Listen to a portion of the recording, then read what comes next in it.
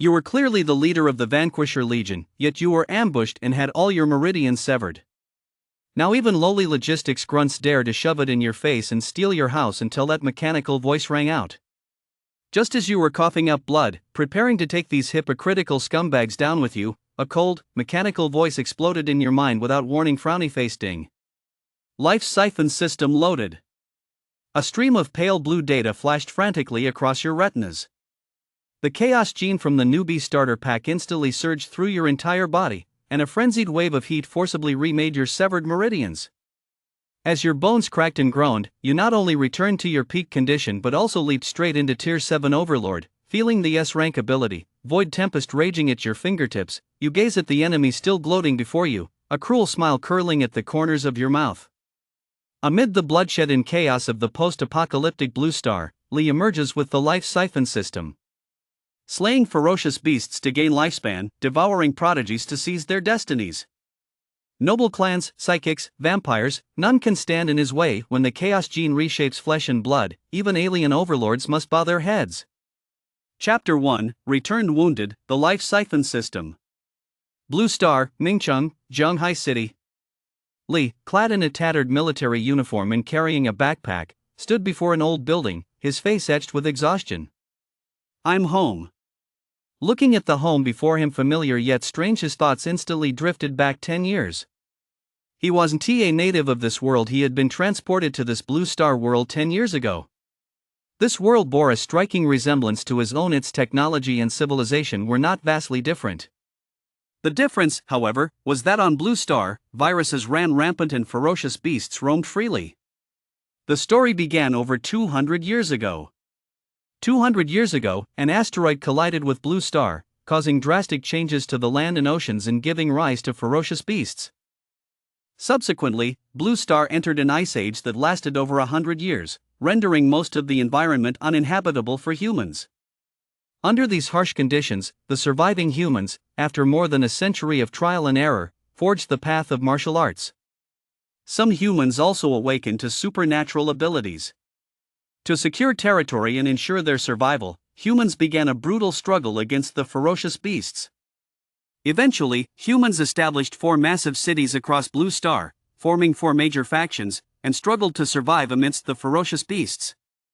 10 years ago, Lee was transported to the world of Blue Star and was born in Ming City, one of the 4 massive cities. Ming City was ruled by the Martial League, one of the 4 major factions. In the very year he arrived, his parents were killed by a ferocious beast, leaving him an orphan at the age of 13. Eventually, he sold his house, took all his savings, and set out on the path of a martial artist. 7 years ago, he arrived at the front lines to battle the ferocious beasts, gradually rising to become the commander of the Martial League's Vanquisher Legion. Unfortunately, fate is unpredictable. Half a year ago, during a major battle against the beasts, he was gravely wounded, his meridian severed, and could no longer lead the Vanquisher Legion, forcing him to retire. Today was the day of his return. A ferocious beast, with all his meridians severed, could that really be him? Coming to his senses, Lee sighed. How would he survive from now on? Although he had saved some money from his years of combat, most of it had been spent on cultivation, and the injuries on his body still required medicinal potions developed by the Martial League to sustain him. Without any new income, he would sooner or later run out of resources. The old building before him was the residence assigned to him by the League while he was fighting on the front lines. All these years he had returned here only once, 7 years ago. When he truly hit rock bottom, he would have no choice but to sell it. If he did that, he would truly have nothing left. Lost in thought, he was just about to head home when a sudden ding sounded in his mind, followed by a mechanical voice. Detected protagonist S predicament. Life Siphon system activated, 1%, 2%. 100%. Life Siphon system? Is this a Deus Ex Machina? Hearing that prompt, Lee felt like crying. It had been a full 10 years since he'd been transported to this Blue Star world. Countless times he'd nearly met his end at the jaws of ferocious beasts, yet he'd never seen a Deus Ex Machina appear. And now, of all times, it finally showed up. Suppressing his excitement, he cautiously asked, "What is the Life Siphon system? Whose lifespan does it siphon?" The life siphon system's prompt sounded again. Host, by slaying ferocious beasts, you can siphon their corresponding lifespan, which can be used to accelerate your martial arts progress. Lee's eyes lit up instantly. Slaying ferocious beasts to gain lifespan, and even accelerate martial arts progress, what a stroke of luck. Over the past decade on the front lines, he had slain countless ferocious beasts. If this life siphon system had appeared 10 years earlier, he would likely have already reached Tier 9 Sovereign by now. However, there was now a major problem. He was currently severely injured, with all his meridians severed. If it weren't for his Tier 6 Grandmaster strength keeping his injuries in check, along with potions sustaining his life, he would likely have died long ago. So, even if he wanted to hunt ferocious beasts, he no longer had the strength to do so. Wouldn't this God mode feature be a complete waste? Just then, a transparent panel suddenly appeared before him, displaying his information. Host, Lee. Identity, martial artist. Strength, Tier 6 Grandmaster, injured, strength unknown. Martial skill, martial codex. Lifespan, 2 years. After reading the information, the life siphon system panel faded away, leaving Lee feeling heavy-hearted. He had 2 years of lifespan remaining, which meant that in 2 years at most, he would die from his injuries. Suddenly, the life siphon system's notification sounded automatically, snapping him back to reality. Life siphon system officially activated. You have received a bonus package. Would you like to use it now? Newbie gift pack. What's inside? Lee's heart skipped a beat, and he asked eagerly. 1 Chaos Gene. The name sounded a lot like the potions developed by the Martial League. Never mind, as long as it could heal his injuries, even if it only restored 1 or 2/10 of his strength, it would be worth it. I want to use the Chaos Gene immediately. Chaos Gene injection beginning. As the prompt sounded, Lee felt a wave of heat envelop his entire body. His exhaustion vanished instantly, and his severely damaged meridians rapidly healed one by one within that heat, then became unblocked. In the blink of an eye, all his damaged meridians were fully restored, and even the hidden injuries he sustained over the years were completely healed. Tier 6 Grandmaster, he was back. This familiar level of power was utterly intoxicating. He had spent 10 years training in martial arts, squandering his family's fortune, and then spent another 7 years battling ferocious beasts only to barely reach Tier 6 Grandmaster. He had originally thought he would be doomed to live out his life in a daze, a complete failure, but he never expected fate to play such a cruel joke on him. With his injuries healed, his dormant ambition was reignited.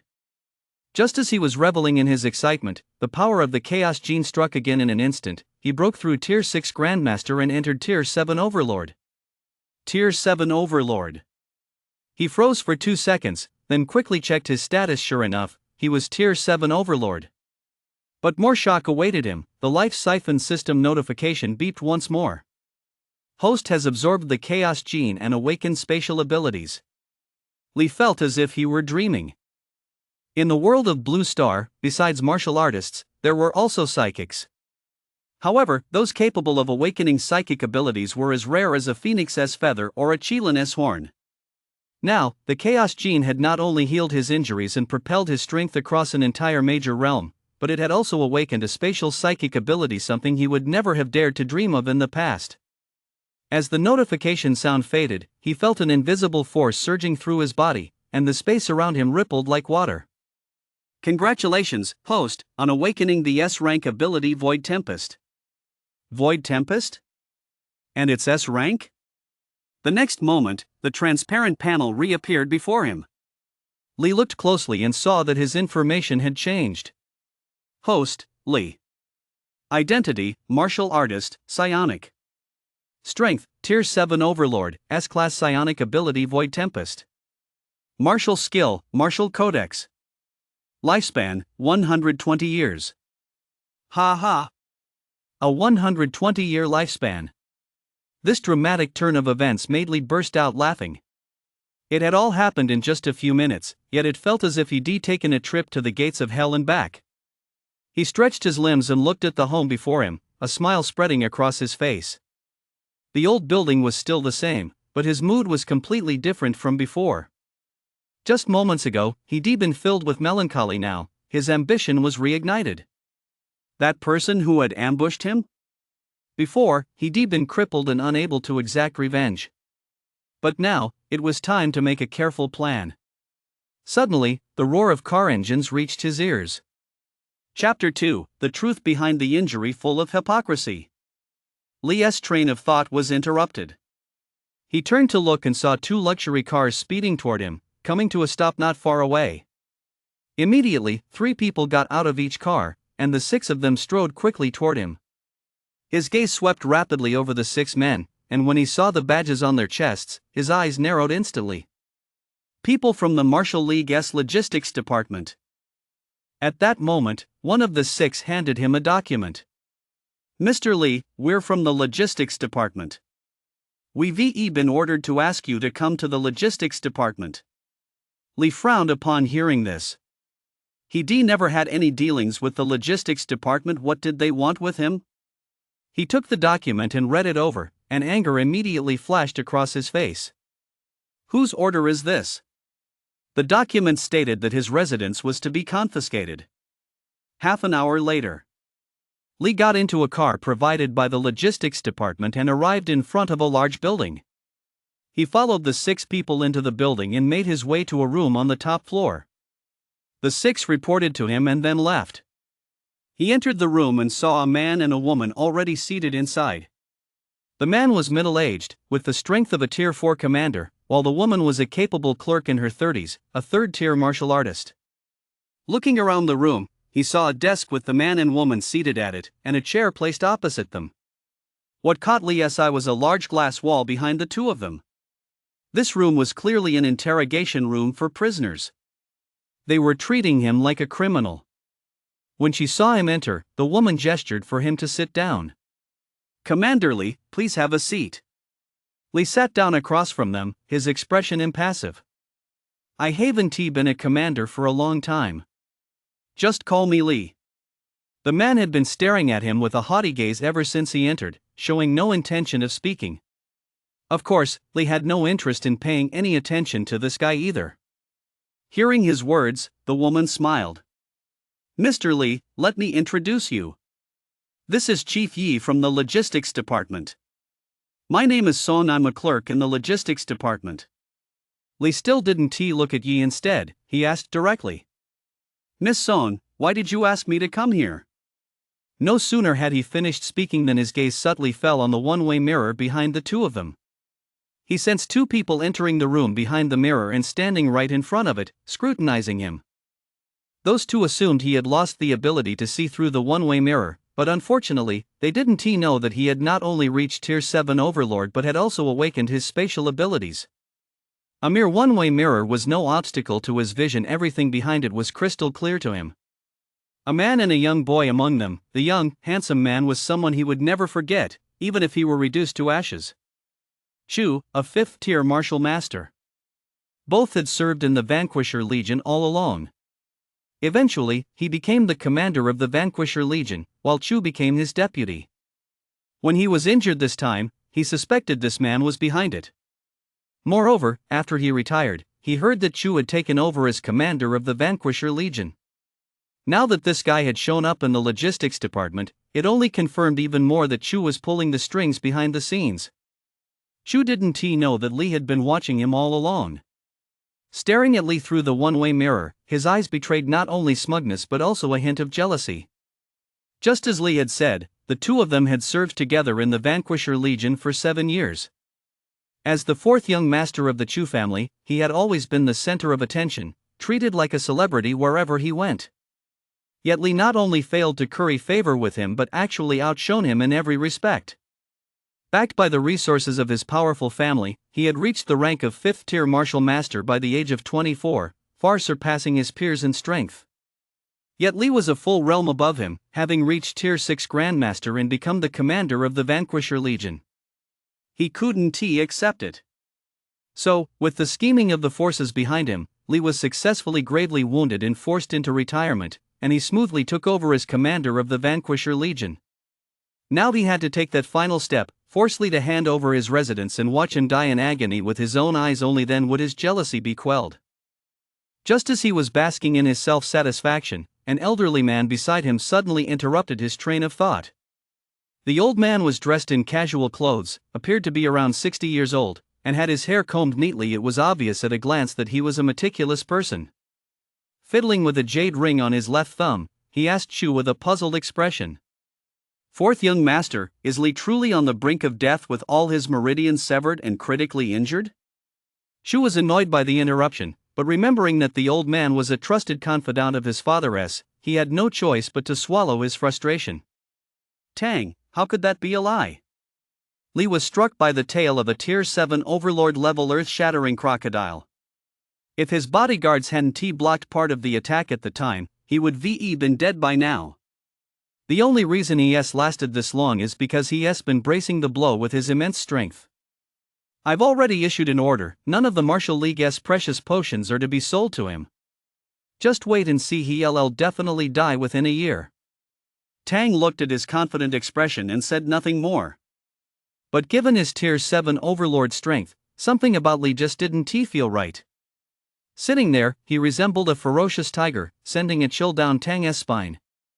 Even if Li had once been incredibly powerful and could suppress his injuries, he shouldn't have evoked this kind of feeling. That was why he asked Li if he'd truly been seriously injured. Li had heard every word of the conversation between Chu and Tang.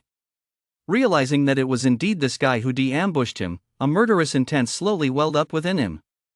He didn't realize just how terrifying his own murderous intent was. It was honed through years of battling ferocious beasts. Neither Song nor the haughty chief he had ever seen battle. Though they possessed some strength, they were struck by his murderous intent and shuddered, their eyes filled with terror.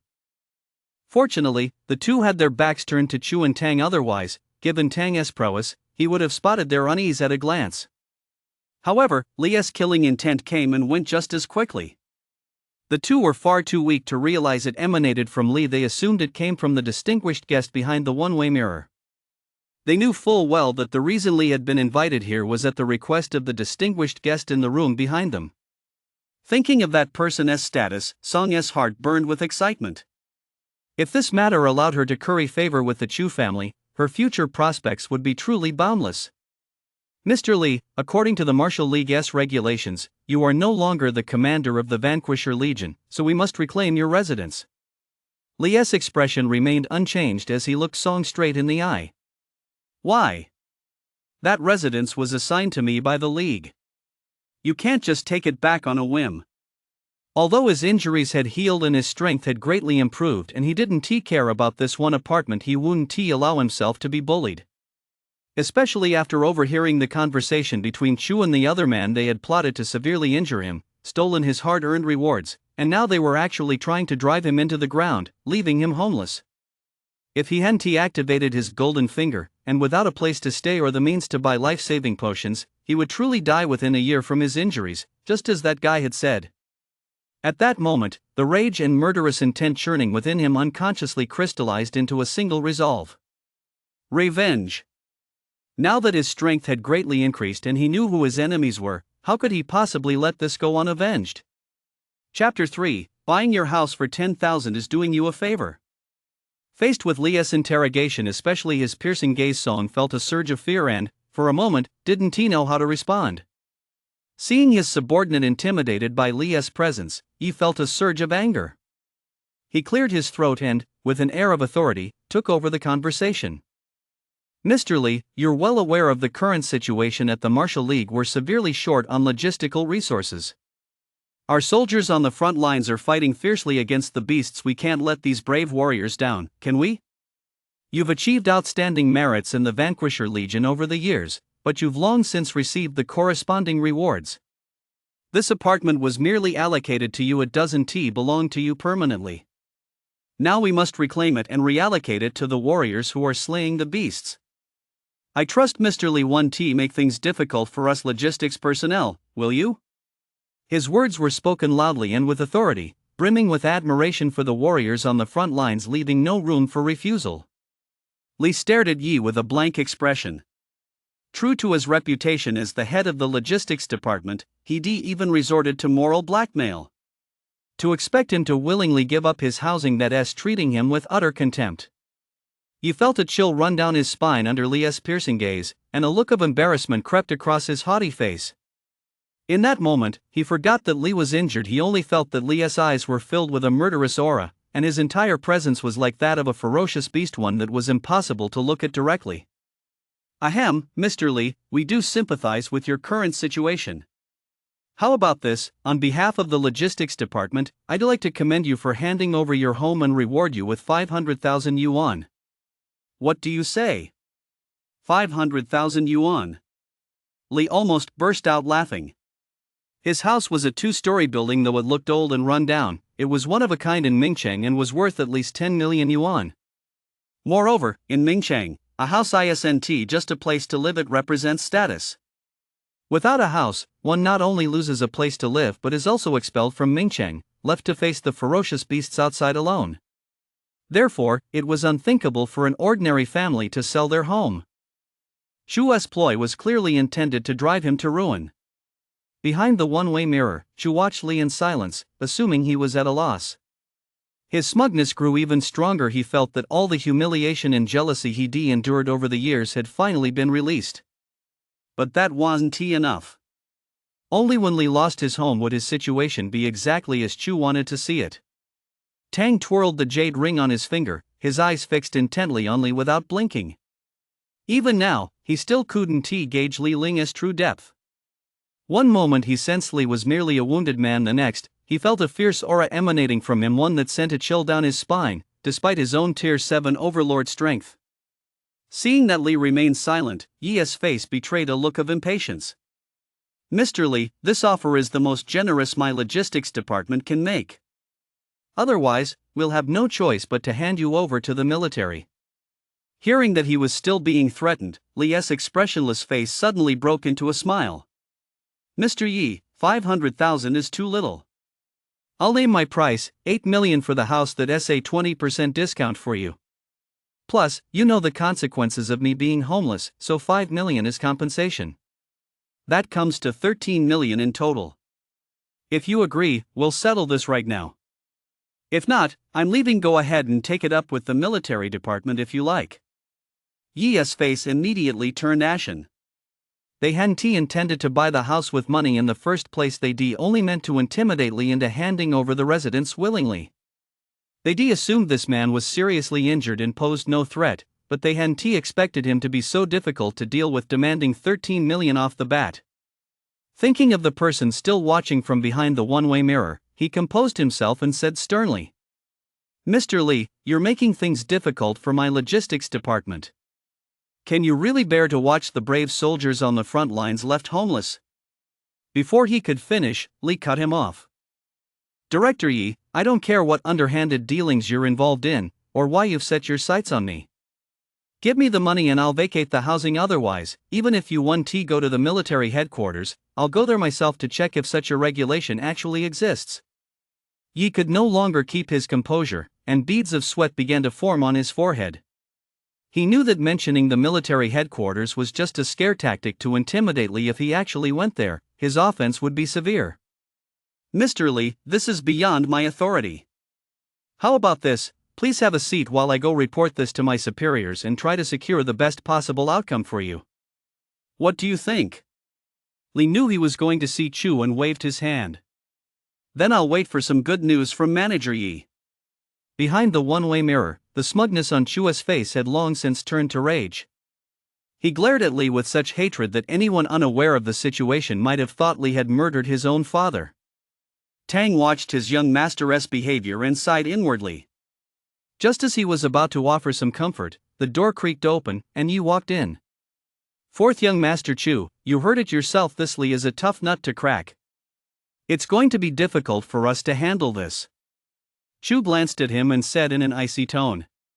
Just give him 13 million. Having money doesn't mean he'll live long enough to spend it. Yi's eyes immediately lit up.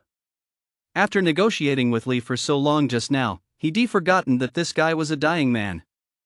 Damn it, he'd actually been fooled by him. Rest assured, fourth young master, I'll make sure he pays dearly for this. After smoking a cigarette, Yi returned to his room, his face regaining its characteristic arrogance, with even a hint of disdain deep in his eyes. Seeing this, Li smiled faintly, paying it no mind. He overheard every word of the conversation between this guy and Chu just now. Chu was footing the bill. It was like collecting a little interest up front. The real show was yet to come. Yi sat down, no longer sensing any menacing glint in Li's eyes, and said bluntly, "Mr. Li, the higher-ups appreciate your service in slaying the beasts on the front lines. As long as you hand over the apartment, they'll give you 13 million as a reward." Just then, Li heard a ding from his phone. He pulled it out and opened it, only to see that 13 million had been added to his account. Combined with the 6.8 million he'd saved over the years, that made a total of 19.8 million. After receiving the money, Li looked at Yi. Very well. Chief Yi is indeed a man of his word. He had watched with his own eyes as Chu, behind the one-way mirror, made a call with a grim expression on his face to have the money transferred to him. Of course he was a man of his word. Upon hearing this, Yi knew the money had been credited to Li's account. He gave Song a nod. Song snapped out of his daze and took out a document, placing it in front of Li. "Thank you, Mr. Li, for your understanding. Here are the housing documents, just sign them." Li glanced over the documents and saw that they weren't for a sale, but a gift. But now that he'd received the money, nothing else mattered.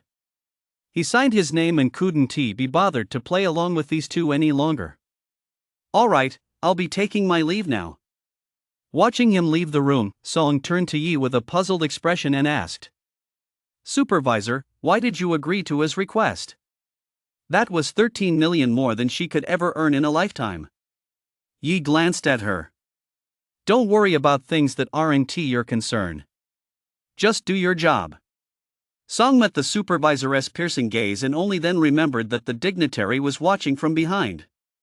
She hurriedly nodded. "Yes, head administrator." Chapter 4, A Different Way of Life, S-Rank Void Fold.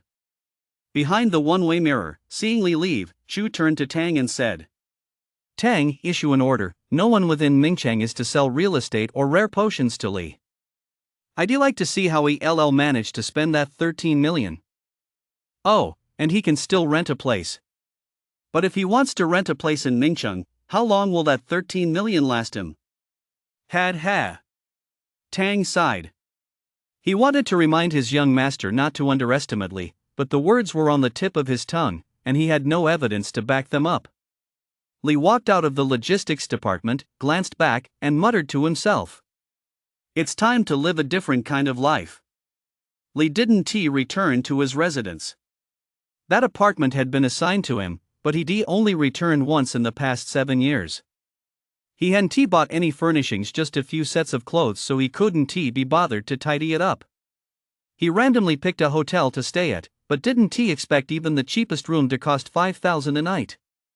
Still, with money in hand, he wasn't worried. He paid 150,000 outright to extend his stay for a month. Once he'd taken care of the big business, he planned to take his time looking for a place. He intended to buy one, at the very least.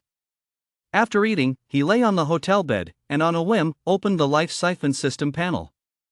He looked at his information displayed there. Host, Li.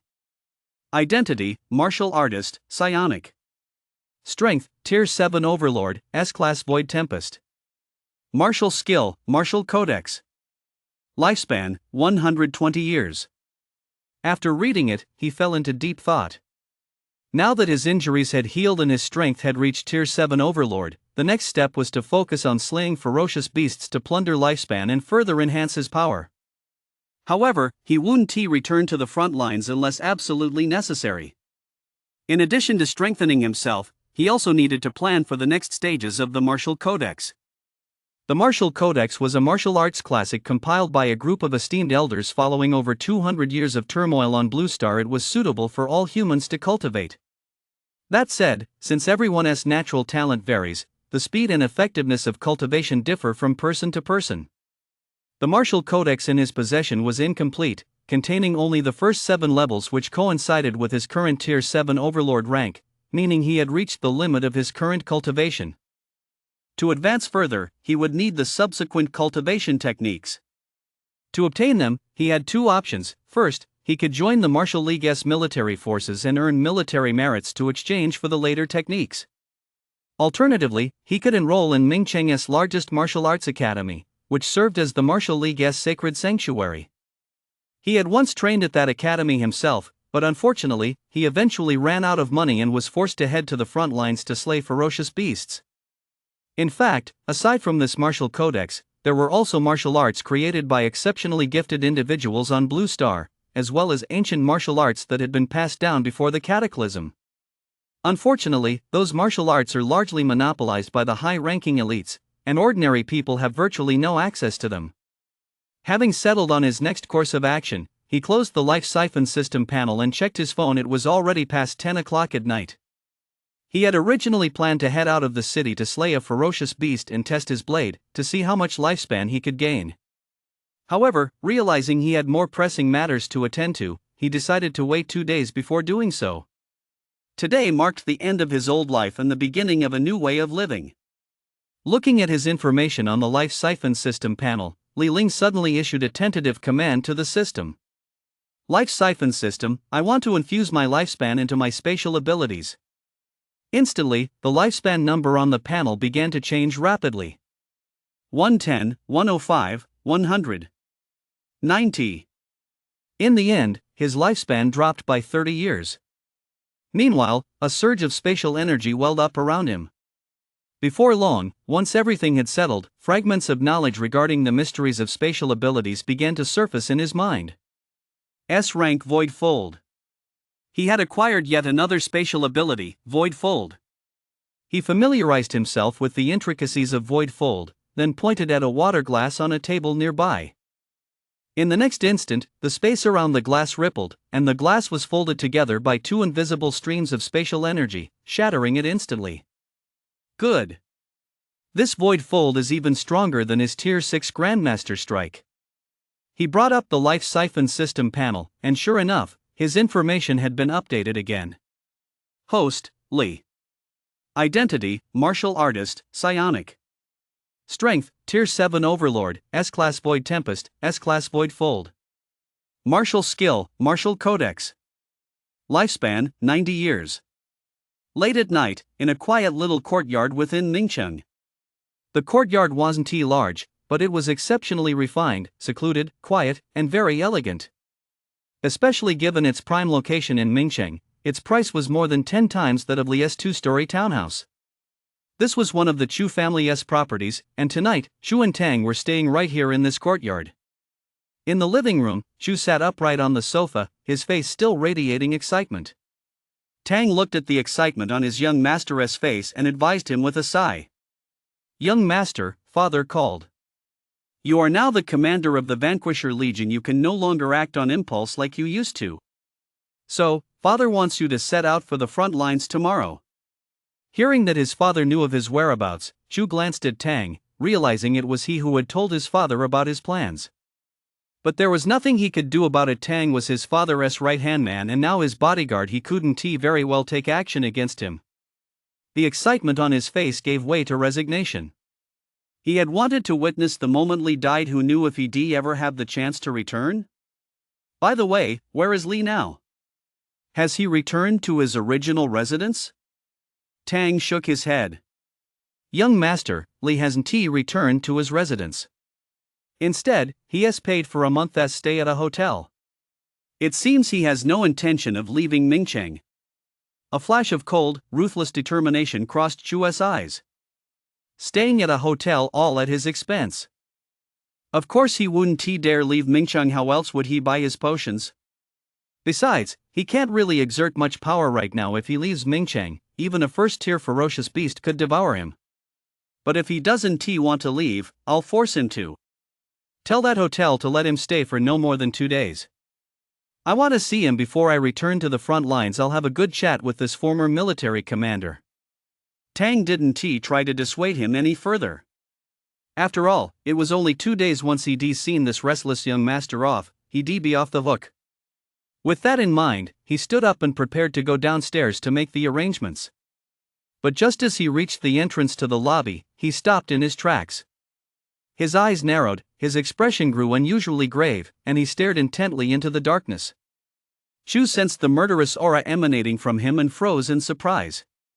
Tang, what's wrong? Tang waved his hand at him and replied in a low voice. A master-level fighter has arrived. All the guards in the house have been killed. Young master, be careful. What? Chu's face paled, and he sprang to his feet from the sofa. Who dares to break into the Chu family and kill our disciples? He walked over to Tang's side and looked out, but unfortunately, his cultivation was too low to make out anything. However, he could sense a powerful aura in the darkness closing in on him. Tang, who on earth is so bold? Before he could finish his sentence, he suddenly felt a wave of murderous intent lock onto him. Instantly, he felt as if he'd been plunged into an ice cave and couldn't help but shiver. Chu could no longer remain calm and shouted at Tang. Tang, quickly notify my father to send a master to help. Chapter 5, Murder in the Night shows his might to void tempest. Hearing his young master's cry, Tang couldn't help but smile wryly. It was too late to notify the family head now. Besides, sensing that killing intent, he realized the intruder's strength matched his own. Another Tier 7 overlord. Such figures were few and far between even in the martial league. Why on earth would one come knocking on the Chu family's door? Seeing the fourth young master of the Chu family trembling uncontrollably under that killing intent, on the verge of collapse, he stepped forward to shield him and called out loudly into the darkness. Friend from afar, who has come to the Chu family? There must be some misunderstanding. Please step forward so we may speak. No one answered from the darkness. The next moment, a gentle breeze suddenly swept through the hall where the two stood. Watching the sofa get blown to pieces by the breeze, Tang's face turned pale. Oh no, it's a psionic. Chu seemed to have been scared senseless at that moment. First an unknown Tier 7 overlord, and now a psychic. Were they both out to kill him? He never crossed a psychic before. Why would they come after him? Just as his mind wandered, he suddenly felt a hurricane-force wind swirling around him. Before he could even react, Tang grabbed him and dragged him toward the exit of the hall. But just as the two of them burst out of the hall into the corridor, they were suddenly blocked by an invisible force and violently thrown back into the hall. Tang had no choice but to stop. He focused his gaze on the darkness outside the hall while saying to Chu, Fourth young master, the enemy is here. Be careful. No sooner had he finished speaking than a familiar voice rang out from the darkness. Old friend, it's been a long time. Upon hearing that voice, Chu was struck as if by a thunderbolt and froze in his tracks. Under their gaze, a figure slowly emerged from the darkness and came to a halt in the hall. Chu stared at the familiar face before him and, as if waking from a dream, screamed frantically. How could it be you? This is absolutely impossible. Li watched as Chu shook his head frantically, as if in a frenzy, and let out a cold laugh. Earlier that day, Chu had been acting all high and mighty, trying to drive him to his death. He never would have imagined they'd meet like this less than a day later. This was the change that power brought. Without power, he wouldn't have survived a year at Chu's hands. Now that he had power, Chu wouldn't survive the night at his hands. All right, stop pretending. You know better than anyone why I'm here. Weren't you just about to ask me to talk a little while ago? I'll give you 5 minutes. Say whatever you want. You won't get another chance after this. Hearing this, Chu stopped shaking his head and wiped the sweat from his face, still unable to believe it. You clearly took a hit from the earth-shattering crocodile, and I've seen your medical records. Without potions or a master to rebuild your meridians, recovery is impossible. Li stared intently at him. If those are your final words, then go ahead. Wait. Just then, Tang suddenly called out to him. The moment Li appeared, he knew something was wrong. His premonition from earlier that day had indeed come true. Li had been disguising himself all along, and now he finally bared his fangs.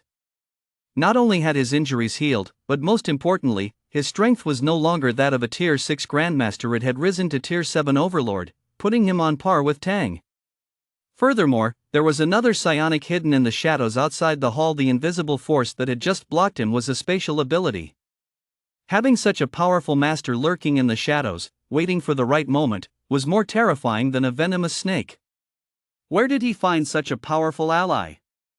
With that thought, he said to Li without giving anything away. Commander Li, my young master has fought side by side with you for 7 years. Is there some misunderstanding behind your visit? Hearing him pretend to know nothing, a thick smirk of mockery curled at the corners of Li's mouth. A misunderstanding? Was what happened earlier today at the logistics department also a misunderstanding? Tang was instantly at a loss for words. He hadn't expected that Li had been watching the two of them all day. Could it be that Yi had betrayed them? After a moment's stunned silence, he turned to glance at the dazed fourth young master Chu and sighed. Well, Commander Li, since things have come to this, why don't we sit down and talk? You know the power of the Chu family. As long as you spare my fourth young master, you can name any terms you like. The position of commander of the Vanquisher Legion is still yours. Just name your price, and the Chu family will pay you double. Li let out another cold laugh upon hearing this. Tang, you're a lackey of the Chu family, but I'm on my own. For a martial artist, if one has spirit isn't set free, how can one reach a higher realm? Well, I've said enough to you all. At least now you can die with a clear understanding. Chu, we fought side by side on the front lines for many years. Come on, don't make me look down on you. Chu's eyes instantly turned bloodshot, his face contorted with rage and resentment. He had gone to great lengths to return from the front lines just to witness Li's death and purge the jealousy from his heart. But the tables had turned. How could he possibly accept this? Kill. In his rage, he'd forgotten the gap between himself and Li, determined to fight Li to the death. Seeing this, Tang's heart sank. He reached out to stop him, but after glancing into the darkness, he pulled his hand back. There was still one psionic who hadn't revealed himself. He dared not act, fearing a surprise attack.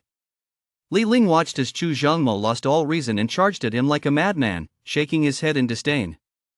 Just as Chu Zhengmo closed in, Li Ling struck with a clenched fist, slicing across his chest. Chu Zhengmo's frenzied body faltered for a moment, then he threw back his head and spat out a mouthful of black blood before collapsing to the ground. In that instant, he finally regained his senses from the rage, but it was already too late. Li had channeled the power of a Tier 7 overlord into that punch, shattering Chu Zhengmo's internal organs. The blood he just spat contained fragments of those organs. Chu Zhengmo struggled to turn his head toward Li, the sharp gleam in his eyes rapidly fading. You, Li, I've never lost to anyone since the day I was born. Ever since I met you 7 years ago, you've always had the upper hand over me, and in the end, you've won again. But you won't live much longer. My father will make sure you know the consequences of trying to kill me. Ha. As soon as he finished speaking, his head lolled to one side, and all life drained from him. Tang watched him die, yet his expression remained unusually calm. Commander Li, I'd like to ask you a question. Who exactly healed your injuries? As Chu said, without potions or a master to realign your meridians, your injuries could never have healed, let alone allowed you to advance further. Li, of course, wouldn't answer him. He wanted to seize the opportunity to strike, but Tang was too experienced, leaving him unable to find a weakness. I've said my piece. Make your move. Seeing that Li didn't respond, Tang suddenly smiled. Commander Li, even if you don't say it, I can guess as much. The only reason your injuries healed so quickly is that someone was secretly helping you, and it can't be anyone other than those who have a grudge against my Chu family.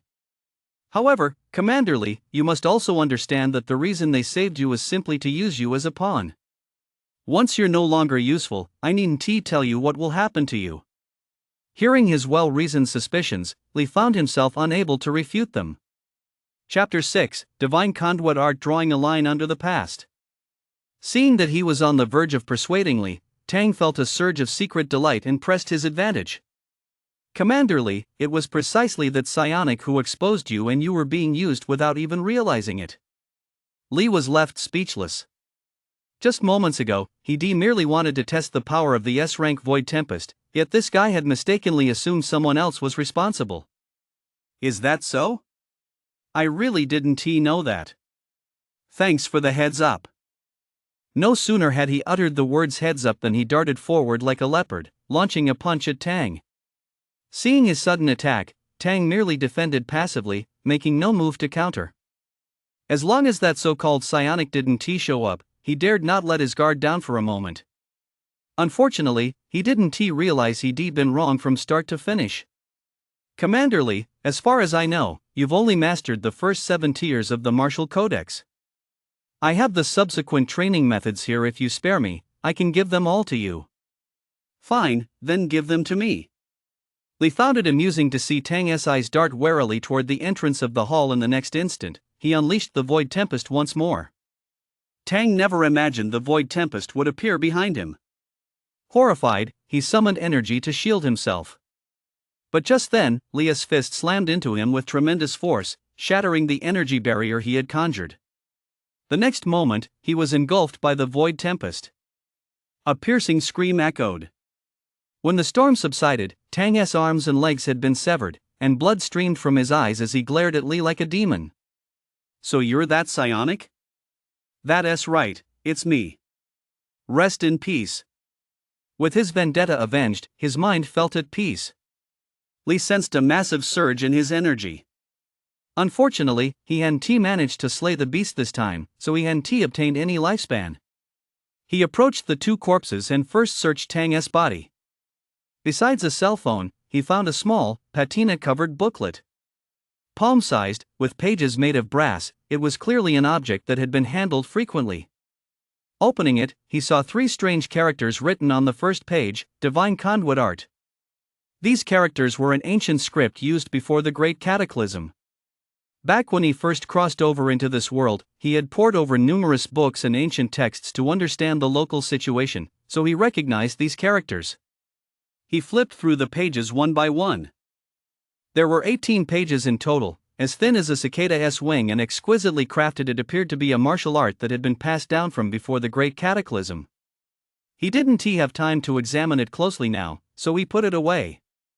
He then turned his attention to Chu, but unfortunately, there was nothing on him except a cell phone. After destroying both men's cell phones, he walked around the small courtyard once more. To be honest, there were quite a few valuable items, but unfortunately, he couldn't take any of them with him. Finally, steeled his resolve, he unleashed Void Tempest with himself at the center, and the entire quiet little courtyard was reduced to dust in the blink of an eye. The bodies of Chu and his companion, along with those of the bodyguards in the courtyard, were all obliterated. When the Void Tempest subsided, he looked down at the ruins at his feet. Seeing that no traces remained, he finally vanished into the darkness. From that moment on, the old Lee was dead. There was only the Lee who now lived for himself. All the events of the past had come to a definitive end. Back at the hotel, after taking a shower, Lee took out the Divine Conduit Art to study it. It appeared to be a martial art text focused on cultivating the spirit. The entire text was filled with terms like naiwan and meditation, which bored him to tears. He skimmed through it roughly, ultimately deciding not to try to understand it, and instead began practicing the postures described within. After awkwardly going through the motions once, the life siphon system interface suddenly appeared on its own. Host, Lee. Identity, martial artist, psionic. Strength, Tier 7 Overlord, S-Rank Void Tempest, S-Rank Void Fold. Martial Arts, Martial Codex, Divine Conduit Art Beginner. Lifespan, 90 years. Do you wish to infuse lifespan into Divine Conduit Art? Hearing the Life Siphon System's prompt, Lee froze for 2 seconds, silently wondering to himself, is that even possible? Then he issued a silent command in his mind. I wish to infuse lifespan into Divine Conduit Art. Instantly, he watched his lifespan on the panel plummet rapidly until it stopped at 40 years remaining. A full 50 years of lifespan had been consumed. Immediately, his mind was filled with several insights into the Divine Conduit Art, along with various postures, sitting practices, meditation techniques, and hand seals. 2 hours later, after digesting all of this, he finally gained a basic understanding of the Divine Conduit Art. This Divine Conduit Art was indeed a method for cultivating one's spiritual power. Spiritual power is ethereal and the most fragile aspect of the human body. No matter how powerful a martial artist may be, if their spirit is injured, it is an absolutely fatal wound. The Divine Conduit Art can effectively enhance a martial artist's spiritual power, and ultimately even allow them to attack enemies with it. However, all of this was still a long way off for him. The divine conduit art has 3 levels in total. The 50 years of lifespan he had expended this time had only allowed him to master the first level. Although this first level could not yet harm enemies, it could protect him. As he channeled the divine conduit art, the powerful aura that had surrounded him instantly faded, his complexion turned slightly pale, and he reverted to his injured state. After killing Chu, he was still racking his brain over how to shake off the suspicion. After all, his current level of vital energy was imperceptible to those of the same cultivation level, but anyone stronger than him could spot it at a glance. And the Chu family would certainly send experts to investigate Chu's death as soon as they saw him. He would no longer be able to hide. Now that he possessed the divine conduit art, everything would be fine. The next day, news of the destruction of the Chu family's courtyard and Chu's murder spread like wildfire throughout Ming City. The Chu family's influence in Ming City was unparalleled, yet now someone had actually dared to lay a hand on a member of the Chu family. And the victim was none other than the Chu family's 4th young master. Many factions were eager to find out who was so bold. Unfortunately, the scene had been reduced to rubble, leaving not a single clue behind.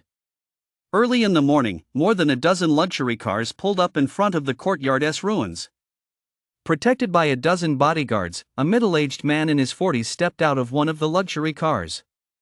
This man was none other than the head of the Chu family, Chu Tianfang, Chu's father. Looking at the ruins before him and the 2 pools of blood that had been cleared away, a murderous glint flashed in Chu Tianfang's eyes.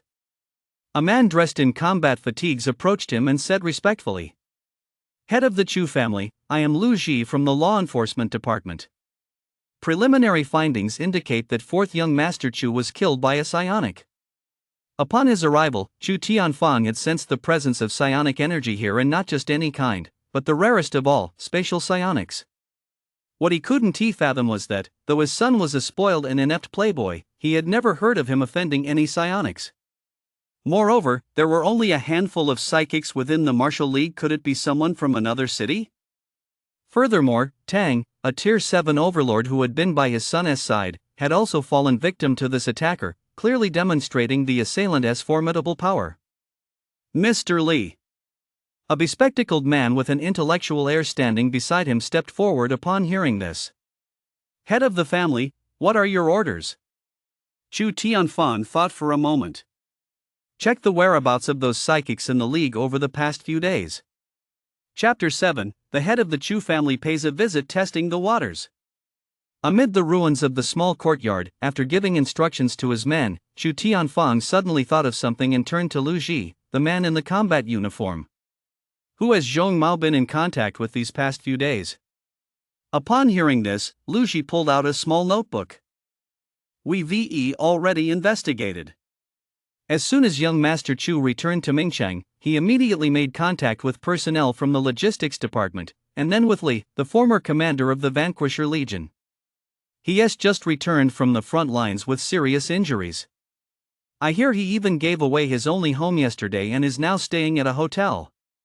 The moment Chu Tianfang heard the name Li, he immediately recalled his son's previous actions.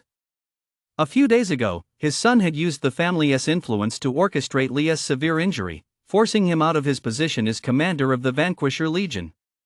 He hadn't paid much attention to this minor incident at the time. Now that Li had just returned, his son had tracked him down, and an incident had coincidentally occurred. He wouldn't believe there was no connection between them. Go to the logistics department. Logistics department. Early that morning, Yi had been shaken to the core by the news of the deaths of Master Chu and his servant. The first thing that came to mind was the murderous glare Li had given him yesterday, but he immediately pushed that thought aside because the head of the Chu family had come to his logistics department, and the sight of him nearly brought Yi to tears. Many members of the Chu family held important positions in the martial league, and the family boasted countless martial arts experts. He only intended to curry favor with the Chu family's 4th young master. He never expected things to turn out like this. What on earth was he to do? Suddenly, he glanced at Song, who was hard at work, and a flash of ruthlessness crossed his eyes. Head of the Chu family, I am Yi, head of logistics. In a conference room, Yi respectfully invited Chu Tianfang to take a seat. Chu Tianfang merely gave him a faint glance. Head Yi, I heard my son visited the logistics department yesterday. May I ask what the matter was? Upon hearing this, Yi turned his head and, with an impatient expression, ordered Song, who was standing there dumbfounded. What are you still standing there for? Quickly report to the head of the Chu family on the purpose of fourth young master Chu's visit. Song snapped out of his daze, having forgotten he'd been present at the time, and hurriedly pulled a document from his folder, handing it to Chu Tianfang. Chu Tianfang took it and gave Yi a penetrating look. Such petty tricks were nothing but a waste of time in his presence, but he had no time to deal with this man right now. He looked down at the document in his hand. It was the contract for the private residence Li had donated to him. A gift without compensation. It was obvious at a glance that this was a lie. His son must have been meddling behind the scenes. Setting the document aside, he looked at Yi impassively. Mr. Yi, tell me the truth of the matter. As he felt his gaze sweep over him, a chill ran through his body. This scene reminded him once again of Li's gaze. It was filled with the same murderous intent, making him feel as if he were plunged into an ice cave. Well, Mr. Chu, it's like this. With no other choice, he had to recount the truth to Chu Tianfang point by point, including the 13 million. After listening, Chu Tianfang pondered for a moment. Mr. Yi, could you take me to see Li? Would that be convenient? Yi wiped the sweat from his brow. Of course it's convenient. After leaving the logistics department, Chu Tianfang sat in the car and asked the bespectacled man sitting beside him. Mr. Li, what is your take on this? Mr. Li adjusted his glasses and replied thoughtfully. Head of the family, I believe this matter ultimately comes down to Li. Perhaps the young master pushed him too hard. As the commander of the Vanquisher Legion, even though he is injured, he is bound to have some connections. Chu Tianfang understood what he meant. Even if Li hadn't personally killed his son, he was certainly involved in some way. Having served as the commander of the Vanquisher Legion for so many years, it was impossible for Li not to have any connections. Moreover, given what his son had done, while he might have managed to keep it hidden from Li, he certainly couldn't have kept it hidden from the factions hostile to Li's family. There was no telling whether these factions would make a big deal out of this or even take the opportunity to strike a blow. Mr. Li, have someone conduct a thorough investigation into Li's network of connections, especially those experts ranked Tier 7 Overlord and above. At the hotel, Li Ling had spent the entire night meditating on the divine conduit art. After eating breakfast and returning to his room, he received a call from Yi. Chu Tian had arrived. He originally expected a high-ranking expert from the Chu family to come, but he never imagined it would be the renowned head of the Chu family himself. This put him on guard. It seemed Chu held a very important place in Chu Tian's heart. Just then, a knock sounded at the door. He snapped back to attention, activated the first layer of the divine conduit art to conceal his vital energy, and returned to his appearance after being injured. Opening the door, he saw 3 people standing outside. Yi, an old acquaintance, was among them. He just called to warn him not to say anything he shouldn't, which he found rather amusing. In the center stood a middle-aged man in his 40s or 50s. From his appearance alone, it was clear this was Chu Tianfang, whose strength surpassed that of a Tier 7 Overlord. He was currently channeling the divine conduit art and dared not gauge the man's true strength. However, from his piercing gaze, it was clear that Chu Tianfang was no ordinary man. He had undoubtedly already suspected him of Chu's death. Another man was a frail-looking scholar wearing glasses. Though he appeared harmless, he was actually a Tier 6 Grandmaster. The eyes beneath this man's glasses seemed ordinary, yet they gave him the feeling of being seen right through. This man was no pushover either. At that moment, Yi stepped forward and pointed at Chu Tianfang, saying, Mr. Li, let me introduce you. This is Mr. Chu Tianfang, head of the Chu family, and this is his assistant, Mr. Li. He then pointed at Li and said to Chu Tianfang, Head of the Chu family, this is Mr. Li, who has just returned from the front lines.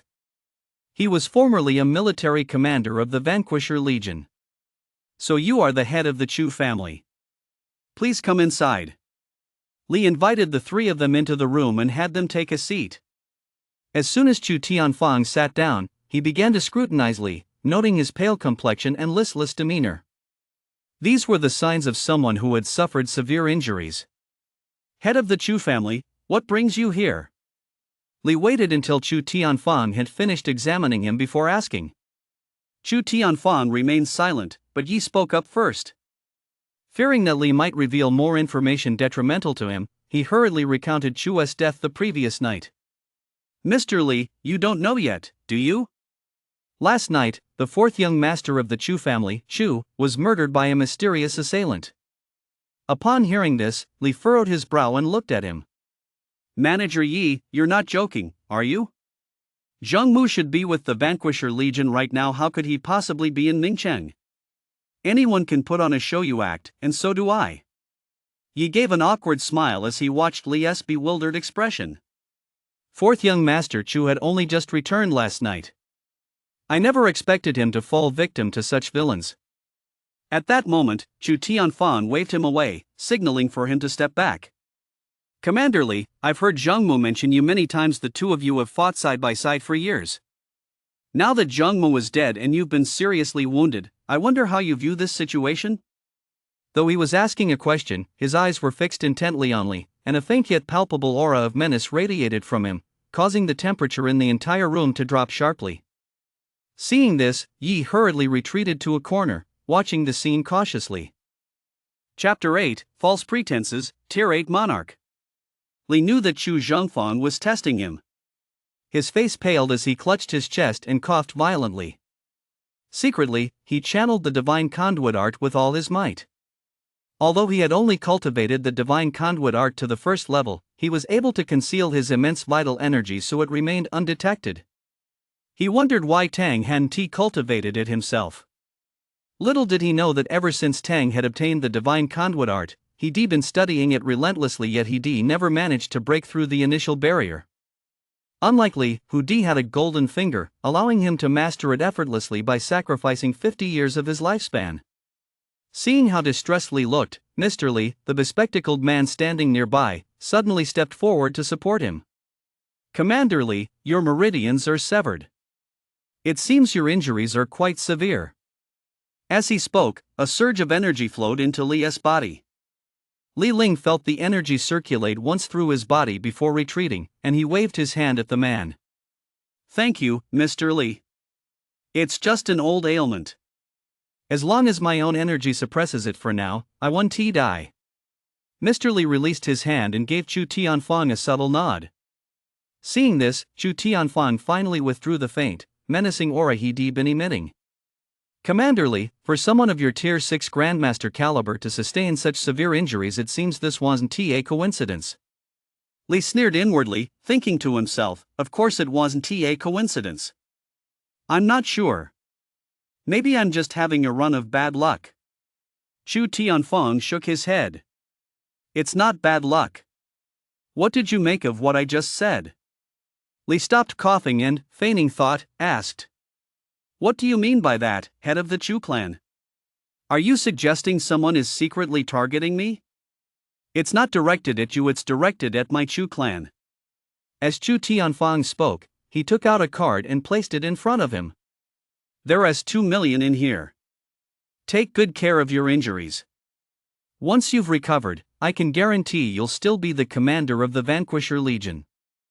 Thank you, head of the Chu clan. Li pretended to be moved as he stood up, though inside he was sneering to himself. He knew, and so did Chu, that his severe injuries required not only rare medicinal potions but also a master practitioner to realign his meridians for him to have any hope of recovery. Chu Tianfang was brushing it off by offering 2 million naos for the title of Vanquisher Legion commander. It was clearly just a ploy to deceive him. Moreover, he didn't believe Chu Tianfang was unaware of Chu's attempt to ambush him. Chu Tianfang, unaware of his thoughts, stood up to leave but suddenly remembered something. By the way, I heard you donated your residence? Li was taken aback, unsure what he meant by that. Glancing at Yi, whose face was covered in cold sweat, he replied. That's right.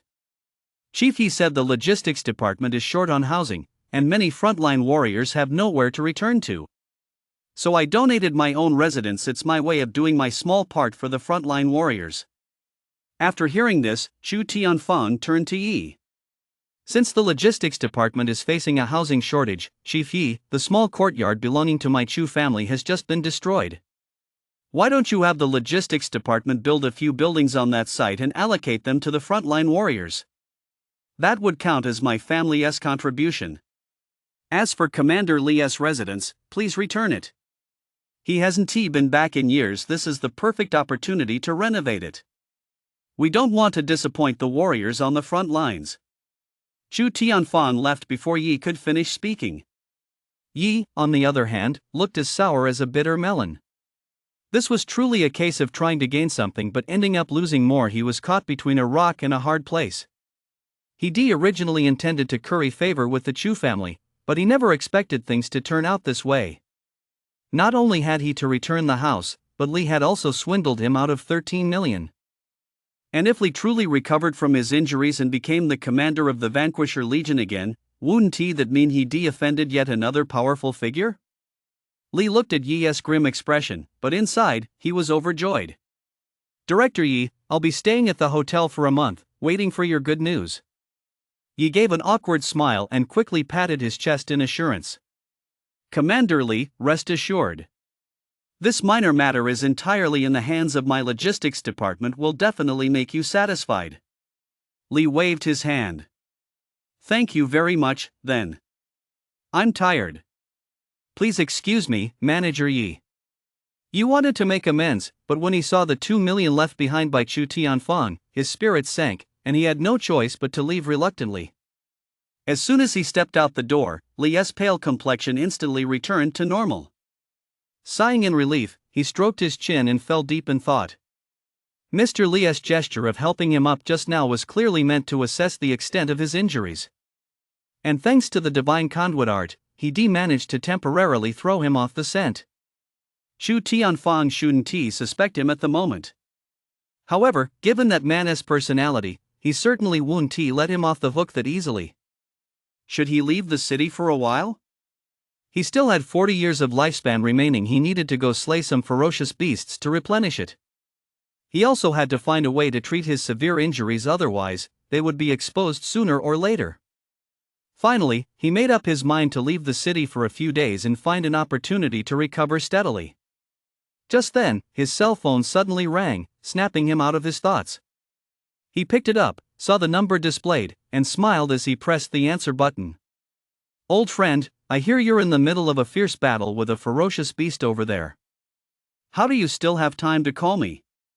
On the other end of the line was the commander of another Martial League army, Chen Gong. His strength was on par with Li's. Both were 6th-rank martial kings, and since they'd gone to the front lines together, they were considered old friends. Hearing his teasing, a rough voice rang out from the other end of the line. Xiao Fengzi, I heard you were wounded by a earth-shattering crocodile and are on the verge of death? If Li had heard such blunt words before acquiring his golden finger, it would have only added to his pain. Humph, old Chen, you're still as blunt as ever. I was indeed wounded. I don't have more than 2 years to live. No sooner had he finished speaking than the roar of a ferocious beast echoed, followed by Chen Gong's furious voice. I just found out about this myself. And I heard that Chu, that sneaky son of a bitch, has become a legion commander in the Vanquisher Legion. Did he set you up? Once I've killed this pack of beasts, I'll go back and avenge you. I'll slaughter that sneaky son of a bitch. Sneaky bastard was the nickname Chen Gong had given Chu, a fitting description of his treacherous and petty nature. Li was moved inside, but he just laughed it off. Old Chen, there is no need for you to lift a finger. That bastard was killed last night, right here in Ming City. Chu Tianfang just stopped by my place. We talked for quite a while, and he only just left. Chen Gong visibly froze. That bastard really was killed? That's truly great news. By the way, old Li, I managed to persuade a Tier 8 monarch to come. He agreed to make a trip to Ming City when he has time to treat your injuries.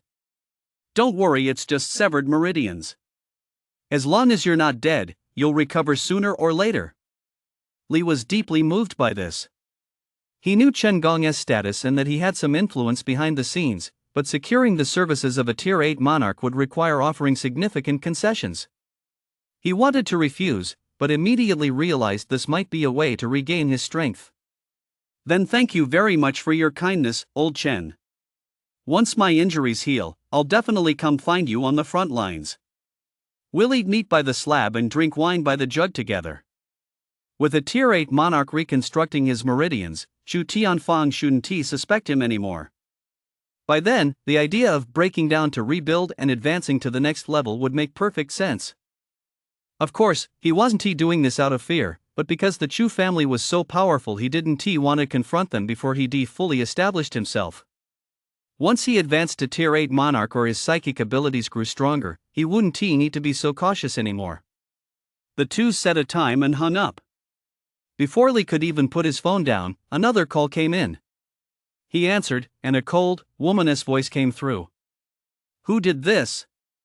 I'm going to kill him." Hearing that voice, a fiery figure instantly flashed through Li's mind.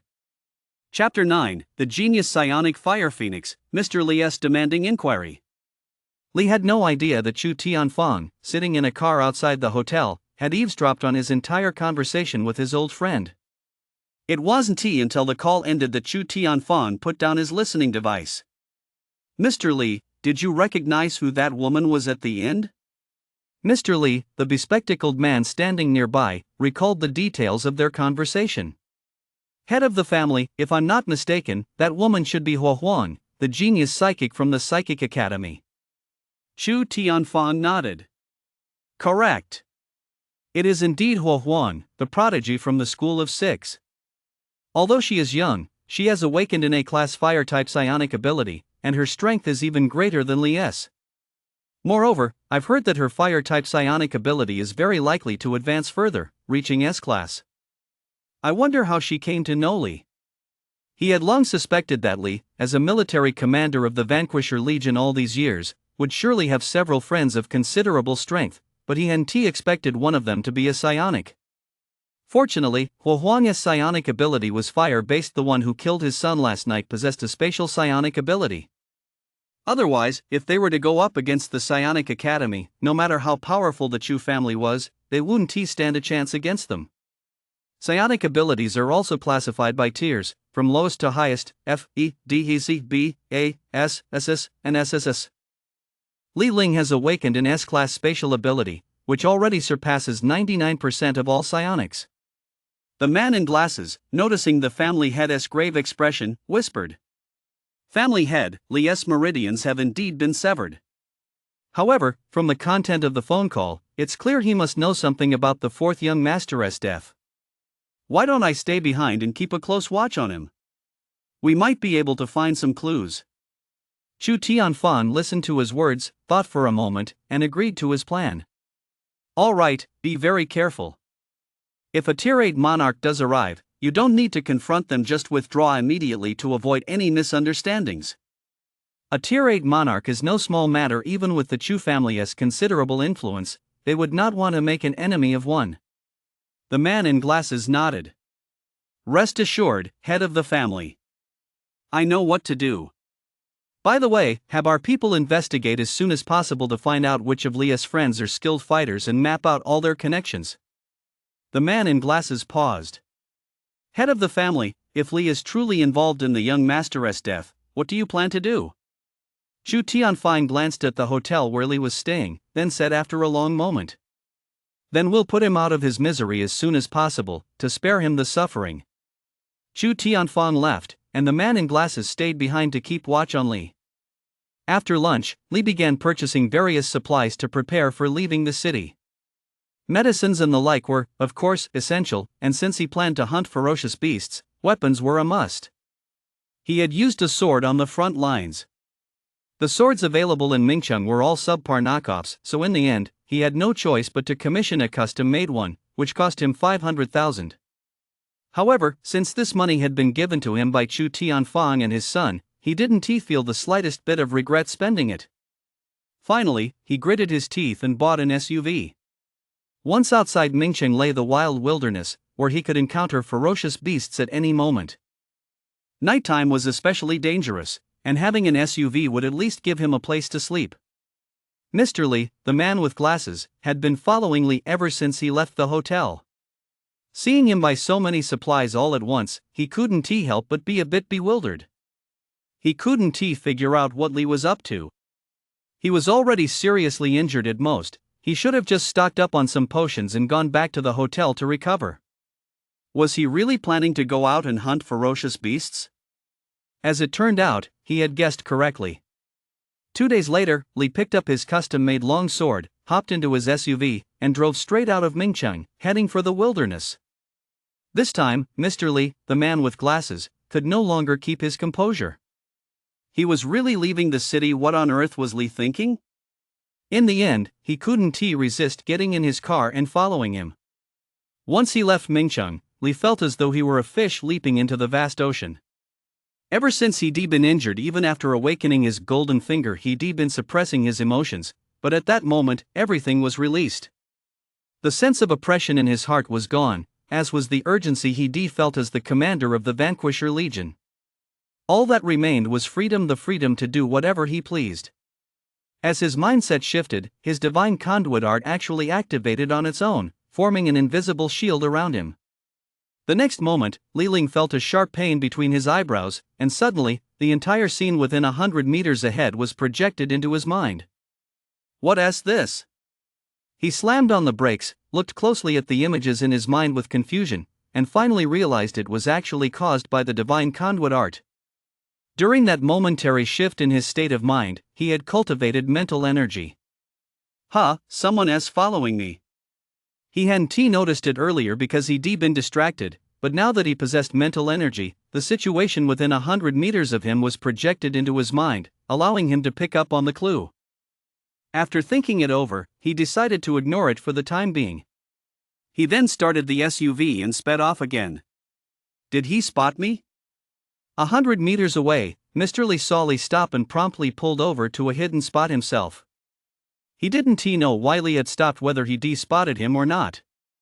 Seeing Li drive off again, he followed at a leisurely pace. Inside the SUV, Li Ling tried using his mental power to scan the area behind him. When he saw the other vehicle closing in again, he realized it was definitely following him. It was someone from the Chu family. Chu Tianfang certainly hadn't given up. There's a ferocious beast. Just as he was thinking this, a wild wolf suddenly appeared directly in front of his SUV. It was about the size of a calf, its pair of eerie green eyes fixed intently on his vehicle, and a series of low growls emanated from its mouth. It was merely a ferocious beast that had just reached the 3rd tier. Li sized up the wild wolf and immediately assessed its strength. A 3rd tier beast not even at the level of a martial general would have been a single sword stroke affair in the past. Now was the perfect opportunity to use it as a test subject. However, before taking action, he had to deal with the Chu family members tailing him first, otherwise, his true strength would be exposed. Having made up his mind, he twisted the steering wheel with both hands and spun the SUV around, speeding back in the direction he'd come from. 200 meters away, Mr. Li, the man with glasses, was completely taken aback by this sudden maneuver. By the time he came to his senses, Li's SUV had already pulled up in front of his car. When he saw the wild wolf hot on the heels of Li's SUV, he finally realized he'd encountered a ferocious beast. "Brother, there's a ferocious beast, be careful." Li stopped the car and warned the bespectacled man. The bespectacled man got out of his car immediately, walked up to Li Ling's vehicle, and looked at him suspiciously. "Commander Li, you're seriously injured. It's very dangerous to venture out into the wilderness alone." Li hadn't expected it to be this man in glasses. The guy possessed Tier 6 Grandmaster level strength and was a close confidant of Chu Tianfang. It seemed this was Chu Tianfang's doing. "So it's you, Mr. Li, were you following me?" Li stepped out of the vehicle and asked calmly. The man in glasses studied his expression, sensing that something was off. Just then, the wild wolf caught up to them and stopped 10 meters away. Li Ling was concealed by the divine conduit art, so the wolf couldn't sense his vital energy, but the man in glasses, a Tier 6 Grandmaster, posed a significant threat to the wolf. The man in glasses merely gave the wolf a casual glance before turning his attention back to Li. "Commander Li, you've risked your life to come all the way out here. What exactly are you after? Could it be to meet the murderer who killed young Master Chu?" Chapter 10, Voidfold Annihilating the Enemy, Lifespan Transformation. Mr. Li, the man in glasses, was not only Chu Tianfang's confidant but also his chief strategist. When he saw Li leave Mingqing alone to venture into the wilderness, he racked his brain but couldn't fathom Li's purpose. Having followed him all the way, he finally came up with one possibility. Li Ling had come to the wilderness to find someone. As for who? It might very well be the murderer of Chu, that spatial ability user. Realizing this, he decided to seize the opportunity to question Li before he met the murderer, extract information about that person, and then bring him back to Mingcheng. In his eyes, Li was nothing but a useless nobody. He didn't give him a second thought. What he truly feared was that spatial psionic. Upon hearing this sudden question, Li realized he had no choice but to kill this man. This guy's imagination ran wild. He could conjure up things that never even happened. If he let him live, he'd surely end up accusing him of being the murderer, even though he really was the murderer. "Mr. Li, do you want to know who killed Chu?" Upon hearing this, Mr. Li, the man in glasses, froze for 2 seconds. A hint of joy he couldn't suppress flashed in the corners of his eyes, and he thought to himself, just as I thought. "Commander Li, it seems this matter is indeed connected to you. Come with me, let us head back to Mingqing first and discuss it there." As he spoke, he reached out to grab Li. But even though his hand clearly made contact with Li's body, it passed right through him. It felt as if Li were invisible. His expression hardened. "What's this?" Li grinned at him. "Mr. Li, didn't you want to know who the killer is? He's right in front of you." "What? You?" Mr. Li, the man in glasses, froze for a moment, then his expression turned pale. "You're a spatial psionic? Don't you believe me?" Li Ling smiled faintly, and then the immense vital energy he had been concealing suddenly surged forth. The powerful aura immediately forced Mr. Li, the man in glasses, to stagger back several steps. "You're not injured?" As soon as he finished speaking, he turned without hesitation and ran toward his car. Not only had the spatial ability user slain Chu, but he had also slain Tang, a Tier 7 overlord. That kind of power was far beyond his ability to handle. Who could have imagined that the killer would be Li, whose meridians had been severed? Li watched Mr. Li, the man in glasses, flee, and immediately unleashed an S-rank void fold. The man in glasses had just reached his car, opened the door, and was about to climb inside. The next moment, his car shook violently, then seemed to be grabbed by an invisible giant hand, crumpling into a sheet of twisted metal. He, too, was knocked to the ground, coughing up blood from the force of the impact. What kind of power is this?" Mr. Li, the man in glasses, struggled to his feet, staring at Li in terror. Li stepped forward. "This is an S-class void fold, Mr. Li. It's time for you to meet your end." "An S-class spatial ability? How could you have awakened a spatial ability?"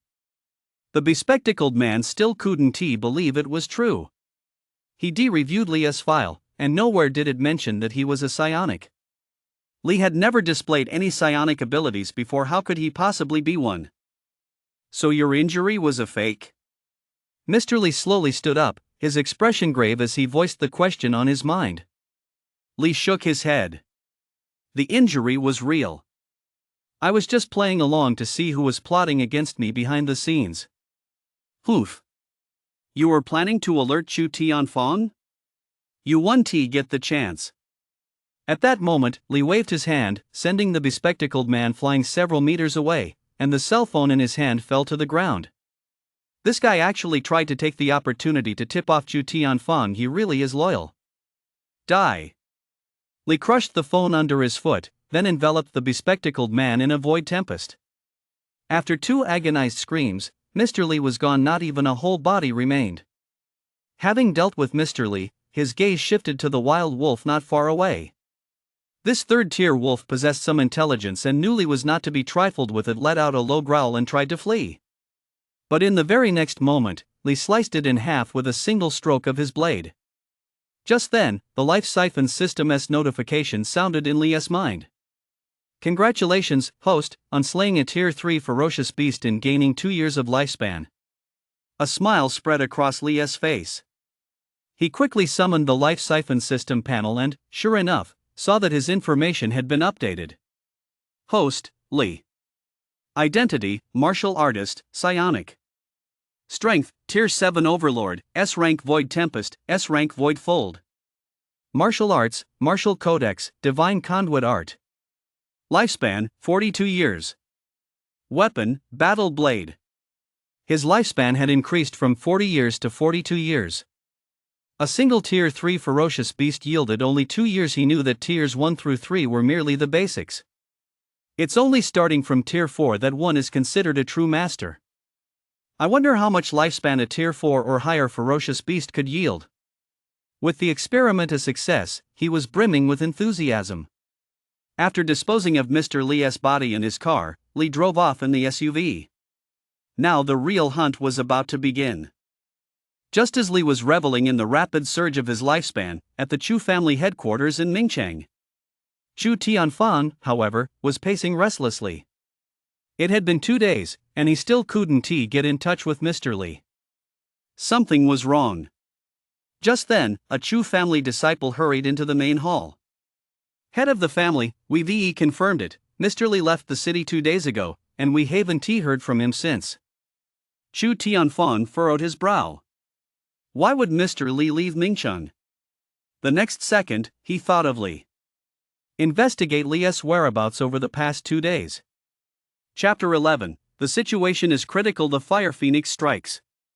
Half an hour later, Chu Tianfang received a report on Lee's movements over the past 2 days. Lee had purchased a large quantity of wilderness survival supplies, as well as an off-road vehicle, and then drove out of Mingcheng. He sprang to his feet. That guy was seriously injured, yet he still chose to leave the city. What is he up to? Mr. Lee's death is almost certainly connected to him. Go, fetch Chu Quanren. Yes, clan leader. Before long, a burly man with a thick beard walked into the main hall. Clan leader, you summoned me? Chu Tianfang looked at the man. Quanren, take a few men and set out immediately. Head to the outskirts of Mingcheng, finally, and bring him back to see me. Upon hearing this, a fierce, battle-hardened resolve instantly flashed across Chu Quanren's face. Rest assured, head of the clan. I'll have him back by noon tomorrow at the latest. Chu Tianfan thought for a moment. Quanren, you're about to reach Tier 7 Overlord. After this mission, I'll send you to the clan's ancestral lands to go into seclusion. Chu Quanren was overjoyed at these words. Thank you, clan leader. I'll gather my men and set out immediately. 3 Li outside Ming City. Li was still unaware that Chu Tianfang already knew of the bespectacled man's death and was sending men to capture him. That evening, an off-road vehicle came to a stop on a high ridge. He sat beside the vehicle, eating dry rations while listening to the car radio. On the 10th day of the 7th month of the Blue Star calendar, large-scale lightning phenomena appeared 3,000 li away from the ruined city. The 4 great alliances have dispatched troops to investigate. Results are expected shortly. On the 12th day of the 7th month of the Blue Star calendar, unidentified tremors were detected in the Southern Ocean. Cities along the Great Border were destroyed. Some martial experts predict that it is an entity surpassing a Tier 9 sovereign. Blue Star calendar, July 13th, fierce beasts have gone berserk on the front lines. The Martial League has already assembled several large armies to strictly guard against a large-scale beast tide. Blue Star calendar, July 14th, Huo Huang, a genius from the psionic school, has begun his push for S-class fire element psionic abilities. After listening to the broadcast, Li gazed into the darkness in the distance and fell deep in thought. The number of ferocious beasts on Blue Star seemed to be increasing the more they were killed, as if they were spiraling out of control. An entity surpassing a Tier 9 sovereign had actually appeared in the Southern Ocean. If it were to make its way onto land, wouldn't it instantly destroy all the major cities of the 4 great alliances? And now, another wave of ferocious beasts is set to hit the front lines. Who knows how many soldiers will die this time? He remembered that the last time a wave of ferocious beasts struck was 5 years ago, when he had just assumed the position of commander of the Vanquisher Legion. The scene from that time remains vivid in his memory to this day. Tens of thousands of beasts appeared like a torrential downpour, devouring and trampling countless soldiers to death. Faced with such a situation, not even a Tier 6 Grandmaster, let alone a Tier 7 Overlord, could do anything but flee for their lives. The Vanquisher Legion suffered heavy losses back then. In the end, he and the remaining soldiers, joining forces with Qinggong's army, barely managed to hold off the oncoming wave of beasts. It was then that he and Qinggong became comrades in arms through life and death. Now that the wave of ferocious beasts is about to strike again, he wondered if Qinggong would be able to hold them off. After a long moment, he shook his head and recalled the final message from the broadcast. To his surprise, Fire Phoenix had actually begun her push toward S rank. Like martial artists, psychics are also ranked by tier. F, E, D, C, B, A, S, S, S, S, S, S. Fire Phoenix was already at grade A when she awakened her fire elemental ability. The fact that she is about to break through to S class so quickly shows just how exceptional her talent for psionic abilities is. Coming back to his senses and reflecting on his gains from the day, he quickly brought up the Life Siphon System panel. Host, Lee. Identity, Martial Artist, Psionic. Strength, Tier 7 Overlord, S-Class Void Tempest, S-Class Void Fold. Martial Arts, Martial Codex, Divine Conduit Art. Lifespan, 57 years. Since eliminating the man with glasses, not to mention that 3rd tier Wild Wolf, he had slain 4 more ferocious beasts.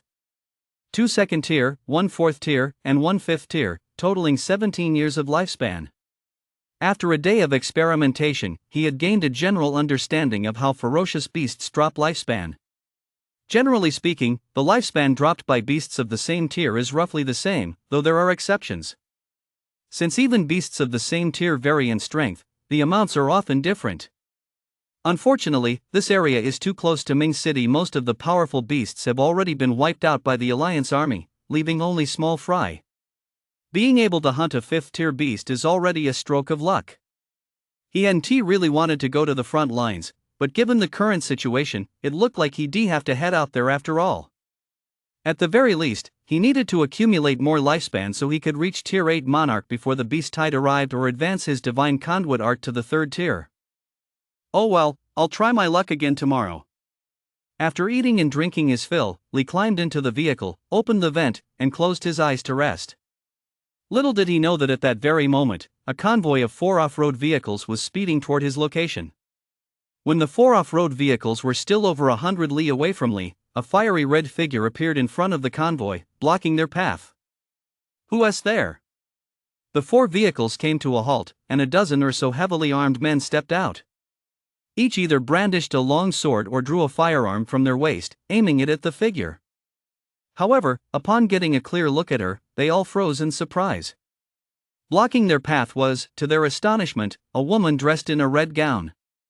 She appeared to be in her 20s, her black hair flowing in the gentle breeze. She carried no weapons whatsoever and posed absolutely no threat. At that moment, Chu Quangren stepped out of the lead carriage and approached the woman in red. "Who are you? Why are you blocking our path?" The woman in red sized up Chu Quangren, and a cold voice emerged from her lips. "Chu family, are you here to cause trouble for Lee?" Chu Quangren's brow furrowed instantly upon hearing this. "Are you Lee's friend? Haven't you answered me yet?" Ignoring his question, the woman in red pressed on with her own. Hearing her aggressive tone, Chu Quangren suppressed his anger and said, "Miss, I don't care if you're Lee's friend or not. My master wishes to see him right now."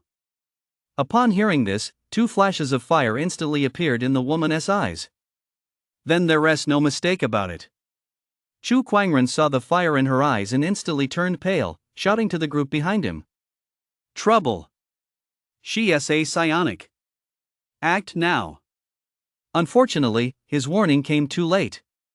As a burst of fire flashed, the 4 vehicles they were riding in along with everyone present were engulfed in flames. Although Chu Quangren was a Tier 6 Grandmaster, he, too, was unable to escape. Transformed into a ball of fire, he shouted at the woman in red, "You're Fire Phoenix from the School of Supernatural Abilities. Weren't you in seclusion trying to break through to S rank?" The woman in red stared at him impassively. Only after everyone had fallen did she suddenly murmur to herself, "This is the true essence of an S-rank fire elementalist." She then glanced in Lee's direction before turning and walking away slowly. As noon approached, Chu Tianfang hadn't heard from Chu Quangren. He couldn't even reach him by phone, and he knew something had gone wrong. Chu Quangren, accompanied by over a dozen battle-hardened disciples of the Chu family, had vanished without even sending a single message. This immediately made him think of that spatial psionic. Chapter 12, Tier 8 Monarch Hu Sandao Chu Tianfang arrives uninvited. Outside Mingchang, Chu Tianfang arrived in person and finally reached the 4 burned-out vehicles. There were still over a dozen piles of human-shaped ashes at the scene. He could tell at a glance that Chu Quangren and his group had all been killed by fire-based abilities. Instantly, Chu Tianfang's expression grew grave and somber. Chu Quangren was, after all, a Tier 6 Grandmaster, yet he had died without even a trace of a struggle. Who on earth did this? He thought of Fire Phoenix, with whom Li had spoken on the phone a few days earlier. But according to intelligence, Fire Phoenix should be in seclusion right now, attempting to break through to S-Class. She couldn't have succeeded this quickly. If it wasn't her, then who else could it be? Could it be that Li knows another fire-type ability user? Where is Li right now? One of his subordinates, hearing his question, immediately made a call to dispatch men to search for him. Master, according to our sources, Li has returned to the hotel he rented in Mingchang. He is back? Is he alone? Chu Tianfang asked, unwilling to accept this. He is alone. Our men also found out that he left the city this time to search for medicinal herbs to treat his injuries. Medicinal herbs? Does he know medicine too? Chu Tianfang was skeptical. Besides, with his meridians severed, what kind of herbs could possibly heal injuries of this severity? Let us go back to Mingcheng. First, Mr. Li's death now. Chu Quangren had also been mysteriously killed. He realized he had completely underestimated Li. This guy had a group of die-hard loyalists backing him. They were out to take revenge on the Chu family. At this thought, a murderous intent toward Li welled up within him. The situation had spiraled out of control. Unless he eliminated Li and his entire entourage, even more trouble would arise. 2 hours later, Chu Tianfang led his men back to Tianming City and headed straight for the hotel where Li Ling was staying. As soon as he got out of the car, one of his men approached him. Master, an old man with a goatee has entered Li's room. Chu Tianfang immediately stopped in his tracks and looked at the subordinate. An old man with a goatee? He thought of Chen Gong, who had spoken with Li on the phone last time, and the image of a specific person flashed through his mind. A goatee, could it be him? What is that man's strength, and what does he look like? The subordinate lowered his head. I couldn't gauge the old man's strength. He then proceeded to describe the old man's appearance. At the hotel, inside Li's room, Li carried a cup of tea and placed it in front of the old man with the goatee, who was sitting upright. The old man looked to be in his 60s or 70s, dressed in a jet black satin jacket, and appeared full of vigor. Most striking was his goatee, tied with a thin string, a very distinctive feature. The man with the goatee sitting before him was the Tier 8 monarch Chen Gong had brought in to reconstruct his meridians, a man named Hu Sandao. He was a doctor, renowned throughout the martial league. Back in the day, on the front lines, he would perform surgeries on soldiers whether they'd been clawed or bitten by ferocious beasts, and usually resolved the issue with just 3 cuts. That's how he earned the name Hu Sandao. He had also served in the Vanquisher Legion before, but he spent the longest time in Chen Gong's army. It must have cost Chen Gong quite a bit to persuade him to come. Old Hu, Chen Gong told me he invited a senior master. I never imagined it would be you. Hu Sandao accepted the tea and took an elegant sip. Young man, with injuries this severe, you still dared to venture out into the wilderness. You're truly audacious. Li merely smiled at this remark. His trip outside the city had been extremely fruitful. Not only had he tested his S-Class spatial ability, but he also eliminated Chu Tianfang as chief strategist. Most importantly, his lifespan had now reached 70 years, a full 30-year increase. Senior, did you return from the front lines just for this? Hu Sandao set down his teacup. I was just on leave. My bed wasn't even warm yet when that kid Chen called and interrupted me, so my wife gave me a good scolding. Li's face suddenly took on a peculiar expression. Senior, aren't you supposed to be single? You wouldn't happen to be? Hu Sandao's old face flushed red as he snapped. I've risked my life for the Alliance, don't I deserve someone to warm my bed? Li burst out laughing and apologized profusely. Of course you should. Hu Sandao felt a twinge of guilt himself. Alright, let me take a look at your injuries. Both tendons and meridians are severed, that's quite rare. Li cleared his throat. How should he explain this? Suddenly, his spiritual sense detected that Chu Tianfan was actually downstairs. After a moment's thought, he channeled the divine conduit art to simulate the appearance of severed meridians and slowly sat down in front of Hu Sandao. Hu Sandao placed 3 fingers on Li's pulse, then furrowed his brow. You're certainly injured, but it doesn't seem too severe. Seeing that Hu Sandao hadn't figured it out, Li breathed a sigh of relief. Old Hu, my meridians were severed by the earth-splitting crocodile earlier, but now they seem to be slowly recovering. Upon hearing this, Hu Sandao's goatee twitched. Li, you're pulling my leg, aren't you? How could severed meridians possibly heal on their own? Li knew he didn't believe him and was about to explain when he suddenly glanced toward the doorway. The next moment, a knock sounded. Li gave Hu Sandao a nod, then stood up to open the door. It was Chu Tianfang. Head of the Chu clan, what brings you here? Chu Tianfang looked at Li's bewildered expression, then turned to Hu Sandao, who was sitting in the room. Commander Li, I heard a master had come to treat your injuries, so it's brother Hu.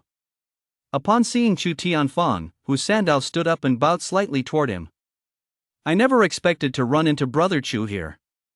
He heard from Chen Gong that Li's injuries were suspected to have been caused by an ambush set by someone from the Chu family. Now that Chu Tianfang had appeared here, it was confirmed. Li invited Chu Tianfang into the room and had him take a seat. Chu Tianfang glanced at him, then turned his gaze to Hu Sandao. Brother Hu, have you examined Commander Li's injuries? Hu Sandao nodded nonchalantly. I've already taken a look. It's nothing serious. Once I've rebuilt his meridians, he'll need no more than a year or so of recuperation to return to his original Tier 6 Grandmaster level. Who knows, this misfortune might even turn out to be a blessing in disguise, allowing him to advance even further. Hearing this, Li's heart sank. He feared Hu Sandao had discovered the true extent of his condition. Chu Tianfang didn't notice Li's expression, but upon hearing Hu Sandao's words, his heart skipped a beat. In his eyes, even completely severed meridians were no big deal. Was he just joking around? Excellent. With brother Hu here, it seems Commander Li's recovery is imminent. Coincidentally, the front lines have been unsettled lately. According to the Alliance High Command's monitoring, a wave of ferocious beasts is about to strike. By then, Commander Li will have fully recovered and will be able to contribute his strength to the Alliance. Li sneered inwardly, but his face betrayed great excitement. Head of the Chu family, you're joking. I'll be lucky just to keep this life of mine. I dare not hope for much more.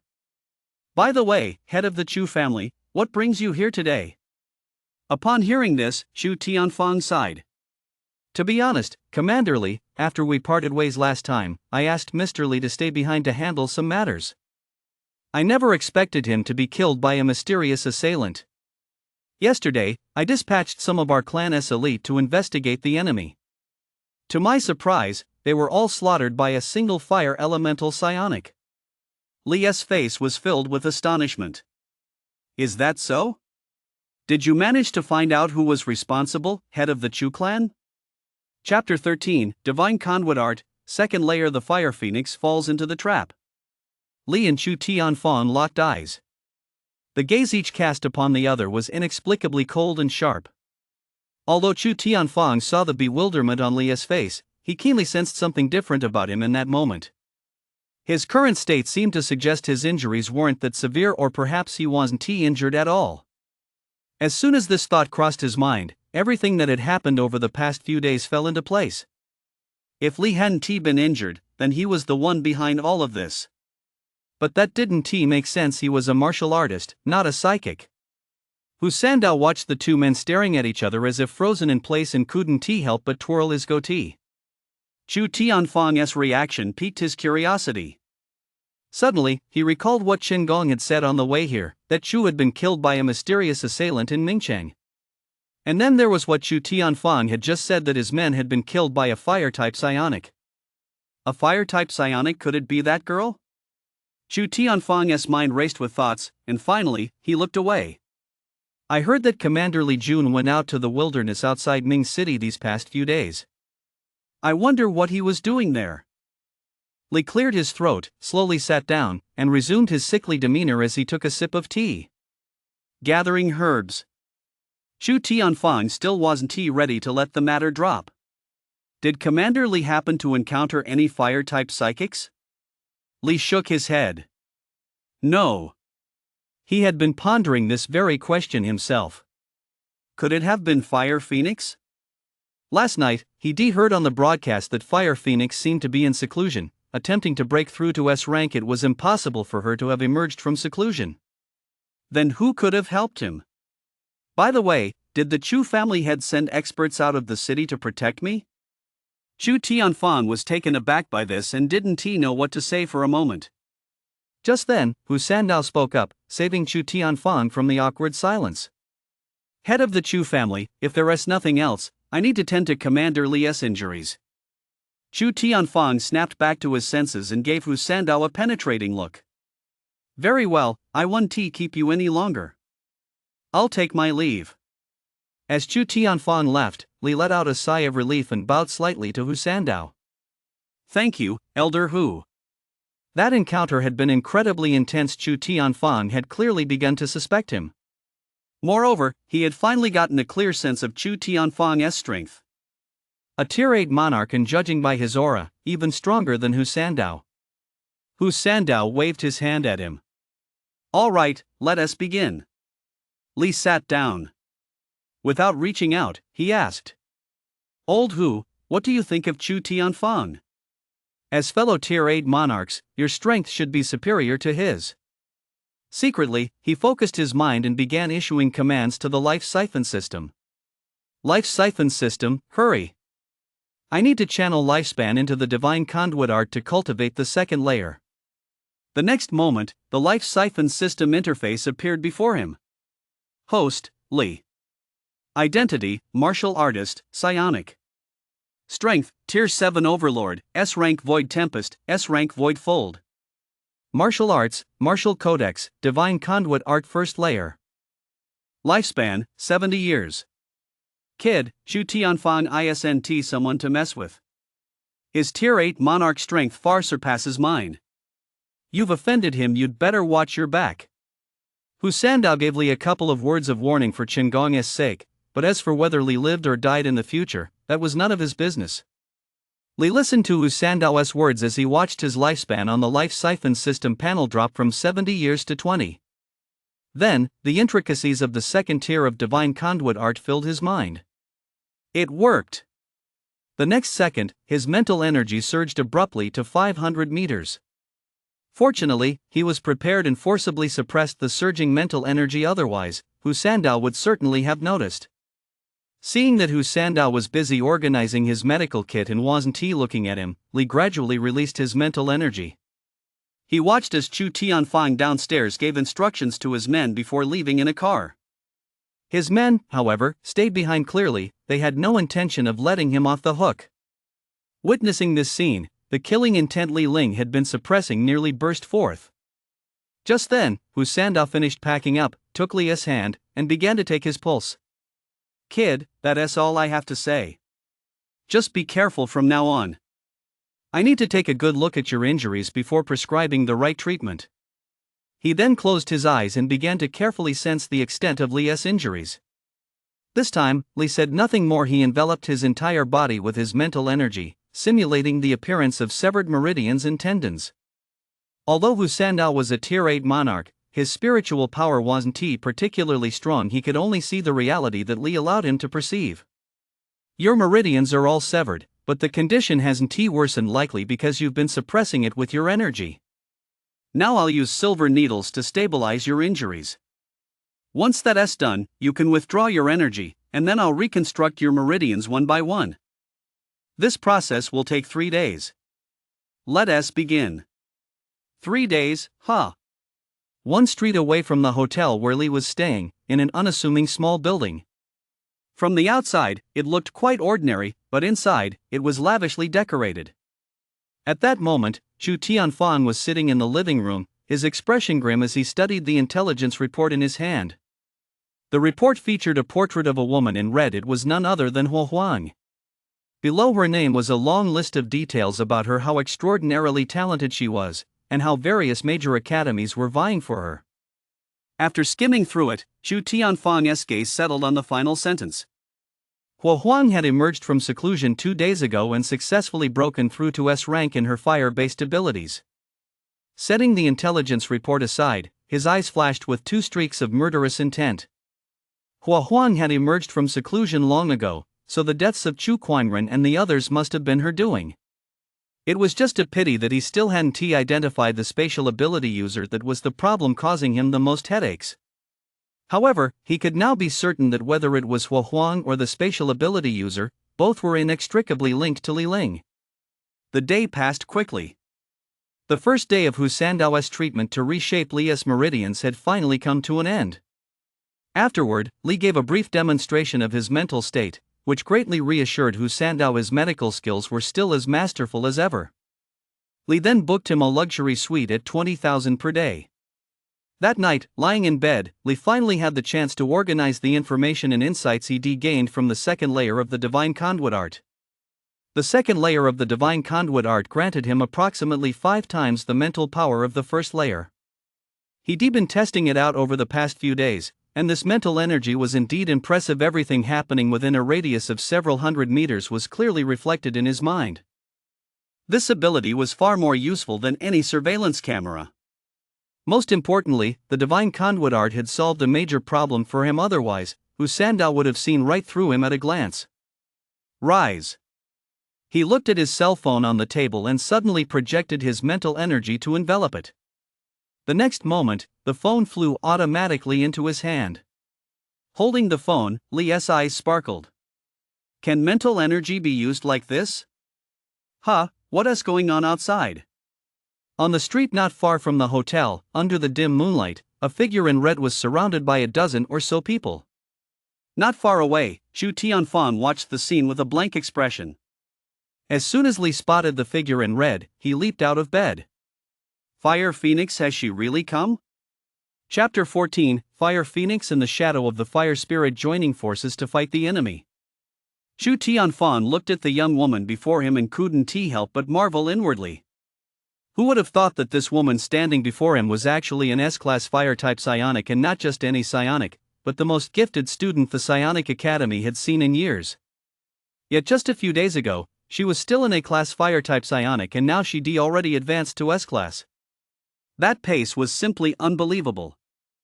Huo Huang was undoubtedly at the very forefront of the younger generation, but unfortunately, such a figure had to become an enemy of his Chu family. And all of this was because of Li. Who would have thought that a mere Vanquisher Legion commander would actually know such a prodigy? He would absolutely not allow the Chu clan to face such a formidable enemy. 2 flashes of veiled murderous intent flickered in Chu Tianfang's eyes. He then strode forward slowly, fixing his gaze on Huo Huang.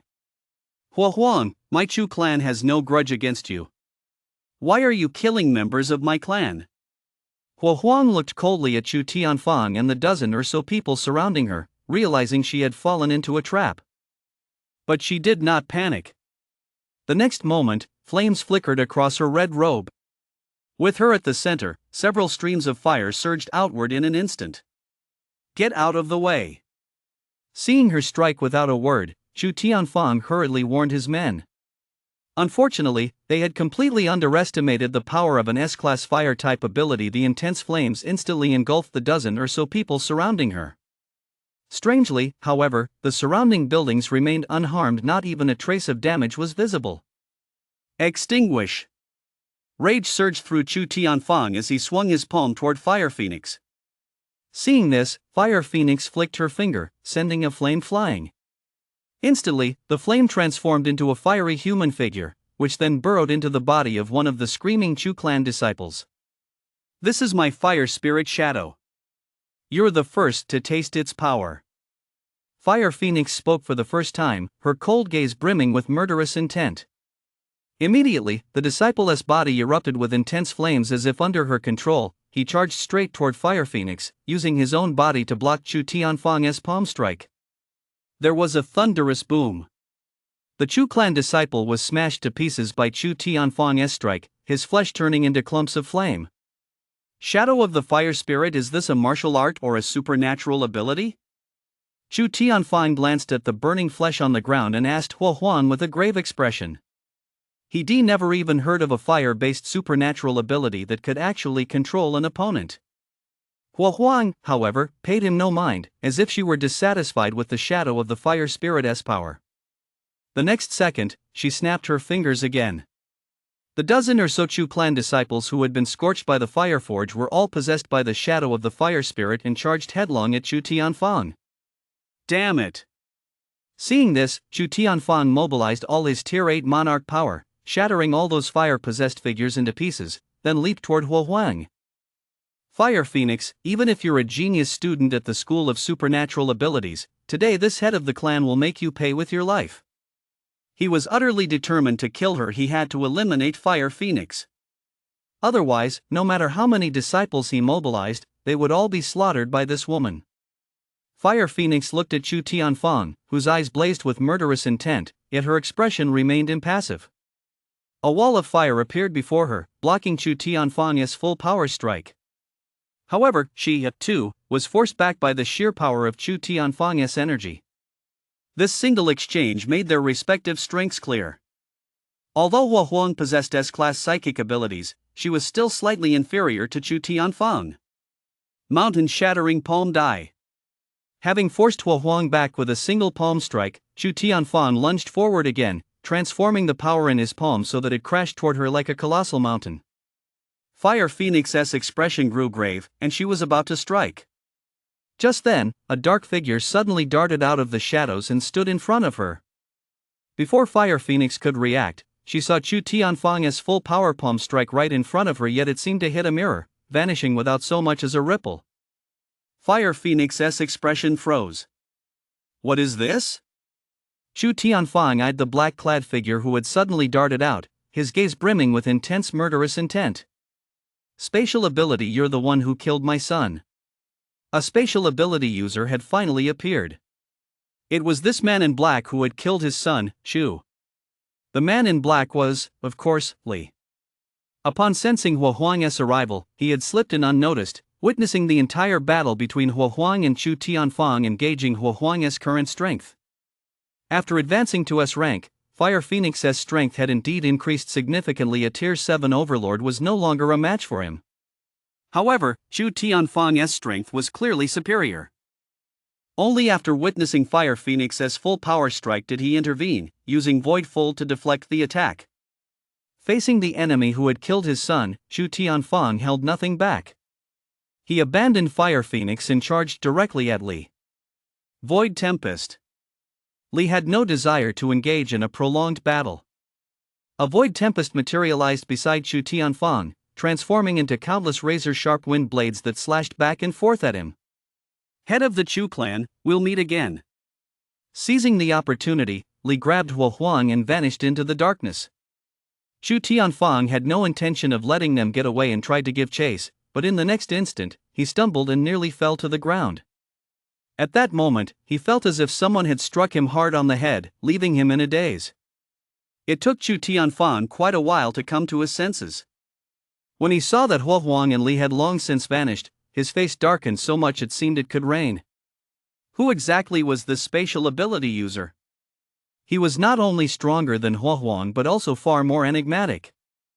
That mysterious force that had attacked him at the end felt very much like telekinesis. Could it be that, in addition to spatial abilities, that guy was also a telekinetic? Telekinesis is also a type of ability, though it's even more mysterious and powerful than others. There are hardly any people in the Martial League or even the other three major alliances who understand this ability. How could it appear here? Could this be another one of Li's friends? Li? Suddenly, he turned his head toward the direction of the hotel where Li was staying. Li flew several blocks away on the Fire Phoenix. Only when he saw that Chu Tianfang and Ti followed did he come to a stop. The Fire Phoenix eyed Li.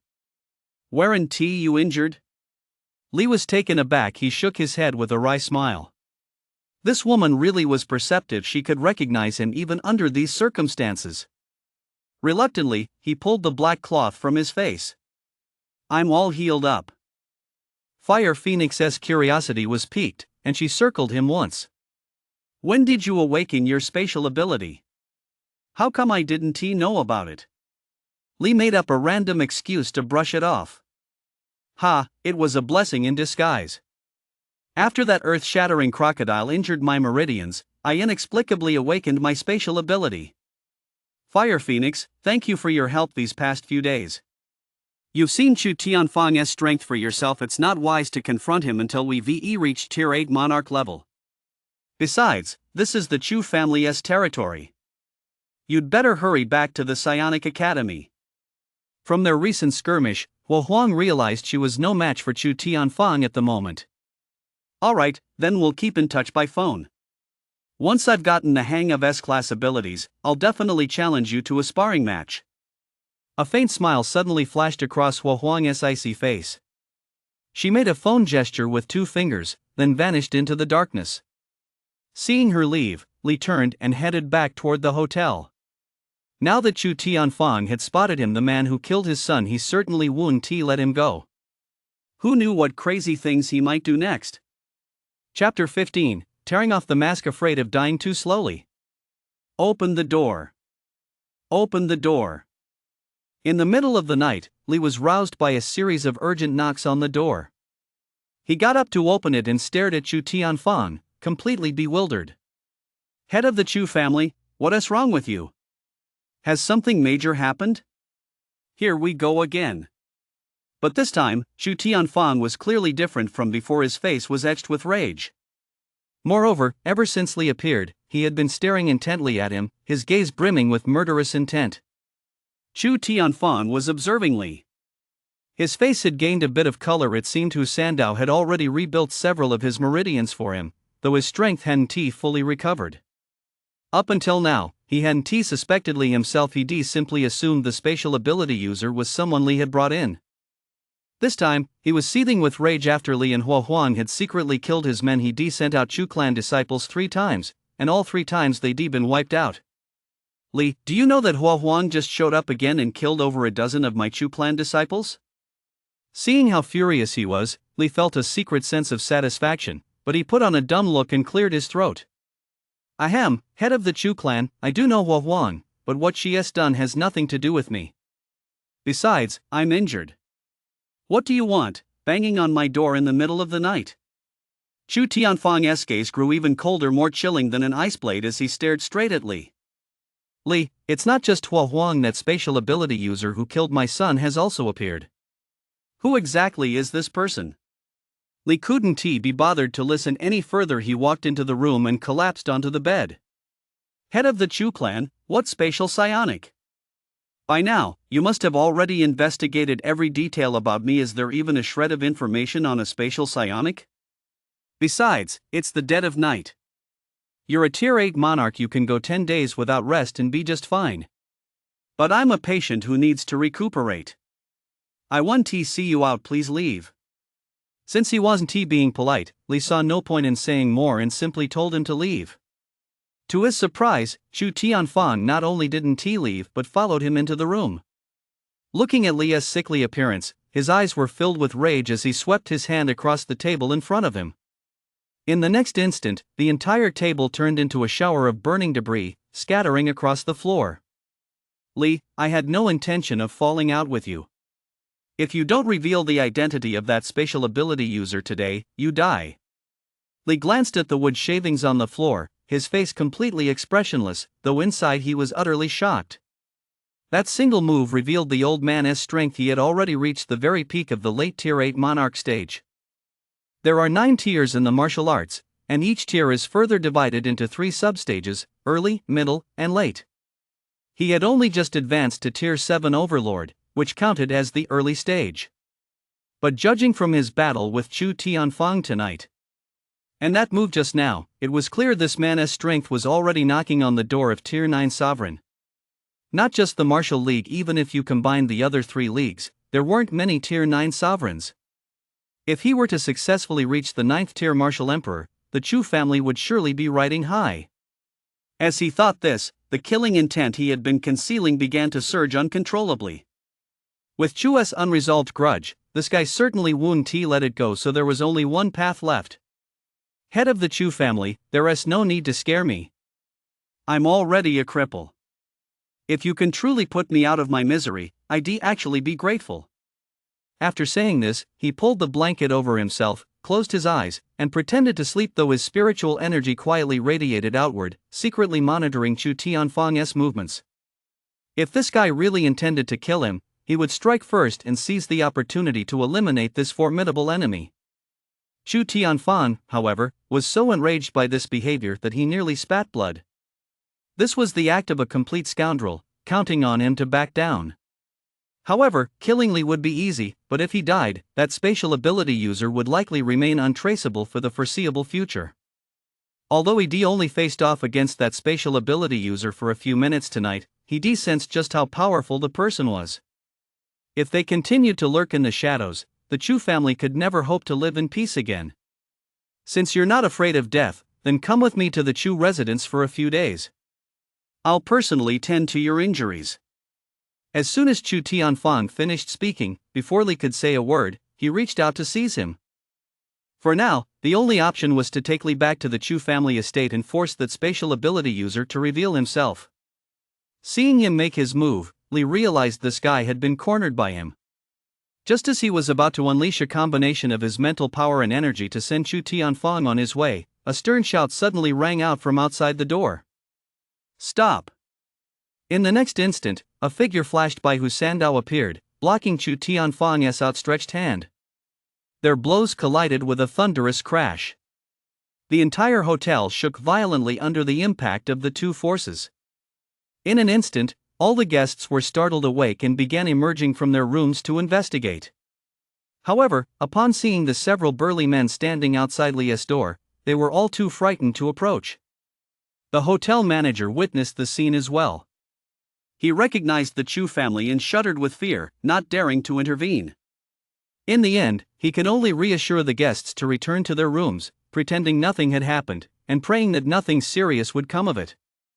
Inside the room, Li knew as soon as Hu Sandao arrived that he wouldn't have to lift a finger himself. Lying on the bed, he watched the situation unfold while coughing, not forgetting to fan the flames. Old Hu, just look at this, has the head of the Chu family lost his mind? It's the middle of the night, and I haven't done anything to provoke him. When Chu Tianfang heard Li accuse him of losing his mind, a surge of murderous intent instantly welled up within him. Brother Hu, you and can't get involved in this matter. Otherwise, don't blame me for disregarding the bonds of old friendship. Hu Sandao sensed the overwhelming killing intent radiating from him, and a look of helplessness crossed his face as he wondered what on earth had happened this time. Head of the Chu clan, Commander Li is my patient right now. No matter what he has done, we must wait until I've restored his meridians. This is my professional duty as a physician, I hope you can understand. In his heart, he already cursed Qingong and even Li to high heaven.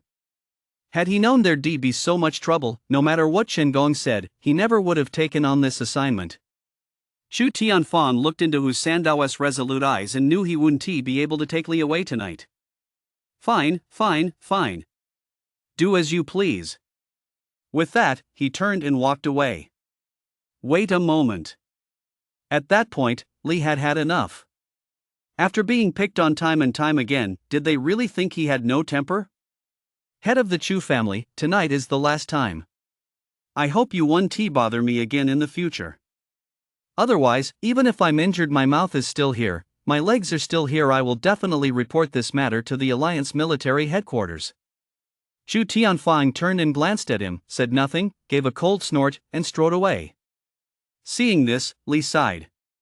As of tonight, the mask was off. If Hu Sandao had shown up just a few minutes later, he really would have unleashed a fatal blow. Seeing that Chu Tianfang had finally left, Hu Sandao breathed a sigh of relief, but when he noticed Li's nonchalant expression, his blood boiled. Kid, don't forget that your meridians are severed. You still dare to offend Chu Tianfang? Are you afraid you'll die too slowly? Chapter 16, The Chu family has 2 dragons and 1 phoenix, a fierce beast stirs. The next day, Li slept until the sun was high in the sky before waking up. He pulled out his phone to check the time. It was already past noon. No wonder he was hungry. Only then did he notice a text message from Huo Huang. Back at school. Don't worry. He put down his phone and was just about to get up to make something to eat when Hu Sandao pushed open the door, carrying his medical kit. Kid, it's time. Li looked at him curiously. Old Hu, didn't you say it wouldn't start until this afternoon? Hu Sandao shot him a disgruntled glance as he prepared the medicinal concoctions and various silver needles. I'm getting out of here as fast as I can. I thought about it all night and realized that being around you brings nothing but bad luck. Just taking a vacation has gotten me into trouble with the head of the Chu family for no reason at all. Li sat beside him, looking thoroughly embarrassed. Well, old Hu, I'm really sorry to have dragged you into this. How about this? Chen Gong gave you 5 million earlier, and I'll add another 5 million as compensation. What do you say? The look on old Hu's face instantly brightened. That's so kind of you. He said he was embarrassed, but showed no intention of refusing. Li rolled his eyes. So this old guy was just trying to drive a hard bargain. Oh well, having a tier 8 monarch cover for him wasn't a bad deal either. Money really does make things go smoothly. Hu Sandao made his preparations and stopped complaining. Instead, he offered kind words of advice. Kid, I advise you not to let your guard down. I know Chu Tianfang's temperament. He'll never let Chu's death go unavenged. Plus, his eldest, second, and third brothers are all tough characters. The eldest, Chu Renlong, holds a high-ranking position in the military. He is powerful and decisive, a man who doesn't hesitate to take action. The third brother, Chu Renhu, is equally ruthless. Then there is the second child, Chu Renfeng. Though she is a woman, she is full of cunning schemes. Most importantly, all 3 of them are at the Tier 7 Overlord level. Not only do they each possess exceptional natural talent, but they also have vast resources at their disposal. It's only a matter of time before they reach Tier 8 Monarch strength. Aside from this father and his children, the Chu family has several other formidable figures. You've single-handedly offended the entire Chu family. Think for yourself what the consequences will be. Li, of course, was well aware of Chu Tianfang's other 2 sons and 1 daughter. Back in the day, he and Chu had been inseparable brothers in arms. Even then, the guy would often brag about just how powerful his eldest brother, second sister, and third brother were. Even if he lived a life of idleness, with his family and older siblings to rely on, he could live in luxury for the rest of his life. So he knew the Chu family has 2 tigers and 1 phoenix inside and out. But he had nothing to fear now. As a Tier 7 overlord with spatial abilities, if these people dared to attack, the worst that could happen was sending all 4 of them to hell to reunite. Besides, once the 3-day period of meridian restructuring was over, he'd be able to use energy openly and above board. Without evidence, what could Chu Tianfang possibly do to him? By then, he'd simply leave the famous city and head to the front lines to slay ferocious beasts. As long as he killed enough ferocious beasts, his strength would advance rapidly. Tier 8 Monarch would be a piece of cake, and even his spatial ability might undergo another transformation. That was the most important thing at this stage. In the blink of an eye, the afternoon had passed, and Li had completed his second meridian reshaping. Back at the Chu family residence, Chu Tianfang returned home, issued orders to deal with Li, and then received a report from the steward. Father, the second young lady is back. Father. A clear voice rang out from outside, followed by a woman in combat boots, her bearing bold and spirited, striding into the hall and taking a seat beside Chu Tianfang. This was none other than Chu Tianfang's second daughter, Chu Renfeng.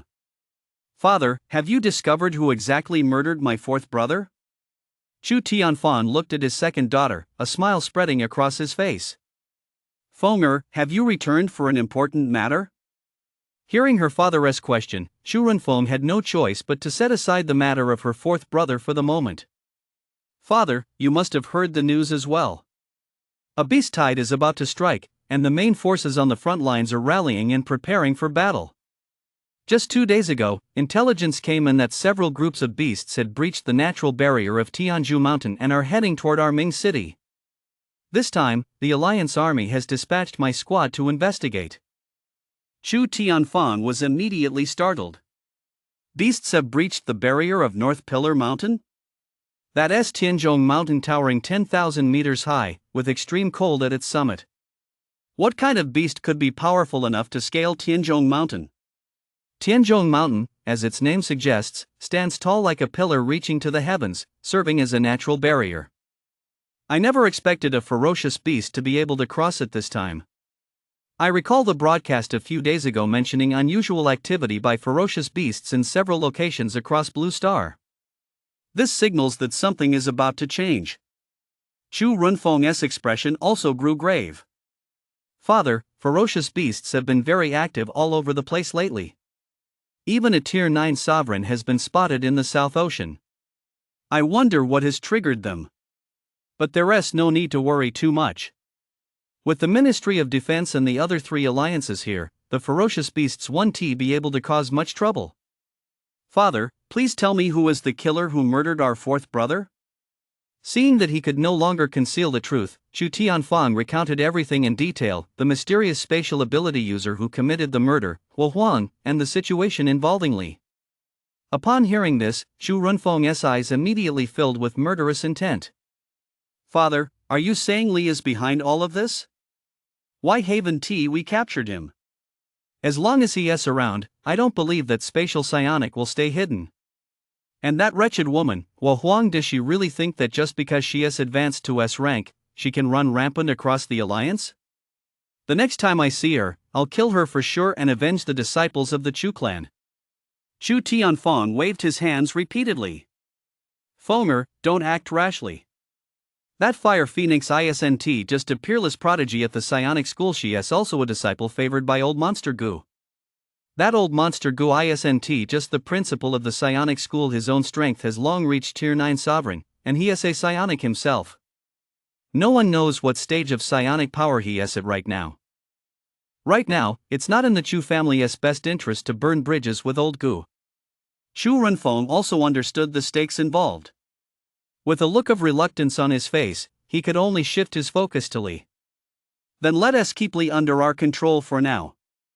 Once we've dealt with that mysterious spatial psionic, we'll find an opportunity to kill Fire Phoenix. I have my own plans for this. You just stick to your task of gathering intelligence on the ferocious beasts. Just as the father and daughter were discussing how to deal with Li, a visitor arrived at Li's room. A burly man walked into Li's room with a chuckle, followed by 2 soldiers carrying gifts. Old Li, I've come to see you. How are you? Have your injuries healed? Li looked at the burly man with a puzzled expression. Old Chen, did you come all the way back from the front lines just to see me? It really is true that a friend in need is a friend indeed. I'm deeply moved. This man was none other than Chen Gong, a military commander in the same army as Li. He sat down and curled his lip in a sneer. Bullshit. Do you think I, Old Chen, would let personal feelings get in the way of military affairs? I'm here on a mission. I just stopped by to check on you. Don't get the wrong idea. As he spoke, he waved for 2 soldiers to place the gifts on the table. You 2 go eat something first, and while you're at it, order a meal for me too, something nice. Charge it to this kid's tab. The 2 soldiers were old hands at this. They set down the gifts, bowed slightly to Li, and withdrew with a chuckle. Chapter 17, Imperial Grade Nutrient Solution. Chu Runfeng arrives. Li stood up and sat down in front of Chen Gong. Spit it out. What's the situation that made you, the commander of an entire army, rush back from the front lines? No sooner had he finished speaking than his gaze settled on Chen Gong, and a smile spread across his face. Hey, you little rascal, you've reached Tier 7 Overlord, congratulations. Chen Gong grinned widely, unable to hide his pride. It's no big deal. Old Chen, earned some military merits a while back and was rewarded with a single session in the 7-star merit pool. That's how I broke through to Tier 7 Overlord. In addition to martial arts and physical training, the Martial League has also developed a great deal of high technology. The merit pool is a therapeutic pool developed by combining high technology with ancient martial arts. They contain not only various high-tech serums and nutrient solutions but also countless precious herbs, all tailored to the martial artist's rank. From Tier 1 to Tier 9, the effects vary accordingly.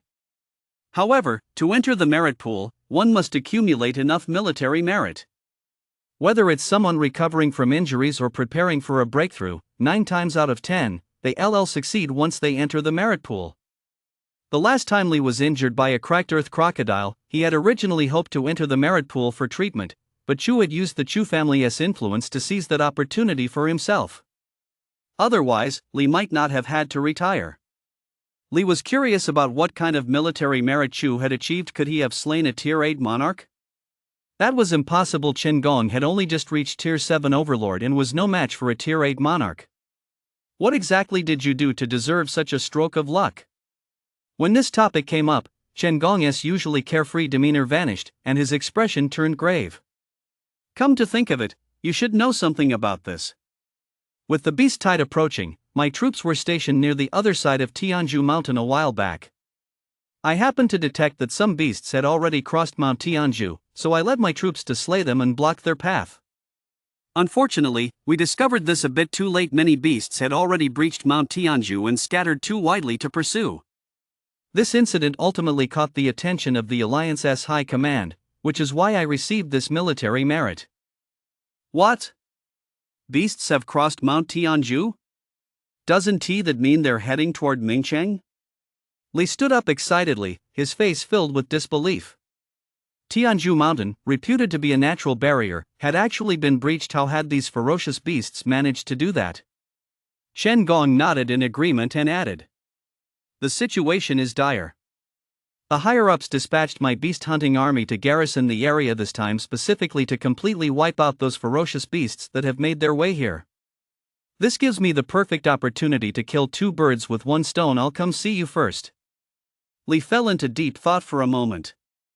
From his personal standpoint, he hoped there would be as many ferocious beasts as possible. That way, the life siphon system could truly prove its worth. But from the perspective of humanity, he really didn't want the beasts to invade, as that would lead to the deaths of countless ordinary people.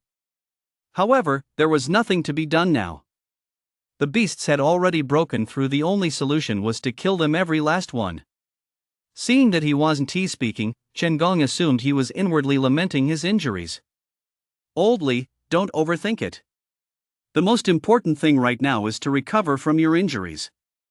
I'm still waiting to fight alongside you and slay those beasts together.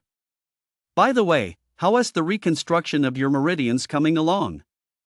Hearing him ask about his injuries, Li immediately felt a pang of guilt. He didn't want to lie to his friend Chen Gong, but if he were to tell the truth, it would be impossible to explain clearly in a short time. More importantly, he needed to cover up the existence of the life siphon system with even more lies. Just as he was caught between a rock and a hard place, Hu Sandao walked in, effectively saving him from the awkward situation. Seeing that Chen Gong had actually shown up, Hu Sandao's goatee shot straight up. "Chen, you've got some nerve showing your face here. You've really put me through hell." Chen Gong looked at the furious Hu Sandao and instantly forgot his question, turning to Li with a bewildered expression. "Old Li, what is going on here? Did you upset old Hu?" Li shook his head. "It wasn't me." Chen Gong's eyes widened instantly. "Then it must be the Chu family? Those bastards, do they actually dare to come over here and beat people up? Old Hu, tell me what is going on. I'm heading over to the military headquarters right after this." Hearing that he intended to report the matter to the military headquarters, old Hu hurriedly waved his hands. "No need. Ahem, it's already over." Saying this, he clutched a set of silver needles and walked toward Li. "With the beast tide imminent, I'll finish restructuring these last few meridians for you right now, and then I'll be leaving immediately." Li smiled upon hearing this. "All right, let us do it." Now that Hu Sandao was gone, he'd be in charge of his own recovery. That was a good thing. Upon hearing this, Chen Gong stood up, took a titanium alloy box from among the gifts on the table, and placed it in front of Li. "This is Imperial-grade nutrient serum, 3 million per vial. You're not going to pass this up, kid. Lee stared at the box, his face a picture of astonishment. Nutrients Serum, a high-grade elixir developed by the Martial League, was categorized into tiers below it: King grade and Sect grade, mirroring the martial artist's cultivation realms. Not only were these treasures exorbitantly priced, but they circulated exclusively within the military. Outsiders couldn't buy them even if they had the money. One vial alone cost 3 million, and with the 5 million spent to enlist Hu Sandao's help, Chen Gong had shelled out a total of 8 million for him this time. Even if he had saved Chen Gong's life back then, it wasn't worth that much. Of course, he wasn't referring to Chen Gong's life itself, but to the value of his intervention. He hadn't asked for monetary compensation, otherwise, Chen Gong would have definitely lost his temper. Chen Gong waved his hand at him. "Old Li, you're still such a tightwad. Money lost can always be earned back. Once your strength is restored, a Tier 6 Grandmaster will be worth far more than this. Besides, the beast tide is imminent. With this vial of nutrient solution, your recovery time will be greatly shortened. It's well worth it." Li nodded and said nothing more. Indeed, the arrival of the ferocious beasts this time was his chance. He had to kill as many as possible. It would also be helping Chen Gong, killing two birds with one stone. Hu Sandao could barely tear his gaze away from that imperial-grade nutrient solution. Finally, with great reluctance, he turned his head away. "Let us begin." He quickly inserted more than a dozen silver needles into various acupoints on Li's body. Li closed his eyes, carefully sensing the tingling and numbness emanating from the acupuncture points. To be honest, even though he was only feigning injury, over the past 2 days, thanks to Hu Sandao's powerful medical skills and various precious potions, his strength had actually increased slightly. He estimated that once he slew a few more ferocious beasts and channeled the lifespan into his martial arts, he might be able to advance to the next level. However, he needed to start planning for the 8th tier of the Martial Codex sooner rather than later, otherwise, even with lifespan, he wouldn't be able to break through. Host, Li. Identity, Martial Artist, Psionic. Strength, Tier 7 Overlord, S-Rank Void Tempest, S-Rank Void Fold. Martial Arts, Martial Codex, Divine Conduit Art 2nd Layer. Lifespan, 20 years. Beside them, Chen Gong sat watching as Hu Sandao reshaped Li's meridians, effectively acting as a guardian for both of them. Half an hour later, he saw beads of sweat dripping from Hu Sandao's forehead. Just then, a knock on the door rang out, causing Chen Gong to furrow his brow. Who could be coming at a time like this? Hadn't his two henchmen, having eaten and drunk their fill, been supposed to be holding them off? He glanced at Li, then stood up, walked to the door, and opened it. When he recognized the visitor, his expression instantly turned cold. "Chu Runfeng, what are you doing here?" Chapter 18, Showdown with Chu Runfeng. Injuries healed, fierce temperament awakened. Standing outside the hotel door was a strikingly handsome woman with short hair, none other than Chu Tianfeng's second daughter, Chu Runfeng. Chu Runfeng showed no surprise upon seeing Chen Gong. "Commander Chen, it's been a while." Chen Gong stood rigidly in the doorway, blocking her from entering the room. "It has indeed been a while." Before returning from the front lines, he held a meeting with Chu Runfeng and several other commanders, so he knew her squad was on the deployment list for this mission. He just hadn't expected her to come straight to Li upon her return. Her intentions were obvious. Seeing that Chen Gong had no intention of letting her in, Chu Runfeng could only peer into the room through his body. There she saw Li lying on the couch, his body studded with silver needles, while Hu Sandao stood beside him, using a special technique to realign his meridians.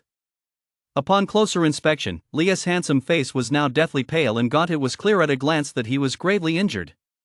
Taking in the scene inside, she smiled knowingly. "Military Commander Chen, the host hasn't spoken yet. Are you, as a guest, trying to turn me away?" Chen Gong remained unmoved by her words.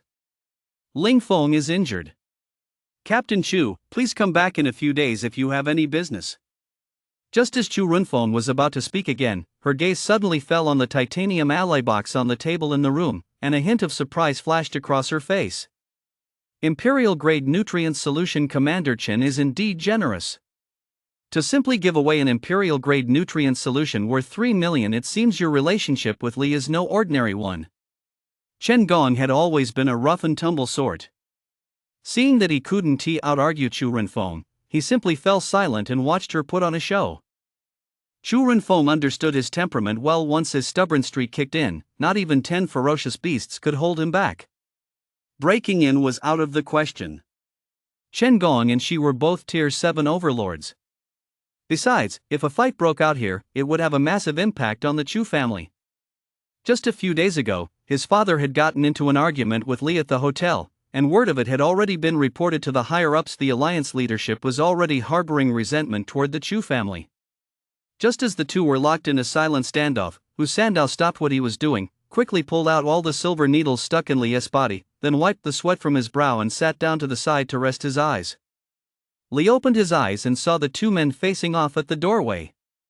"Old Chen, a guest is a guest. We can't just turn them away, can we?" Hearing this, Chen Gong turned and walked back into the room with a sigh. Chu Renfeng followed closely behind, bowed slightly to Hu Sandao, and then came to a stop by Li's bedside. "Commander Li, it's been a while since we last met." Li waved his hand. "I'm nothing but a cripple now. I'm unworthy of the title commander." Chu Renfeng seemed not to have picked up on the dismissive tone in his words and sat down beside him without further ado. "I've heard about what happened to you, Commander Li. It was indeed caused by my fourth brother's recklessness. However, my fourth brother has already compensated you with 13 million, so that matter has been settled. But now my fourth younger brother is dead, and the murderer remains at large. Commander Li, would you be willing to share any information you have about that mysterious spatial ability user with me?" Li couldn't help but smile contemptuously as she brushed aside the fact that his meridians had been severed in just 2 sentences. "So, Captain Chu, are you implying that my life is worth only 13 million? The smile on Chu Renfeng's face froze instantly. Before he was injured, Li had been a Tier 6 Grandmaster and the Legion commander of the Vanquisher Legion, a man with a promising future. Not even 130 million could buy his life. After a moment of silence, Chu Renfeng spoke again. "Then how might we appease Commander Li's anger?" Li laughed heartily. "It's already been appeased." Chu Renfeng's expression gradually darkened. She understood what Li meant. Simply put, a life for a life. Since her fourth brother, Chu, had tried to kill Li, he must pay with his own life. If the Chu family continued to investigate Chu's death, that would be a different matter entirely. But how could the Chu family possibly give up avenging Chu? Chu Renfeng's expression turned cold. Is Legion Commander Li determined to oppose my Chu family? At that moment, Chen Gong suddenly let out a cold laugh. "Captain Chu, if you're in the wrong, you're in the wrong. Now you're bringing up the Chu family to threaten me. No wonder everyone says the Chu family acts with utter arrogance today. I've seen it for myself." Chu Renfeng's eyes suddenly blazed with fury as she snapped. "Chen Gong, this is a matter between my Chu family and Li. You'd better not get involved." Chen Gong paid no heed to her threat. "Ling Feng is my brother, so I'm definitely getting involved. Go ahead and use whatever means you have." Chu Renfeng stared at him for a moment but did not issue any further threats. Unlike Li, Chen Gong's family, though not as powerful as the Chu family, was still a force to be reckoned with. Unless absolutely necessary, she did not want to create any more powerful enemies for the Chu family. "Commander Li, I've come here in good faith to negotiate with you. Just tell me what terms you want. My father previously promised that once your injuries heal, the position of commander of the Vanquisher Legion will still be yours." As she spoke, she produced another document. "These are the 8th and 9th tier cultivation techniques from the Martial Codex. I can give them to you. All I want in return is that person's name." Li looked at the document, deeply tempted. What he liked most right now was the 8th tier cultivation technique from the Martial Codex. But his spatial ability was his last line of defense. He couldn't possibly reveal it. If he just made up a name, he might be able to fool her for now, but it wouldn't take long for the truth to come out. "I can only tell you that I don't know of any spatial ability users. I'm tired. Please leave." Upon hearing this, Chu Renfeng's face darkened with anger, and a murderous intent immediately radiated from her. Just then, Hu Sandao opened his eyes. The exhaustion on his face vanished in an instant, and he stood up, positioning himself directly in front of Li. The murderous intent that had just surged from Chu Runfeng was instantly dispersed by him. Seeing this, she realized there was no hope today. She turned and stormed off, saying as she left, "Then we'll each rely on our own methods. I'm eager to see just what kind of divine being that spatial psionicist is. Goodbye, no need to see you off." Hu Sandao glanced at Chu Runfeng as she stormed off, then sighed. "Li, your meridians have now been fully restructured. With this imperial-grade nutrient solution, you'll be fully recovered in a month at most. That's 90% faster than before. That's truly cause for celebration." After a pause, he added, "My task is complete. I'm leaving now." Li stood up and bowed slightly to him. "Thank you, old Hu, for your help these past few days. I want to see you off." Hu Sandao nodded, turned around, and gave Qingong a subtle nod. Seeing this, Qingong said to Li, "Old Li, you rest first. I'll see old Hu off." Watching the two walk out of the room, Li picked up the titanium alloy case, opened it, and found a syringe as thick as a thumb filled with a pure white liquid. He sighed, but instead of injecting himself, he put it away and then closed his eyes to rest. The injury was healed. This matter should be put to rest now. "The Chu family, just you wait." Half an hour later, Chen Gong returned to the room. Seeing that the titanium alloy box was gone, he assumed Li had already administered the injection. "Old Li, the reconstruction of your meridians is now complete. All you need to do is rest and recover. The ferocious beast should arrive in a month. By then, we brothers will join forces to slay the enemy." Chapter 19, Storage Space Severely Wounding Chu Runfeng. Late at night, outside Ming City. Li was dressed entirely in black, his face still concealed by a bandana, giving him the air of a wandering knight. He came to a halt, activated the second level of the divine conduit art, and sent his spiritual energy probing into the darkness ahead. According to Chen Gong, the ferocious beasts had broken through Tianzhushan more than half a month ago. Judging by their pace, the vanguard should have arrived by now. In another month, there might even be a small wave of ferocious beasts. Tonight, he simply wanted to scout the situation. If ferocious beasts were indeed approaching, it would be the perfect opportunity to hunt them down. A 5th-tier ferocious beast, an Ice Plains wild wolf. Suddenly, over 400 meters away, his spiritual sense detected a pure white giant wolf the size of a calf. He had seen this type of Ice Plains wild wolf on the front lines. Not only was it a ferocious beast, but it could also wield rudimentary ice-based abilities. Like humans, some ferocious beasts awaken to special abilities, though they are few and far between. Most rely on their massive bodies to wreak havoc. Seeing this Ice Plains wild wolf, he finally understood. No wonder these creatures had managed to breach Tianzhushan. They were likely all ice type, just like this one. "You're out of luck for running into me." Li activated the martial codex, and in no time, he appeared before the Ice Plains wild wolf. The Ice Plains wild wolf was startled by his sudden appearance. Upon seeing that it was a human, the eerie green glow in its eyes flared intensely. The next moment, it opened its massive jaws, firing an ice arrow at Li, then lunged forward, its two front paws striking like steel hooks toward Li's head. "You beast, die already." Li did not use energy. Instead, he activated the second layer of the divine conduit art to its fullest, channeling his powerful mental energy directly into the Ice Plains wild wolf's brain. The next moment, while the Ice Plains wild wolf was still mid-air, it let out a piercing, agonized howl and crashed heavily to the ground. Its two eerie green eyes stared fixedly at Li before slowly losing all light. If one were to cut open its brain, one would see that it had been reduced to mush by the divine conduit art's overwhelming mental power. Congratulations, host, on slaying a 5th-tier fierce beast and gaining 10 years of lifespan. Hearing the Life Siphon System's notification, Li opened the Life Siphon System panel. Host, Li. Identity, Martial Artist, Psionic. Strength, Tier 7 Overlord, S-Rank Void Tempest, S-Rank Void Fold. Martial Arts, Martial Codex, Divine Conduit Art 2nd Layer. Lifespan, 30 years. Last time, he had expended a significant amount of lifespan to cultivate the second layer of the Divine Conduit Art, leaving him with only 20 years remaining. Now, he had finally replenished 10 years. These ferocious beasts that have traveled over mountains and through valleys are truly something else. Tonight is sure to be a feast. Closing the life siphon system interface, he flew confidently toward Tianzu Mountain. Just as Li was deep in the wilderness, slaughtering to his heart's content, a mysterious figure arrived at his inn room. The mysterious figure carefully pushed open Li's door, only to find the room completely empty. He's not here. What's going on?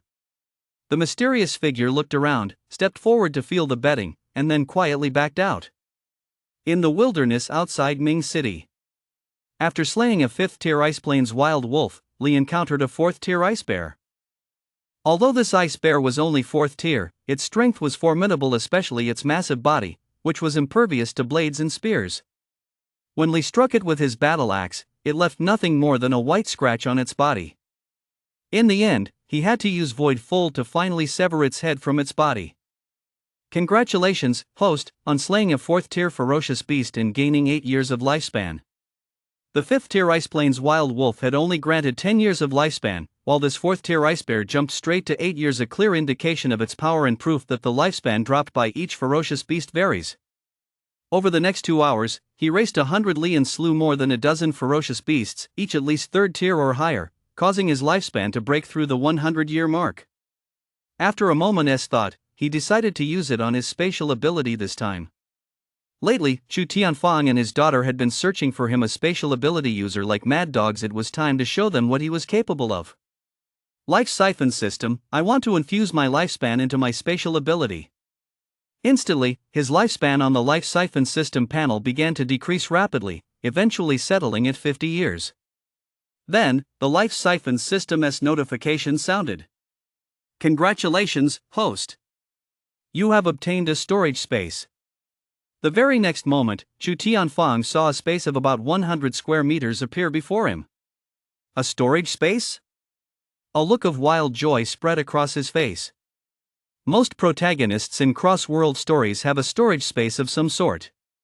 He hadn't expected that what he obtained this time wasn't an S-rank spatial ability, but actually a storage space. Looking at the empty space, he focused his mind, and the treasure sword in his hand vanished instantly. When he looked again, a sword had appeared inside the space. With another thought, the treasure sword reappeared in his hand. With this storage space, he wouldn't have to worry about having nowhere to store his treasures anymore. Hurry! The sound of the ferocious beast seems to be coming from over there. Let us go check it out. Just then, he heard voices in the distance, followed by footsteps drawing closer. Li glanced around and quickly hid in a nearby mountain hollow. Before long, 3 men in battle armor, with battle swords strapped to their waists, came into view. They approached the carcass of the male eagle ferocious beast he had just slain. This is a 6th-tier ferocious beast, the demon eagle.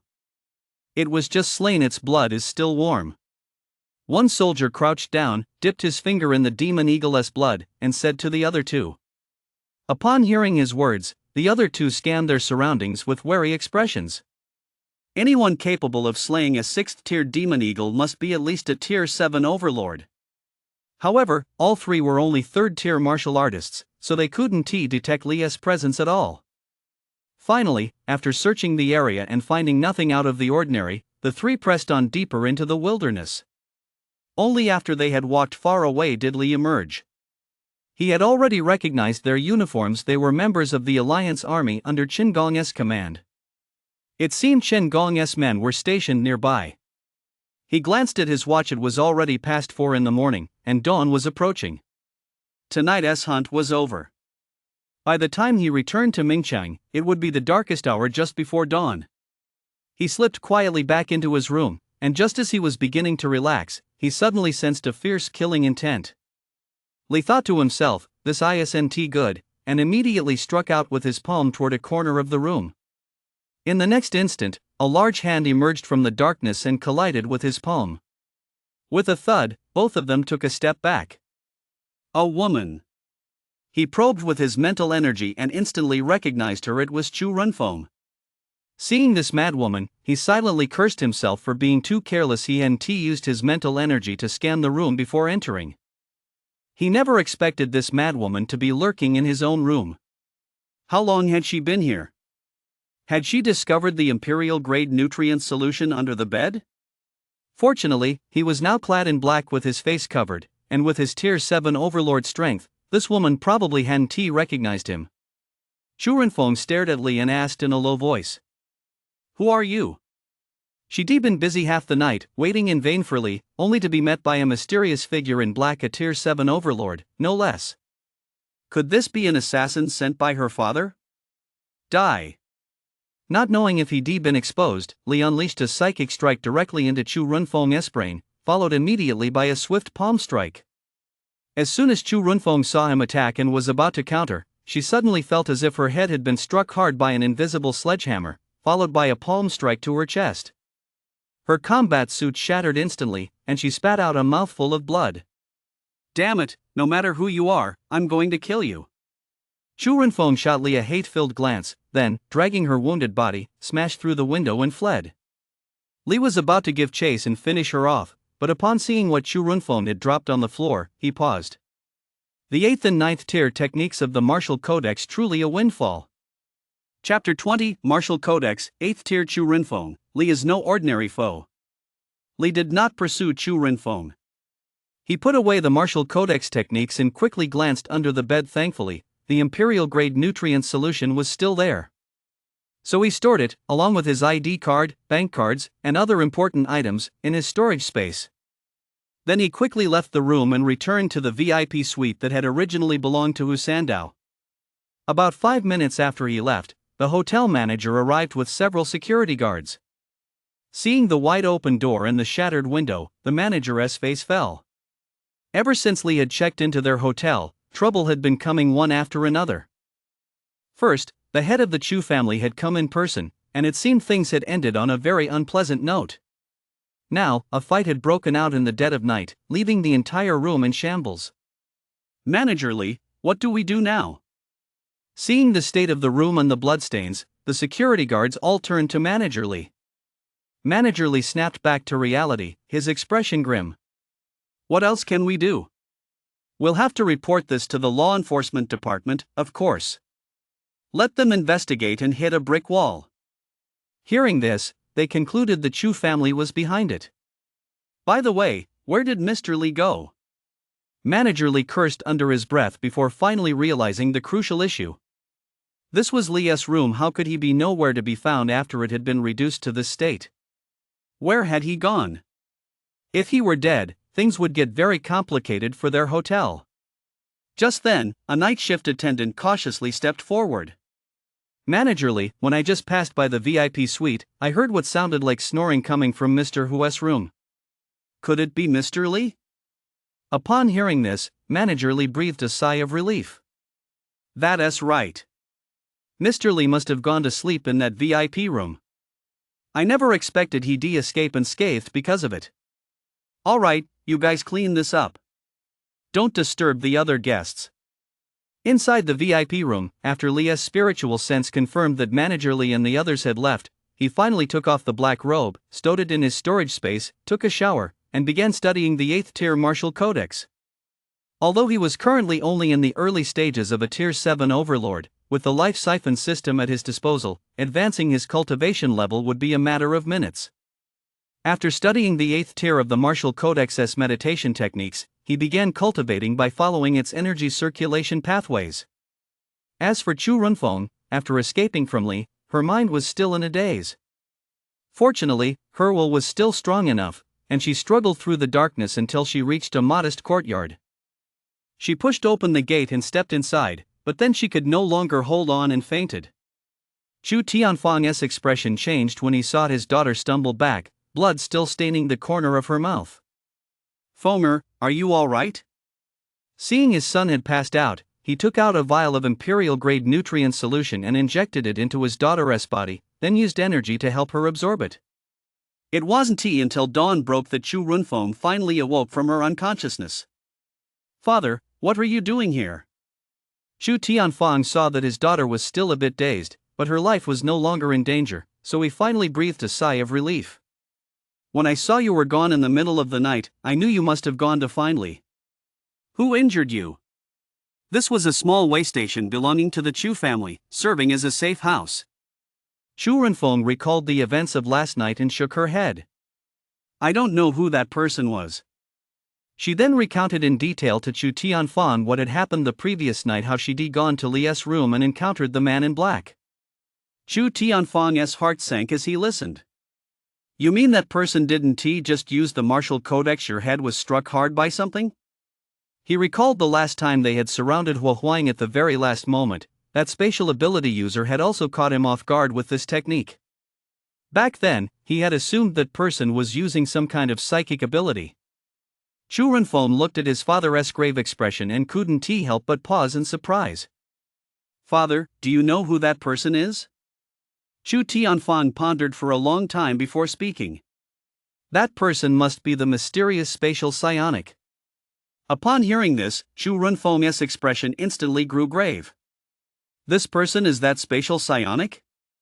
Impossible. He is a Tier 7 overlord, how could he also be a spatial psionic? Chu Tianfang didn't know how to respond, but suddenly something occurred to him. A Tier 7 overlord, a spatial ability user, and an ability similar to that of a telepath, all three were actually embodied in a single person. He couldn't believe it either. By the way, where did Li go? Chu Renfeng didn't answer, but said thoughtfully. Father, do you think that man in black might be Li? Chu Tianfang had suspected Li before, but his injuries were very real, documented by the frontline military hospital, and couldn't possibly be fake. Seeing his father remain silent, Chu Renfeng continued. Father, we definitely all underestimated Li. Not only does he recognize Hua Huang and Chen Gong, but he himself is certainly no ordinary man. Chu Tianfang's eyes flashed with a sharp gleam. No matter how capable he is, we can't let him live this time. Previously, he intended to use Li to lure out that spatial ability user, but now that Chu Renfeng had been beaten nearly to death, a sense of crisis had set in. So he decided to eliminate Li outright. Li had cultivated an 8th tier martial art, but since he no longer had sufficient lifespan, he had no choice but to sleep. However, after sleeping for just over an hour, he was awakened by a commotion. He opened the door to see several people in combat uniforms coming and going in his room. Upon seeing him, Manager Li from last night hurried over. Mr. Li, your room was broken into last night. These are officers from the law enforcement department. Please check immediately to see if anything is missing. He only mentioned a burglary, he didn't say there had been a fierce battle in the room out of consideration for the hotel's reputation. The men from the law enforcement department also spotted him, and one of them approached Li. I'm Lu Ji, head of the law enforcement department. Are you Li? Li glanced at his room. That's right, I'm Li. Lu Ji sized him up. I heard Commander Li Jun was seriously wounded on the front lines. But you look as if nothing happened. How did your injuries heal so quickly? Upon hearing this, Li looked at Lu Ji thoughtfully. Director Lu knows me too? As Li's gaze swept over him, Lu Ji felt a wave of malevolent energy wash over him and couldn't help but shiver. Well, of course I recognize you. Commander Li has slain countless ferocious beasts on the front lines. Even though you've now retired and returned, you're still a hero of our martial league. Li could tell at a glance that the man was lying, and immediately thought of the Chu family. It seemed this man was also connected to the Chu family. Lu Ji felt the menacing aura dissipate and finally let out a sigh of relief. By the way, Mr. Li, the manager said there seemed to be a burglar last night. The intruder was injured, but managed to escape by breaking a window, leaving the room in a complete mess. I was wondering where you were last night? Li pointed at his manager. He couldn't be bothered to play mind games with this Lu Ji. His manager understood what he meant and hurried forward to explain on his behalf. Manager Lu, here's the situation. Mr. Li booked 2 rooms here, and his friend was staying in the other VIP room. However, that elderly gentleman left yesterday, so Mr. Li was the one staying in the VIP room last night. Lu Ji nodded. I see. Good luck to you, Mr. Li. Chapter 21, Procuring Supplies and Customizing a Horse-Slaying Sword. After the law enforcement department officers left, Hotel Manager Li looked at Li with a grim expression. After much hesitation, he cautiously spoke up. "Mr. Lee, I'm truly sorry that our hotel's security lapses caused you such a scare. For your own safety, how about?" Lee realized the manager was trying to get him to leave, so he spread his hands. "Manager, my apartment is under renovation and will take a month to finish, so I have nowhere to stay right now." "You don't want me to be homeless, do you?" Manager Lee rolled his eyes inwardly upon hearing this. "You're trying to play this sympathy card on me. All right then, Mr. Lee, I'll switch you to another room. I'll refund the entire cost of the VIP room, and you can stay until the end of the month. How does that sound?" There were still about half a month left until the end of the month, and now that the law enforcement department had arrived, there shouldn't be any further issues. Lee didn't want to put the guy in a difficult position either. "Don't worry, Manager Lee. I might not even stay until the end of the month. You probably don't know this, but the number of beasts outside Mingcheng is on the rise. A beast tide is about to hit." "A beast tide? Mr. Lee, you're not joking, are you?" Manager Lee sucked in a sharp breath, his face betraying fear as he stared at Lee. He was just an ordinary person without Mingcheng's defenses. He wouldn't even be enough for a single beast's meal. "Mr. Lee, Mingcheng won't be overrun by the beasts, will it?" Seeing him so terrified, Lee couldn't help but chuckle. "You remember that officer who came last time, right? He is the Alliance Army commander who was transferred from the front lines. He is currently stationed just outside the city, waiting to wipe out the beasts. As for whether Mingcheng will be breached, no one knows for sure." Manager Lee immediately recalled Chin Gong, who had visited last time. He recognized him as a soldier back then. It turned out he'd come to defend Mingcheng. This put his mind at ease considerably, and his face quickly returned to its professional, forced smile as he said warmly, "Well then, Mr. Lee, I'll book you a VIP room. You're welcome to stay as long as you like." Yang Lingfeng was amused by his effortlessly shifting expressions. "No need. A standard room will do. I've already paid for a month's stay. I won't be staying here for free." Just as Lee was chatting with the manager, the transcript of his interrogation by the law enforcement department had already reached Chu Tianfang. After reading it, both Chu Tianfang and Chu Runfeng fell silent. Chu Runfeng felt an overwhelming sense of regret. He regretted not checking to see if Lee had moved to a different room. He regretted even more not being better prepared at the time. Otherwise, he wouldn't have been caught off guard by the men in black. After this incident, Lee would be even more cautious, and that spatial ability user would likely not show their face so easily again. Chu Tianfang also sighed. "I had originally planned to keep Lee around to track down that mysterious spatial ability user, but it seems we can't keep him now. The beast tide is imminent, and many high-ranking military officials have returned from the front lines to oversee this hunting operation. We must act with even greater discretion, otherwise, it will cause unnecessary trouble for your older brother and third brother." Chu Runfeng understood her father's meaning. "Father, rest assured. Not only is the main army coming this time, but there are also quite a few mercenaries arriving. Any Tier 7 overlord will be enough to deal with them. Just leave this matter to me. The situation is too complicated.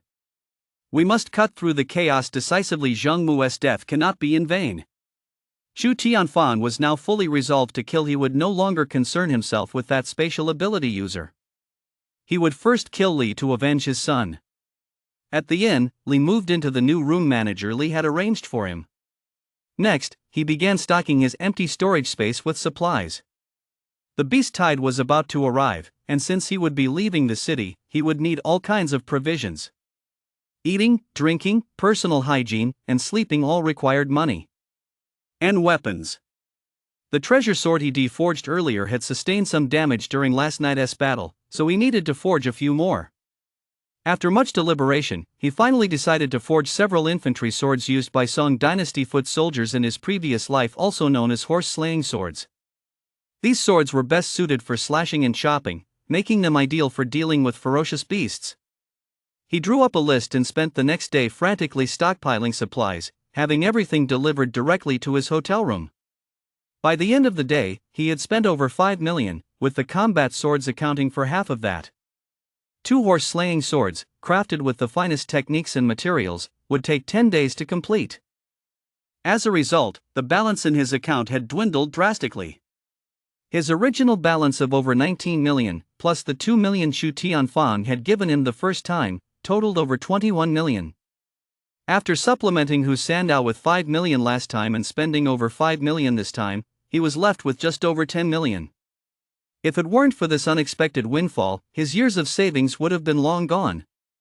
300 li outside Mingcheng. This was where Chen Gong's allied forces were stationed. Early that morning, Chen Gong received a report from one of his soldiers. Last night, more than a dozen ferocious beasts that had crossed over from Tianzhu Mountain were discovered, all of which had been slain by a mysterious figure. Not wanting to take any chances, he personally led a team to retrieve all the beasts' carcasses.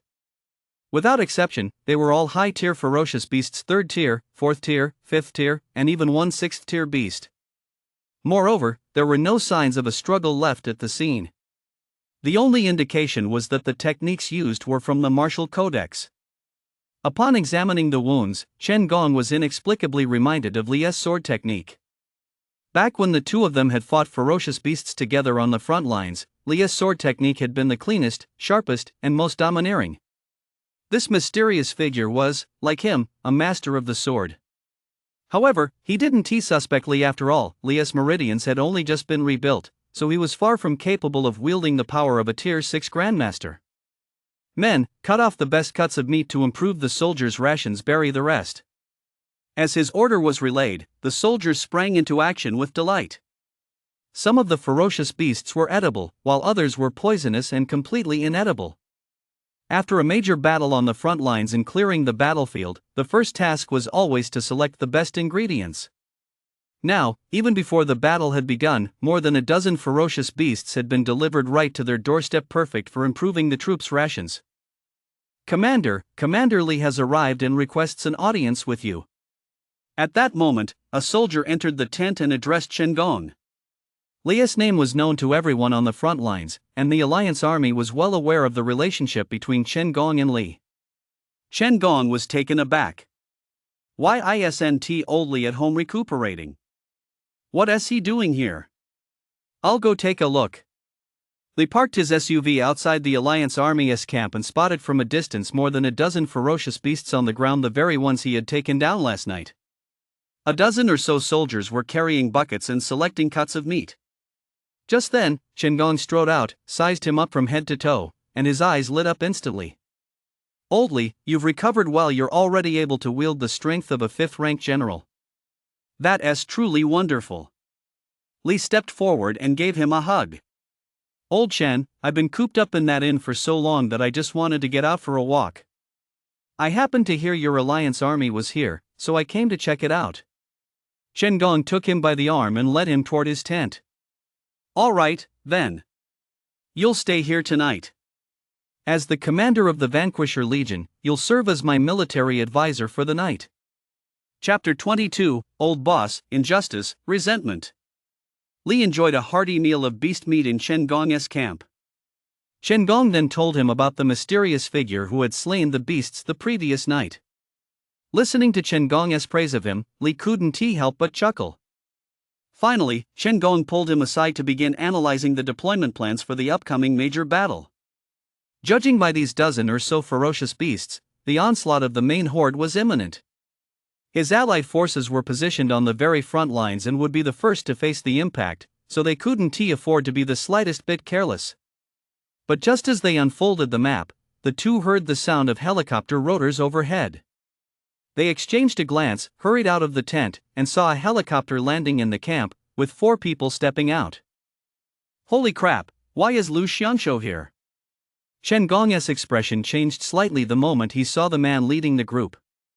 Leading the group was a man in combat boots with a fierce expression, particularly notable for the 2 blue stars embroidered on his uniform. This was the insignia of a 2-star war general in the Martial League. The Martial League military ranks are divided into several levels, from lowest to highest: soldier, captain, and army commander. The rank of army commander corresponds to 1-star war general, followed by 2-star war general and 3-star war general. To qualify as a military commander, one must be at least a Tier 6 Grandmaster, while a 1-star war general must be at least a Tier 7 Overlord and have achieved remarkable military exploits to be promoted. This man was Lu Feng, who had once been his superior. The Lu the Beast mentioned by Qin Gong was his nickname. He possessed the strength of an 8th-level martial emperor, and in the past, he was often seen on the battlefield, slaying ferocious beasts with ease. Close behind Lu Feng walked a bespectacled scholar-like man carrying a black briefcase. Though he appeared frail and weak, he moved with the stride of a dragon and the gait of a tiger, exuding a menacing aura that made it immediately clear he, too, possessed extraordinary energy. Behind the two men were two bodyguards, each with a battle sword strapped to their waist and a long spear in hand. On Blue Star, where ferocious beasts roamed, and less heavy firepower was involved, ordinary spears were less effective against them than battle axes. However, they served as a formidable deterrent against humans. Upon seeing these two, Li unconsciously furrowed his brow. He had seen them often before and was quite familiar with them. The man wearing glasses was Lu Feng's aide-de-camp, named Gu Xing, a late-stage Tier 7 overlord. Lu Feng was also considered a high-ranking figure in the Martial League's military. Why had he suddenly come here? At that moment, Qin Gong gave him a subtle nod, then strode forward and saluted the two men. "General Lu, Chief Gu, welcome to our alliance army for your inspection." Lu Feng and Gu Xing returned the salute. When Gu Xing spotted Li standing nearby, his eyes lit up, and he strode over to him. "Li, you're here too. Have your injuries healed?" Li clasped his hands together in a gesture of greeting. "Thank you for your concern, Commander Gu. My injuries have just stabilized. I'm not fully recovered yet." Hearing the coldness in his tone, a far cry from his former enthusiasm, Gu Xing sighed. That accident half a year ago had indeed left Li feeling bitter. With his meridian severed, he hadn't received the treatment he deserved. Even the merit pool that rightfully belonged to him had been taken by someone else. Anyone would have been upset. Now that Li's injuries had healed and he must have put in a great deal of effort to recover, it was only natural for him to harbor some resentment. Lu Feng's gaze swept over Li. A hint of gentleness flashed across his fierce face, though it quickly gave way to coldness again. "It's good that your injuries have healed." Li knew that the events of half a year ago had nothing to do with these two, but now that he had fully recovered, he couldn't be bothered to dwell on it. "Thank you for your concern, General Lu." He then turned to Qin Gong and said, "Old Chen, I won't keep you any longer." With that, he made to leave. Seeing this, Gu Xing hurriedly stopped him. "Ling Feng, let me say one thing. The beast tide is imminent. According to our scouts, the situation is even more dire than we imagined. The defenses at Tianzhu Mountain have already been completely breached by the beasts. Although our alliance army has sent elite fighters there, they're unable to hold back such a massive horde. And this is only part of the beast tide. Judging by the recent unusual activity across Blue Star, an even larger beast tide is on the horizon. Ever since you retired and Shu died suddenly, the position of commander of the Vanquisher Legion has remained vacant. The higher-ups are currently deliberating on a candidate for the position. I hope you'll return to continue serving as commander of the Vanquisher Legion. What do you think?" Upon hearing this, Li refused without hesitation. "Thank you for your kindness, Mr. Gu, but my abilities are limited. I am not qualified to serve as Legion commander again." "I'm sorry." Hearing his refusal and the fact that he wouldn't even acknowledge his military rank, Gu Xing was momentarily at a loss for words. At that moment, Lu Feng spoke coldly. "Li, the Alliance Army regards orders as its sacred duty. Have you forgotten that?" Li looked him straight in the eye. "General Lu, I am no longer a member of the Alliance Army." Only then did Lu Feng recall that Li had retired half a year ago. "Li, even if you're no longer in the Alliance Army, as a martial artist, it's your duty to slay ferocious beasts." Li smiled faintly. "Who says I won't slay ferocious beasts? Once my injuries heal, I'll naturally fight for the Martial League. I must take my leave." With that, he turned and walked away, unwilling to linger any longer. Watching him drive off, Qin Gong remained silent. He had long been aware of Li's temperament. This time, not only was he physically injured, but his heart had also long since grown cold. Therefore, it came as no surprise that he would no longer serve as the commander of the Vanquisher Legion. "Gentlemen, please come inside." Lu Feng and Gu Xing exchanged a glance, then followed Chen Gong into his commander's tent. Gu Xing looked at the dozen or so corpses of ferocious beasts outside and asked curiously, "Commander Chen, your alliance forces have already slain so many ferocious beasts just after setting up camp. You're moving pretty fast." Chen Gong invited the two to sit down. "Commander Gu, I wouldn't dare take credit for this. These dozen or so ferocious beasts were discovered by soldiers last night. They'd been slain by a mysterious figure. I went to investigate first thing this morning and had them brought back to camp." Upon hearing this, a flicker of curiosity crossed Lu Feng's eyes. "I see that some of those ferocious beasts were wounded by the martial codex, while others were slain by spatial abilities. It seems there are quite a few talented and extraordinary individuals in Mingcheng after all." Hearing his words, Chen Gong's heart skipped a beat. Spatial abilities? Could it be the person who slew Chu? If that is the case, doesn't the death of these ferocious beasts have something to do with Li? Gu Xing watched as Chen Gong fell deep in thought. "Commander Chen, what have you figured out?" Chen Gong quickly shook his head. "I originally thought that mysterious figure was a soldier, but now it seems that is not the case." At that moment, Gu Xing opened the briefcase in his hand, took out a document, and handed it to Chen Gong. "Commander Chen, this is your letter of appointment from higher-ups." Chen Gong took it and read the contents, immediately furrowing his brow. "General Lu, Chief Gu, the higher-ups want me to take the position of commander of the Vanquisher Legion." "But what about this?" Gu Xing waved his hand. "The Vanquisher Legion and your Alliance Army Squad are merging and will be renamed the Vanquisher Legion. Starting today, you are the commander of the Vanquisher Legion, with a salary double what you were earning before." Seeing that he still looked perplexed, Gu Xing had no choice but to explain. "Commander Chen, nobody wanted things to turn out this way with Li. Every place and every faction has its share of unsavory affairs, things beyond our control. Do you understand?" Chapter 23, Fierce Beasts Attack Tianzhu Mountain, page Yenxian.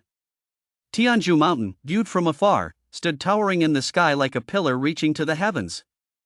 However, upon closer inspection, one realizes that Mount Tianzhu is not just a single mountain, but a vast mountain range stretching for an unknown number of 10,000 li. On the other side of Mount Tianzhu lies a desolate, uninhabited wilderness. It is a paradise for ferocious beasts, where all manner of powerful creatures can be found. 7th tier beast kings, 8th tier 8 monarchs, and even 9th tier 9 sovereigns can be spotted roaming there. Beasts of the 7th tier and above possess sentience, and some are even as intelligent as humans. The 8th tier monarchs and 9th tier sovereigns, in particular, combine intelligence with the cunning of beasts and are naturally tough and resilient, making them even more difficult to deal with than human martial artists. The reason Mingcheng chose to build its city 10,000 li away from Mount Tianzhu was precisely because of this natural barrier. But now, that barrier is gone. Late at night, on the other side of the silent Tianzhu mountain, the sound of running suddenly rang out, interspersed with various roars. Before long, a dense throng of massive figures appeared in the darkness in the distance. Judging by the scene, there were at least several hundred ferocious beasts, all roaring as they charged toward Tianzhu Mountain. Some flew through the air, while others raced across the ground. Without exception, they were all ferocious beasts immune to ice, their eyes gleaming with bloodlust as if possessed. Just as the horde drew within about 100 meters of Mount Tianzhu, 2 armed helicopters suddenly emerged from the other side of the mountain and fired 2 artillery rounds directly at the swarm. Immediately afterward, over 100 figures appeared on the mountainside, dozens of meters up, each wielding small arms as they launched a fierce assault on the charging behemoths. The helicopter cannons and the hundreds of small arms all opened fire simultaneously in an instant. A shower of fire rained down upon the horde of ferocious beasts. For a moment, the horde was caught off guard, and their agonized screams filled the air. However, the remaining beasts refused to give up and continued charging forward. Amid the crowd, a burly man holding a battle axe in one hand and firing a firearm with the other wore an expression of intense murderous intent. Watching the fearless beasts, he shouted to the people around him, "Everyone, open fire!" We absolutely cannot let this pack of beasts cross Tianshan. After half an hour of fierce fighting, the several hundred beasts were finally held at bay, though a few flying beasts managed to evade the artillery fire and soared to the summit of Tianzhong Mountain. Seeing this, the burly man was about to call in the two helicopters to intercept them. The next moment, an icy blue energy suddenly burst forth from within the horde, instantly freezing one of the helicopters in midair. Caught off guard, the helicopter froze solid and then plummeted straight to the ground, shattering into pieces. Not a single soldier inside survived. Damn it! Seeing this, the burly man's face darkened with rage. There was actually a Tier 9 sovereign hiding among this horde of ferocious beasts. That icy blue pillar had been unleashed by the Tier 9 sovereign. Given this, his demon hunter army was likely in grave danger. This time one wrong move and the entire force could be wiped out. Just as the burly man was torn between his options, several agonized screams suddenly rang out from the summit of Tianzu Mountain. The corpses of several ferocious beasts that had just flown past began to plummet to the ground, followed by a figure darting over the crowd's heads and heading toward the herd of beasts. The beasts at the very front of the herd hadn't even had time to react before they were instantly severed in two. Then, another burst of ice blue energy slammed toward the figure. The burly man stared at the figure for a moment, then his grim expression softened. "Brothers, did you see that? Immortal Pei has arrived. That Tier 9 sovereign is as good as dead. Let us all charge together and slaughter every last one of these beasts." With that, he tossed aside the hot weapon in his hand, grabbed his battle axe, and leaped directly from a distance of over 10 meters into the midst of the beast horde, launching a massacre. Seeing their commander charge forward, the soldiers wasted no time. They sheathed their hot weapons, drew their battle axes or spears one by one, and rushed into the fray. A fierce and brutal battle unfolded in the dead of night. Half an hour later, the battle ended, with only Pei Jianxian in the distance still locked in combat with the Tier 9 sovereign. The burly man's military boots were submerged in a pool of blood. Ignoring the overpowering stench of blood, he surveyed the corpses of the ferocious beasts all around him, spat, and looked on with deep confusion. There was definitely something wrong with this group of beasts. No matter how frenzied ordinary beasts might be, they would never fight with such reckless disregard for their own lives. What on earth had triggered these beasts to become so ferocious? Just then, a soldier ran up to the burly man. "Commander, including the 4 brothers on the helicopter, we've lost 7 men, and over a dozen are wounded." Hearing of such heavy casualties, the burly man's face betrayed a look of pain. After a moment's thought, he gave orders to the soldier. "Bring the brothers' bodies back. The wounded should go straight to the merit pool to recuperate. Tell those guys at headquarters and make sure they know I said this, that every one of these brothers has earned merit. Anyone who disagrees, I'll go find them myself." The soldier's expression changed at these words. "Yes, Commander." No sooner had the burly man finished giving his orders than a blood-curdling scream suddenly rang out from the distance, coming from that Tier 9 sovereign. Immediately afterward, a handsome young man plummeted from the sky and landed right in front of him. The man appeared to be in his 20s or 30s, clad in a long robe with an ancient-looking long sword strapped to his back. His appearance was the spitting image of a sword immortal from ancient times. The burly man grinned broadly at the sword immortal. "Thank you, sword immortal Pei, for your assistance this time. Otherwise, my demon hunting army would have been doomed." The young man waved his hand. "Commander Huangjin, there is no need to thank me. This matter concerns the honor and safety of our martial league. It was my duty to act. I've already dealt with that Tier 9 sovereign. I'll take its beast crystal back to headquarters for research. The higher-ups suspect these beasts must have been provoked in some way to break through Tianshan and enter the vicinity of our Ming city. This beast crystal should hold the answer. Beast crystals are found only in ferocious beasts of Tier 8 monarch rank or higher. They represent the core power of these beasts. They contain a significant amount of energy. If a martial artist can obtain one, they can refine the energy to aid their cultivation, making them a rare treasure. However, a Tier 8 monarch is equivalent to the strength of a Tier 8 monarch, something ordinary martial artists could never possibly possess. Upon hearing this, the burly man Huangjin nodded repeatedly. "Old Huang, I also want to know what exactly these beasts have been feeding on. We must get to the bottom of this." Pei Jianxian nodded. Suddenly, his right hand clenched, and the ancient sword on his back instantly sprang forth, soaring into the air. He then leaped onto the ancient sword, and in the next instant, vanished like a shooting star. Commander Huang, I'll be heading out first. Watching Pei Jianxian depart, Huang Zhen turned and barked orders at the soldiers. Quickly clear the battlefield. Although the Tier 9 sovereign is dead, there is no guarantee there won't be a second wave of ferocious beasts. Late at night, in a courtyard within Ming City. The main hall was brightly lit, and inside sat more than a dozen men in battle armor, each exuding a menacing aura. Among them were Lu Feng and Gu Xing, the two men Li had seen earlier that day. Just then, a soldier ran into the hall and handed a document to an elderly man seated at the head of the table. After reading it, the old man nodded, and the soldier withdrew from the hall. Ladies and gentlemen, news has just arrived from Tianzhu Mountain. Another group of ferocious beasts attempted to breach the mountain but was stopped by Huang Zhen's demon-hunting army. Their leader was a Tier 9 sovereign, who was also slain by immortal Pei Jian. What are your thoughts? Chapter 24, High-Level Meeting Li is out of touch. Upon hearing that Tianzhu Mountain had once again been ambushed by ferocious beasts and that a Tier 9 sovereign had even been deployed, everyone in the hall wore grave expressions. With even a Tier 9 sovereign appearing, this wave of ferocious beasts was definitely no ordinary affair. A man with 3 blue stars embroidered on his chest stood up and addressed the elderly man and the bearded giant beside him. Elder Zhang, Yang Junwang, according to intelligence gathered recently, there have been unusual movements of ferocious beasts across various regions. There is also a Tier 9 sovereign in the South Ocean, and reports of a ferocious beast tide are coming in from the front lines. I suspect something is amiss here. There may be even higher tier ferocious beasts involved, or perhaps martial artists from other factions are secretly instigating this. Everyone present was high-ranking military officials. They knew exactly what he meant. If it were merely a beast tide, the Martial League could still handle it, but if other factions were using the beasts as pawns to target the Martial League, that would be a matter of grave concern.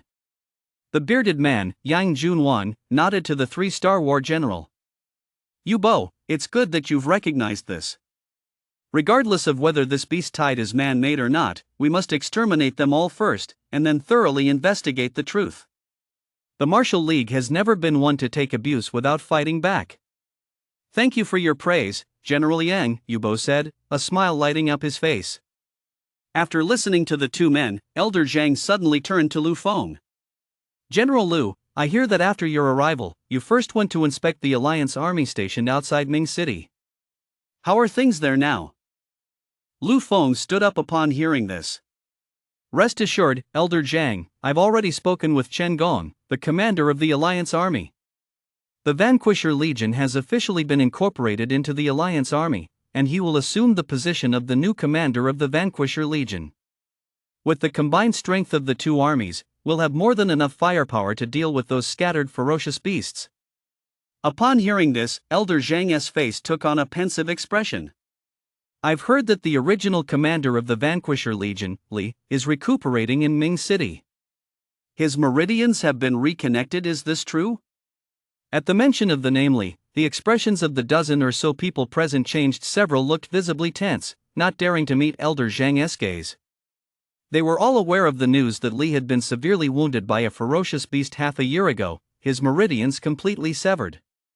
But they also knew full well the ins and outs of the matter, how he ultimately failed to enter the merit pool for treatment and was forced into retirement. At that moment, many eyes turned to a frail-looking man in his 30s standing inside the hall. Whether it was Li's injury or his ultimate failure to enter the merit pool, both were connected to the Chu family. This frail man was none other than Chu Renlong, the eldest son of the Chu family as patriarch. The single blue star on his chest made it clear that his status was no ordinary one. Chu Renlong sat upright as a mountain, his gaze fixed straight ahead, completely ignoring the stares of the crowd. Lu Feng glanced at Chu Renlong and said to Old Master Zhang, Old Zhang, I happened to meet that Li earlier today. His meridians have healed, and his strength has largely recovered to the level of a 5th-tier martial general. Old Zhang nodded in satisfaction upon hearing this. That's excellent. Back in the day, Li fought many brilliant battles as the commander of the Vanquisher Legion. Even as a Tier 6 Grandmaster, he managed to slay several Tier 7 overlords. He is also full of clever ideas and has a deep understanding of ferocious beasts. So, once the meeting is over, give him 2 vials of Imperial-grade nutrient solution. Have him resume his role as commander of the Vanquisher Legion and work alongside Qinggong to defend Ming City and eliminate the ferocious beasts. Hearing this, Lu Feng wasn't sure how to respond. Li had already explicitly refused him. Even if he approached him again, Li would likely still decline. This put him in a difficult position. Standing nearby, Gu Xing noticed the hesitation on his former superior's face. After a moment's thought, he stood up.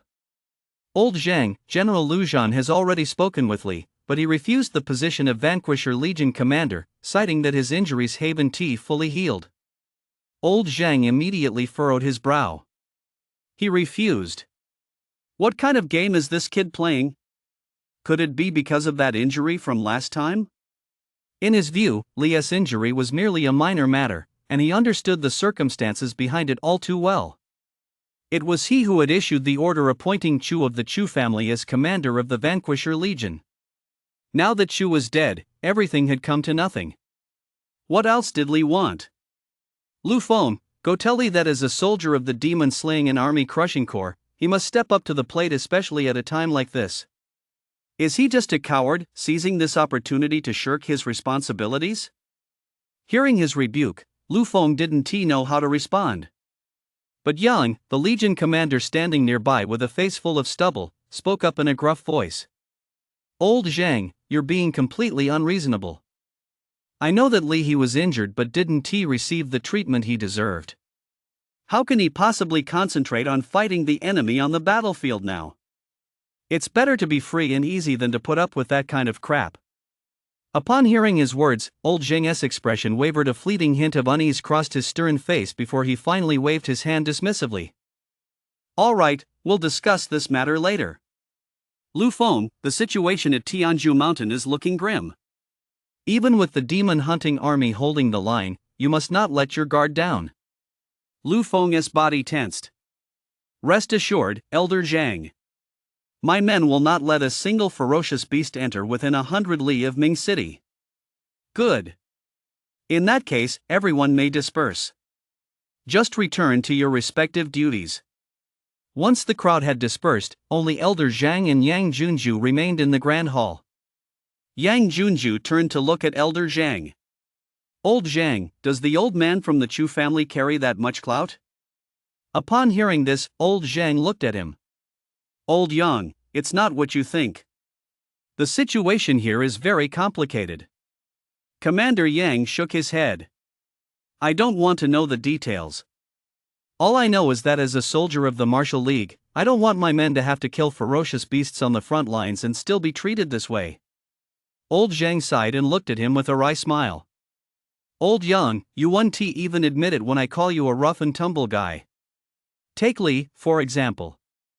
My Martial League has over 100 squads like the Vanquisher Legion, yet we lack true high-ranking commanders. What the Chu family did this time was wrong, but both Chu Runlong and Chu Runhu far surpassed that Li in both strength and leadership ability. And then there's the old patriarch of the Chu family, his prestige within the military. Compared to them, Li falls far short. Besides, he is fine now, so let us just consider it all water under the bridge. Commander Yang shook his head, a look of disappointment on his face. Old Zhang, it seems we're not on the same page. Late at night, outside Mingcheng, an SUV was parked over 100 li from Mount Tianzhu. Li was inside the vehicle. He hadn't returned to Mingcheng. After leaving Qinggong's military camp that afternoon, he'd seen several helicopters landing in various parts of Mingcheng, which had finally given him some understanding of this wave of ferocious beasts. So he decided to head to Mount Tianzhu to investigate. Mount Tianzhu had always been safe. There were no records of ferocious beasts crossing the border. What could be the cause this time? He stowed the SUV in his storage space, changed his appearance, and flew toward Mount Tianzhu.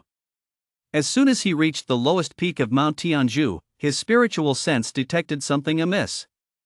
Not only did he sense the auras of numerous martial artists, but also a thick stench of blood.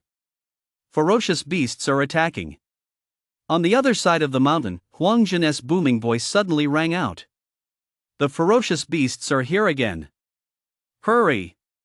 Chapter 25, Battle against a Tier 8 Monarch, Ascension to Tier 8 Monarch. Li followed the voice as he crossed over Tianzhu Mountain. He extended his spiritual sense and finally caught sight of the scene on the other side. The ground was already littered with the corpses of various ferocious beasts. The scent of blood was emanating from them. It seemed a bloody battle had just taken place here not long ago. At that moment, a rumbling echoed from the darkness in the distance, accompanied by the constant sounds of running and roaring. Although his spiritual sense couldn't yet reach that far, based on his years of experience fighting ferocious beasts, he estimated that at least 50 or 60 of them were approaching. Add to that the nearly 100 dead on the ground, and it meant that over 150 ferocious beasts had arrived overnight. Moreover, among them were no shortage of 5th tier, 6th tier, and even 7th tier beasts. Were these beasts intent on razing the entire Tianzhu mountain to the ground? After assessing the ferocious beasts, he turned his spiritual sense toward the troops stationed there and immediately recognized them as the Demon Hunter army. He also recognized their commander, Huang Zhen. With Tier 7 Overlord level strength, Huang Zhen had once been a cut above both him and Chen Gong, and he was highly regarded by the Alliance Army's high command. As a result, the Demon Hunter Army's equipment and overall energy were superior to those of the Vanquisher Legion and the Alliance Army. He hadn't expected the Demon Hunter Army to be deployed to guard Mount Tianzhu. It seemed the Martial League's high command was also aware of the anomalies there. Just as he was observing, the pack of ferocious beasts had already charged into the range of his mental energy. As his mental energy swept over them, he clearly identified all the ferocious beasts, and his expression immediately changed. 65 ferocious beasts, most of them were Tier 3, with others at Tiers 4, 5, and 6. What truly startled him was the presence of a Tier 7 Beast King, a Blue Eagle, and a Tier 8 Monarch, a Demon Tiger. A 7th tier Blue Eagle is the undisputed ruler of the skies. Not only can it fly, but it also possesses a pair of powerful talons and moves as fast as lightning.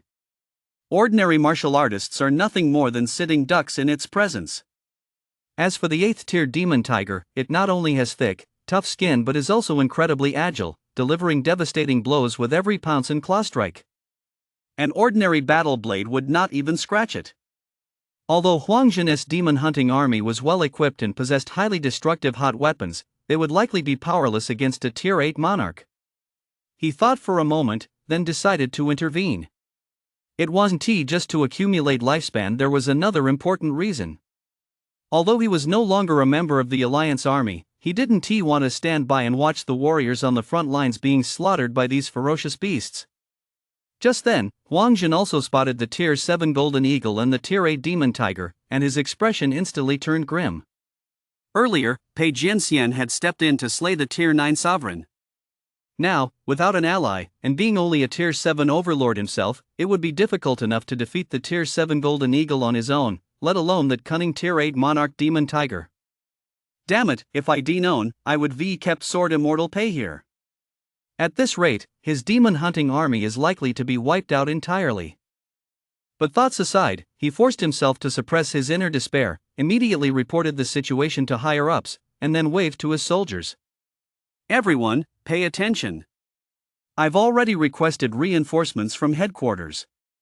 As long as we hold out until they arrive, we won. Don't go down unless absolutely necessary. The first wave will provide covering fire. To our brothers on the helicopters, don't hold back on ammunition, especially against the Tier 7 Blue Eagle. Take it down if you get the chance. Once you've exhausted all your ammunition, secure all the gaps and open fire. As his orders were issued, countless tongues of fire rained down, instantly killing the dozen or so ferocious beasts approaching the mountain airspace. The last helicopter opened fire as well, aiming directly at the 7th tier Blue Eagle. Unfortunately, the 7th tier Blue Eagle was too fast and incredibly cunning. It circled directly behind the helicopter, its talons as swift as lightning, and in just a few swipes, dragged it to the side of the mountain. As expected, the helicopter's rotor blades struck the mountainside, rendering it useless. Fortunately, 4 of the soldiers reacted quickly and managed to escape from the helicopter. The 7th tier Gerfalcon attempted another sneak attack, but Huang Zhen seized the opportunity and slashed one of its wings with his blade.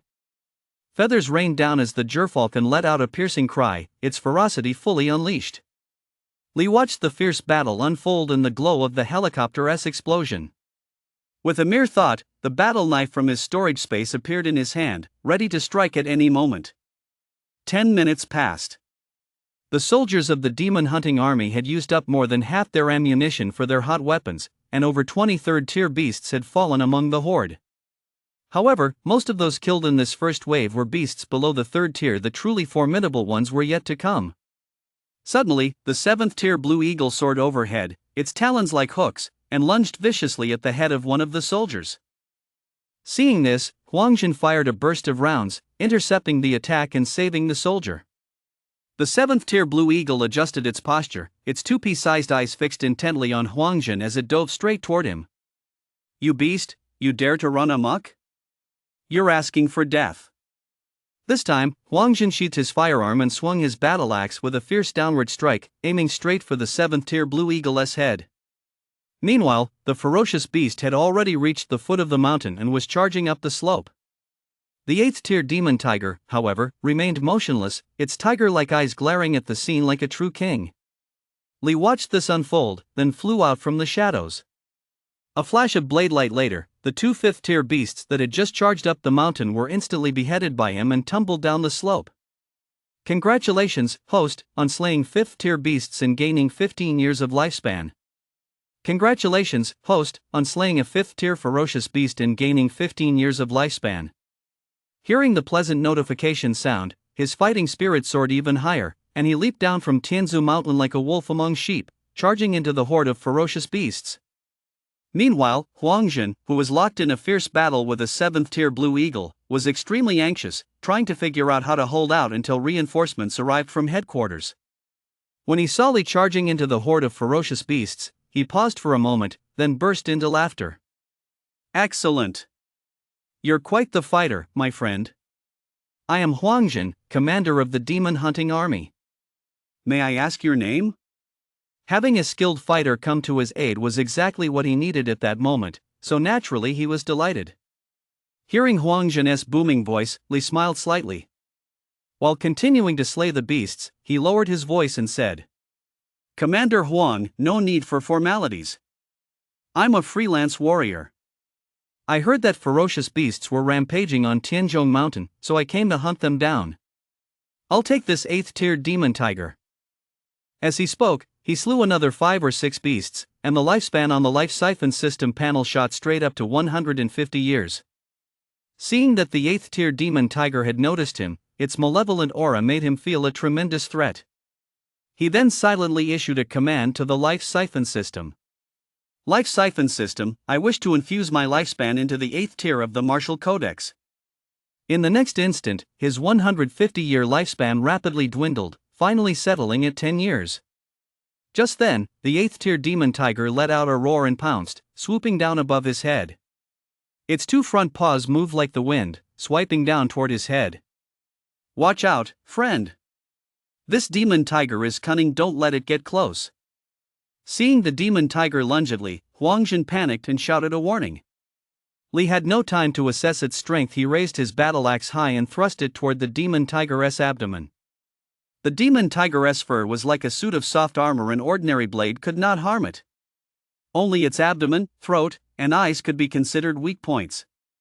Though his strike was fierce, the demon tiger swatted it away with a single claw. However, Li used the momentum to dodge its counterattack. In the next instant, he felt every bone in his body creak as energy surged through him, propelling his aura to finally break through into Tier 8 Monarch. Chapter 26, Defeating a Tier 8 Monarch, Lifespan Exceeds 300. By consuming 140 years of lifespan, he finally pushed his energy from Tier 7 Overlord into Tier 8 Monarch. If it weren't for that woman sending him the 8th and 9th tier techniques from the martial codex, he would have been truly at a loss this time and would have had no choice but to rely on his spatial abilities to fight the enemy. Now that he had broken through to Tier 8 Monarch, that Tier 8 demon tiger was no longer a threat. Huangjin watched in amazement. Not only had Li not been injured by the demon tiger, but he had actually used the encounter to break through to Tier 8 Monarch. It was a godsend. With Li having achieved Tier 8 Monarch, even if he couldn't defeat the Tier 8 demon tiger, he could at least keep it occupied. Now, the 7th tier Blue Eagle was also being held at bay by him. With these two ringleaders out of the picture, the remaining beasts were no longer a threat. They could be wiped out entirely with firepower alone. Moreover, he had already realized that Lee practiced the martial codex. Perhaps he had once been a soldier in the martial league. Ah, brother, you really are lucky and resilient. I'll leave this beast to you.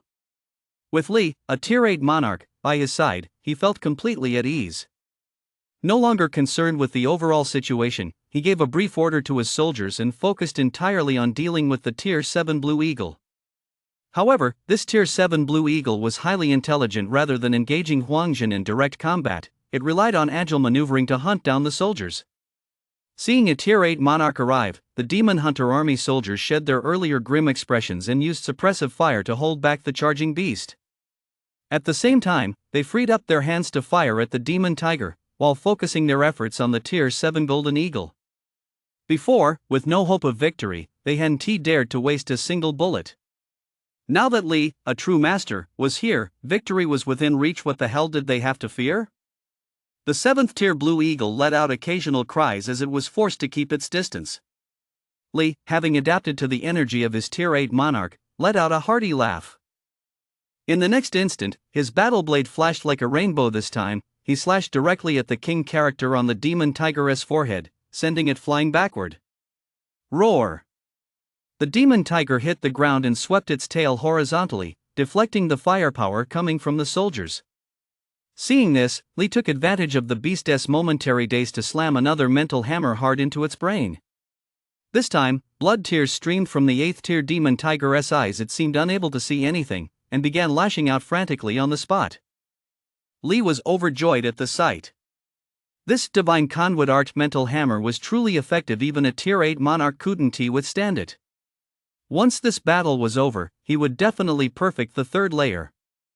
Though he was lost in thought, his actions didn't slow down one bit. He flashed over to a spot not far from the Demon Tiger. With a horizontal swing of his battle axe, the Demon Tiger's massive head was severed, and scalding beast blood gushed out like a fountain. Congratulations, host, on slaying an 8th tier ferocious beast and gaining 100 years of lifespan. The Demon Tiger is dead. Ha ha! Brothers, give it your all. Wipe out every last one of these beasts. Huangjin was instantly exhilarated upon seeing the 8th tier Demon Tiger's head severed. Yes. Kill every last one of them. The soldiers' spirits soared. In contrast, with the death of the 8th tier Demon Tiger, the remaining 20 or 30 ferocious beasts seemed to have had their vitality drained, running about aimlessly like headless flies. Lee had no intention of letting such a massive amount of lifespan slip away without pausing to check the lifespan. He charged once more, slashing wildly at the beasts. With a single sweeping strike, all the remaining beasts were cut down in the blink of an eye, leaving the Demon Hunter army soldiers speechless. His killing intent was so intense he was nothing short of a god of slaughter. A figure like this should be part of their alliance army, not a freelance warrior. Fortunately, he was a member of the Martial League, driven by a sense of justice. Having such a master on their side was a stroke of good fortune. Lee, holding his blood-stained battle axe, watched as his lifespan surged to 230 years on the life siphon system panel and nearly burst out laughing. A 230-year lifespan. Now he could not only solidify his tier 8 monarch status but also begin cultivating the 3rd layer of the divine conduit art. He snapped back to reality and approached the head of the 8th tier Demon Tiger, using his battle blade to carve out a transparent crystal the size of a thumb. This was the beast crystal that only 8th tier ferocious beasts could condense. With this beast crystal, his strength could advance even further. Suddenly, an eagle's cry disrupted his train of thought. He saw the 7th tier Blue Eagle that had been battling Huangjin abandon Huangjin, flap its wings, and soar into the sky. That beast actually realized it had lost and chose to retreat. Li Ling watched the 7th tier Blue Eagle and suddenly had an idea. In the next instant, his spiritual energy struck out silently, unleashing a barrage of blows on the 7th tier Blue Eagle. The 7th tier Blue Eagle had already soared to a height of over 10 meters and thought it was safe. But the very next second, its head was torn apart. Seeing it hit, Li suddenly hurled his battle blade forward, darting forward to pierce the 7th tier Blue Eagle's neck. As it crashed heavily to the ground, it signaled the successful conclusion of this wave of ferocious beasts. Congratulations, host, on slaying a 7th-tier ferocious beast and gaining 80 years of lifespan. Upon hearing 80 years of lifespan, Lee opened the Life Siphon System panel. Host, Lee. Identity, Martial Artist, Psionic. Strength, Tier 8 Monarch, S-Class Void Tempest, S-Class Void Fold, Storage Space. Martial Arts, Martial Codex, Divine Conduit Art 2nd Layer. Lifespan, 310 years. 310 years. He really struck it rich. Huangjin stared at the corpse of the 7th-tier Blue Eagle for a long time before coming to his senses. Then, without bothering to wipe the beast's blood from his face, he ran over to Lee and said sincerely, "Thank you for your help, brother. Otherwise, my demon-hunting army would likely have faced a grim fate this time." Lee wasn't showing his true form. His face was disguised, and his aura was significantly subdued, making him look like a lone warrior in his 30s or 40s. "Commander Huang, you're truly remarkable. Your demon-hunting army clashed with these beasts overnight, and every one of you fought with selfless courage. It's truly admirable." Huangjin waved his hand, a look of embarrassment crossing his face. Both of the two leading beasts in this battle had fallen at Lee's hands. Last time, too, he had the help of Immortal Pei, which made him feel quite ashamed. "May I ask your honorable name, brother?" Lee clasped his fists in a bow. "I wouldn't dare. Just call me Lee-san." Huangjin didn't dwell on whether it was his real name. He ordered the soldiers to clear the battlefield, then said to Lee, "Brother Lee, your words make me feel quite ashamed. This time, it was thanks to your assistance. Last time, it was Sword Immortal Pei who slew that Tier 9 sovereign. It is only thanks to the protection of both of you that my demon hunter army has remained unscathed." "Commander Huang, are you referring to Pei Jianxian, the youngest Tier 9 sovereign in the Martial League?" Lee's curiosity was piqued upon hearing the name Pei Jianxian. Huangjin nodded. "That's right, it's him. Pei Jianxian, a name known to virtually everyone in the Martial League. He became a Tier 9 sovereign at the age of 25. But what drew the most attention was that he didn't practice the current martial codex, nor was he a psionic. Instead, he had obtained the ancient sword kinesis passed down by ancient cultivators. Legend has it that when mastered to perfection, this sword kinesis can sever a person's head from 1,000 li away.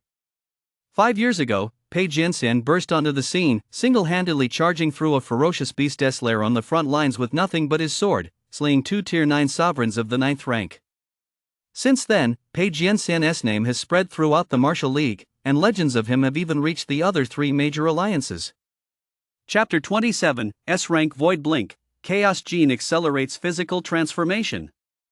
Huangjin was eager to recruit Lee into the Alliance army. "Brother Lee, you've reached Tier 8 Monarch at such a young age. Your future is limitless. Moreover, from the way you fought, I could tell you have a thorough understanding of the ferocious beast's habits and characteristics.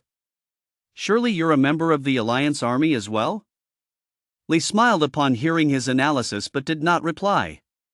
Seeing this, Huangjin continued, "Brother Lee, with your strength, why not join the Alliance army?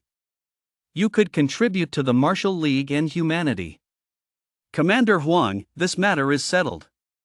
There shouldn't be any more ferocious beasts charging the formation tonight. I'm leaving now. Until we meet again." With that, before Huangjin could respond, Lee soared like a spirit monkey straight to the summit of Tianzu Mountain. Martial artists who reached Tier 7 already possess the ability to fly briefly through the air. Tier 8 monarchs can even fly directly into the sky, though how long they can sustain it depends on their individual energy reserves. Watching him vanish over the summit of Tianzu Mountain, Huangjin sighed helplessly. The attempt to recruit him had failed. He'd have to try again later. Just as he was about to order the soldiers to withdraw, he suddenly heard the sound of helicopter rotors in the sky. 2 minutes later, 4 helicopters flew over Tianju Mountain and came into view. This was reinforcements from the military headquarters. Thank goodness Lee was here, otherwise, he wouldn't have had the confidence to hold out this long. Just as he was reflecting on this, several figures leaped from the helicopters and landed not far from Huangjin. Upon seeing the man at the front, Huang Zhen's expression brightened instantly, and he hurried forward to greet him. General Liu, why did you come in person? The man was none other than Lu Feng. Although Huang Zhen wasn't Lu Feng's subordinate, he was familiar with this iron-willed general. He hadn't expected Lu Feng himself to lead the relief force this time. Lu Feng scanned the area, a look of confusion crossing his fierce face. Huang Zhen, didn't you say an 8th tier 8 monarch was coming? What's going on? General Liu, the battle is over. Both the tier 8 monarch and the tier 7 blue eagle have been eliminated. As he spoke, Huang Zhen pointed at the corpse of the tier 8 demon tiger. Lu Feng furrowed his brow. You did that? Huang Zhen shook his head. General Liu, you overestimate me. Of course it wasn't me. He then recounted how Li San had intervened. After hearing this, Lu Feng's brow furrowed deeply. Breaking through to tier 8 monarch in the heat of battle, using the martial codex, and possessing such deep knowledge of ferocious beasts. The figure of Li flashed through his mind. However, upon recalling that Li's meridians had been completely reshaped, he pushed the thought aside. Who on earth was that person? Martial arts, martial codex, 8th tier divine conduit art 2nd layer. Lifespan, 350 years. This was indeed a substantial haul. Now it was time to enjoy the fruits of victory. Life siphon system, I will infuse my lifespan into the 3rd tier of the divine conduit art. In an instant, his lifespan plummeted, finally settling at 180 years. 170 years were gone just like that. The next moment, the various profound techniques of the 3rd tier of the divine conduit art appeared in his mind. The divine conduit art has only 3 tiers. He has now reached the pinnacle of mastery. His mental power surged from 500 meters to 2,000 meters in a straight line, of fourfold increase. With such powerful mental energy, he felt as though he had become an omnipotent god.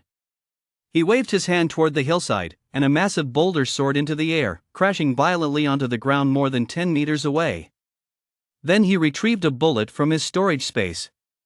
With a sharp whistling sound, a bullet hole appeared in the mountainside before him. The ability to control physical attacks and strike invisibly with mental energy, this was the true power of the divine conduit art. Even a tier 9 sovereign would be in trouble if hit by this. And then there were the remaining 180 years of lifespan. Life siphon system, I will infuse my lifespan into my spatial abilities.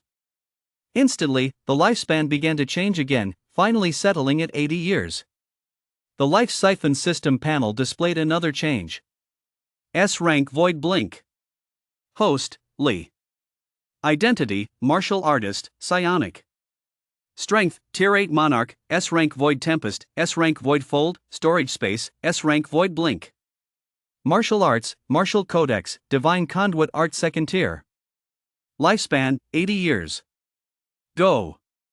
Having mastered the intricacies of the air conditioning teleportation, he vanished from his original spot in an instant. This air conditioning teleportation and mental energy were a perfect match. Wherever his mental energy reached, his body would instantly teleport there. When he returned to the SUV, he felt every inch of his flesh and blood become exceptionally dense.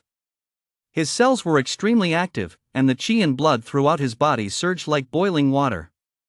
This set his flesh and bones in motion, causing them to writhe ceaselessly, until finally, strands of black blood mixed with a foul odor began to ooze from his entire body. These were impurities and corrupted blood within his body. The power of the chaos gene, which had lain dormant within him, was awakened. Several months ago, although the chaos gene had altered his physical body, he had yet to absorb most of its power. Originally, it could only gradually strengthen his body through a subtle, gradual process. Now that his martial arts had reached tier 8 monarch, passing through all 3 layers had greatly enhanced his spiritual power. He had also awakened S-rank Void Blink, and all 3 abilities were advancing in tandem. During teleportation, his physical body collided with spatial forces, subjecting it to immense pressure that triggered the remaining chaos gene and accelerated its integration. He carefully sensed the changes in his physical body. At this rate, once he had fully absorbed the chaos gene, he would be well on his way to achieving invincibility. Energy surged through him, instantly shattering the new clothes he had just put on, and the black blood impurities surrounding him were finally expelled. This moment marked a complete transformation. Lee changed into a fresh set of clothes, sat back in the car, and planned to stay in the wilderness for 2 more nights. He would acquire some more lifespan, then return to wait patiently for the 1-month period to elapse.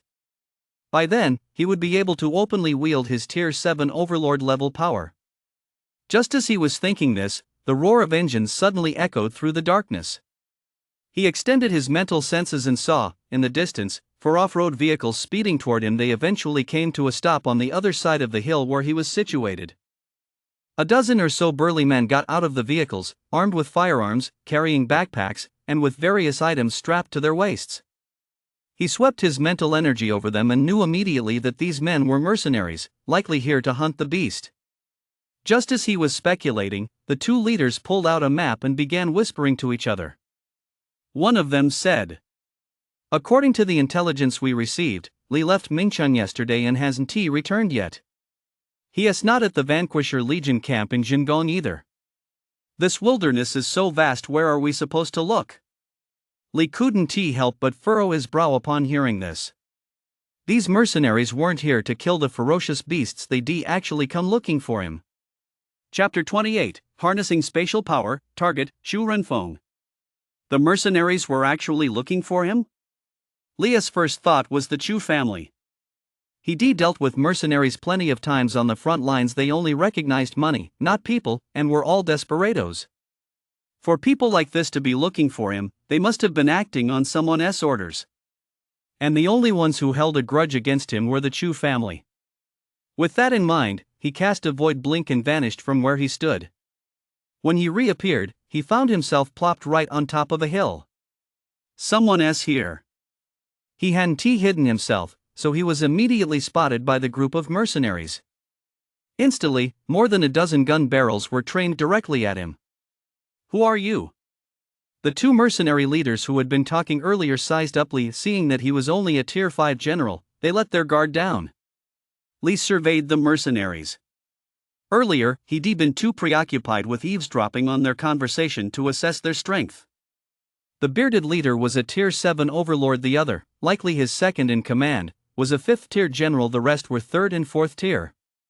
Overall, this group's strength placed them in the upper middle tier among mercenaries. "Don't worry, brothers. My name is Lee. I was just resting over here and heard the commotion, so I came to check it out. Who are you guys?" Upon hearing him introduce himself, the 2 mercenary leaders' eyes lit up instantly. This was truly a stroke of luck. Just moments ago, they'd been wondering where to find someone, and now here he was, right on the other side of the hill. The bearded leader ordered his men to lower their guns and motioned for Lee to come down. "Lee, that's a name I've never heard before. Where are you from, brother?" Lee didn't come down, but looked at the bearded leader with a half smile. "I'm from Jianhai City in Mingchun. I have a grudge against the Chu family." "You guys must know the Chu family, right?" As soon as he said this, the bearded leader and his second in command's expression shifted slightly, though they quickly returned to normal. The second in command stepped forward, aiming his gun at Lee again. "Jianghu City, that must be it." "Kid, since you're an enemy of the Chu family, you can die with peace of mind now." Lee looked at the expressions on their faces and realized that, sure enough, the Chu family had hired them. "So it was the Chu family who hired you to kill me. I can indeed die with peace of mind." The deputy didn't understand what he meant, and his eyes betrayed deep contempt. "Fine. Now that your identity is confirmed, you're going to die." With that, a jet of fire erupted from the muzzle of his gun, and 2 bullets flew toward Leah's forehead and heart. Seeing this, the leader hurriedly stopped him. "Don't blow his face off, we still have to send photos to the client." But no sooner had he finished speaking than he suddenly froze. The 2 bullets fired by the second in command had come to a halt right in front of Lee, unable to advance any further. This eerie scene left all the mercenaries speechless. Then, they all stared at Lee as if facing a formidable enemy. "Go!" Lee waved his hand, and in the next second, the 2 bullets ricocheted directly back, piercing the second in command and another burly man right between the eyes. Damn it, this guy is a psionic. Fire! The leader snapped out of his daze, his face turning pale with shock as he barked the order to his men. He himself drew a long sword and prepared to charge forward. As a Tier 7 overlord, he knew that firearms were useless against a true master, only close-quarters combat offered a chance. Unfortunately, though his plan was sound, he had severely underestimated Li's strength. After a barrage of gunfire, he saw that all his men had been killed, every single one of them with a bullet through the center of their foreheads, leaving him alone. Looking at Li, he was still sitting upright on the hill, unscathed. Speak up. Which member of the Chu family sent you to kill me? Li walked slowly down the hill and stood before the leader. The leader stared at him intently, his eyes filled with terror. He, too, possessed Tier 7 overlord level strength, yet just moments ago, he hadn't been able to discern how Li had struck at all. What was his ability? It was Chu Runfeng. He hired us to kill you. The leader snapped back to his senses. As he watched Li toy with a bullet, his expression changed again, and he blurted out Chu Runfeng's name. In the face of death, nothing else mattered. So it's her. Set up a meeting with her. Only then did Li realize that Chu Runfeng was the one pulling the strings. The leader tried to say something upon hearing this, but immediately realized he couldn't move. His Tier 7 overlord power was being suppressed by a mysterious force, rendering him completely unable to activate it. At that moment, he was truly terrified. Had Chu Runfeng deceived him? Li wasn't some injured person at all, he was actually a super elite master, at least an S-class psychic. They'd actually taken on a mission to assassinate someone like this, it was practically a death wish. I'll send it right now. As he spoke, he saw his phone fly out of his pocket on its own and land in Li's hand. Passcode? The leader had completely given up hope and blurted out the phone's passcode. Li found the last message exchange between him and Chu Runfeng. It was just a string of numbers, no names were mentioned. He showed it to the leader and ordered him to lure Chu Runfeng out. If she doesn't come, you die. The leader nodded, quickly typed a string of numbers on the phone, and sent it. After sending the message, he handed the phone to Li and took a deep breath. Sir, might you tell me your true identity? Li took the phone, and a small void tempest materialized in his hand, instantly reducing the phone to dust. The leader's eyes narrowed instantly. Are you a spatial psionic? As a mercenary and a Tier 7 overlord, he had keen insight and immediately recognized that Li was using spatial psionic abilities. You guessed right. How long until she arrives? After the initial shock, the leader swallowed hard, only then realizing what kind of force he had provoked. A powerful spatial ability user, even severely wounded, she was far beyond his capabilities to handle. He could only hope that once Chu Runfeng arrived, she would spare him. She said 2 hours from now. Li nodded. Good. I hope she arrives on time. Glancing at the leader, he returned to the top of the hill and sat down, activating the divine conduit art and extending his mental energy toward Mingcheng. Time passed slowly. Half an hour later, he sensed a stir. 2 vehicles appeared in the darkness 2,000 meters away, heading toward their location. Li saw through his mental energy that Chu Runfeng was not in either vehicle, so he let them approach. Another hour passed. The 2 vehicles pulled up not far from the mercenaries, and 3 men stepped out, each fully armed. The leader recognized the arrivals and couldn't help but furrow his brow. Chu Runfeng wasn't there. The 3 men saw the corpses on the ground and immediately backed away, trying to get back into their vehicles. Unfortunately, what greeted them was a heavy blow. The vehicles were instantly flattened like iron discs. 2 of them were turned into mincemeat, leaving only 1 survivor. Seeing this, the leader took a deep breath and approached the man. Why didn't Chu Runfeng come? The man stared at the leader in sheer terror. Do you dare betray my Chu family? The leader was furious. I asked why Chu Runfeng didn't come. The second young lady, she had something come up. Li sat on the hill, calmly watching the 2 of them.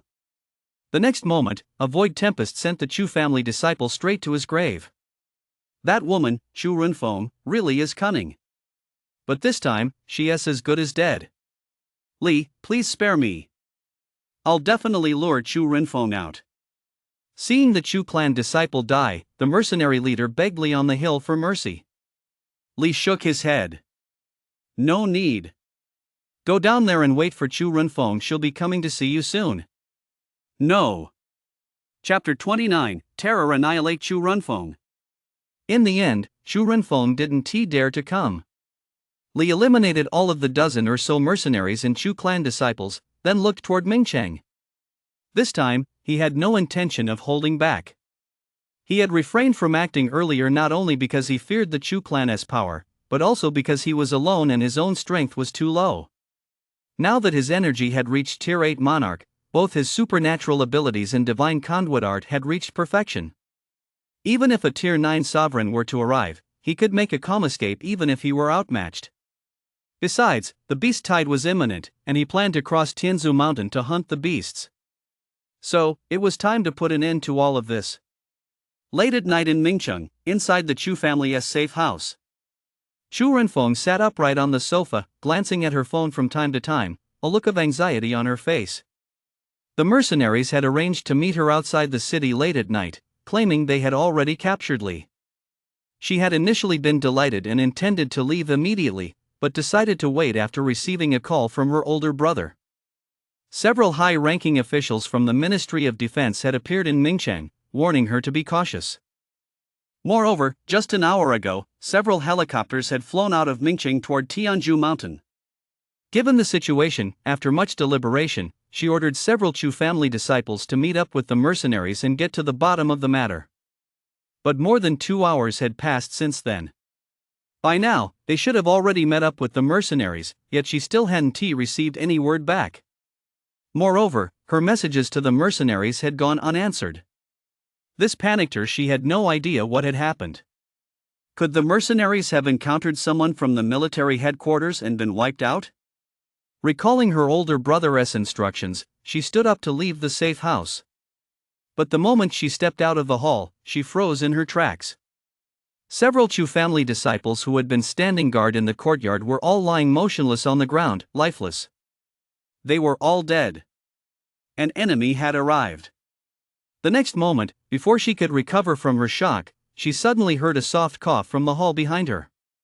Chu Renfeng's hair stood on end. She spun around abruptly and was startled to see a man sitting upright on the sofa right where she had been sitting just moments before. "It's you!" Upon recognizing him, her expression was a study in complexity. Li, it had to be him. Li, hadn't his meridians been severed? Even if he hadn't been injured, he was only a Tier 6 Grandmaster. How could he have concealed his presence from her, let alone caused a Chu clan disciple to die silently without her sensing a thing? Yet it was him, of all people, who had appeared before her as if out of thin air. After the initial shock subsided, she finally understood why the mercenaries had gone missing, and why the Chu clan disciples who had gone to the outskirts of Mingcheng had vanished without a trace. So it was Li who was behind all of this. Wait, how far was the outskirts of Ming City from here? And what about Li's friends? Li ignored her shock and said calmly, "Chu Renfeng, I've spared you twice, yet you've gone and hired mercenaries. It seems there's truly no other choice but to deal with you." By now, Chu Renfeng had regained her composure. She stood with her hands behind her back, staring directly at Li.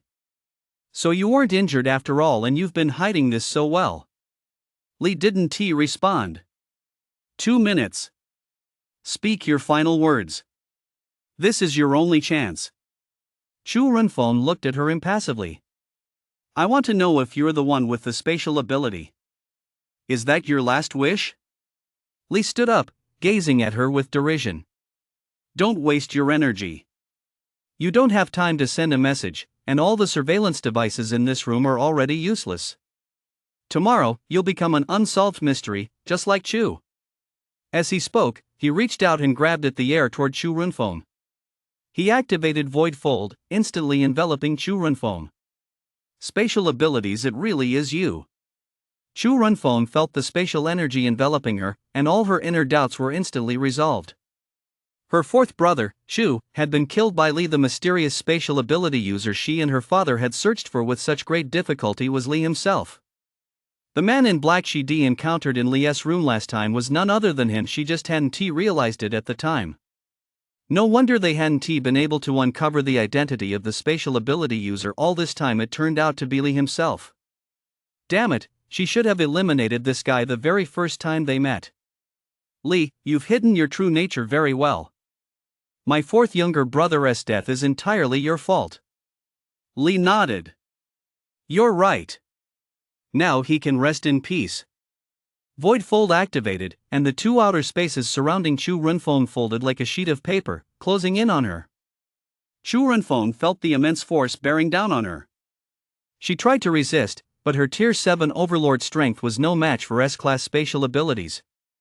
Facing life and death, she lost all her previous composure. Neither her status as the second young lady of the Chu family nor her position as the reconnaissance team captain could save her life now. Lee, spare me. I'll convince father not to cause you any more trouble. Fourth brother's death has absolutely nothing to do with you. Besides, you should know it'll be easy for you to become a one-star marshal general. With the Chu family's backing, you'll rise to the upper echelons of the Martial League in less than 10 years. Lee listened as she continued to dangle empty promises before him, finding it rather tedious. Chu Runfeng, it seems you're used to being arrogant. Do you really think I'd believe you? Damn, the Chu clan today marks the end of you, you haughty second miss of the Chu family. Seeing that Lee remained unmoved, Chu Runfeng's composed expression instantly turned into a vicious, malevolent grimace. Lee, I'll be waiting for you down there. You'll be heading to hell very soon. As her body shattered, Chu Runfeng, overcome with despair, let out a loud roar. Then her entire body was crushed into a pulp. The next moment, Lee vanished into thin air in the hall, and then the entire hall collapsed, erasing all traces of what had happened. At dawn, Chu Tianfang was awakened by a knock on the door. He opened his eyes, unlocked the door, and saw the butler standing outside, his face etched with terror. What has happened? Seeing the butler's expression, Chu Tianfang's heart sank. He had a bad feeling. The butler hesitated for a moment, glancing cautiously at his master. Master, the second young lady has been murdered. Chu Tianfang shuddered and nearly lost his balance. What? In front of the safe house, Chu Tianfang's expression darkened to the extreme as he glared intently at several members of the law enforcement department busy amid the rubble. It was Lu Ji again, who walked slowly up to him and relayed the information he had uncovered. Head of the Chu family, after our thorough investigation, we can confirm that the killer is the same person who murdered fourth young Master Chu. Furthermore, all surveillance life siphon systems and cell phones inside the residence have been destroyed, leaving no clues whatsoever. Chu Tianfang had already sensed fluctuations of spatial abilities at the scene. It was that mysterious spatial ability user again. And it was connected to Lee once more. He suddenly recalled what his daughter had said earlier, that the mercenaries had been found and were set to launch an operation against Lee within the next couple of days. Now that his daughter had been killed by that mysterious figure, could it be that Lee had figured all of this out? Lu Ji, do you know where Lee is right now? Hearing him ask about Lee again, Lu Ji replied with a response he'd long prepared. Lee left Mingcheng 2 days ago for the wilderness and hasn't returned yet. He has left the city. Chapter 30, The Martial League in Turmoil. A whirlpool of events. News of Chu Runfeng's death spread throughout Mingcheng first thing in the morning. Although Chu's death a few months ago had also caused quite a stir, that guy was, after all, just a spoiled rich kid, so few people paid him much attention. Even some of the Chu family's secret enemies merely used his seizure of the Li army commander position as ammunition to attack the Chu family. As for Chang Chang, no one cared who he was. But Chu Runfeng was a different story. Setting aside the fact that she had reached Tier 7 Overlord strength at such a young age. During this recent beast tide, she had served as the captain of the reconnaissance squad and held the rank of army commander in the Martial League. And now she had been killed just like that. Consequently, the uproar this caused was even greater than that following Chu's death.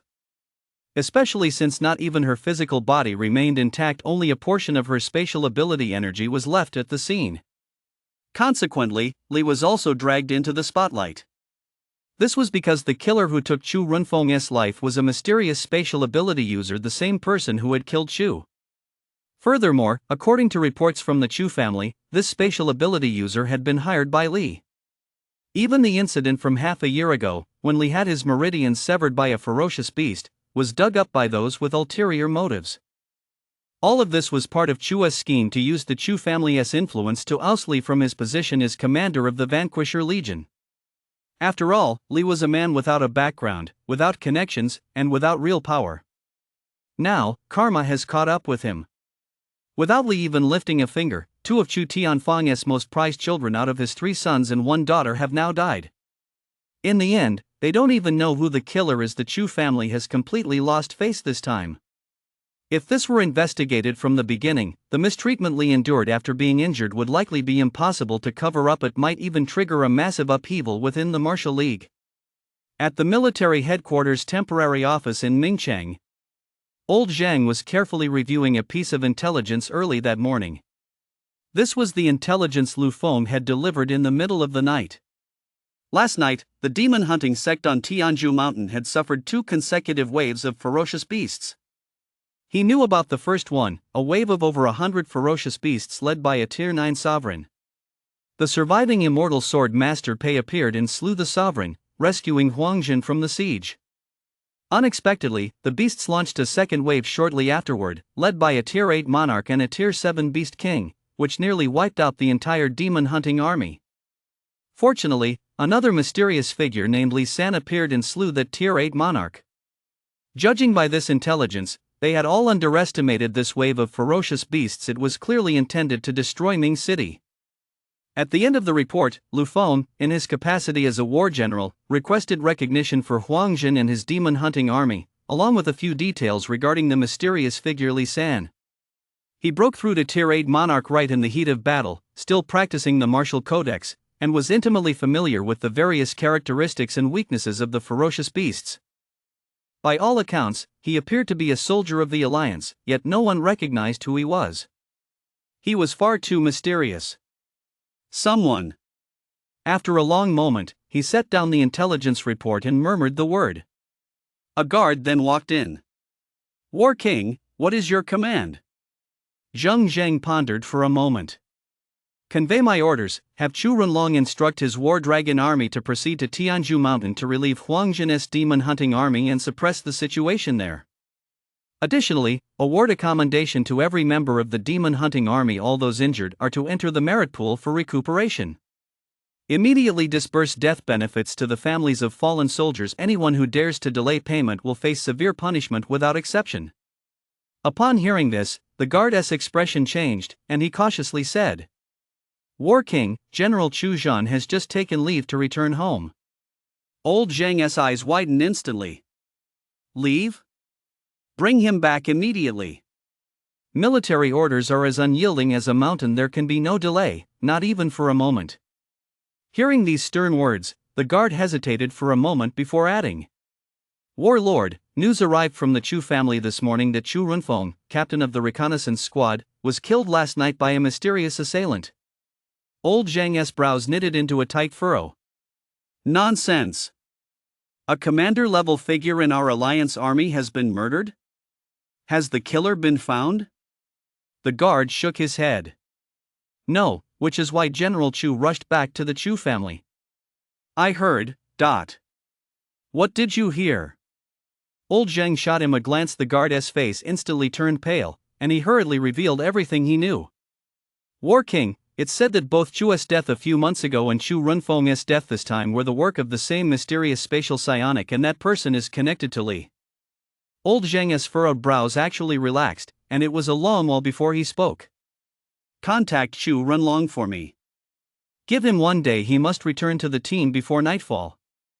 Organize a departure for Tianzhu Mountain immediately. There must be no mistakes.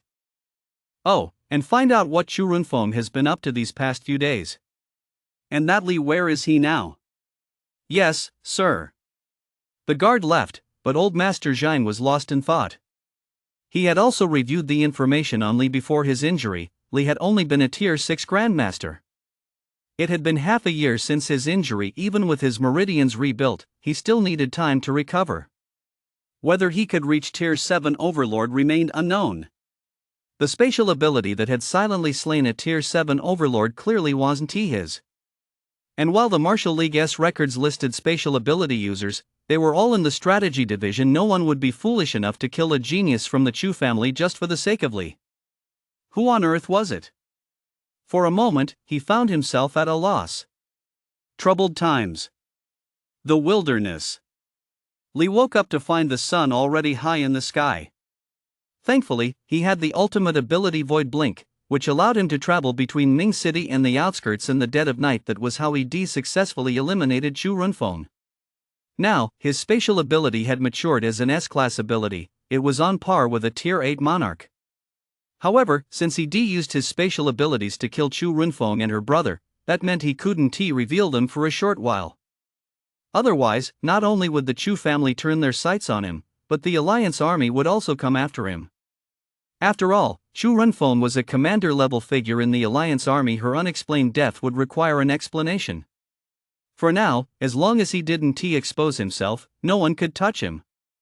Just as he was thinking this, his phone vibrated.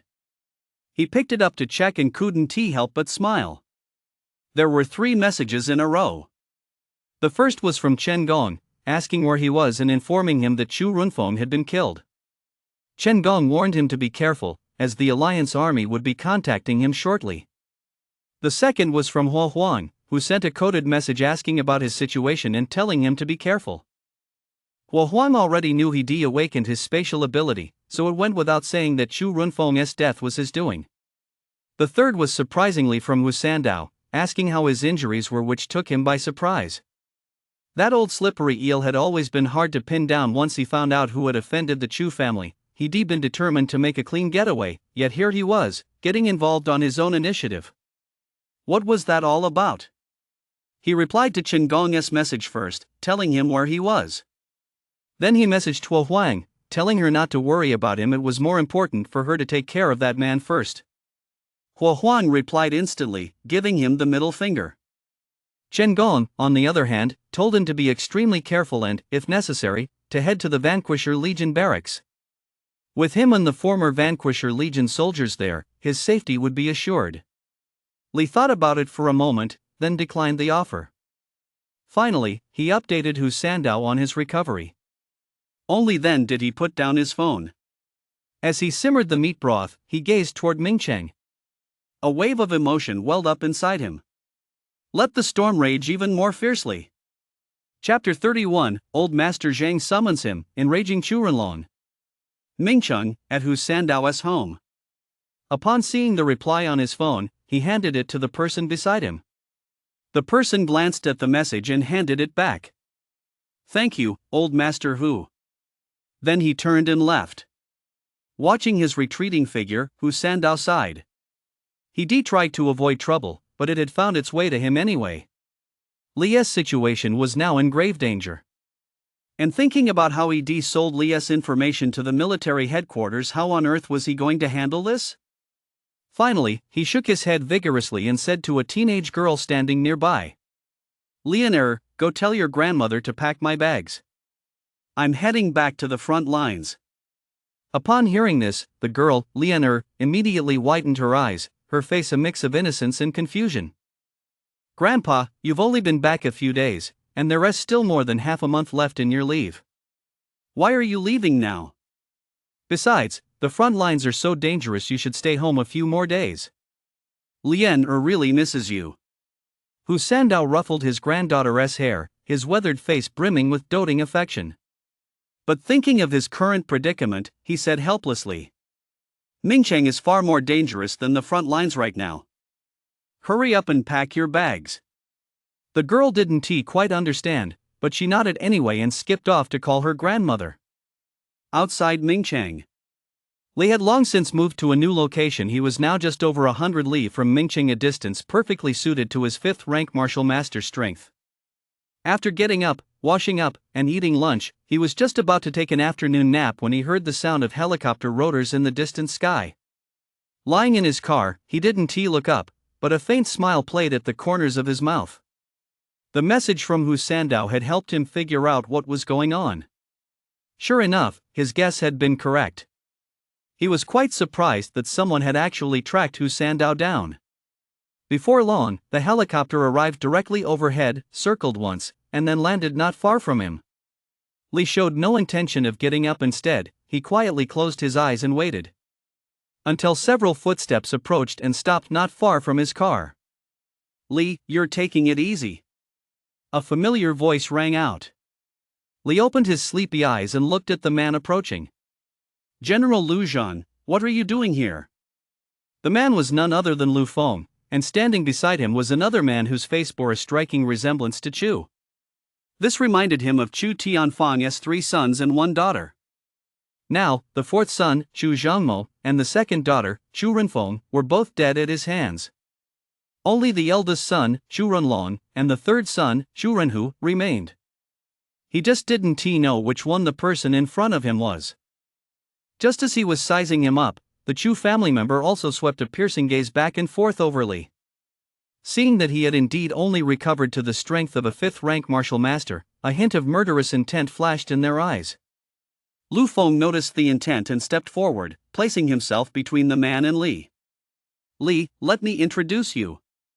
This is General Chu Renlong. Li casually stepped out of the SUV and glanced at the single-star insignia on Chu Renlong's chest. So it's General Chu. Are the two of you here to find me? Lu Feng nodded. That's right.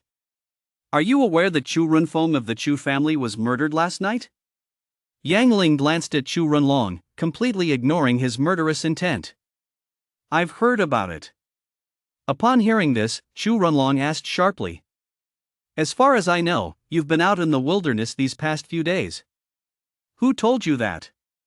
Li looked at him with a hint of amusement.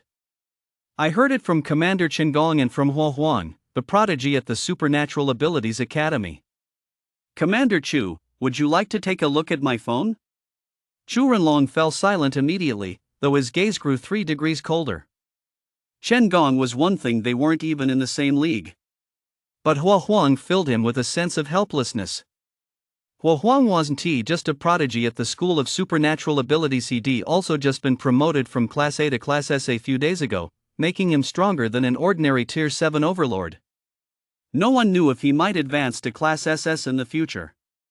An SS-class supernatural ability user was even rarer than a Tier 8 monarch.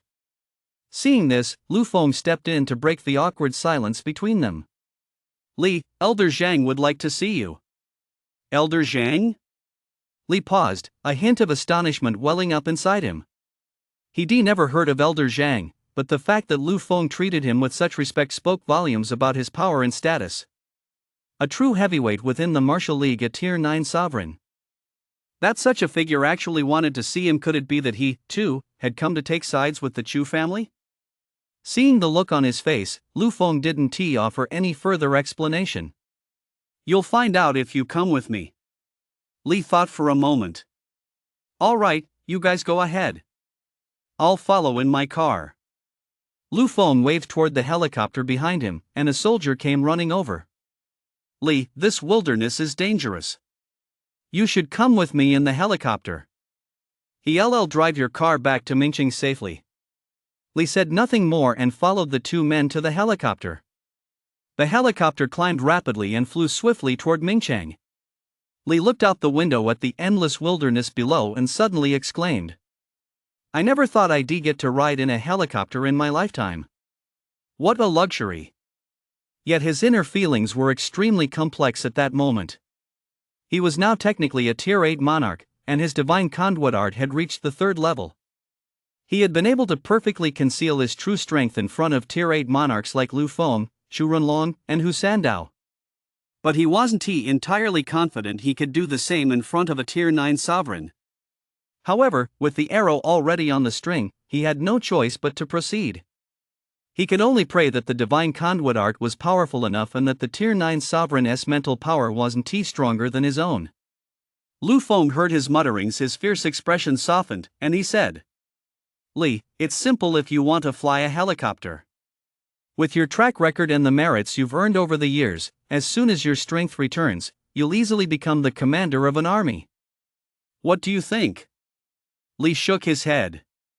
General Lu, I've been through the gates of death these past years, and I've come to see things clearly now.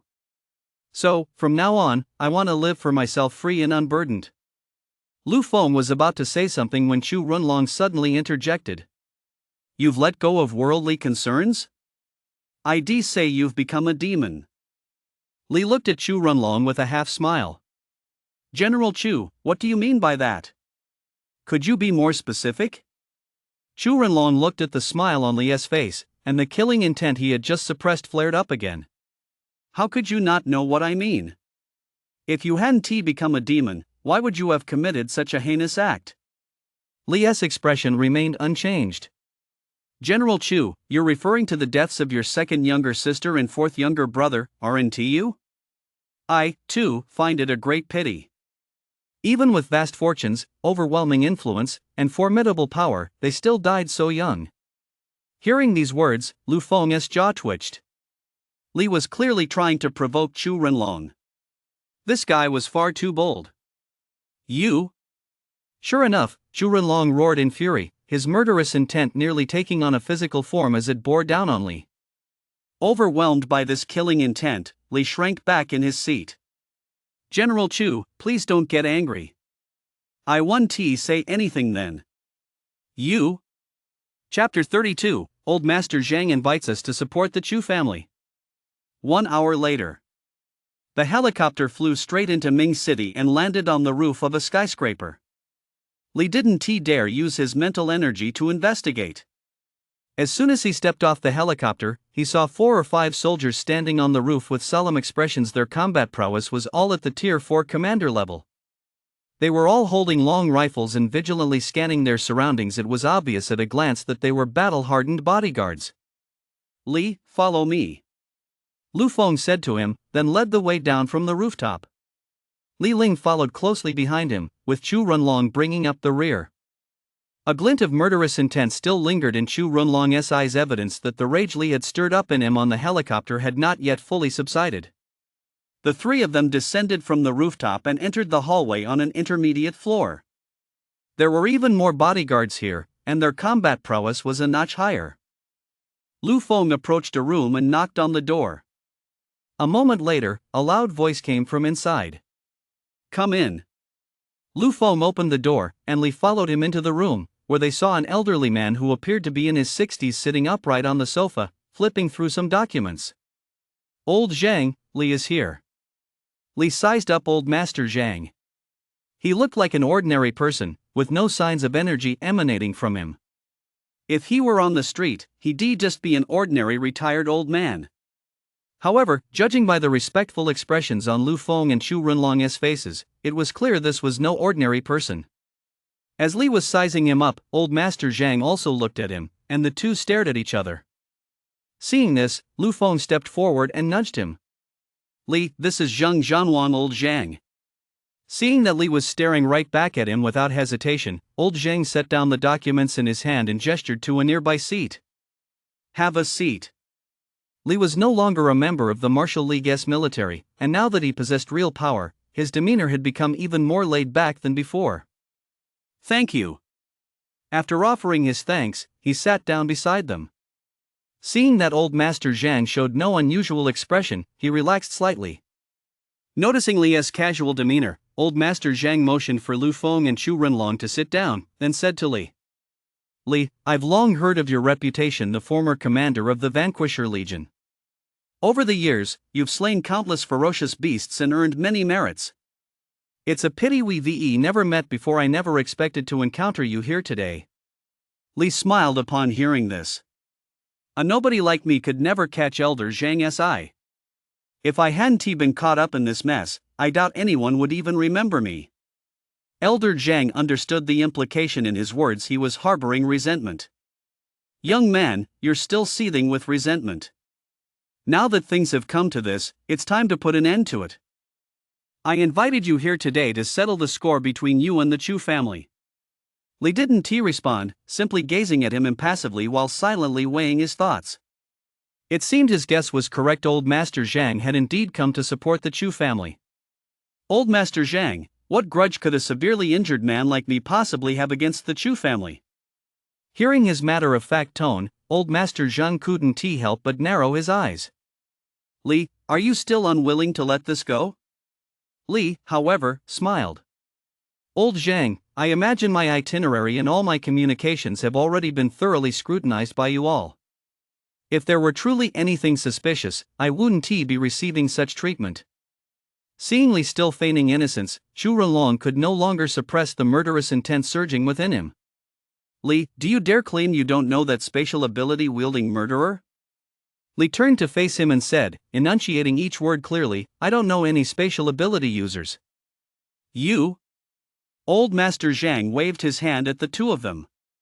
Li, half a year ago, Chu acknowledged that the order appointing him as commander of the Vanquisher Legion was signed by me, but let us set aside the truth of that matter for now. Our martial league was established after the Blue Star anomaly, and today it's teeming with experts, controlling a quarter of Blue Star's resources. How many genius martial artists and genius psychics are there in all of Ming City? Only those who survive can be called geniuses. Do you understand what that means? Li shook his head. I'm a simple man, I don't understand these things. Please enlighten me, Elder Zhang. Seeing that he remained unmoved, Elder Zhang couldn't help but frown. That mysterious spatial psionic wouldn't have attacked the Chu family for no reason. You've been outside Ming City these past few days, you must have sensed the increase in ferocious beasts. Ming City is about to face a massive wave of them. I don't want internal strife to break out at this critical juncture. You used to be a military commander in my martial league, surely you don't want to see Ming City overrun and ravaged by ferocious beasts, do you? Li actually agreed with this point. Old Master Zhang speaks wisely. Let me reiterate, I do not know that so-called spatial psionic. I've long been prepared to confront the beast tide. Once my injuries have healed, I'll head to Tianzhu Mountain to intercept the beasts and do my part for the martial league. Seeing how airtight his response was, old Master Zhang couldn't help but sigh inwardly. Ever since Li's arrival, although he appeared quite casual, his words and actions were always tinged with a sense of distance. The resentment in his heart ran deep, and it seemed unlikely to be resolved anytime soon. Very well, I'm heartened by your willingness. On behalf of the Alliance Army, I thank you. Later, General Lu Zhan will give you a vial of Imperial-grade nutrient solution. It should help your injuries heal quickly. Li quickly waved his hand. Old Zhang, there is no need for that. I've already used one Imperial-grade nutrient solution. Using another would be a waste. It would be more effective for the brave warriors fighting the ferocious beasts on the front lines. Senior Hu Sandao has already examined me at this stage, I can only rely on time to recover. Upon hearing that he had already used an Imperial-grade nutrient solution, old Zhang immediately understood where it came from. Did Chen Gong give it to you? Li nodded in acknowledgement. You know about it too, Elder Zhang? Of course. Every high-grade potion in the Martial League is registered and traceable. You're not short on money right now anyway. Here, I'll give this to you. Elder Zhang pondered for a moment, then gave Lu Feng a nod. Lu Feng, seeing this, took out a document and handed it to Li. Li took it, glanced at it, and a hint of delight flashed across his face. The complete martial codex, this is exactly what I need. Thank you very much, old Master Zhang. The document in his hand was none other than the complete set of cultivation techniques from the 1st to the 9th tier of the martial codex. Of course, his delight was feigned. He already possessed the complete set, now he wouldn't have to explain where he got it. Seeing that he had accepted it, old Master Zhang smiled slightly. Wait, this isn't the complete set of techniques. There is another tier beyond this. Li paused, puzzled, and asked. Another level? Is there a 10th level? Old Master Zhang didn't elaborate. I hear your home has been renovated. You can go back and take a look. I won't keep you any longer. Hearing this, Li stood up from the sofa and put away the martial codex. Thank you, old Master Zhang. Goodbye. Lu Feng also stood up and escorted him out of the room. Watching Li leave, the murderous intent in Chu Renlong's eyes gradually subsided. Old Master Zhang glanced at him. Renlong, go prepare for tonight's operation. Chu Renlong rose, bowed, and turned to leave. Old Master Zhang stood by the window, watching Li's receding figure. Spatial abilities. Chapter 33, The Second Cataclysm. A celestial body collides with blue star. As Li stepped out of the Ministry of Defense building, he saw his SUV parked right at the entrance, intact and even freshly washed. He glanced back toward the building, and his powerful psychic energy instantly sensed a pair of eyes fixed on him. His heart skipped a beat. He knew it had to be old Zheng. For a moment, he wasn't sure if the old man had actually discovered his true strength. After a second's hesitation, he got into his car, drove back to the hotel to pick up his luggage, and prepared to check out. When hotel manager Li saw that he was checking out, he was overjoyed and personally assisted him with the checkout procedures. Not only was the remaining room charge fully refunded, but they even waived the fee for a few extra days. Watching the man usher him out of the hotel as if he were a plague, his face creased with laughter, left Li utterly speechless. He let out a wry smile, tossed his luggage into the car, and stepped on the gas, speeding off toward home. An hour later, when he arrived in front of his old house, he froze in his tracks. Before him stood a brand new 2-story Western-style house with a private courtyard. Even the landscaping was meticulously done. This wasn't just a renovation, it was a complete teardown and rebuild. Had Ji lost his mind? Just as he stood there in a daze, a man and a woman dressed in logistics department uniforms approached him from a short distance away. To his surprise, one of them was Song. "Mr. Li, we've finally been waiting for you." Upon seeing Li arrive, Song's expression was incredibly vivid. She was on the verge of tears, a far cry from her previous haughty demeanor. "Miss Song, what are you doing here?" Li looked at Song in confusion. Song composed herself and handed him a set of keys with both hands. "Mr. Li, I'm sorry for my earlier behavior. Here are the keys to your home. Not only has the house been completely renovated, but all the appliances and furnishings have been set up and are ready for use. Would you like to take a look?" Li took the keys and used his mental energy to scan the 2-story house in front of him. When he saw the scene inside, he couldn't help but think to himself, wow. Not only was the interior luxuriously decorated, but it was fully equipped with every kind of appliance. Even the bed and bedding were brand new, ready for him to move in immediately. Even the refrigerator was stocked full of groceries. Now that was truly thoughtful. No need to inspect it. Just tell me the price, and I'll transfer the money to you right now. Upon hearing this, Song waved her hands repeatedly. "Mr. Li, you're joking. This is compensation from my logistics department for you. Please be sure to accept it." She recalled the instructions she received from manager Yi. If Li didn't return, she wouldn't be allowed back to work at the logistics department. Moreover, if she failed to satisfy Li, she wouldn't be able to keep her job. For the past few days, she and her colleagues had been stationed here around the clock, afraid of missing him. Today, they finally caught him. How could she possibly accept Li's money now? Seeing her expression, Li thought for a moment, then said with a sigh, "All right. Go back and tell Chief Yi that I'll remember this favor."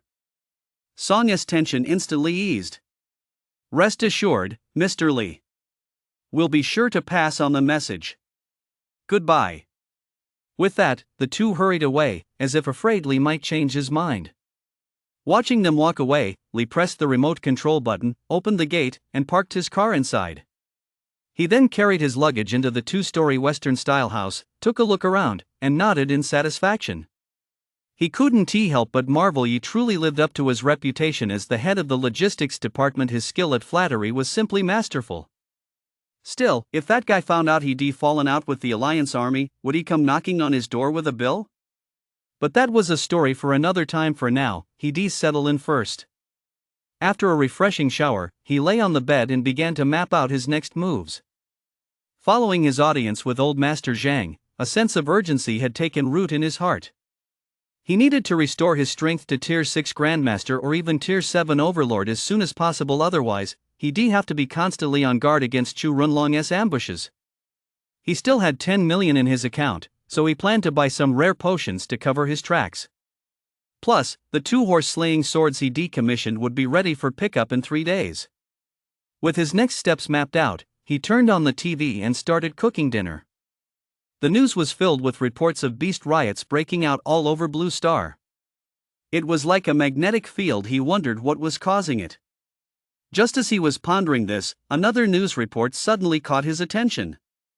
According to the latest intelligence gathered by the four great alliances working together, an unidentified celestial body would collide with Blue Star in 1 month. Upon seeing this news, he immediately thought of the cataclysm that struck Blue Star hundreds of years ago, which had also been triggered by a celestial body colliding with the planet. At that time, most of Blue Star suffered devastating blows, followed by a series of calamities such as viruses and mutations. Humans began to awaken to supernatural abilities and cultivate martial arts. Meanwhile, all manner of beasts underwent massive mutations, transforming into the boundless ferocious beasts of today. Now that another celestial body is approaching, Blue Star is set to undergo a second mutation. What will the outcome be this time? There's 1 month left. This time, he must make thorough preparations, starting with supplies. Now that he had both money and storage space, he naturally had to seize the initiative. Just as he was thinking this, his phone suddenly vibrated and rang. He snapped back to reality, picked up his phone, and saw that it was Chen Gong. After answering, he heard Chen Gong's familiar booming voice. "Old Li, I heard you went to see old Zhang. How did it go? Is he going to give you the position of military commander?" Li waited for him to speak before daring to hold the phone to his ear. "You know old Zhang?" Chen Gong chuckled smugly. "Of course. The plan to exterminate the ferocious beasts outside Mingcheng this time is being led by old Zhang and another War King level figure. Right after I arrived in Jianhai City, I was summoned to a meeting." "Hurry up and tell me, what exactly did he want with you?" Li chuckled. "What else could it be? To back the Chu family." Chen Gong's laughter vanished instantly, and he said solemnly, "What terms did they offer?" Li snorted. "Any terms have nothing to do with me. I didn't kill Chu Renfeng and the other guy. What's the point of talking to me?" Chen Gong sighed. "You're right. We've fought side by side for years. I know all your friends. Except for Hua Huang, you even managed to melt that icy heart of hers. None of your other friends are spatial abilities users.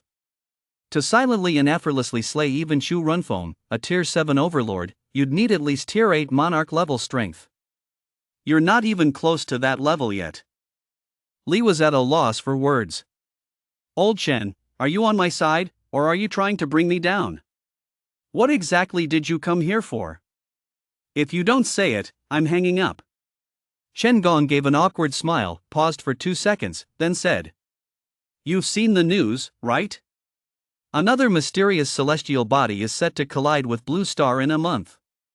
What are your plans?" Hearing him bring up serious business, Li's expression grew grave. "What else could my plans be? Of course, I'll do everything I can to boost my strength. By the way, I feel that as soon as I recover, I'll be able to advance to Tier 7 Overlord." Chen Gong's eyes lit up instantly. "Really?" "Of course. Would I lie to you?" "Ha ha, that's great. Here's what we'll do, come visit my Vanquisher Legion right away." "Ever since the Vanquisher Legion merged with my Alliance army, your men have been clamoring to see you, but I've been holding them back. This time, we've got to have a proper reunion." Upon hearing this, Li's mind immediately drifted back to the days when he had fought alongside his brothers in the Vanquisher Legion to slay ferocious beasts. After a moment's thought, he said, "I really should go see them." "All right, give me 3 days. In 3 days, I'll bring some fine wine to your camp." "All right, then. See you in 3 days." Chapter 34, The Vicious Plan of Chu Tianfang and His Son, Refining Beast Crystals, Early Tier 8 Monarch. Li spent those 3 days quite productively. Every day, he went on a shopping spree, paying for his purchases and having the shop owners deliver them directly to his luxurious residence. He spared no expense, especially when it came to those precious potions. He conducted all these transactions in broad daylight, as if he were afraid the Chu family wouldn't notice. By the 3rd day, when he went to retrieve the horse-slaying sword, his strength had already recovered to Tier 6 Grandmaster. However, the balance in his card had also shrunk significantly, leaving him with just over 1 million. After his conversation with old Master Zhang, he actually didn't want to reveal his strength so soon, just lying low like this wasn't so bad. If pushed to the limit, he'd transform into a spatial warrior, slaughter one of Chu Tianfang's sons, and make them realize, even though they knew it was connected to him, that there was nothing they could do about it. He loved that feeling.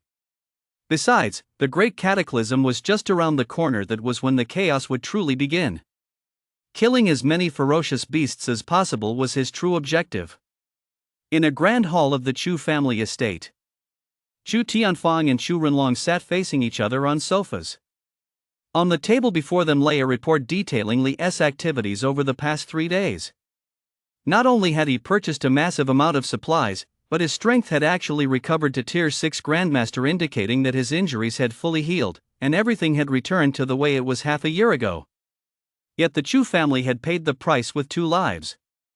Just thinking about it felt unfair. The ruthlessness in Chu Renlong's gaze was enough to make anyone's scalp tingle. As a 1-star war general, he normally didn't need to be stationed with the army. Now that his second younger sister had just been murdered, he had redeployed the War Dragon army to Tianzhu Mountain and then returned to the Chu family estate. Just as Li had suspected, the father and son were now facing a major headache. They had originally thought that with Elder Zheng stepping in, they could unmask that mysterious spatial ability user operating in the shadows. Little did they know that Li would resist all attempts to pressure him, whether through kindness or force. It was only a matter of time before that mysterious spatial ability user struck again against the Chu family. Especially Chu Renlong and Chu Renhu, they could be targeted for assassination at any moment.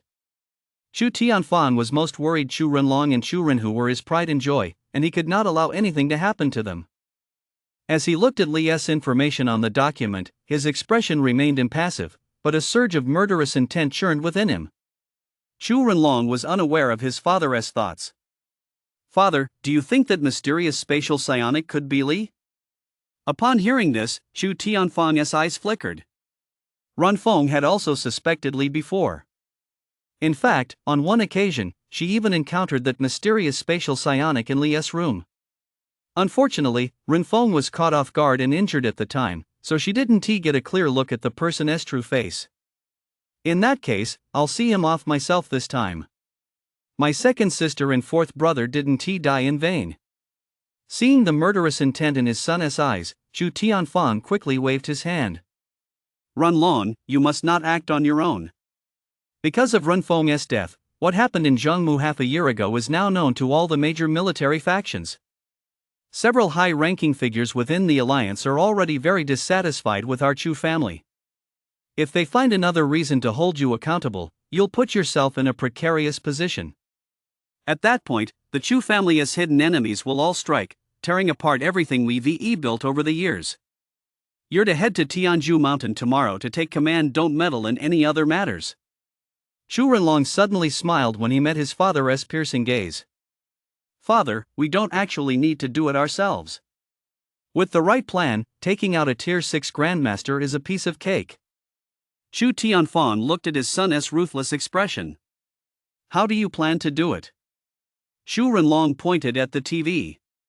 "In a month, another celestial body will collide with Blue Star. By then, no one can predict what anomalies might occur. Plus, ferocious beasts are currently rampaging on the other side of Tianzhu Mountain. Any random 7th tier beast king or even an 8th tier Tier 8 monarch could scale Tianzhu Mountain and appear anywhere in the wilderness outside Ningcheng. You're planning to that as far too dangerous." Chu Tianfang realized his son's plan, and his expression immediately hardened. Chu Renlong stood up. "Father, I'm heading to Tianzhu Mountain today." Evening. Li awoke from his cultivation, a small pile of ashes in his hand. These were the impurities left behind by the Tier 8 demon sound beast crystal. After days of absorption and refinement, he had finally transformed the entire beast crystal into energy, and his strength had consequently advanced further, reaching the early stage of a Tier 8 monarch. If he could obtain a few more beast crystals, his strength would surely surge rapidly into the late Tier 8 monarch stage, or even challenge the Tier 9 sovereign stage. Recalling what old Master Zhang had said when he gave him the martial codex, there was a realm beyond Tier 9 sovereign. Now that he possessed the life siphon system, he was certain he could scale the highest peak in the shortest possible time. With that in mind, he brought up the life siphon system interface. Host, Lee. Identity, martial artist, psionic. Strength, early tier 8 monarch, S rank void tempest, S rank void fold, storage space, S rank void blink. Martial arts, martial codex 8th tier, divine conduit art 3rd layer. Lifespan, 80 years. After reviewing his information, he closed the interface with satisfaction. An 80-year lifespan wasn't enough to boost any energy for the time being. He'd just have to wait. 3 days passed. It was time to pay a visit to Chengong's military camp. He then began making preparations. He sorted through all the supplies he had purchased this time. His storage space was packed to the brim, and the remaining food and drinks filled his SUV. He locked the door and sped off toward the outskirts of Mingcheng.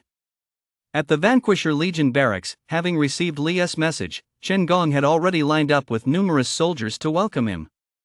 Hearing the roar of the engine, excitement lit up everyone's faces. When Li's SUV came to a stop and he saw hundreds of pairs of eyes staring at him, he couldn't help but chuckle. Good thing he brought plenty of food and drink, otherwise, it would been a real embarrassment. Stepping out of the car and seeing the familiar faces at the front of the line, a smile spread across his face. Several burly men at the head of the group rushed forward excitedly. "Commander, Sanhu, really missed you." "Commander, so did I, Luo Lao Lu." "And me too, Commander, he Taiju here as well." "Commander, me too." Li looked at the men surrounding him. All of them were his former trusted lieutenants, each possessing at least tier 4 or tier 5 strength. Thankfully, Chu had been so eager to return to Ming City to see the commotion surrounding him right after taking office as commander of the Vanquisher Legion that he led the Vanquisher Legion astray. Otherwise, these trusted lieutenants might not have survived. "Alright, what else with all the crying?" "I'm fine, and my strength has fully recovered. Let me tell you, in 10 days at most, I'll break through to tier 7 overlord and catch up to that old guy Chengong." Chengong, standing nearby, heard these words and finally took a closer look at him. Seeing that his strength had indeed returned to tier 6 Grandmaster, he was happy for his old friend. Half a year had passed. Thinking back to when Li had been forced to retire after his meridians were severed, it was a relief that he pulled through. Old Li, catching up to me won't do you any good. No matter how you look at it, I'll become a tier 7 overlord before you. That's what strength is all about. Just as he was gloating, he caught sight of a carload of supplies through the SUV's windows and couldn't help but widen his eyes. "Whoa, Old Li, you actually went out of your way to get this much good stuff. Guys, load it up. Take it all back to camp. Tonight, we're going to feast on meat and drink our fill." Roar! All the burly men in the camp let out excited shouts, immediately surrounding Li's SUV as if they were about to tear it apart. As dusk fell, the air in the camp filled with the rich aroma of meat and alcohol. Except for the soldiers on guard duty and the hidden sentries, everyone else was eating until grease dripped from their mouths. Chapter 35, The Upheaval at Tianzhashan. The Hunt for the Demon Ape. The next day, well past sunrise, Li finally awoke from his slumber. He was alone in the tent. Chengong and the others had gotten up early to attend a meeting. Unlike him, a man with nothing better to do who slept leisurely until he woke naturally. After daydreaming for a while, Li activated his divine conduit art, boosting his power to tier 7 overlord. Last night, the entire Vanquisher Legion had been in an uproar, devouring every last bit of the food and drink he brought. Given how happy he was about his promotion, it made perfect sense. He silently apologized to Chengong in his heart, then cheerfully went about his morning routine. Just as he finished getting ready, Chengong returned to the tent after his meeting. The moment he saw Li, his eyes widened in surprise. "Old Li, how did you reach tier 7 overlord overnight?" Li shot him a look that said, "Don't make such a big deal out of it. I don't know what happened either. After a night of heavy drinking, I woke up early this morning and felt my power surging. Then, before I knew it, I burst into tier 7 overlord. Looks like the heavens are smiling on me, letting me build up my strength over time and finally break through to join the ranks of the elite. A genius? What can you do?" Hearing his self-praise, Chen Gong rolled his eyes. Smiling on you, my ass. We trained together back in the day and fought side by side on the front lines. You just took over the Vanquisher Legion a little earlier than I did. In what other way can you hold a candle to me? It's possible you've built up your strength over time, but the wild ups and downs? That's a matter of character. Li breathed a silent sigh of relief when he saw Chen Gong wasn't pressing the issue. Although Chen Gong's natural talent wasn't as good as his own, he couldn't be denied his family's influence. He could get his hands on all kinds of resources, while Li could only rely on killing ferocious beasts to gain experience. It wasn't until half a year ago that their strengths were considered evenly matched. Ever since they first met, they had been secretly competing with each other, forging a deep friendship in the process. During that time, Li had saved Chen Gong's life once, and when Li was injured this time, Chen Gong spared no expense using his family's energy and wealth to hire who send out to realign Li's meridians and procure an imperial-grade nutrient solution worth 3 million. Beyond the debt of saving his life, there was also a deep friendship between them, a bond neither of them spoke of, but both kept close to their hearts. Oof, old Chen, don't get too cocky. You win on Tier 7 Overlord, but I'm confident I'll reach Tier 8 Monarch before you. As he spoke, he picked up the horse-slaying saber lying nearby and brandished it. Chen Gong plopped down on a stool, examined the saber, and gave it a nod of approval. Nice saber. You've just advanced to Tier 7 Overlord, and now you're already thinking about advancing to Tier 8 Monarch. Your ambitions are as big as the sky. Let us talk about it once you've actually achieved it. The two bantered back and forth for a while, and Li began to casually twirl the horse-slaying sword in his hand. Old Chen, I've been itching to get my hands dirty these past 6 months. Are there any ferocious beasts around here? Let me kill one to break in this sword first. Here's the deal, for the time being, I'll serve as one of your foot soldiers, slaying ferocious beasts. All the credit goes to you guys. I'll just be satisfying my urge to fight. Chen Gong's eyes lit up instantly. In the newly consolidated Vanquisher Legion, he was the only Tier 7 Overlord, and he was so busy every day he barely had time to breathe, let alone train. With Li, the former commander of the Vanquisher Legion, and a Tier 7 Overlord himself on his side, things would be a lot easier for him. However, he didn't want to hold back his old friend's future prospects. After thinking it over, he advised. Old Li, hunting ferocious beasts is fun, but it's not a long-term solution. If you don't want to join the Alliance army, you could form your own mercenary group. Slaying beasts and completing missions would let you live just as comfortably. Li waved his hand. Forget about forming a mercenary group. Right now, I just want to live freely. I don't want to worry about anything else. Once I get tired of staying here, I'll cross Mount Tianju. That side is full of ferocious beasts, free from social niceties. It's even more carefree. He bought all those supplies precisely for this purpose. Now that he was a Tier 8 Monarch and possessed Void Blink, even a Tier 9 Sovereign couldn't touch him. Killing ferocious beasts to accumulate lifespan, which he could then infuse into his martial arts and supernatural abilities. That, too, was part of his cultivation journey. When Chen Gong heard that he intended to head to the other side of Tianju Mountain, he realized his old friend still hadn't recovered from the shadow cast by the events of half a year ago. Alright, I know I can't change your mind. I'll just have to leave it up to your own luck. Here is some intelligence on ferocious beasts I just gathered. Take a look. With that, he pulled out a document and handed it to him. Li took the document and skimmed through it quickly. His expression immediately turned extremely grave. 7th tier demon apes and a whole herd at that. 20 or 30 of these ferocious beasts broke through Tianju Mountain together? What is going on? Huang Zhen's demon hunting army has become a mere figurehead. They didn't detect a single one? Upon hearing this, Chen Gong let out a startled "Eh." Old Li, how do you know it's Huang Zhen's demon hunting army guarding Tianju Mountain? Li was instantly at a loss for words. He'd completely forgotten that detail. Even though I'm not in the Alliance army, I naturally keep an eye on something as major as a beast tide. Tianju Mountain is the most critical location right now, so I've been doing some research. Chen Gong didn't doubt him and sighed. What you know is old news. It's not Huang Zhen's demon hunting army that is suppressing the beast tide at Tianzhu Mountain, now it's Chu Runlong's war dragon army. Chu Runlong went to Tianzhu Mountain? Li was taken aback. That's what old Zhang implied. Seeing his expression, Chen Gong added. Li recalled that Chu Runlong had been present when he met old Zhang a few days ago. What did this mean? Was he afraid that Li might not be able to face Chu Runlong on the battlefield? It seemed his trip to Tianzhushan wouldn't be so straightforward after all. Never mind, he'd deal with it when the time came. Seeing that Li wasn't speaking, Chen Gong continued. Old Li, that group of demon apes is in a mountain range 200 li away from the camp. I had originally planned to lead the expedition myself to wipe them out. But now that you're here, I'm more than happy to take a break. You've just been promoted to Tier 7 Overlord, you're perfectly suited to keep those 7th tier demon apes in check. You can pick any of the top fighters in the camp to join you. Fair enough? Li cheerfully agreed.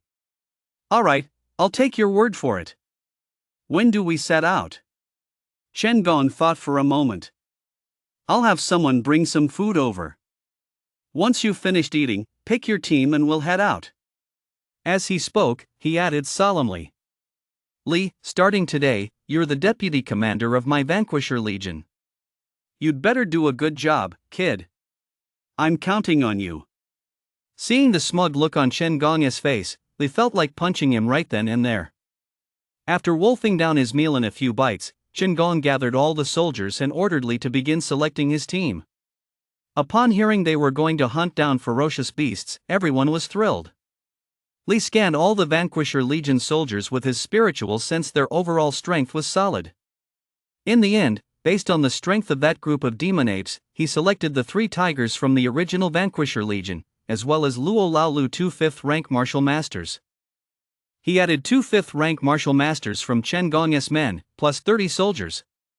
After stocking up on ammunition, they boarded the 10 armored vehicles provided by the Vanquisher Legion and set off. After traveling over 200 li, a little over an hour, the group arrived at their destination and stopped outside a mountain ravine. In the lead vehicle, Li studied the map and said to Sanhu and the others. The demon apes are inside. I've already sensed the aura of that 7th ranked demon ape. Let us go into the mountains. Chapter 36, The Eerie Demon Ape Killing Intent That Strikes Fear into All. Li, holding a horse-slaying sword with a blood-red glow along its blade, led the way at the front of the group, advancing step by step into the mountain ravine. The blood-red glow on the horse-slaying sword came from the 5 ferocious beasts they had encountered along the journey of over 200 li, all slain by him alone. Among them was a 5th-tier earth-shattering crocodile, which he had cleaved in two, avenging the grudge from half a year ago. The horse-slaying sword had finally been baptized in blood, its bloodthirsty aura was spine-chilling, and as a result, Li's lifespan had increased from 80 years to 106. Deputy Commander, are those demon apes really still here? Jia Mo, one of Chen Gong's 2 5th rank martial masters, asked Li while keeping watch. They are. Li gazed ahead, his spiritual energy silently scanning the area for the demon apes' whereabouts. Finally, he detected their trail in a dense forest within a mountain valley.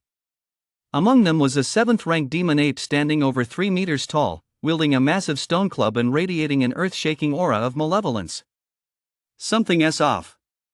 Seeing that the 7th rank demon ape was actually armed, Li immediately sensed something was amiss. In all his years on the front lines, he had never encountered a ferocious beast capable of wielding a weapon. Although apes possessed greater intelligence than other ferocious beasts, they hadn't evolved to the point of being able to use weapons. There was something off about the origin of these demon apes. With that in mind, he signaled to Sanhu and the others to stop. Seeing this, the group huddled together, scanning their surroundings while keeping an eye on Li. Li closed his eyes and sensed the area for a moment. The mountain ravine extended beyond the range of his spiritual power, but he detected nothing unusual where the group of demon apes was located. This way. Finally, he opened his eyes, pointed toward the dense forest in the valley, and signaled for the group to move forward. Chen Gong's 2 5th rank martial masters were named Jia Mo and Gao Lin. The two were highly skeptical of Li's actions, assuming he was just bluffing. How could he possibly know where the demon apes were just by closing his eyes? Sanhu and Luo Laolu, however, had complete faith in Li's words and grew even more vigilant. More than 30 firearms were all aimed at the mountain ravine as they advanced step by step deeper into the dense forest of the valley. Half an hour later, the group finally reached the edge of the dense forest in the valley. I don't see any sign of the demon ape. Deputy Commander, could you have made a mistake? Gao Lin surveyed the dense forest before him and asked Li with a skeptical expression. Li said nothing. Instead, he kicked a pebble, sending it hurtling toward a large tree more than 10 meters away. The next moment, a piercing screech rang out, and a small monkey fell from the tree. The group looked closely and saw that the little monkey was only at the second tier in strength, but it was holding a stick that looked like a weapon. Everyone, be careful. There is something off about these demon apes. They're more intelligent than ordinary ferocious beasts and know how to use weapons. Here they come. No sooner had he finished speaking than the trees in the dense forest began to shake violently, accompanied by a constant rustling sound. Then, a group of apes of various sizes appeared before them. Upon seeing this group of demon apes, everyone except Li, Sanhu, and the others was taken completely by surprise. Not only did these demon apes stand upright like humans, but each one was also holding a club. Some were made of wood, while others were actually entire trees. And the 7th-tier demon ape at the very center was wielding a stone club over 3 meters long, its eyes fixed on the group with a mocking glint. Only then did they understand the meaning behind Li's earlier actions. This group of demon apes was indeed no ordinary threat. Deputy Commander, there is something wrong with these demon apes. Both Xia Mo and Gao Lin were beginning to feel a bit flustered. The number of these demon apes was roughly as reported in the intelligence, but their quality was far beyond expectations.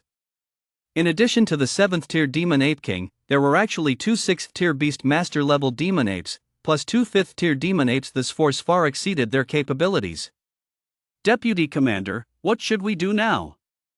Jia Mo looked uneasily at the bloodthirsty demon apes before him and couldn't help but ask Li.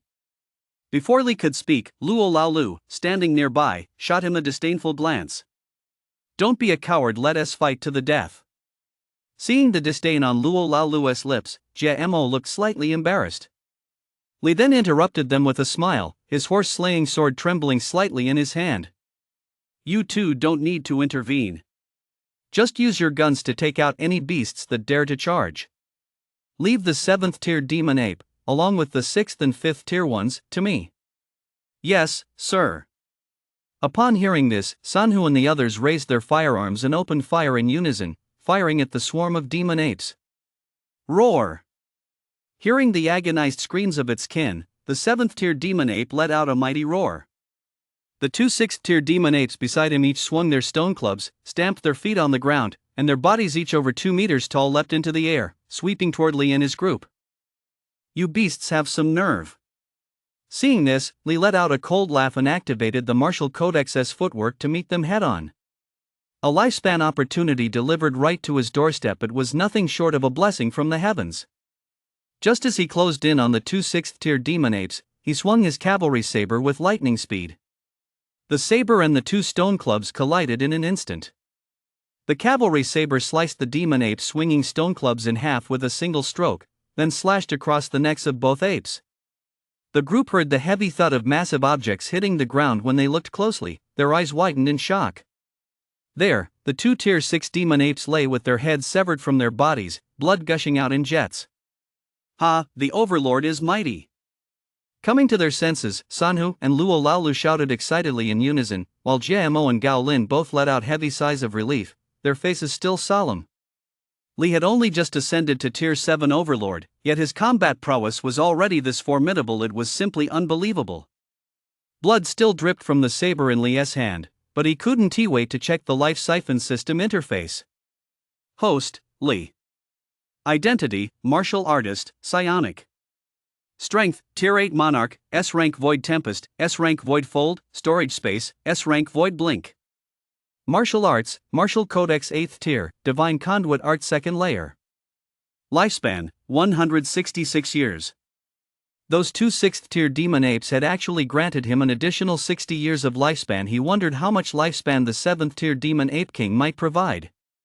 Closing the life siphon system panel, he turned his attention to the remaining demon apes.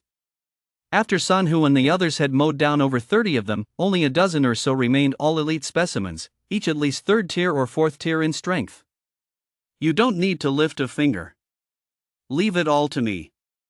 Gazing at the furious glare of the 7th tier demon ape king, Li gave a few brief instructions to Sanhu and the others, then leaped forward into battle. These were all lifespan. He'd feel a pang of regret if even one of them died. Roar! Seeing that Li had actually charged in alone, the 7th tier demon ape king let out a furious roar and swung his stone club down at Li.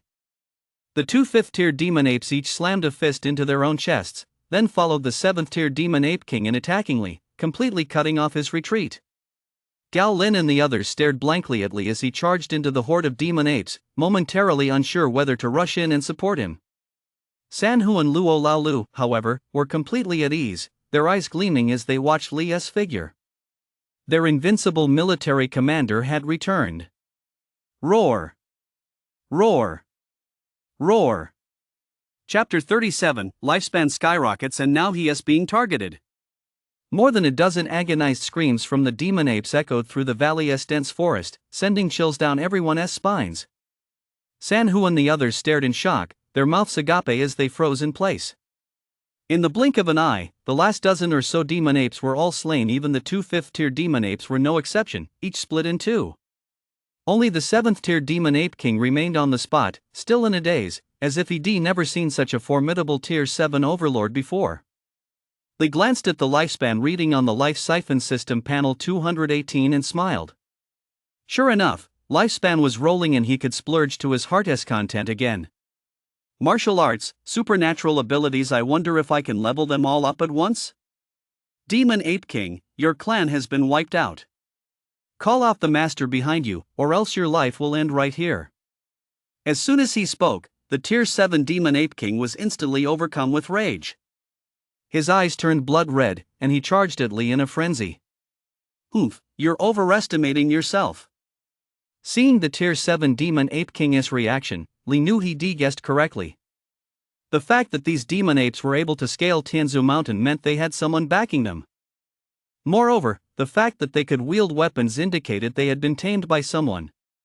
Unfortunately, he didn't know what kind of bizarre martial art this was, so he couldn't force the person lurking in the shadows to reveal themselves. What was most infuriating was that even after sweeping his spiritual sense through the valley and the dense forest, he still couldn't detect anyone hiding there. Kill. Unable to come up with a better solution, he could only resort to a single word: kill. Without further hesitation, he teleported behind the frenzied 7th-rank Demon Ape King and delivered a powerful downward strike with his Janma sword, severing the arm holding the stone club. He then swung the Janma sword horizontally, decapitating the 7th-rank Demon Ape King with a backhand strike. Excellent. The army commander is truly formidable. Seeing the 7th-tier Demon Ape King's head flung high into the air, Sanhu and Luo Laolu both jumped up in excitement. The army commander's strength had more than doubled compared to half a year ago, making them all want to try severing their own meridians to see if they could break through directly to Tier 6 Grandmaster. Of course, this thought was merely a fleeting one. They knew their limits. If they truly severed their meridians, death would be their only fate. Jiamo, Gao Lin, and the 30-odd soldiers all breathed a sigh of relief. This hunt for ferocious beasts had been the most dangerous and yet the easiest one yet. They didn't even have to lift a finger, they simply watched the spectacle unfold. 2 5th tier, 2 6th tier, and 1 7th tier all were eliminated in less than half an hour. With that kind of power and ruthlessness, he was nothing short of a god of slaughter. They'd seen Li before. He was slightly taller than average, not particularly burly, and with his handsome face, he looked harmless enough. Only now did they realize just how ruthless he could be when hunting ferocious beasts. It was as if he'd become a completely different person. Li sheathed his sword and immediately looked at the life siphon system panel. Host, Li. Identity, martial artist, psionic. Power level, Tier 8 Monarch, S-rank Void Tempest, S-rank Void Fold, Storage Space, S-rank Void Blink. Martial arts, Martial Codex 8th tier, Divine Conduit Art 2nd layer. Lifespan, 310 years. Seeing that the lifespan figure at the bottom had reached 310 years, a faint smile played at the corner of his mouth. This 7th-tier demon ape king had granted him a full 92 years of lifespan, more than even the 7th-tier azure eagle he'd slain earlier. He wondered if it was because this demon ape had been tamed by someone. It seemed he'd definitely have to track down that mysterious figure when he had the time. Taming ferocious beasts while killing them to claim their lifespan, just thinking about it was delightful. Deputy Commander, you just said there is someone behind this group of demon apes. Is that true? At that moment, Gao Lin stepped up to him and asked cautiously. It wasn't just him. San Hu and the others had also heard Li's inquiry about the 7th-tier demon ape king. Someone was behind them. Recalling how every one of these demon apes was wielding a club, they did indeed look as if they'd been tamed. Li glanced at him but didn't answer. Instead, he ordered the group. Quickly clear the battlefield. Search this entire dense forest thoroughly, don't overlook a single suspicious detail. Yes, sir. The group responded in unison and scattered, heading deep into the dense forest to investigate. Seeing that Li was ignoring him, Gao Lin looked awkward, then followed the others as they plunged into the dense forest. Once Li saw that everyone had entered the dense forest, he immediately used teleportation to scan the area within a radius of more than 10 li, but unfortunately found nothing. The person behind the demon ape must not be here. What a pity. If it weren't for San Hu and the others, he could have unleashed his full tier 8 monarch power and wouldn't have had to go to such lengths. He might even have found a trace of the person hiding in the shadows. An hour later, the group returned, their faces all etched with disappointment. Deputy Commander, we found nothing. Jia Mo, having witnessed Gao Lin's predicament earlier, didn't dare ask any further questions. He simply replied and obediently stepped aside. Li nodded and ordered that pits be dug to bury all the demon apes' corpses. After clearing the battlefield, the group boarded their vehicles and returned to the military camp. They encountered no more ferocious beasts along the way, which left Li quite disappointed. As soon as they returned to camp, Chen Gong rushed out. Seeing that none of them had even a scratch on their bodies, he was deeply puzzled. Old Li, didn't you find that pack of beasts? That can't be right, the intel shouldn't be wrong. Li shook his head. We found them. We've taken care of them all. Ah, then what is going on here? Upon hearing that all the demon apes had been eliminated, Chen Gong let out a gasp and pointed at the soldiers, who were all unharmed, asking. At that moment, Jia Mo stepped forward and quietly explained the situation to him. After listening, the look in Chen Gong's eyes as he looked at Li changed. After a long while, he waved for Jia Mo and the others to step back and rest, then took Li's hand and led him back to the tent. Old Li, are you feeling better now? Li sat down, drew his horse-slaying sword, and began carefully polishing it. Old Chen, don't you think I should give this horse-slaying sword a catchy name? Chen Gong was taken aback by his sudden remark, then shifted his gaze to the sword in Li's hand. Seeing that Chen Gong wasn't responding, Li smiled. How about Demon Slayer Blade? Doesn't that sound awesome? Chen Gong rolled his eyes. Call it whatever you want. Just tell me what's the deal with those demon apes? Li gathered his strength in his fingers and carved the words Demon Slayer Blade into the hilt of the horse-slaying sword. Old Chen, this group of demon apes isn't simple. There must be someone pulling the strings behind the scenes. He then shared his suspicions with Chen Gong. After listening, Chen Gong pondered for a long time. So there is something fishy about those demon apes. It seems Tianzhu Mountain isn't as isolated and untouched by human affairs as we imagined. Li understood what he meant. There were people on Tianzhu Mountain as well.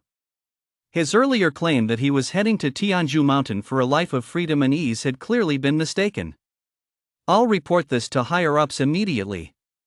Old Li, if there really is someone behind those demon apes, you'd better be careful. You might already be under surveillance. Chapter 38, Tier 8 Monarch Mid-Stage. It's all a conspiracy. On the other side of Mount Tianzhu, it was indeed, just as Li had suspected, a paradise for ferocious beasts, though it wasn't entirely uninhabited.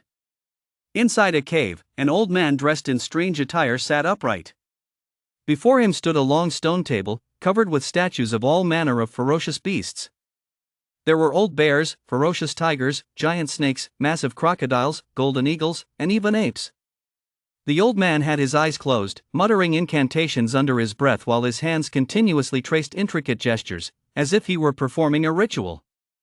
Suddenly, a wisp of white smoke rose from the old ape statue on the table, and it immediately exploded into pieces. The strange old man, who had been muttering to himself, opened his eyes and saw the destroyed demon ape statue. An eerie, blood-red gleam instantly flashed in his eyes. The demon ape had died just after crossing Tianshan. Was the Martial League acting too quickly, or had someone noticed something amiss? Finally, he bit his finger until it bled and smeared the blood onto a giant eagle statue that had risen into the air. Go! Instantly, the giant eagle statue was enveloped in a blood-red mist, which eventually drew it entirely into the statue. Mingcheng, the Chu family headquarters. Chu Tianfan was pacing anxiously back and forth in the hall when, suddenly, the cell phone on the table vibrated. He hurried over to pick it up. Upon seeing the number displayed on the screen, his expression immediately changed. He set the phone down and muttered to himself, it actually failed. This time, to deal with Li, he had resorted to a contingency plan he laid in place years ago. He originally thought it would be a piece of cake, but he never expected it to fail. What on earth could have caused this? Within the Vanquisher Legion, only Chen Gongkai had just been promoted to Tier 7 Overlord. He certainly didn't have the strength to take on a Tier 7 Demon Ape King. Could another master have arrived? Just then, a disciple of the Chu family walked into the hall. Family head, intelligence just came in. Li has led over 30 soldiers from the Vanquisher Legion 200 li away to hunt ferocious beasts. According to our spies, he has broken through Tier 6 Grandmaster and reached Tier 7 Overlord. Chu Tianfang's expression immediately changed. Promoted to Tier 7 Overlord? How is that possible? Li had only just recovered from his injuries. Even with that Imperial-grade nutrient solution worth 3 million, plus all the precious potions purchased 3 days ago, it was impossible for him to progress this quickly. After all, Tier 7 Overlord is a watershed moment. Reaching this tier proves that Li possesses exceptional talent. If he continues at this rate, who knows how far he'll go in the future. Go ahead. I understand. Coming to his senses, he dismissed the disciple, pondered for a moment, then took out his phone and sent a few messages. Li had no idea that Chu Tianfan was scheming against him again at that moment. He was savoring the fruits of his victory. 310 years of lifespan. He would soon find out just how much it would boost his strength. Life siphon system. I wish to infuse the lifespan into the 8th tier of the martial codex. First and foremost, he would enhance his martial prowess. Over the past period, he had studied the 8th tier of the martial codex countless times. Now was the perfect moment to advance. As he issued the command, his lifespan began to steadily decrease, stopping only when it reached 160 years. Immediately afterward, Li felt a surge of energy, accompanied by the myriad subtleties of the Tier 8 Monarch realm, which he couldn't help but become engrossed in. When he came to his senses, he saw that his strength, which had originally been in the early Tier 8 Monarch stage, had risen by a small tier, reaching the mid-Tier 8 Monarch stage. Upon realizing his current strength, the excitement on Li's face instantly faded. 150 years of lifespan had only resulted in a minor increase in rank. Was this some kind of joke? But after checking several times in a row and seeing it was still mid-Tier 8 Monarch, he finally faced reality. A 150-year lifespan. It stung a bit. And this was just mid-Tier 8 Monarch. How much would the late tier cost? And what about Tier 9 Sovereign? After a long while, Li summoned the Life Siphon System panel. Host, Li. Identity, Martial Artist, Psionic. Power level, mid-Tier 8 Monarch, S-Rank Void Tempest, S-Rank Void Fold, Storage Space, S-Rank Void Blink. Martial Arts, Martial Codex 8th Tier, Divine Conduit Art 2nd Layer. Lifespan, 160 years. Looking at the remaining 160 years of lifespan, then glancing at the S-Rank Void Fold among his spatial abilities, he gritted his teeth.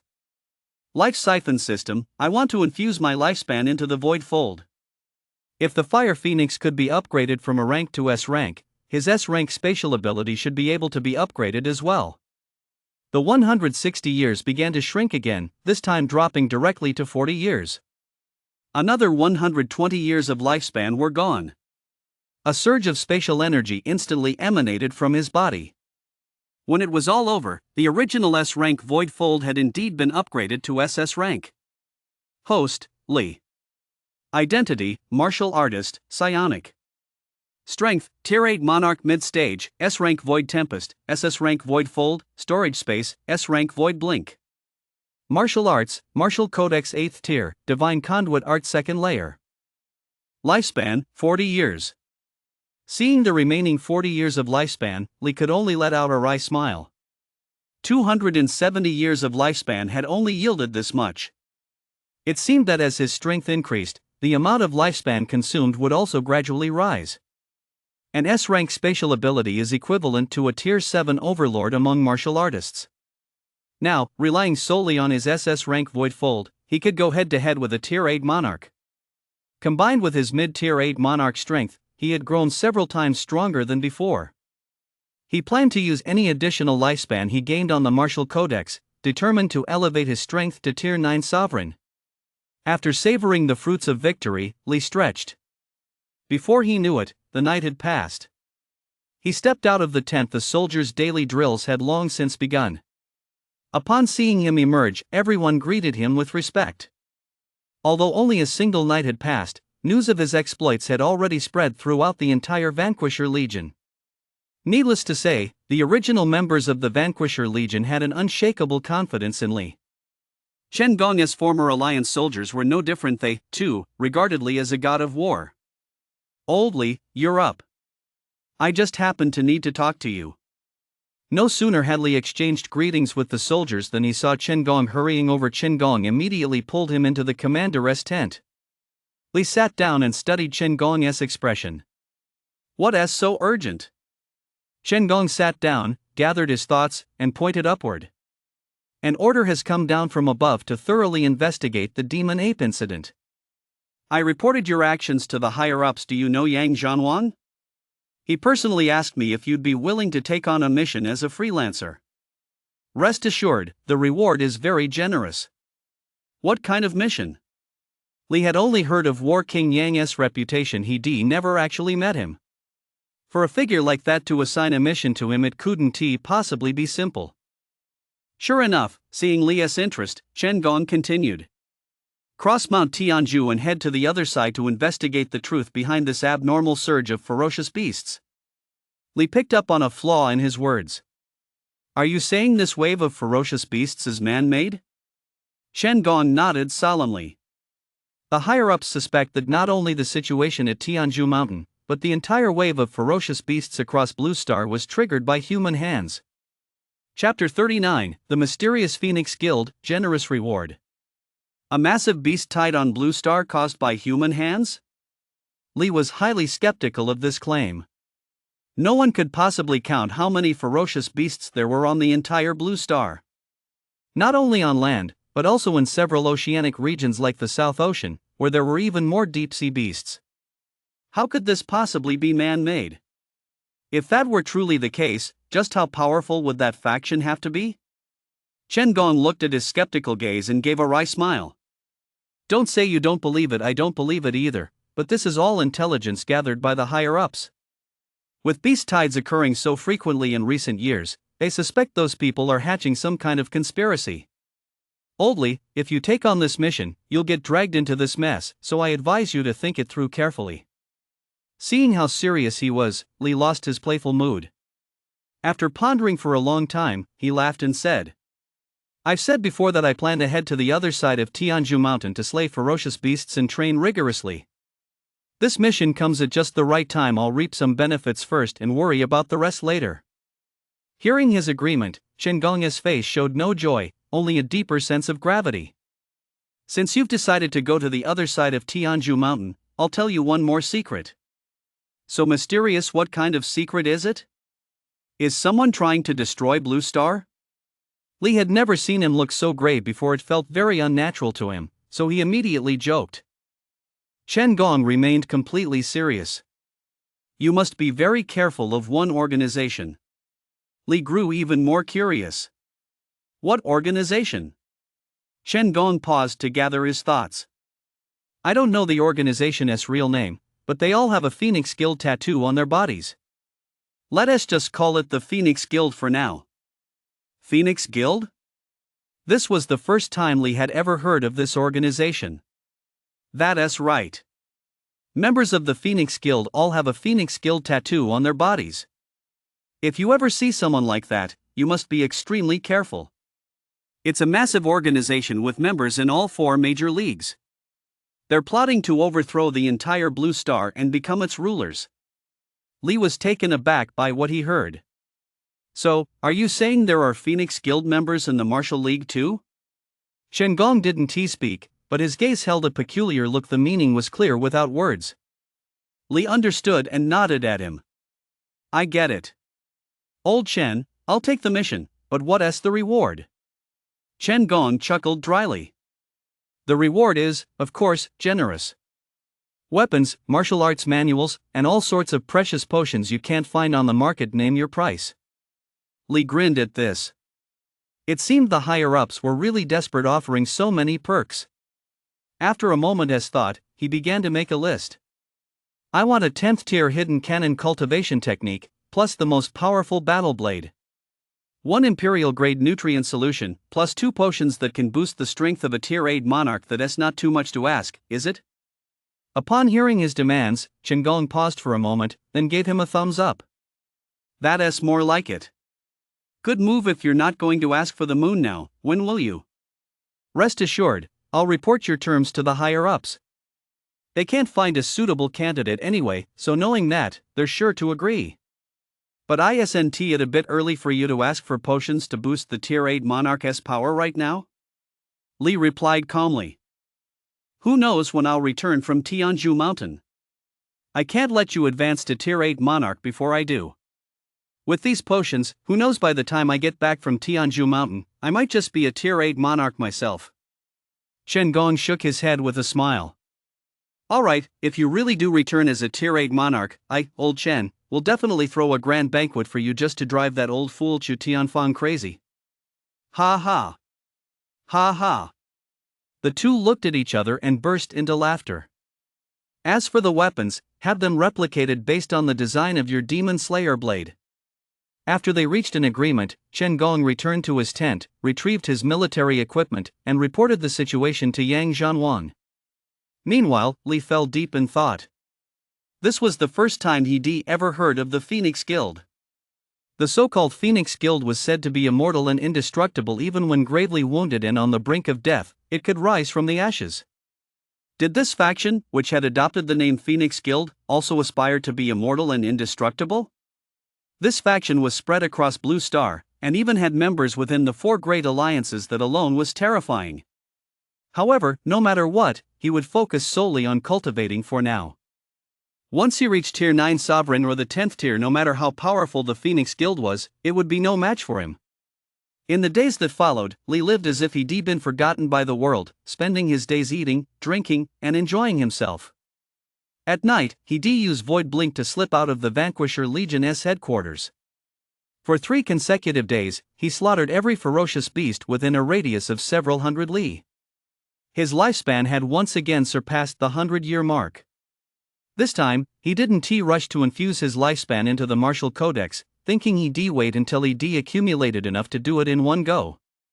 That day, at noon, he was sound asleep when Chen Gong woke him up. Old Li, I've got some good news for you. The higher-ups have approved your request. Here is 1 vial of Imperial-grade nutrient solution and 2 vials of serum. Consider them a down payment. The treasure sword you requested has already been entrusted to the Martial League's finest blacksmith to forge personally for you. It will take several months to complete. These 2 vials of serum not only enhance a martial artist's vital energy, they're exclusive elixirs for tier 8 monarchs, but they can also neutralize any toxin. As for the 10th tier cultivation technique in the martial codex, Yang Zhanwang said he'll personally deliver it to you once you've uncovered the mastermind behind this. However, there's one condition. Yang Zhanwang wants you to set out within 10 days. Chen Gong finished speaking in one breath, then took out the 3 vials and pushed them toward Li. Li opened the 2 titanium alloy cases, One contained a white liquid in imperial-grade nutrient solution and the other held 2 vials of green liquid, the serums. Don't let their small size no thicker than a pinky finger fool you. These are high-tech products the Martial League has spent years developing. He closed the lids with satisfaction. Alright, I'll set out right on time within 10 days. He then shoved the imperial-grade nutrient solution into Chen Gong's hands. Chen Gong didn't take it. You'd better keep it. You can return it to me when you come back from your mission. Li knew his temperament and didn't refuse any further. Counting this one, he now had 2 imperial-grade nutrient solutions and 2 vials of serum in his possession, enough to handle any perilous situation. Finally, Chen Gong pulled out another document.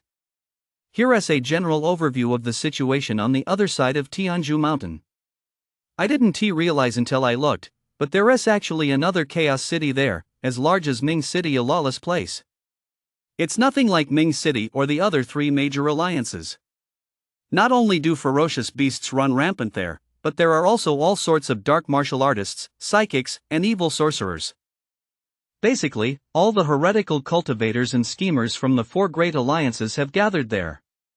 Oldly, you've just advanced to Tier 7 Overlord.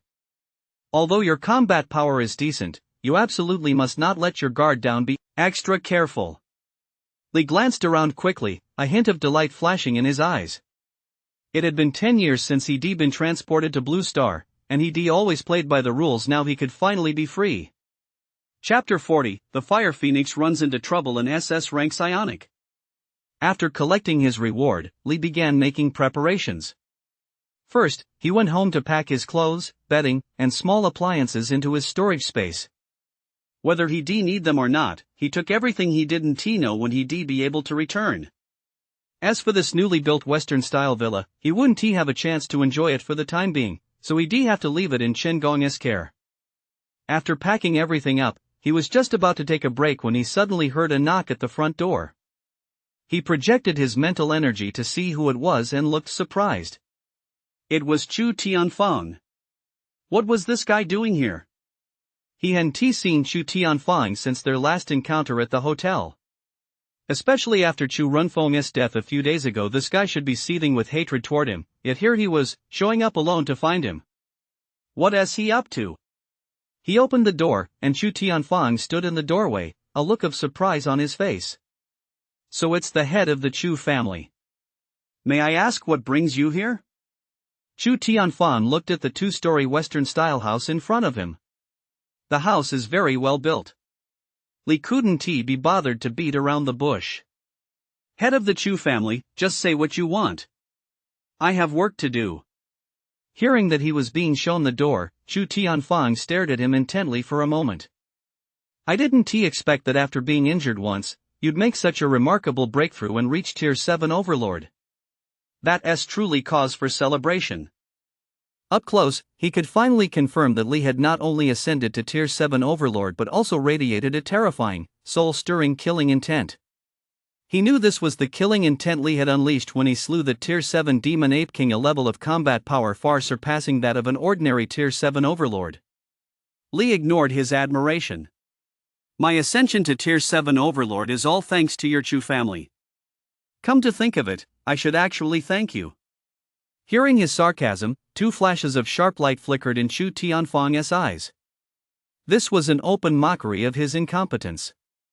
Li, the deaths of my 4th son and 2nd daughter are undoubtedly linked to you.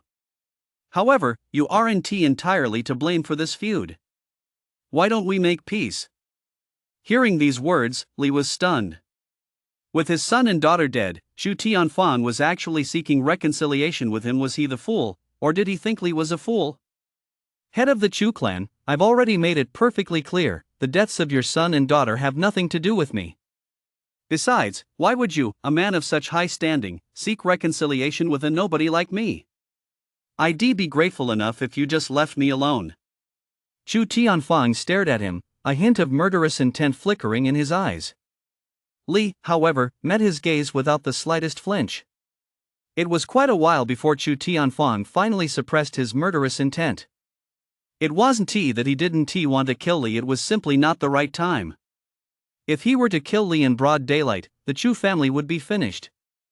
Moreover, he heard that Li was now very close to Yang Zhanwang, which was not a good sign. With his current strength, if Li were to gain influence as well, the Chu family would face yet another powerful adversary. Li, whether you believe it or not, I've come here in good faith this time. The celestial collision is imminent, and the tide of ferocious beasts shows no sign of abating. No one knows what will become of Blue Star in the future. Why should we continue to distrust one another and waste our energy on internal strife? Li nodded in agreement. The head of the Chu clan is right. Li's heart skipped a beat. You mean an SS class psionic? That S on par with a tier 8 monarch, a true master. Is he trying to court you? Hua Huang let out a cold laugh. He doesn't have what it takes to court me. This guy is trying to recruit me into some organization. Recruit? Li immediately recalled what Qin Gong had said earlier about the Phoenix Guild. Anyone capable of reaching into the Martial League must have significant connections. Does that person have any distinguishing features? Hua Huang didn't understand what he meant.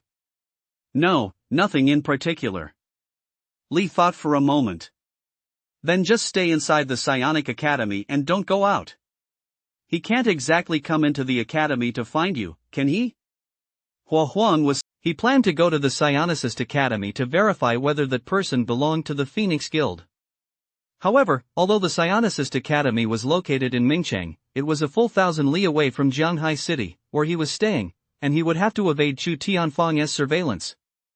That evening, after dinner, he put on a copper tiger mask he had prepared earlier. By the time he finished all this, it was already past 9 o'clock. He immediately turned off the lights and vanished from the room under cover of darkness. He flew dozens of li in one go, then found a luxury car, effortlessly unlocked it with his psychic power, started the engine, and sped off into the night. Just before dawn, he abandoned the car. 2 days later, Li finally arrived at the Psionic School. Chapter 41, The Night Owl, Fire Phoenix in Peril. My name is Copper Tiger. A few li away from the school for 6 lay a forest of fire trees. Fire Phoenix usually. Then you'll understand what it truly means to be a high-level psionic, and only the faction behind me can provide you with that. Watching Yi Xiao speak so eloquently, Hua Huang suddenly recalled Li's phone call and the final message he sent. That string of numbers represented just 3 words: Phoenix Guild. She knew the Phoenix Guild was a fire elemental divine beast, legendary for its immortality and indestructibility, capable of rebirth no matter the injury. Yet she still hadn't figured out what Li meant by sending her those 3 words. As she pondered this, she looked at Night Owl with curiosity. Night Owl, after all that, why don't you tell me what kind of faction you're backed by? Is it stronger than even the 4 great alliances? And as an SS rank powerhouse, why would you even take notice of a mere S rank psionic like me? Upon hearing this, a deeply mischievous grin spread across Night Owl's lips. What are the 4 great alliances? Fire Phoenix, I'll be honest with you, the power behind me far exceeds your wildest imagination. Our goal isn't just Blue Star, it's the cosmos itself. Fire Phoenix stared at him as if he were a fool.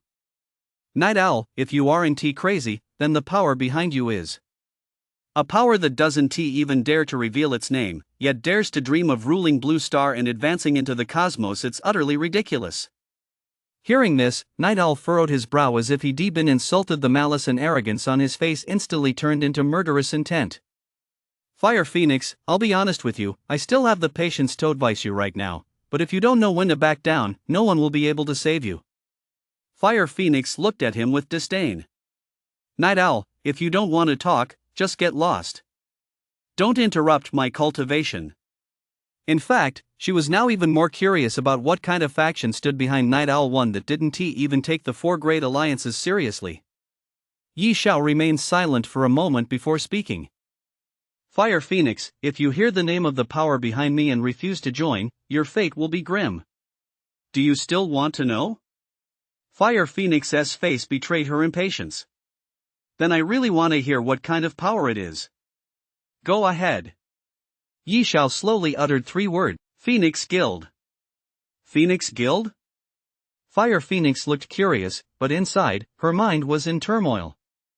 2 days ago, the last message Lee had sent her contained exactly those 3 words, Phoenix Guild.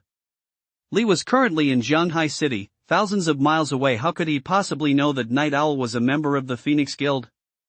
Once she sent Night Owl on his way, she would definitely demand a full explanation from Lee. What kind of organization is the Phoenix Guild? I've never heard of it. Night Owl gave a sinister smile. Fire refinement. Though she was caught off guard, her reaction was lightning fast. A fireball shot from her fingertips, colliding with Night Owl's fire jade band. Millions of sparks burst forth, and the intense heat radiated outward, absorbed by the surrounding forest of fire trees. Fire Phoenix took 2 steps back, her face turning pale. Night Owl strode forward, closing in on her. Fire Phoenix, your foundation is quite solid. You're perfectly suited to become the vessel for the Phoenix Guild. Let me show you the power of the fire element. Ban. As he spoke, a burning character 4 fire shot from his hand toward Fire Phoenix. Before it even reached her, Fire Phoenix felt as though the fire energy coursing through her body had been doused with a bucket of ice water. She was unable to channel it to defend herself. Her heart sank. She had heard the principal mention this situation before. When 2 psychics of the same element face off, if one opponent has a deeper grasp of their power, the other will be severely suppressed. Fire Phoenix tried to resist, but the fire energy she could muster was pitifully weak. The fire character crept closer and closer to Fire Phoenix, seemingly on the verge of merging with her. Night Owl watched the scene with a wicked grin, his lips curled in deep disdain. Just as life hung in the balance, the fire character suddenly halted and then vanished into nothingness. What? Night Owl's wicked grin froze instantly, his face etched with disbelief. Fire Phoenix, her heart pounding, looked up and scanned her surroundings. Who was there? After his initial surprise, Night Owl surveyed the surrounding fire forest and bellowed harshly. But as soon as he finished speaking, though he saw no one appear, he felt as if his entire body had sunk into quicksand. No matter how desperately he struggled, he couldn't break free. Spatial ability. Who was there? Come out. At the sound of this shout, Night Owl finally saw the leaves of the fire tree forest part not far ahead, and a figure wearing a bronze tiger-faced mask emerged, stepping before the 2 of them. Upon hearing Night Owl utter the words spatial ability, Fire Phoenix instantly realized who the man in the bronze tiger mask was and secretly breathed a sigh of relief. However, a look of confusion crossed her face. The last time he'd seen Lee, he was merely a Tier 7 overlord, yet the attack that had just nearly destroyed Night Owl was no weaker than that of a Tier 8 monarch. Had he already reached the Tier 8 monarch level? Night Owl scrutinized the bronze tiger mask, his face etched with gravity. Who are you? Lee could tell from the Fire Phoenix's gaze that she had recognized him, and of course, he had no intention of hiding it. From beneath his copper tiger mask, his eyes, sharp as lightning, fixed on the Night Owl. Night Owl, a member of the Phoenix. It was Lee's first time engaging in a full-scale battle with a spatial psionic, and upon witnessing this, he carefully examined his body and formed a few theories. It was all because of the Chaos Gene. Ever since the Life Siphon system had activated a few months ago, it had unlocked this invaluable treasure, the Chaos Gene. Not only had it made his physical body increasingly powerful, but now it even granted him immunity to fire-based psionic powers, filling him with immense joy.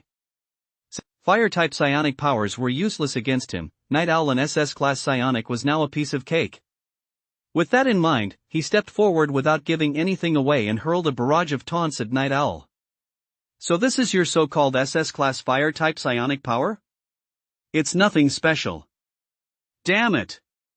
You're just a spatial psionic. How can you be immune to my fire elements? That's impossible. Night Owl's face had turned the color of a pig's liver. Just moments ago, he'd been boasting in front of Fire Phoenix, but now he'd been thoroughly humiliated by Lee. Having risen to the rank of an SS-class psionic, he'd never encountered anything so bizarre. Who exactly was this strange copper tiger standing before him? Who are you, exactly? Why won't you show your true face? Lee was now brimming with confidence. Who I am doesn't matter. What matters is your identity.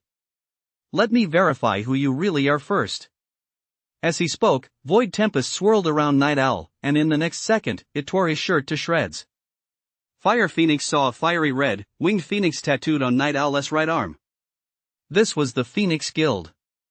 Night Owl was indeed a member of the Phoenix Guild. However, she had only ever heard the name Phoenix Guild before and knew absolutely nothing about it. She was completely in the dark. Lee examined the Phoenix Guild tattoo closely. It closely resembled the legendary Phoenix, yet there were some differences. It lacked the Phoenix's regal aura and instead exuded a sinister vibe. So this is the immortal divine bird? It's absolutely hideous. Night Owl snapped back to her senses. Hearing Lee mock her organization, a surge of fire coursed through her body, igniting every inch of his flesh. Copper Tiger, whoever you are, you've offended the Phoenix Guild. Your time to die is now. Lee stepped right up in front of him. I don't know if it's my time to die, but yours is coming very soon. Tell me, why did you come after Fire Phoenix? Don't tell me you've fallen for her. Hearing him ask the question she cared about most, Fire Phoenix perked up instantly, staring intently at Night Owl. Night Owl, however, merely snorted and looked at Lee mockingly without saying a word. Seeing that he still hadn't grasped the situation, Lee unleashed a void fold, shattering Night Owl's right arm, the one tattooed with the Phoenix Guild emblem, in an instant. Ah! How dare you! Pain contorted Night Owl's face. Large beads of sweat dripped incessantly as he raged inwardly. Copper Tiger was clearly just an S-rank spatial elementalist. Why was he being overwhelmed by him? Are you going to talk? Lee ignored the venom in his eyes and coldly pressed him. Night Owl still said nothing, merely channeling fire elements to stabilize his severed arm. But Lee gave him no chance. He unleashed another void tempest, destroying his other arm as well. Next are your legs. Even if you manage to escape with your life today, you'll be a cripple. Night Owl was truly terrified. As an SS rank psionic and a top-tier expert in the Phoenix Guild, he didn't want to die. Stop. All I'll tell you is that Fire Phoenix is one of the Phoenix Guild vessels selected by our High Command. What SA vessel? Fire Phoenix asked, puzzled upon hearing this. Night Owl offered no further explanation. Lee, however, explained for her. It means they're treating you as a host, absorbing your firepower and all your strength to incubate the species they desire. Fire Phoenix's face turned pale as she stepped forward and unleashed a fire-based ability, setting Night Owl ablaze. Damn you, you scum! Originally, Night Owl hadn't taken Fire Phoenix's fire ability seriously, but now his power was being firmly suppressed by Lee. Fire Phoenix's fire ability had become a lethal threat to him. Ah, stop. Copper Tiger, if you spare me, I'll tell you a big secret. Lee furrowed his brow, gave Fire Phoenix a nod, and then asked. What big secret? Fire Phoenix suppressed her killing intent and withdrew her fire ability. Only then did Night Owl let out a sigh of relief, though a hint of madness crept onto his face as he glanced at Fire Phoenix. There's a member of my Phoenix Guild at the School for Psionics. Fire Phoenix was instantly startled and exchanged a glance with Lee. Who is that person? Night Owl said nothing, his eyes shifting to Lee. I can't let you go, but I can make your death a little more painless. Lee, of course, understood what he meant and replied coldly. Despair flashed across Night Owl's face. Suddenly, he burst into loud laughter, and his entire body transformed into a figure of fire. With an agonized scream, the fiery figure coalesced into a massive character for fire, engulfing Lee and Fire Phoenix. Seeing this, Fire Phoenix's expression changed instantly, and she said to Lee, hide quickly. He is trying to use his dying blow to channel fire energy into your body. If he succeeds, it'll be very hard to remove it, and then his accomplices will be able to find you easily. That's basically a tracking mark, pretty ruthless. Lee understood what Night Owl meant. He used Void Blink to dodge Night Owl's dying blow, then pulled Fire Phoenix aside as well. Copper Tiger, whoever you are, I'll definitely come back for you. Seeing that Lee and Fire Phoenix had evaded his attack, Night Owl, unwilling to accept defeat, teleported away toward the School of Psionics. Let us go follow him. Fire Phoenix's eyes lit up as she saw the direction he was fleeing in. She said a few words to Lee, then soared off in pursuit. Lee nodded at her, wrapped his arm around her waist, and the two vanished from where they stood. Void Blink had already appeared not far behind Night Owl and followed him into the School of Psionics. Fire Phoenix saw the direction Night Owl was heading. It had been less than a year, give or take, since Lee's meridians were severed, yet he had quietly reached S rank. She was also deeply shocked that he had just blocked the Night Owl's fire-based power head-on without suffering a single scratch. All in all, Lee was like a completely different person compared to just a few months ago. If they weren't so familiar with each other, she would have thought Lee had been swapped out for someone else. This time, Lee had saved her yet again, that made 2 times in a row. How could she ever repay him? Fire Phoenix stood in the darkness, her mind filled with conflicting emotions.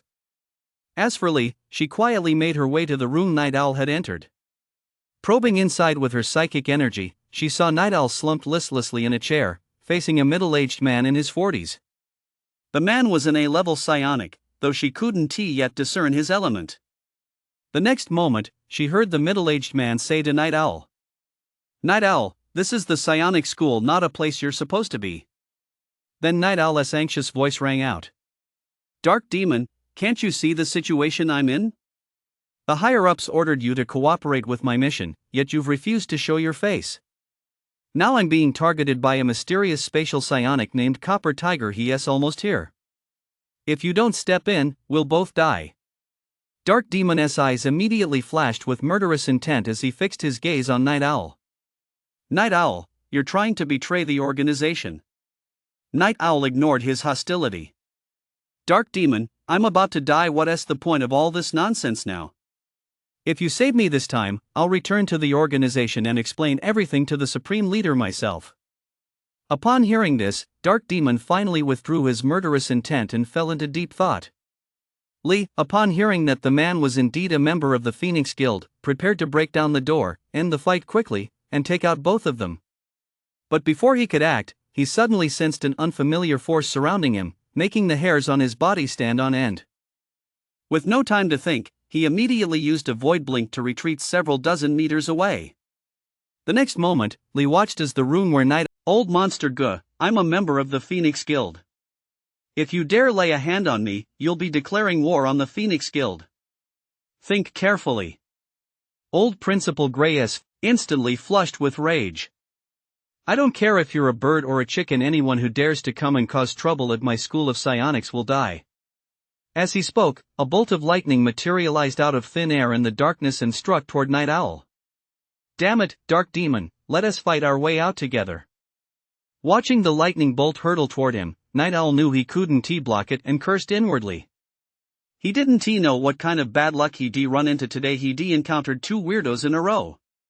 That Copper Tiger didn't give the Phoenix Guild a second thought and even boasted that he specifically hunted down Phoenix Guild members.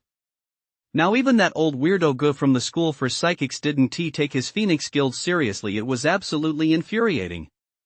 With that thought, he darted into the darkness to hide. Run!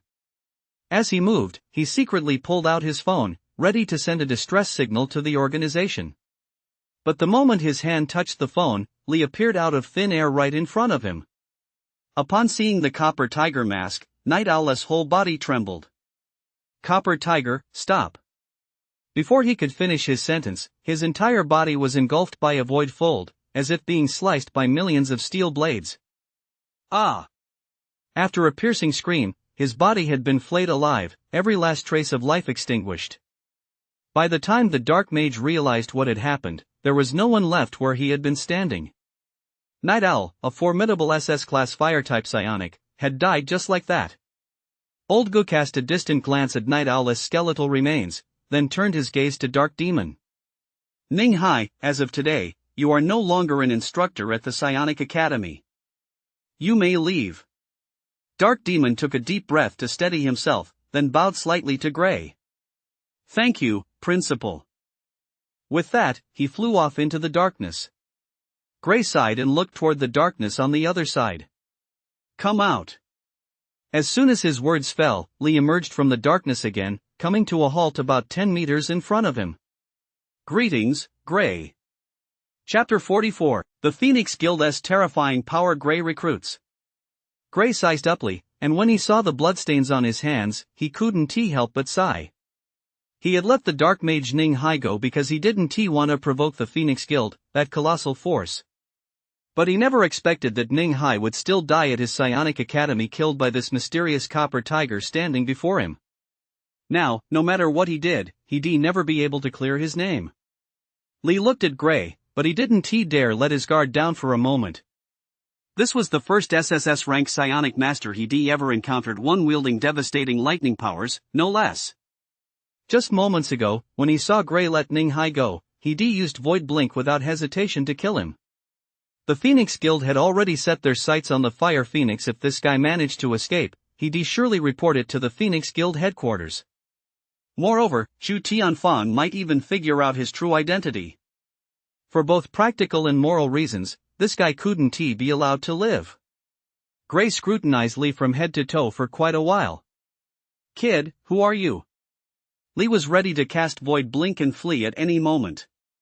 "I'm just a nobody." Gray took 2 steps forward, only to see Lee take 2 steps back, which left him feeling exasperated. Even a nobody should have a name. "Just call me Copper Tiger." "Alright, then I'll call you Copper Tiger." "Kid, you killed him quite ruthlessly just now. Aren't you afraid the Phoenix Guild will come after you later?" Just then, Fire Phoenix, along with several others radiating a powerful aura, flew out of the darkness. A burly man, broad-shouldered and muscular, brimming with explosive power, stepped in front of Gray. "Principal, what's going on?" "Huh? Who's this guy? Wearing that crappy thing and daring to come cause trouble at my school for psychics in the dead of night?" Everyone. So, Lee wanted to pry some useful information out of him. That way, when he faced the Phoenix Guild's experts in the future, he'd know his enemy as well as himself and emerge victorious in every battle. Gray calmed old Wang and the other instructors. "Alright, you can all go back now. Tell the students to focus on their training, there's nothing to worry about." After seeing everyone off, Fire Phoenix signaled to Lee once more, then faded into the darkness as well. Old Monster Good turned to Lee. "Kid, do you have something else to say?" Lee knew he couldn't beat around the bush with an old monster like this, so he asked straight out. "Gray, I'd like to ask about the Phoenix Guild. Why have I never heard of them before?" Gray laughed. "I thought you were fearless, but it turns out you're afraid of the Phoenix Guild after all." Lee rolled his eyes. "If I had Gray's strength, of course I wouldn't be afraid." Gray stared at him, 2 bolts of lightning flashing in his eyes, causing Lee to quickly take 2 steps back in fright. He almost cast Void Blink to escape. Seeing this, Gray quickly waved his hand. "Don't be afraid. I was just remembering something. Copper Tiger, I see you're also an S-rank spatial psionic. Why don't you join my school of psionics as an instructor? You know the Fire Phoenix girl, so you should know what kind of person I am. What do you say? Think it over." Lee stared at him speechlessly. So he was trying to recruit him. "I'll think about that. Gray, let us talk about the Phoenix Guild instead." Gray paused, his expression gradually turning serious. "Kid, you're cautious, that's a good thing. The Phoenix Guild is far more powerful than you imagine. It's full of madmen who'll do anything. Remember, don't let the Phoenix Guild see your true face or discover your identity, and above all, don't let their mark hit you. Otherwise, you'll face their relentless pursuit until you're dead or end up under their control." Crazy. A sudden thought struck Lee. If Chu Tianfang was telling him all this, could he be a member of the Phoenix Guild? Or was he trying to use the Phoenix Guild to eliminate him? One thing was certain, though, that guy definitely knew about the Phoenix Guild, otherwise, he wouldn't have known that the Fire Phoenix was in trouble. Coming to the psionic school this time and using his spatial psionic ability, there's no way he could be kept that hidden from those who were paying attention. Chu Tianfang, it looks like this guy's days are numbered. Gray, unaware of his thoughts, continued. "Kid, don't underestimate them. This group includes martial artists, psionics, all kinds of experts. Plus, their high-tech methods are endless, you're no match for them going it alone. So my advice is this, stick to your training for now. Once your spatial ability reaches SS rank or even SSS rank like mine, maybe you'll be able to go head-to-head with them." After hearing all that, are you scared? Why don't you come to my school of psionics? I can protect you. After hearing the first half of his speech, Lee was quite moved, but by the end, he nearly choked on his own spit. This was starting to feel a bit like something a sleazy old pervert would say. Ahem, thank you for the advice, Gray. I'll take my leave now. Although he still only had a vague understanding of the Phoenix Guild, he knew a bit more than before and realized he'd have to be extremely cautious if he ever faced them again. Seeing that he still wouldn't agree, Gray waved his hand listlessly. Fine, go ahead. Get out of this trouble spot. I'll make sure little Fire Phoenix stays at school for the next few days. She won't be in any danger for now. Lee bowed slightly, activated Void Blink, and left. Gray watched his back, a pensive look in his eyes. Chapter 45, Fire Phoenix delivers a treasure. Gray wants to poach talent. Big Sister Hua, I have to head back right away. Be extra careful these next few days. In the darkness, Lee didn't leave immediately. Instead, he encountered Fire Phoenix. I've told you so many times, don't call me Big Sister. Fire Phoenix understood Leah's current situation. The Chu family was watching him constantly, and he'd likely come to rescue her in secret this time as well. Lee chuckled. Alright, then how about I call you Huanger? Of course, this Imperial-grade gene elixir still couldn't compare to his Chaos gene, but it should be able to boost his energy and regulate his physical strength. This is too valuable, you should keep it for yourself. If you can quickly advance to SS rank, you'll have the strength to deal with the Phoenix Guild's pursuit. Fire Phoenix's face flushed with anger as she shoved it directly into his hand. If I'm giving it to you, just take it. My master is Gray, he has plenty of precious potions. I still want to fight side by side with you against those bastards from the Phoenix Guild. They dared to set their sights on me, so I'm going to burn their lair to the ground. Lee looked at Fire Phoenix, who had suddenly gone berserk, and could only smile as he accepted the jade box. Alright, I'll take it. Contact me if you need anything. With that, he vanished into the darkness. Elsewhere, Gray remained standing in the same spot, deep in thought. Unfortunately, he was still unable to figure out Leah's true identity. Most psychics in the Martial League are graduates of psychic academies.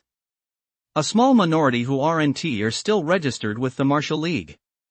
But no matter how hard he racked his brain, he couldn't fathom the existence of someone like Copper Tiger. After all, becoming an S-rank spatial psionicist doesn't happen overnight. Even a genius like Fire Phoenix had to endure countless hardships from a young age to reach S rank. So it was impossible for someone like that to just suddenly appear out of nowhere. Little did he know that Lee was a massive exception. The life siphon system, that massive cheat, was far beyond anything Gray could have imagined. Gray's expression froze for a moment as he suddenly recalled the mysterious master the Chu family had encountered half a millennium ago. That individual had killed one son and one daughter of the Chu family in quick succession, shrouded in mystery to this day. Their identity remains unknown, though it was said they were a spatial psionic. Moreover, that spatial psionic had a close connection to a man named Lee in the Alliance army. And Lee, in turn, was acquainted with Fire Phoenix. Piecing this string of information together, he zeroed in on a crucial point. Lee, everything was connected to him. This former commander of the Vanquisher Legion in the Martial League, a young man, gravely wounded and on the brink of death, had actually stirred up such a massive storm. It seemed Chu Tianfang could never have imagined that his spoiled son would provoke such a formidable enemy. Once he figured it out, old Principal Go let out a sinister chuckle and muttered to himself. Heh, kid, no matter how cunning you are, I'll track you down and drag you to my school for psionics. Teacher. Just as he was basking in his triumph, a sudden voice snapped him back to reality. When he snapped back to attention and looked up, he saw that Hua Huang had appeared before him at some point and was staring at him with a look of astonishment. Hua Huang, what are you doing here? Hua Huang was still reeling from her teacher's sinister chuckle. She'd never seen him like that before. Could it be that he figured out Lee's identity? Teacher, what were you thinking about just now? Gray cleared his throat. Ahem, I was thinking about what to have for a late-night snack tonight. A late-night snack? Master, aren't you usually very health-conscious? Don't you skip dinner? Huang's face was full of curiosity. She looked innocent and harmless, a complete contrast to the fierce words she'd just spoken. Gray chose not to respond to his disciple's question. "Disciple, I hear you're on good terms with Li, tell me a bit about him." When Huang heard him ask about Li, two flashes of sharp light darted through his eyes. "Why are you suddenly asking about him, master?" Gray could tell from his disciple's expression that there was something going on. "Disciple, hurry up and tell me about Li. I remember that half a year ago, Li's meridians were completely severed, and he retired from the Vanquisher Legion. You even went to Zhanghai City. How is that kid doing now? He is not dead, is he?" Chu Tianfang hung up the phone, his eyes and face filled with confusion and suspicion. 3 days ago, he had personally told Li about the trouble with the fire. Regardless of whether Night Owl and Dark Demon had died at the hands of that spatial scion, Li was escorted back to his tent. After lying down for an hour, he suddenly opened his eyes and slowly sat up. Late at night, the Chu family headquarters had fallen silent. Chu Tianfang hadn't gone to sleep yet. He sat on the sofa with his eyes closed, resting. Although he hadn't deliberately kept Li under surveillance that day, he had still managed to find out where Li had gone. Sure enough, Li had gone to Qinggong's military camp, and he'd even managed to uncover a piece of information. Li was actually planning to leave Mingqing to venture into the wilderness. This startled him, and he immediately thought of the recent wave of ferocious beasts. Combined with Yang Zhanwang's recent contact with Li, there was definitely a connection. But what that connection might be, he couldn't figure out right away. He was leaving tomorrow, so it seemed he would have to keep a close eye on Li's movements. With that in mind, he was just about to summon one of his men to wait outside Qinggong's camp. Suddenly, his whole body shuddered as he sensed a pair of eyes fixed on him. "Who is there?" He snapped his eyes open and immediately witnessed a scene he couldn't believe. A figure had appeared on the sofa across from him at some unknown point. A bronze tiger mask, its eyes radiating a fierce, murderous intent. It was sitting right across from him, less than 2 meters away. "I hear you've been looking for me." Observing Chu Tianfang's expression, a voice devoid of any emotion sounded from beneath the bronze tiger mask. Hearing this, Chu Tianfang's mind went into a daze as he stared intently at the mysterious figure in the bronze mask before him. "Are you that spatial ability user? Is it you who killed my son and daughter?" Li nodded and said indifferently, "That's right. It was me." Chu Tianfang took several deep breaths before he could suppress the murderous intent surging within him. "Who exactly are you?" Li stood up. "Just call me Copper Tiger." Chu Tianfang stood up as well, secretly channeling his energy while his mind raced through his memories, but unfortunately, he couldn't find a single piece of information about Copper Tiger. "Copper Tiger, I've never heard of you. You came here tonight to kill me." Li sensed the Tier 8 Monarch power he was channeling and silently activated the Divine Conduit art in Voidfold simultaneously. "That's right, I'm here to kill you. You've been running wild for so long, and now that you've drawn the Phoenix Guild's attention, I have no choice but to kill you." Upon hearing his words, a look of realization flashed across Chu Tianfang's face. "So it was you who killed the Phoenix Guild's Night Owl." In the next instant, Li activated the tier of the Divine Conduit art. His powerful mental energy instantly transformed into an invisible giant hammer, crashing down viciously on Chu Tianfang's head. Thud. Although Chu Tianfang had channeled his energy, he still couldn't block the mental attack. He felt as if his head were about to explode, and all the energy in his body dissipated in that moment. "This is Mr. Li's Divine Conduit art. I can't believe you've actually mastered it." Li wasn't surprised to hear him recognize the Divine Conduit art. "That's right, it is the Divine Conduit art. Just because you can't master it doesn't mean others can't. You're right, this world isn't short on geniuses." Chu Tianfang remained impassive as he secretly gathered his strength. Li seemed not to notice his movements. "Chu Tianfang, I had originally intended to let you off, but you brought people from the Phoenix Guild to target Li. You've chosen your own path to death." Chu Tianfang forced himself to steady his energy, 2 streams of blood tears spilling from his eyes. A full power strike of the divine conduit art was too overwhelming, it left him with no strength to resist. After 2 futile attempts, he finally collapsed in front of the sofa. Tonghu, since you know about the Phoenix Guild, you should understand what fate awaits you. Even if you kill me, you still won't escape their pursuit. Li paid him no further attention. The void tempest materialized, shattering his shirt. He noticed there was no Phoenix Guild tattoo on his body. You're not a member of the Phoenix Guild? Chapter 47, The Slaughter of Chu. You know that without our partnership, you alone can't take on the Phoenix Guild. I know some of the Phoenix Guild's secrets. If you spare me, I'll tell you everything right away. Seeing that he still hadn't given up, Li said mockingly. Me going down with the Phoenix Guild members?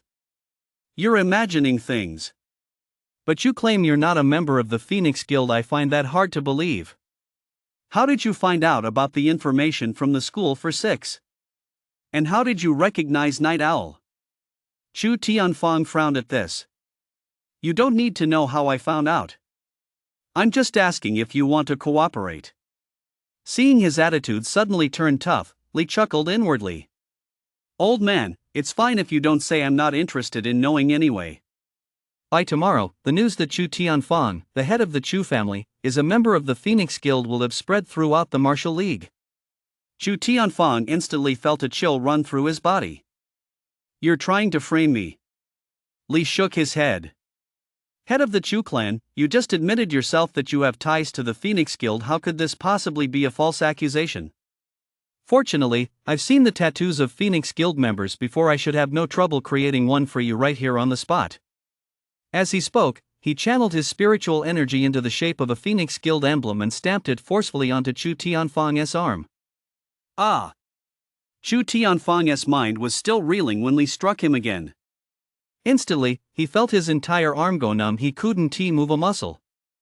Once the excruciating pain subsided slightly, he turned to look and began trembling uncontrollably. A lifelike Phoenix Guild tattoo had appeared on his right arm. He had seen the tattoos of Phoenix Guild members before, although this one was slightly different. The average person wouldn't even notice. If word of this got out, how could the Chu family possibly maintain its standing in the martial league? His eldest son, Chu Renlong, and his third son, Chu Renhu, were both serving in the military. What would become of their futures? The Chu family would likely fall into decline from this point on. The more he thought about it, the more terrified he became, so he immediately dropped to his knees and begged Li for mercy. Tonghu, please hear me out first. This won't do you any good either. Let us make a deal instead. As long as you spare me, I swear the Chu family will never cause Li any trouble again.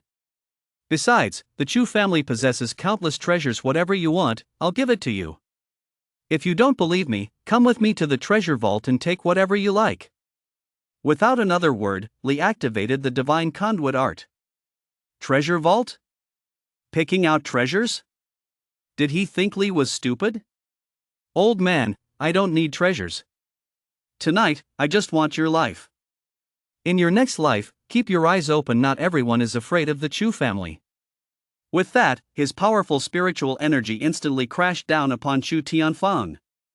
Chu Tianfang looked into Li's eyes, filled with murderous intent, and an overwhelming sense of pressure, and hatred, and regret welled up inside him. He regretted ever provokingly. Who could have known that such an unremarkable young upstart would drive the Chu family into such a desperate situation? Not only had he lost a daughter and a son, but he, the head of the illustrious Chu family, had also met his end. If only he'd known, he would have ordered Zheng Mu to kill Li on the front lines. Alas, it was all too late. In the next instant, Chu Tianfang once again felt the full force of the divine conduit art. His skull split open in 4 places, and blood gushed out wildly. Copper Tiger, you can't escape. I'll be waiting for you in hell. With those words, his head lolled to one side, and all life left him. Li looked at the Phoenix Guild tattoo on Chu Tianfang's arm and smiled with satisfaction.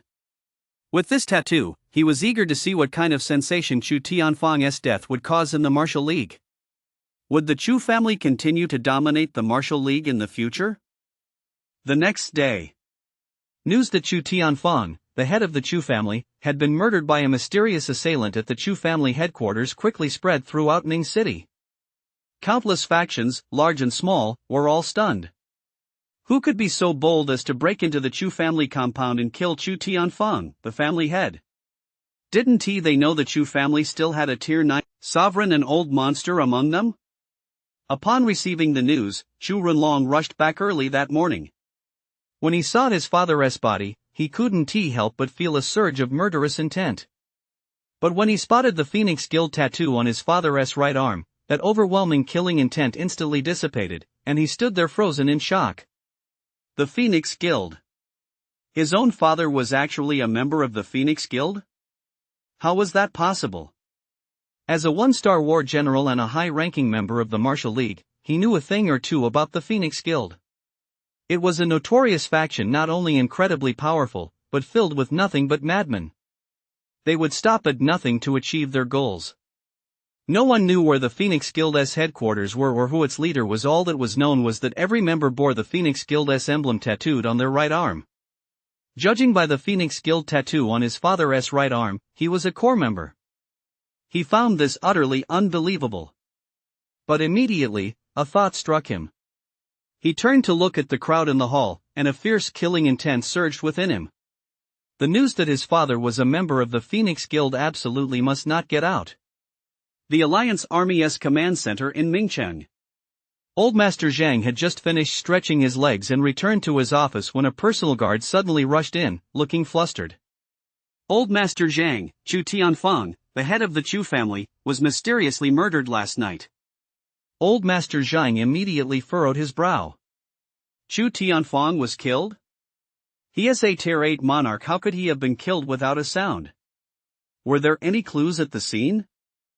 His first thought was of that mysterious spatial ability user who had been at odds with the Chu family. The guard nodded. Yes, there were traces of spatial abilities left at the scene. Old Master Zhang thought to himself, just as I suspected, and a cold, sharp glint flashed uncontrollably in his eyes. It was that person again. Seeing this, the guard cautiously added, Old Master Zhang, there is another major incident. Old Master Zhang immediately looked at him with curiosity. What other major matter? Could it be that the Chu family killed Li? In his view, with Chu Tianfang dead, Chu Renlong would absolutely not let Li off the hook. The bodyguard shook his head.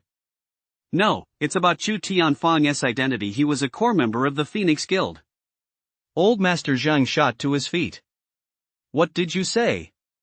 Chapter 48, The massive upheaval caused by Li. The Martial League's high command is furious.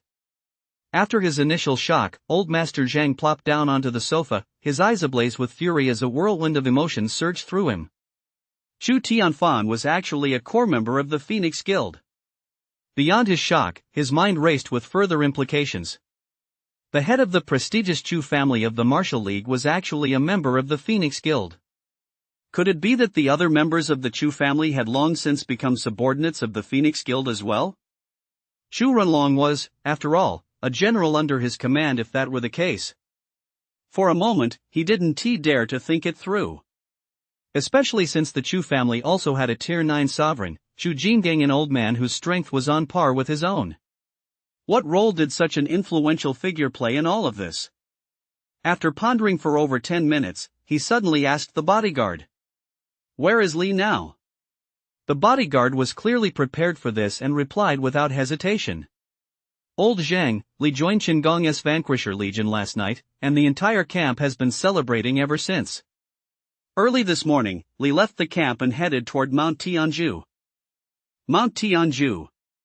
Old Master Zhang immediately recalled what Yang Zhanwang had told him a few days earlier. At the time, Yang Zhanwang had mentioned Li, saying he intended to send him to the other side of Mount Tianju to investigate the current wave of ferocious beasts and determine whether anyone was exploiting the situation to target the Martial League. If that were the case, Li had nothing to do with Chu Tianfang's death. Speaking of Mount Tianju, his thoughts immediately turned to Chu Renlong, the garrison commander there. Did he know that his own father was a member of the Phoenix Guild? Convey my orders to Lu Feng to come to me. The personal guard flinched at these words. Old Master Zhang paused for a moment, then continued. Deliver 1 Imperial-grade medicinal gene potion and 1 Imperial-grade spiritual elixir to Chenggong. Make it clear that this is an order issued by me. Order him to lead the Vanquisher Legion to Tianzhu Mountain within 5 days to relieve the War Dragon army. Upon hearing this order, the personal guard's eyes narrowed instantly. Old Master Zhang intended to relieve Chu Runlong from Tianzhu Mountain, the most critical strategic location, which meant he no longer trusted his loyalty. Next, it wouldn't just be Chu Runlong. A thorough investigation of the Chu family was surely to follow. Yes, sir. The personal guard dared not delay and immediately set out to contact Lu Feng. Old Zhang sat for a moment, then picked up the phone on his desk and dialed a number. Before long, a voice answered on the other end. Who is this? Old Zhang breathed a sigh of relief upon hearing the aged voice. Old Tong, it's me. It's old Zhang. How come you have time to call me? How is the beast tied on the other side of Tianzhushan? Old Zhang sighed. Old Tong, I'm not calling about that. Have you heard about the Chu family? Old Tong was silent for a moment, then asked, I've heard. What do you think? Old Zhang was caught between a rock and a hard place. Old Tong, Chu Jingang and I are close friends. It wouldn't be appropriate for me to get involved. However, we can't afford to be careless about this. We must get to the bottom of it. Since he is not far from you, you take charge of explaining the situation to him clearly and finding out exactly where he stands. I believe Chu Jingang will understand our good intentions. Lao Tong nodded. All right, I'll handle the matter with Chu Jingang. Since you're close to the Chu family, I'll leave the mess over there to you. Old Master Zhang rubbed the bridge of his nose. All right, I suppose that's the only way. Let us split up and handle this separately. We must use this opportunity to get to the bottom of things. Anyone who dares to betray the Martial League will not be tolerated. Old Tong's voice also turned cold. How vast is the Martial League? Its power structure is complex and deeply entrenched. There are several other families like the Chus, all with inseparable ties to the Martial League's high command and military branch. If we set this in motion, it could very well spark a massive storm. But if we do nothing, we're letting the Phoenix Guild run rampant, and the consequences down the line could be even more unthinkable. Seeing that old Zhang remained silent, he suddenly added, Old Tong, do you know about the Vanquisher Legion incident from half a year ago? Hearing him bring this up out of the blue, a hint of relief crept into Old Tong's tone. Wasn't that your department, old friend? You were the one who personally signed off on that military commander's order for Chu back then. What, is that kid dead now? Old Zhang looked slightly embarrassed. Old Tong, this matter has become rather tricky. Li has not only recovered from his injuries but has also reached Tier 7 Overlord. Most importantly, that kid is extremely vengeful and ruthlessly cruel. Everything the Chu family has gone through recently was orchestrated by him using a mysterious spatial ability. Is that so? What a coincidence. Old Tong suddenly seemed to remember something. Old Zhang, just 3 days ago I received a message from Old Gu the Eccentric, saying that a member of the Phoenix Guild had infiltrated the psionic school, intending to abduct his disciple, Fire Phoenix. However, that SS-class psionic from the Phoenix Guild and a Phoenix Guild spy infiltrating the school were both killed by Old Gu the Eccentric. I even teased him about it at the time. In the end, Old Gu even asked me if I knew any masters of spatial psionic abilities. He must also know about that mysterious spatial psionic master you mentioned. Old Zhang perked up at this. That must be it. Hua Huang has a close relationship with Li. If we follow this lead, we might be able to uncover the identity of that mysterious spatial psionic master. Old Tong, it looks like you've got a heavy burden on your shoulders. You'll have to handle Chu Jingang and Gray yourself. On the other end of the line, Old Tong rolled his eyes. Old Zhang, you're still as cunning as ever. Those two old monsters might not necessarily listen to me. Chu Jingang might still take my advice, but you know full well Old Gu's strength and temper. Convincing him will be an incredibly difficult task. Old Zhang was also at his wit's end. He never imagined that a minor incident half a year ago would trigger this series of dramatic upheavals, even laying bare the Chu family's deepest secrets. Given the current situation, there was no turning back. They had to get to the bottom of this. Otherwise, the other prominent clans might start harboring ill intentions. Old Tong, those with ability bear the greatest burden. Besides, you're closest to those two old monsters, and I'm tied up myself. Old Tong knew he couldn't argue with him, so he had no choice but to agree. Alright, how are things on your end? What else could they be? These swarms are occurring frequently. It looks like someone is orchestrating this behind the scenes. Old Yang has already sent people to investigate the other side of Tianju Mountain. Will have results soon. Although they said this out loud, deep down, both were 80% certain that the Phoenix Guild was secretly meddling in everything. Vanquisher Legion, Chen Gong had just issued drill orders when he spotted a helicopter flying in and landing at the camp. Puzzled, Chen Gong walked over and saw that it was Lu Feng, carrying a briefcase and looking grave. His heart skipped a beat. He knew something major must have happened. Last night, Chu Tianfang, the head of the Chu family, was killed by a mysterious assailant. There is also a regiment's worth of heavy equipment unless a Tier 9 sovereign comes. Tong Qianwan ignored his indignation, walked into the courtyard, and sat down. Old Chu, if I were you, I'd stay put here for the next few days and wait until the higher-ups have finished their investigation. Chu Jingang stared at him for a long time, took a deep breath, and returned to the courtyard to sit down. Fine, I'll just wait and see what you can uncover. Have you found the killer who murdered my son? Tong Qianwan shook his head. We only know he has an SS rank spatial psionic. We don't know his true identity. Upon hearing this, Chu Jingang furrowed his brow. An SS level spatial psionic. All psionics in the Martial League are registered. How could we not track them down? Where is Li now? When Tong Qianwan heard him mention Li, he shook his head. Do you believe me when I say this has nothing to do with Li? Chu Jingang remained impassive. I don't believe you. Zhang Qianwan, then it's up to you. Li still had no idea that killing Chu Tianfang had caused such a stir. The entire Martial League had been mobilized. However, one thing turned out exactly as he expected. The Chu family no longer had the heart to seek revenge against him. The Chu family was now, as the saying goes, besieged on all sides. Chu Jingang never made an appearance. He was busy dealing with a thorough investigation triggered by the suspicions of the Martial League's high-ranking officials. In particular, Chu Runlong and Chu Runhu, both of whom held key positions in the Alliance army, were placed under investigation. Although Chu Tianfang was not a core member of the Phoenix Guild, he had connections with its members, and that alone was enough to brand the Chu family as traitors. Therefore, the Chu family's fate would not be a pleasant one. Li set out alone early in the morning and, by noon, had already traveled over 200 li.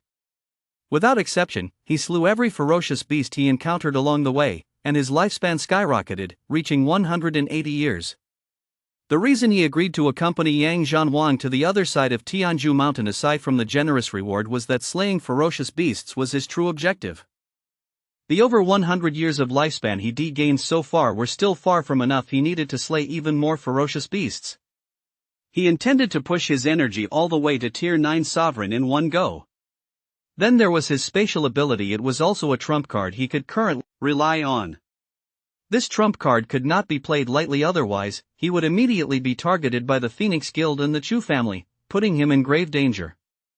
He also needed to rapidly enhance his spatial abilities, ideally reaching SSS level, like Gray S.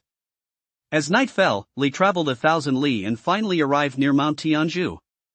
He looked up at Mount Tianju, towering into the clouds, and the endless Tianju mountain range stretching as far as the eye could see.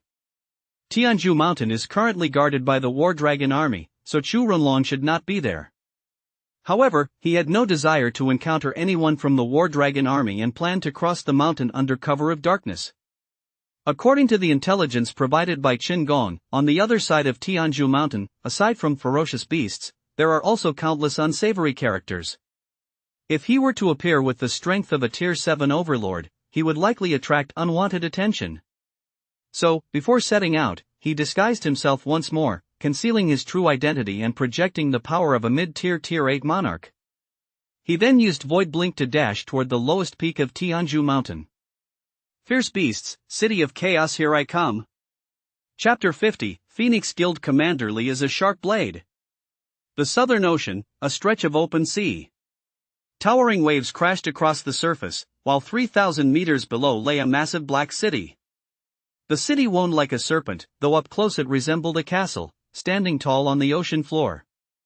On one part of the castle was emblazoned the Phoenix Guild emblem. This was indeed one of the Phoenix Guild's bases.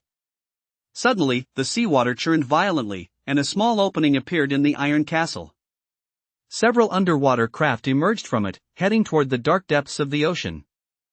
Inside the castle, in a laboratory, a dozen or so people stood, all staring. Within the Martial League, only the high-ranking officials and a select few knew of the Phoenix Guild, this shadowy superpower. But within the Divine Eagle Alliance, the Phoenix Guild operated with even greater impunity. Many of the Alliance's clans, large and small, and even many of its high-ranking officials had ties to the Phoenix Guild. After all, the Phoenix Guild's influence was immense, and its technology far surpassed that of the four great alliances. Money, power, and the ability to help martial artists advance in rank and extend their lifespans. No one could resist such temptations. As the granddaughter of the Divine Eagle Alliance's Grand Marshal, Suya was, of course, well aware of the Phoenix Guild's existence. She never imagined that today she would become the Phoenix Guild's prey, forced to serve as a vessel for this fire egg standing before her. With a sweep of the black-robed man's hand, two more masked men stepped forward, opened a gap in the glass enclosure, and then Soya was thrown directly inside. Soya landed not far from the fire egg and immediately sensed that her fire-based abilities were suddenly active. She hurriedly unleashed her firepower, intending to shatter the fire egg and find a way to escape the glass enclosure. But when her flames struck the fire egg, not only did they fail to shatter it, but the egg as if alive flew straight toward her, then merged into her body right above her head. Damn it, what the hell is this thing? Soya was truly panicking now. While channeling her fire to resist, she cursed at the black-robed man outside the glass enclosure. The black-robed man paid her no mind, merely watching her reaction in silence. Before long, Soya felt a wave of weakness wash over her, and her eyes grew hazy. Not only did she stop struggling, but flames actually began to engulf her body. Outside the glass enclosure, the white-haired old man and his companions all wore expressions of delight upon seeing this scene. It had worked. After the initial excitement subsided, the man in the black robe turned to the white-haired old man. Elder Zhu, this sixth host has been successful. What about the seventh? Although this fellow is mysterious, he is connected to one person. The commander glanced at Soya inside the glass enclosure. She was still unconscious, then turned to Elder Zhu. Who is it? Li. He is the former commander of the Vanquisher Legion in the Martial League. Half a year ago. The white-haired Elder Zhu then relayed all the information they had gathered on Li. After listening, the black-robed commander dismissed it with disdain. A mere Tier 7 overlord was nothing to him. Such an ant actually has the power to influence several major factions? Contact the organization's assassins and bring Li and his entire family here. My lord, Li is alone, he has no family. The black-robed commander pondered for a moment, then his eyes suddenly flashed with a sinister light. Did you just say that Li harbors a grudge against the Martial League? Elder Zhu didn't know what he meant. Yes, Commander.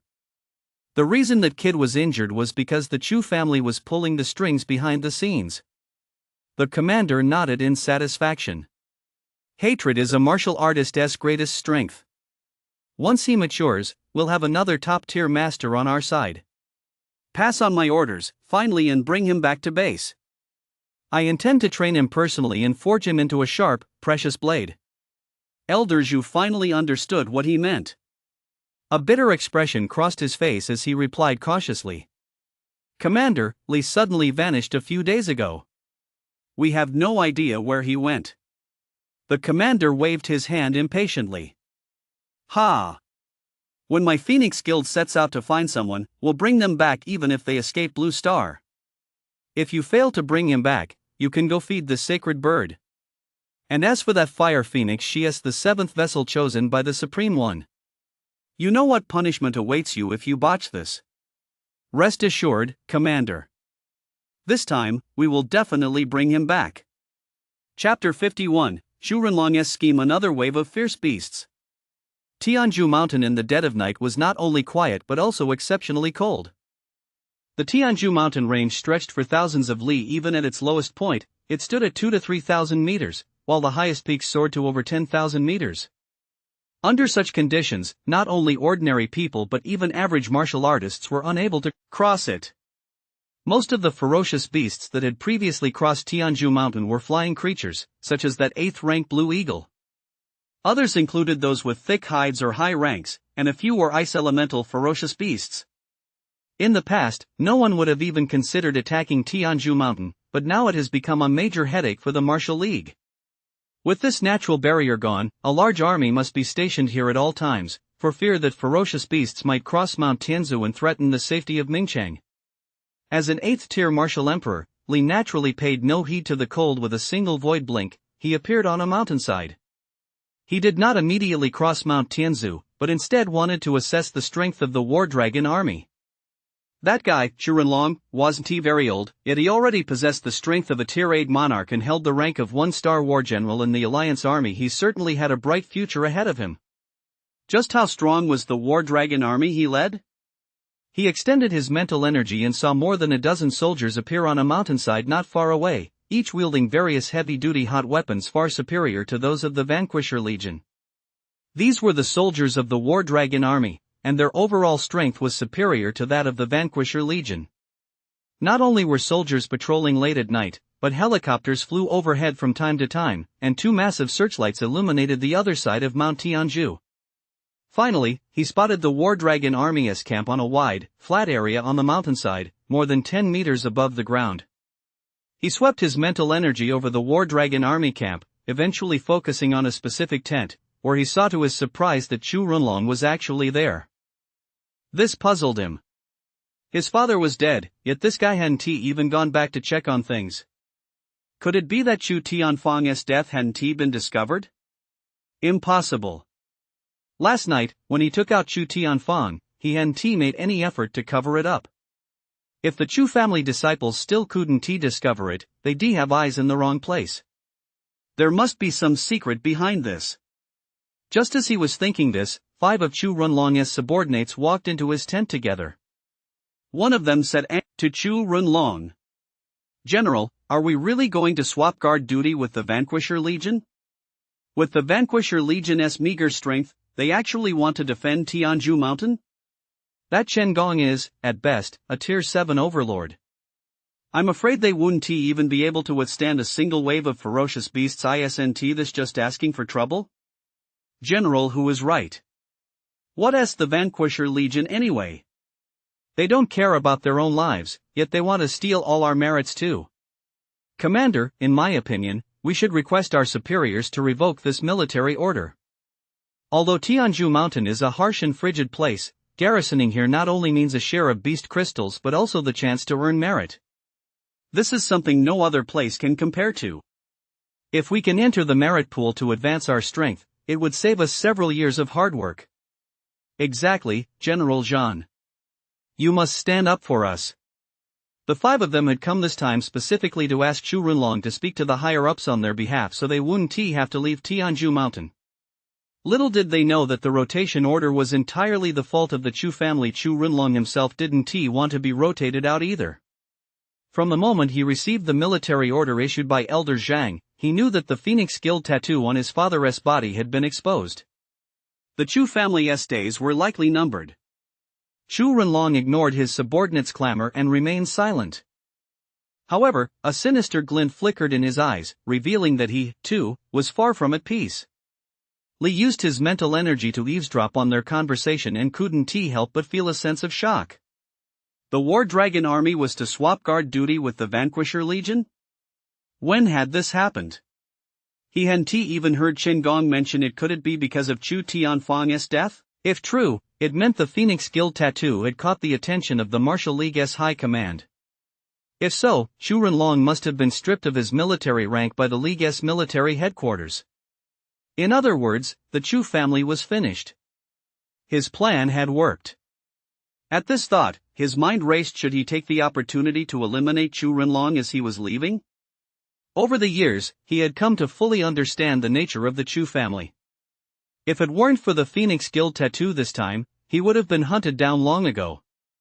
And even if the Chu family hadn't fallen into decline, there were still quite a few martial experts within the clan. Take Chu Renlong, a tier 8 monarch. He heard there was even a tier 9 sovereign in the Chu family. Why not strike while the iron is hot and wipe out the Chu family's last remaining assets? Just as he was thinking this, Chu Renlong's voice echoed through his mental energy. You dare defy military orders? Are you out of your minds? Remember, when the Vanquisher Legion arrives, don't give them any trouble, just hand over the guard duty to them. Whether they can hold Tianzhong Mountain is entirely up to fate. These past few days, the beast tide has been particularly fierce. It's none of our business anymore. Upon hearing this, the eyes of his 5 subordinates all lit up, and sinister grins spread across their faces. This was a brilliant plan. For the next few days, they wouldn't have to kill the beasts, they'd only need to drive them away. Once the Vanquisher Legion arrived, there would surely be a beast tide unlike any they'd ever seen. As for the outcome, then one only had to think about it to know. They kept a mental watch on Chu Renlong and his men. Chu Renlong was indeed just as devious as his father. He was planning to dig a massive pitfall for the Vanquisher Legion. By not killing the beasts but merely driving them away, they accumulated to a certain extent, they would burst forth like a flash flood. Given the Vanquisher Legion's strength, they'd be utterly powerless to stop a wave of ferocious beasts sweeping everything before it. That's quite the scheme. But now that he has found out, he won't let it succeed. Ha! Suddenly, Li withdrew his mental energy and looked into the darkness in the distance. From far away, he heard the chaotic sound of running feet, mixed with a menacing aura. Even without using his mental energy, he knew that ferocious beasts were approaching, and not just one. A wave of ferocious beasts had actually arrived at a time like this. At that moment, the patrolling soldiers also spotted the wave of beasts and quickly issued a warning to Chu Renlong and his group. Upon hearing of the approaching wave of beasts, Chu Renlong and his 5 subordinates all smiled. Previously, every wave of beasts had offered a chance to earn merit, but this time, they were all unenthusiastic. Chu Renlong stood up, his expression grave. Let us go. We absolutely cannot let a single ferocious beast cross Tianzhu Mountain. Yes, sir. The group made their way to the mountainside, looking down into the darkness from their vantage point. The sound of running was already clearly audible. The beasts would arrive any moment. Numerous soldiers of the War Dragon army had already set up their heat-seeking weapons, and 2 helicopters were circling overhead, ready to strike at a moment's notice. Li hid in the shadows, observing the War Dragon army's deployment and firepower. He then extended his mental energy into the tide of ferocious beasts. This time, there were over 30 beasts, including 2 tier 8 monarchs and 4 tier 7 beast kings. If Chen Gong's Vanquisher Legion were to encounter them, it would be certain death. The elite warriors of the War Dragon army, seeing him single-handedly take on the 2 tier 8 monarchs, knew this was no ordinary situation. If these 2 tier 8 monarchs weren't dealt with, the War Dragon army would likely suffer heavy casualties. So they all raised their battle axes and charged at the ferocious beasts, finally stabilizing the situation. Chu Renlong, fighting the 2 tier 8 monarchs alone, still had plenty of room to maneuver. Li had been watching Chu Renlong from the entire time. This was the first time he'd seen Chu Renlong in action. The guy truly lived up to his reputation as a 1-star war general. His strength was at least that of a mid to late stage tier 8 monarch, even stronger than his own father, Chu Tianfang. If Li hadn't arranged for Chu Tianfang to be listed as a member of the Phoenix Guild, Chu Renlong would likely have come after him long ago. On top of that, this guy was actually trying to betray his good brother Chen Gong. If he succeeded, the entire Vanquisher Legion would likely have been wiped out. Both in terms of morality and logic, Chu Renlong had to die. He wanted those 2 tier 8 monarchs for himself, and he couldn't let the remaining tier 7 beast kings and the horde of little Karas slip away either. Having calculated all this, he approached the battlefield silently and unnoticed. Chu Renlong had no idea that Li was lurking in the shadows, plotting to kill him. With a single palm strike, he forced the 2 tier 8 monarchs back and roared furiously. You 2 beasts! I have no intention of taking your lives today. If you know what's good for you, get out of here immediately. Beings capable of reaching the 8th tier monarch level naturally possessed considerable intelligence and understood his words perfectly. However, to the two 8th tier monarchs, Chu Renlong's words sounded like mockery. Roar! Far from retreating, the two 8th tier monarchs launched an even more ferocious attack. A barrage of ice elemental abilities instantly engulfed Chu Renlong. Damn it, you're asking for death. Chu Renlong and T expect they hoped to drive them back. Originally, they had approached this beast tide with the intention of simply repelling it, so they hadn't put in any real effort. Now, it was clear that General Chu Zhan had been killed in a counterattack by the Tier 8 demon wolves due to his own carelessness. If this continued, the War Dragon army would likely be doomed. A split-second lapse in judgment had led to a catastrophic disaster. General Chu Zhan's clearly far surpassed that of those two Tier 8 beasts, but unfortunately, his carelessness had led to his demise at the hands of the two Tier 8 monarchs. They had no idea a master-level expert was lurking in the shadows, otherwise, Chu Renlong wouldn't have died. Seeing that his intervention hadn't alerted anyone, Li, satisfied, slowly drew his other battle blade. The Demon Slayer blade wasn't suitable for use here, so he prepared another one. Just as he was about to strike, the soldiers' firearms fell silent one after another. They were out of ammunition. Even the two helicopters in the sky fell silent. As for the two Tier 8 monarchs, the barrage of small arms fire moments ago had been completely ineffective against them. A few bursts of ice-based abilities were enough to immobilize everyone. This is bad. Let us retreat. Faced with the advancing beasts, everyone was overcome with despair and wanted to flee. But they were deep within Tianzhu Mountain, they couldn't outrun the beasts, and the only outcome would be certain death. Just as everyone was sinking into despair, they suddenly saw a figure flying out of Tianzhu Mountain. Li appeared in a green robe and, in the blink of an eye, was right in front of the two Tier 8 monarchs. With a powerful swing of his battle axe, he directly severed the head of one of the Tier 8 demon wolves. Congratulations, host, on slaying a Tier 8 monarch. You have gained 100 years of lifespan. Hearing the Life Siphon System's notification, Li's heart leapt with joy. 100 years of lifespan, it really is a quick way to make money. What's this? The members of the War Dragon army snapped back to their senses, staring intently at the figure in the green robe. Who was this person who had slain the Tier 8 demon wolf with a single stroke? He possessed at least Tier 8 monarch level strength, perhaps even surpassing their own General Chu. Where had such a formidable figure come from? However, this thought only flashed through their minds before they had to set it aside. With such a master on their side, the War Dragon army might just turn the tide of battle. This roller coaster of emotions left everyone gasping for breath, yet their eyes remained fixed intently on Li, not daring to let their guard down for even a moment. Just as everyone watched, another earth-shattering roar rang out. They saw another Tier 8 monarch fall in that very moment under the blade of the mysterious master. Congratulations, host, on slaying a Tier 8 monarch. You have gained 100 years of lifespan. Chapter 53, 520 years of lifespan, an encounter with a strange figure. Host, Li. Identity, martial artist, psionic. Strength, mid-tier 8 monarch, S-rank void tempest, SS rank void fold, storage space, S-rank void blink. Martial arts, martial codex 8th tier, divine conduit art 2nd layer. Lifespan, 380 years. Another 100 years of lifespan. The two Tier 8 monarchs contributed 200 years of lifespan. Li glanced at the lifespan displayed on the Life Siphon System panel, and in the next moment, transformed into a peerless killing god as he charged into the remaining horde of ferocious beasts. 10 minutes later, along with those few Tier 7 beast kings, all the ferocious beasts had fallen beneath his battle blade. The soldiers of the War Dragon army all stared at the scene with their mouths agape.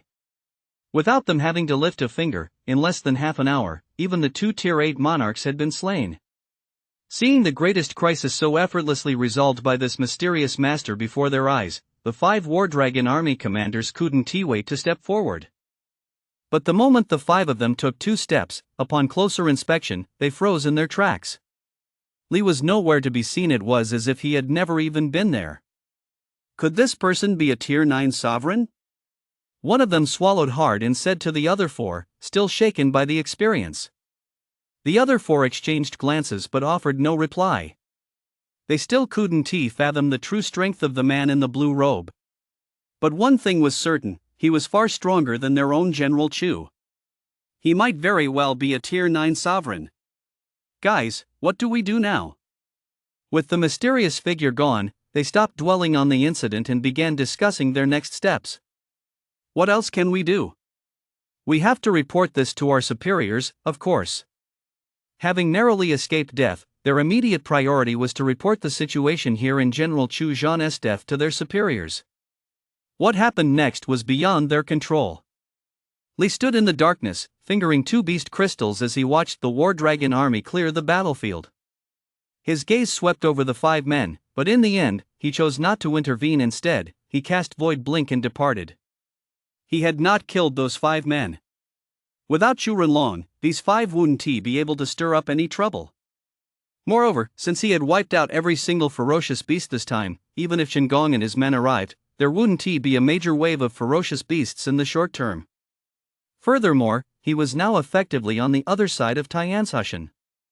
No matter how many waves of ferocious beasts came, he would gladly accept them all. Let Shinggong's Vanquisher Legion go about suppressing nothing but emptiness.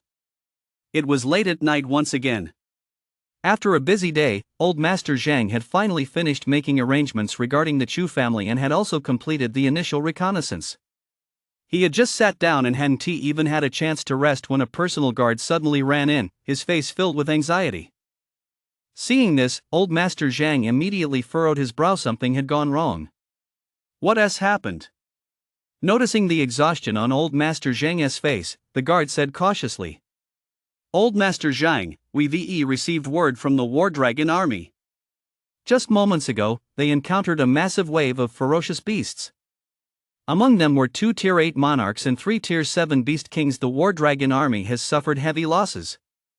He paused, then continued, General Chu Zhan was killed in action.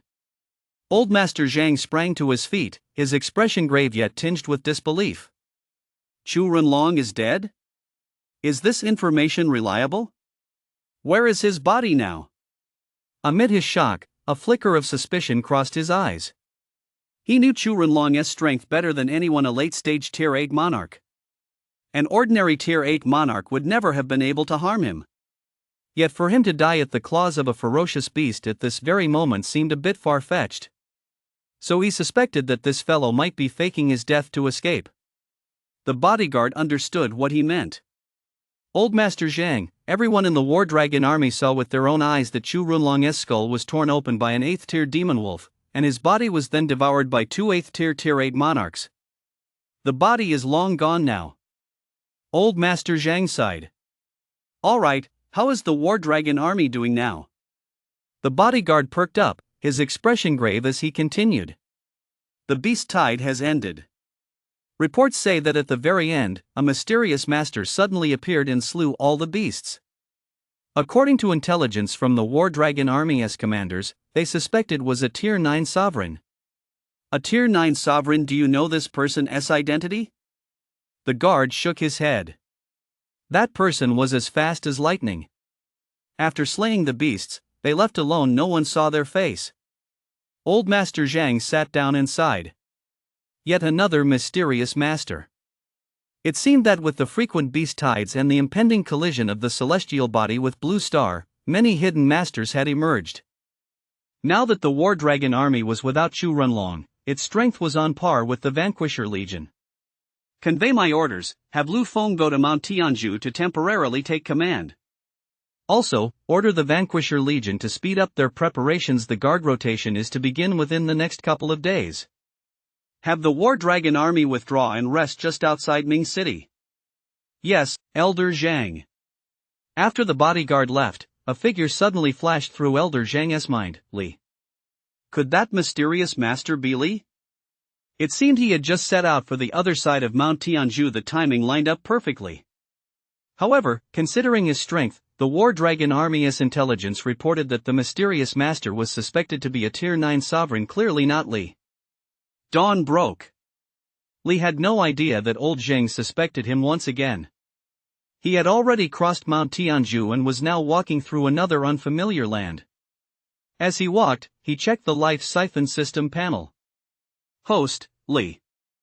Identity, martial artist, psionic. Strength, mid-tier 8 monarch, S-rank void tempest, SS rank void fold, storage space, S-rank void blink.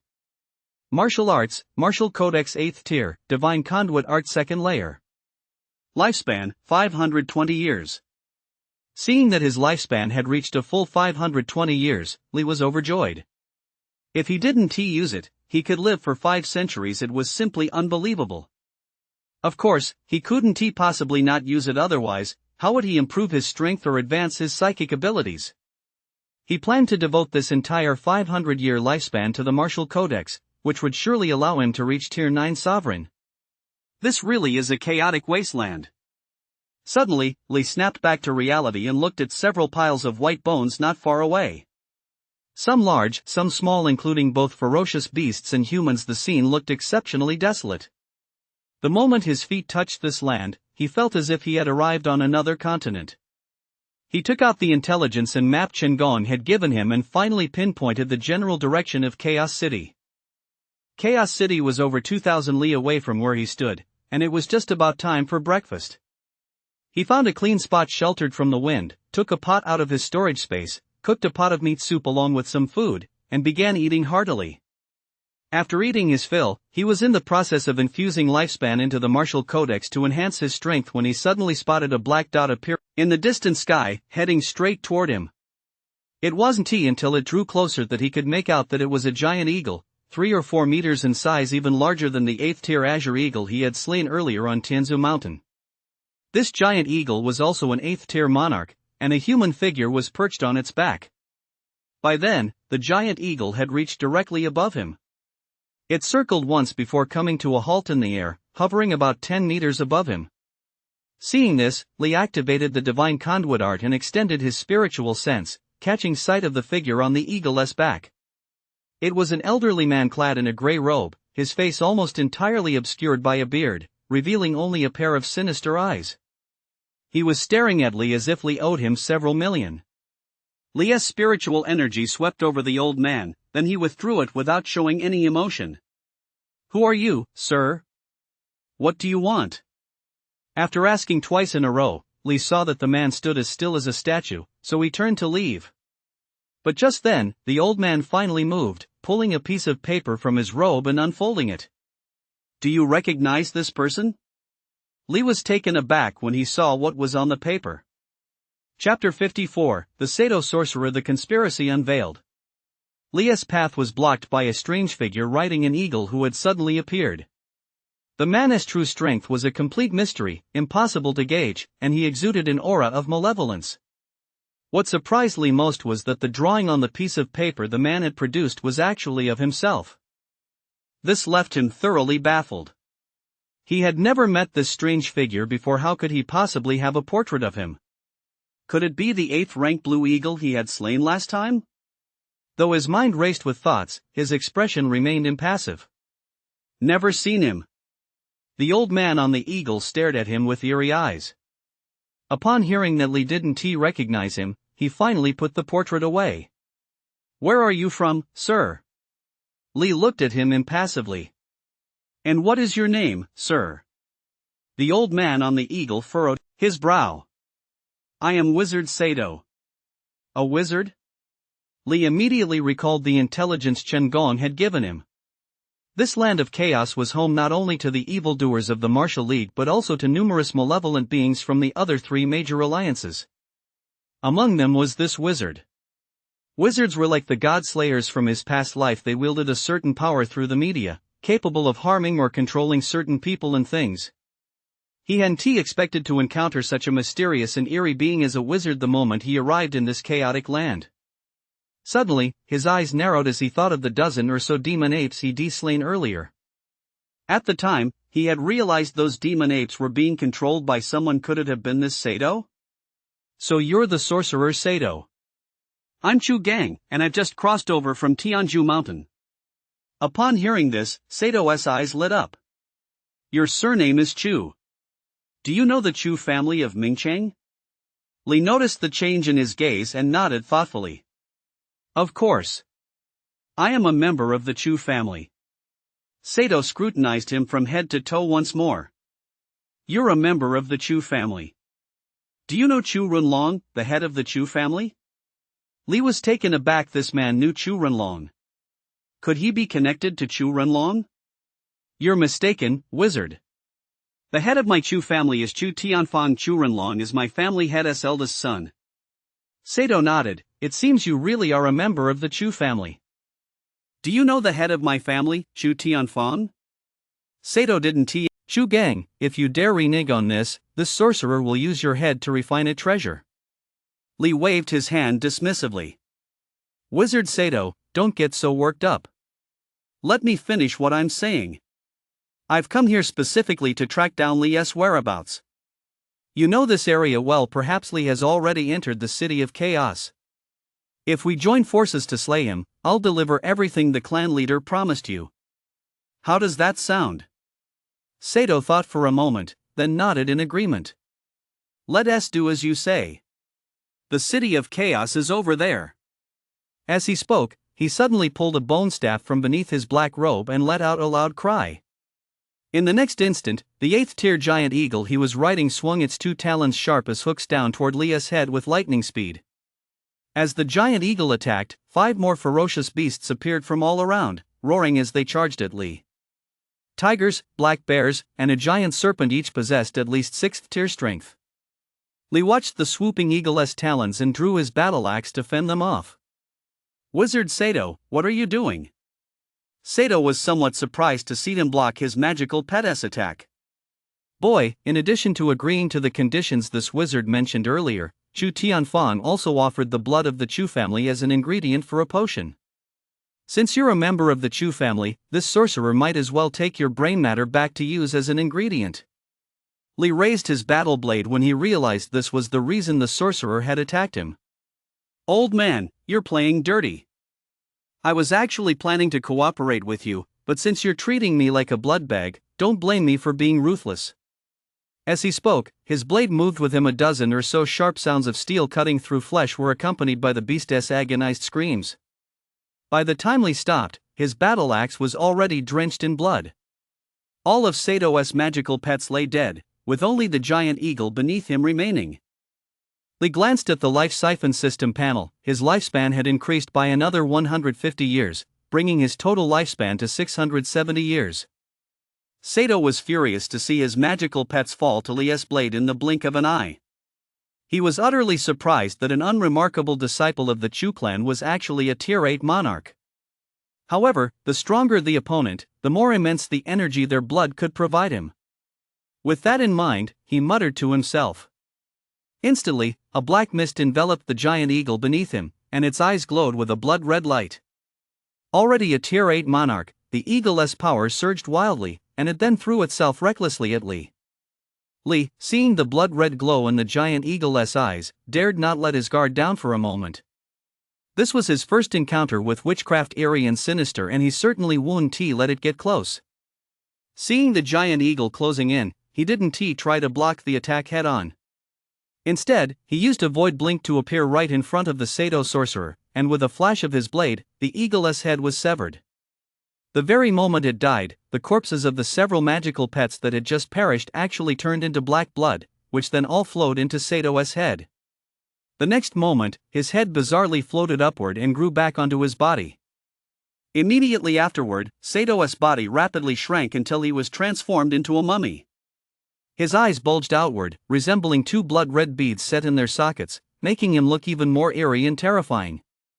This sorcerer is protected by the sorcerer god. No one can kill me. Lee couldn't help but snort coldly as he looked at Sato's eerie appearance. Sorcerer god, I'll see just how powerful your sorcerer god really is. Void Tempest, destroy. In an instant, the Void Tempest raged, engulfing Sato's skin and bones frame. With a crunch of shattering bones, his entire body was pulverized. You die now? Chapter 55, Ascension to Tier 9. Sovereign Sato begs for mercy. Under Lee's rank Void Tempest, the wizard Sato was reduced to dust. Seeing that he had finally dealt with this guy, Li was about to draw his blade to slay the 8th tier 8 monarch giant eagle. But a shocking scene unfolded before him. The giant eagle devoured every last bit of the wizard Sato's flesh and bone dust. Immediately, the magical energy surging from the giant eagle intensified. The next moment, it opened its beak and actually spoke. "Shu Gang, this wizard will never die. You cannot kill me." Seeing the giant eagle's wide-open beak and the sinister, smug glint in its sharp eyes, Li's eyes widened in shock. A single word flashed through his mind: demon. Having been transported to Blue Star for over a decade, he knew of ferocious beasts, martial artists, psychics, and wizards, but he had never heard of demons. What were demons? They were animals or plants that had attained sentience and taken human form. Although the ferocious beasts here possessed some level of sentience, not even a Tier 9 sovereign could speak. Now that Sato had fused with the giant eagle, Li wondered if this was a form of soul possession unique to demons. Noticing the shock in Li's eyes, Sato flexed the giant eagle's body, the smugness in his eyes growing even more intense. "Shu Gang, this is the body I, a sorcerer, have carefully prepared for myself. Thank you for your help, now you can go die." With that, he controlled the giant eagle's body and swiped viciously down at Li's head. The giant eagle was already an 8th tier powerhouse, and with Sato's sorcery fused into it, its strength skyrocketed. The power of that single claw strike alone was clearly several times stronger than before. "Sato, transforming into a beast won't save you, you're still going to die." Li snapped back to his senses, no longer dwelling on whether Sato was a demon or not. He unleashed all his power as a mid-tier 8 monarch, slashing his battle axe against the eagle's claw, which was as hard as steel. There was a clang, and sparks flew in all directions. Sato's giant eagle form was sent flying backward several meters by Li's battle axe. A white scratch marked his talons, but he remained unscathed.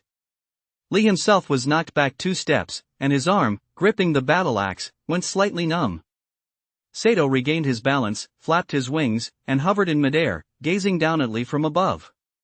"Hee, Shu Gang, what do you think? Now you know just how powerful this sorcerer's magic is, don't you? As long as I swallow your blood again and use your head as a catalyst, my power will rise even further." Which serpent emerge? Having gauged Li's strength, Sato cut to the chase. With a flap of his wings, 2 streams of demonic energy transformed into venomous snakes and lunged at Li.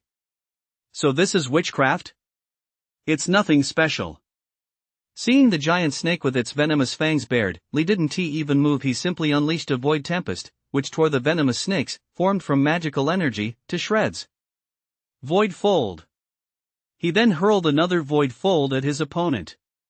While the void tempest was only S rank, the void fold was a bona fide SS rank, several times more powerful. Seeing his witch snake torn to pieces, Sato's massive eagle form charged toward Li once more. But when he was just over 2 meters away from Li, he could go no further. The invisible force of the void fold had severed his pair of flesh wings. His massive eagle form plummeted directly from the sky and crashed to the ground. Not only had it lost its wings, but the feathers on its eagle's head had also been severed, leaving it looking like a vulture. "Ha, old man, go ahead and act all cocky again, let me see what you've got." Seeing Sato's current state, Li laughed. Sato's sharp eagle eyes fixed on Li, brimming with hatred. "You're not a member of the Chu family?" Li was taken aback by his sudden question. "Oh, how did you know?" Sato dug his talons into the ground and stepped in front of Li. "As far as I know, aside from one 9th rank martial emperor, there are no psychics in the Chu family." "And your strength surpasses even Chu Tianfang's. Who exactly are you? Take your questions with you to hell." Li couldn't be bothered to say anything more to him. He swung his battle axe, instantly severing the creature's head at least for the moment. Then he dug out the beast crystal from its brain. See if it can come back to life this time. But the very next moment, the severed eagle's head flew back to its neck just as before and reattached itself perfectly. However, the wound on his eagle head hadn't healed, and his originally massive eagle body had shrunk several times in size. Standing there, he looked like a miniature mummy. Seeing this, Li began to understand. This guy wasn't actually immortal. It was a secret art, and each resurrection required a massive expenditure of vital energy to sustain.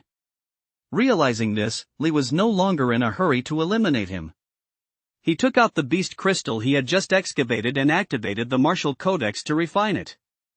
Sato, with your current strength, how many more times can you resurrect? Sato didn't dare move a muscle now. With his wings gone and his beast crystal removed, his strength was reduced to only 1/10 or 1/12 of what it had been. Escaping from Lee's grasp was now an almost impossible task. More than 10 minutes later, Sato still hadn't come up with a way to escape, while Lee had already fully refined that beast crystal. He then took out another beast crystal and began refining it without a care in the world. Sato watched, seething with frustration, but was powerless to do anything. Kid, are you Lee? Sato's eagle-like eyes flashed as he suddenly spoke up. Lee shook the ashes from his hand and pulled out the last beast crystal. His power was on the verge of breaking through to the late Tier 8 Monarch stage, but unfortunately, he had already used up all his beast crystals. Old man, who I am doesn't matter anymore. What matters is how many more times your immortal body can hold out. Shatter. As he spoke, he didn't draw his battle blade this time, but instead unleashed the palm strike from the martial codex designed to shatter the flesh of ferocious beasts. His palm slammed heavily into Sato Eagle's body. As expected, this time the mummy's physical form was shattered by his strike. I cannot be killed, kid. I advise you not to waste your energy. You want to go to Chaos City? I can take you there. How about it? As expected, Sato resurrected once more, though this time it was even more pitiful. He was reduced to a mere wisp of demonic energy, his eagle form gone. Even now, he remained defiant, insisting on his immortal form. Lee found this highly amusing. It was exactly as he had anticipated. He then silently issued a command to the Life Siphon System. Life Siphon System, I wish to infuse lifespan into the martial codex. He wasn't in a hurry to kill Sato just yet. He planned to boost his own strength first, then use this guy as a litmus test. 670 years of lifespan vanished in the blink of an eye. Only 320 years remained. The next moment, he felt an overwhelming aura surge through his body, and his power skyrocketed like a rocket. He effortlessly broke through to the late Tier 8 Monarch stage, then charged non-stop into the early Tier 9 Martial Emperor stage before finally stopping. When it was all over, Lee assessed his condition and felt completely drained of energy. This was Tier 9 Sovereign. It was indeed far stronger than Tier 8 Monarch. Sato was tending to his wounds alone when he suddenly sensed the surging power emanating from Lee, his face instantly frozen in shock. Tier 9 Sovereign. He had actually broken through to Tier 9 Sovereign. How was that possible? Old man, do you think a Tier 9 Sovereign could completely annihilate you? No, I surrender. I'll tell you anything you want to know. If you want to learn witchcraft, I can teach you. Just spare my life. Chapter 56, Void Freeze, The Situation in Chaos City. Hearing Sato's plea for mercy, Lee chuckled. This guy was nothing but a tiny wisp of a soul, on the verge of vanishing like a lamp running out of oil. Even if he spared him, would he even survive? If you want to live, tell me everything about the City of Chaos. How many experts are there, how many factions, and give me the details. Maybe I'll spare your life. After asking, he glanced at the Life Siphon System panel. Host, Lee. Identity, Martial, Artist, Psionic. Strength, Early 9th Tier Martial Emperor S Rank Void Tempest SS Rank Void Fold Storage Space S Rank Void Blink. Martial Arts, Martial Codex 9th Tier Divine Conduit Art 2nd Layer. Lifespan, 320 years. A lifespan of 320 years, neither long nor short. Having already reached Tier 9 Sovereign, it was impossible for him to increase his strength any further in the short term. He decided to devote the remainder of his lifespan to his spatial ability. Life Siphon System, I will channel my lifespan into my spatial ability. Instantly, his 320-year lifespan began to rapidly decrease, eventually leaving him with only 10 years. The next moment, his spatial ability underwent a transformation, and a brand new insight into the ability appeared in his mind. Grade A Void Freeze. After reviewing the information on Void Freeze, Lee felt somewhat disappointed. 310 years of lifespan, and all I get is a grade A spatial ability? Are you kidding me? Sato, seeing the dark look in his eyes, thought he might be planning to kill him, so he hurriedly said. Listen, Chaos City is still over 1,000 li from here. There are countless factions of all sizes in the city, but the 5 largest stand out. One of them is my own Wizards Guild, and Lord Mola possesses the strength of a Tier 9 Wizard Emperor. Mola?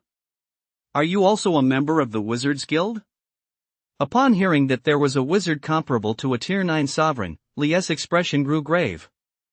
Judging by the sorcery Sato had just used, though not particularly powerful, it was extremely eerie. It took several attempts to reduce him to his current state. If Mola possessed Tier 9 strength, he would likely be even harder to kill. Seeing that Li had finally asked about his identity and noting the apprehension toward sorcery on his face, Sato was instantly filled with pride. That's right, I am indeed a member of the Wizards Guild.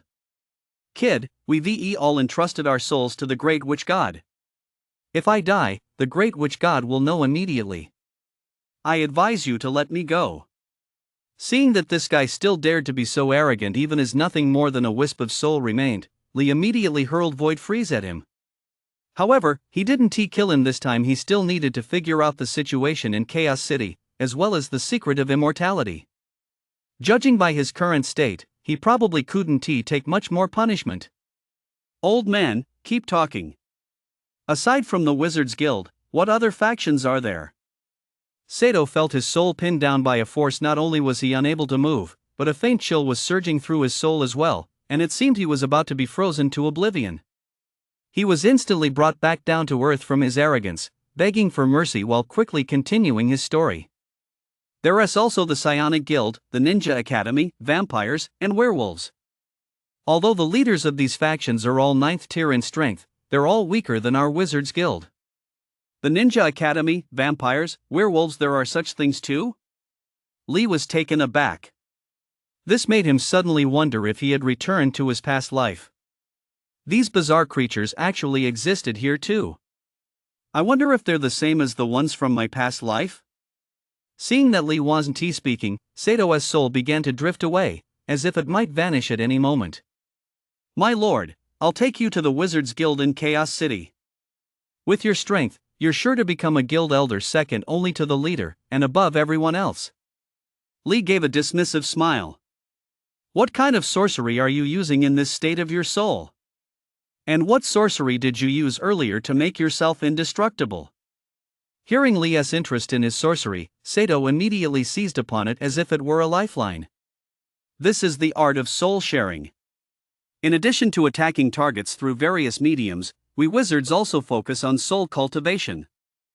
A wizard's physical body is fragile, but by taking possession of other bodies with our soul, we can achieve immortality. Over the years, I've taken control of more than a dozen ferocious beasts, such as the demon eagle, and taken possession of their sentient minds. This allows me to infuse my soul into them at any time, gaining a new body. Only then did Li understand the principle behind it. So how exactly do you cultivate this soul-sharing technique? Sato hesitated for a second. To share with another, you must constantly devour the souls and physical bodies of ferocious beasts, martial artists, and psychics, making everything they possess your own.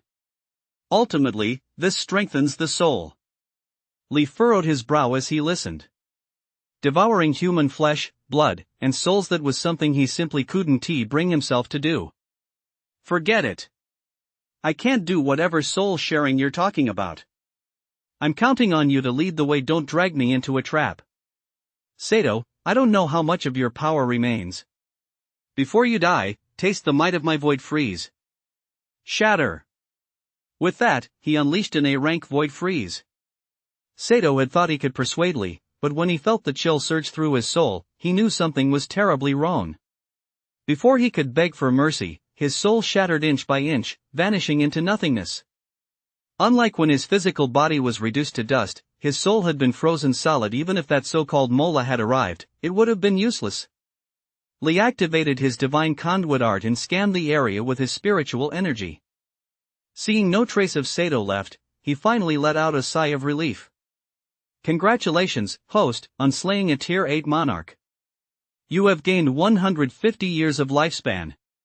Hearing the life siphon system's notification, Li paused for a moment before it dawned on him. Sato had previously fused with that Tier 8 giant eagle. His entire being was essentially a Tier 8 monarch. Now that he was dead, it meant Li had killed a Tier 8 monarch. It was the 150 years of lifespan that took him by surprise. Normally, a Tier 8 monarch grants a maximum of 100 years of lifespan. Could these extra 50 years be Sato's? Never mind, what was the point of dwelling on this? He'd be more than happy to have even more lifespan. He brought up the life siphon system panel once more. Host, Li. Identity, martial artist, psionic. Strength, early 9th tier martial emperor, S rank void tempest, SS rank void fold, storage space, S rank void blink, A rank void freeze. Martial arts, martial codex 9th tier, divine conduit art 2nd layer. Lifespan, 160 years. Although void freeze is only a rank, its power is extraordinary, causing the faint trace of dissatisfaction in Li's heart to vanish completely. Now, aside from the storage space, Void Tempest is S rank and Void Fold is SS rank. Both are massive offensive capabilities. To put it bluntly, the S rank Void Blink is a divine escape technique.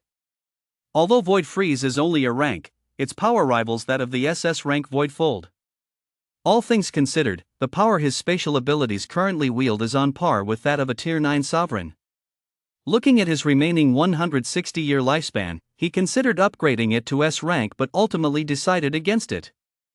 He was about to enter Chaos City, and having this 160-year lifespan served as a valuable trump card. It wouldn't be too late to upgrade it after he'd slain a few more ferocious beasts. Having made his plans and erased all traces of himself, Li set out for Chaos City. Chapter 57, The Phoenix Guild appears. Ninja Academy death. Tianju Mountain Barracks. The very next day after Li's departure, Chen Gong received repeated urgings from Elder Zhang and had no choice but to lead the Vanquisher Legion there. Due to Chu Runlong's death, the 5 chieftains were in no mood to give Chen Gong a hard time. After a hasty handover, he led the demoralized soldiers of the War Dragon army back to Ming City to rest and recuperate. Lu Feng's arrival boosted the Vanquisher Legion's morale. He announced that slaying just 3 ferocious beasts of the same cultivation level as themselves would grant them 1 entry into the merit pool. This immediately ignited the Vanquisher Legion. The soldiers were itching to pick up their weapons and engage the ferocious beasts in battle right then and there. After seeing Lu Feng off, Chen Gong stood halfway up the mountain, gazing across to the other side of Tianzu Mountain. A bodyguard standing beside him looked at the pools of blood still staining the mountainside and couldn't help but feel his heart race. The thought of Chu Runlong, who had fallen in battle, quickly dampened his fervor. Even a Tier 8 monarch-class general had fallen to the ferocious beast's claws. Even with upgraded equipment, their situation remained perilous. Earning military merit was no easy feat. One careless move could cost them their lives. Chen Gong withdrew his gaze from the distance and glanced at the bodyguard. "What's the matter? Scared?" At those words, the bodyguard's face flushed crimson. "Commander, I've never been afraid fighting ferocious beasts on the front lines by your side, and I certainly won't be afraid here." Chen Gong smiled. He had been gazing into the distance because he'd been thinking of his brother, Li. Recalling the mysterious figure who had come to the War Dragon Army's rescue, he strongly suspected that person was his brother, Li. But the power levels didn't match up. A Tier 8 monarch who also wielded a battle blade and practiced the martial codex. Barring any surprises, Li should have already entered the Tianju mountain area by now, and news should arrive shortly. Then he'd know for sure if it was his brother's doing.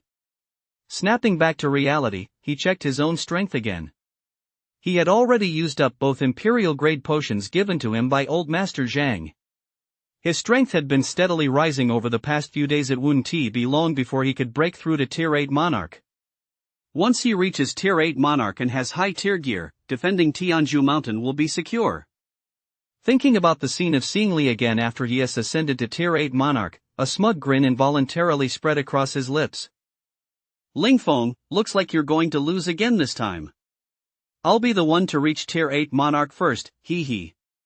Just then, his personal guard interrupted his smugness and asked, "Commander, what's our plan from here? Should we launch a preemptive strike?" Chen Gong glared at him. "Are you stupid? Launching a preemptive strike on the plains is a death wish. Go relay my orders, set up all heavy firepower, and keep the 4 helicopters on standby at all times. Also, bring out the new weapons I brought from home this time. We'll test the firepower of these little darlings. Although Chen Gong's family wasn't as powerful as the Chu clan, they were in the high-tech weapons business. Upon hearing that his son was going to garrison Tianzhu Mountain, Chen Gong's father had shipped over a batch of new weapons developed by their family. Chen Gong was overjoyed and couldn't wait to test their power. Yes, Commander. Only then did the personal guard suddenly realize that those mysterious boxes Chen Gong had brought were actually the new weapons. His merits were now assured.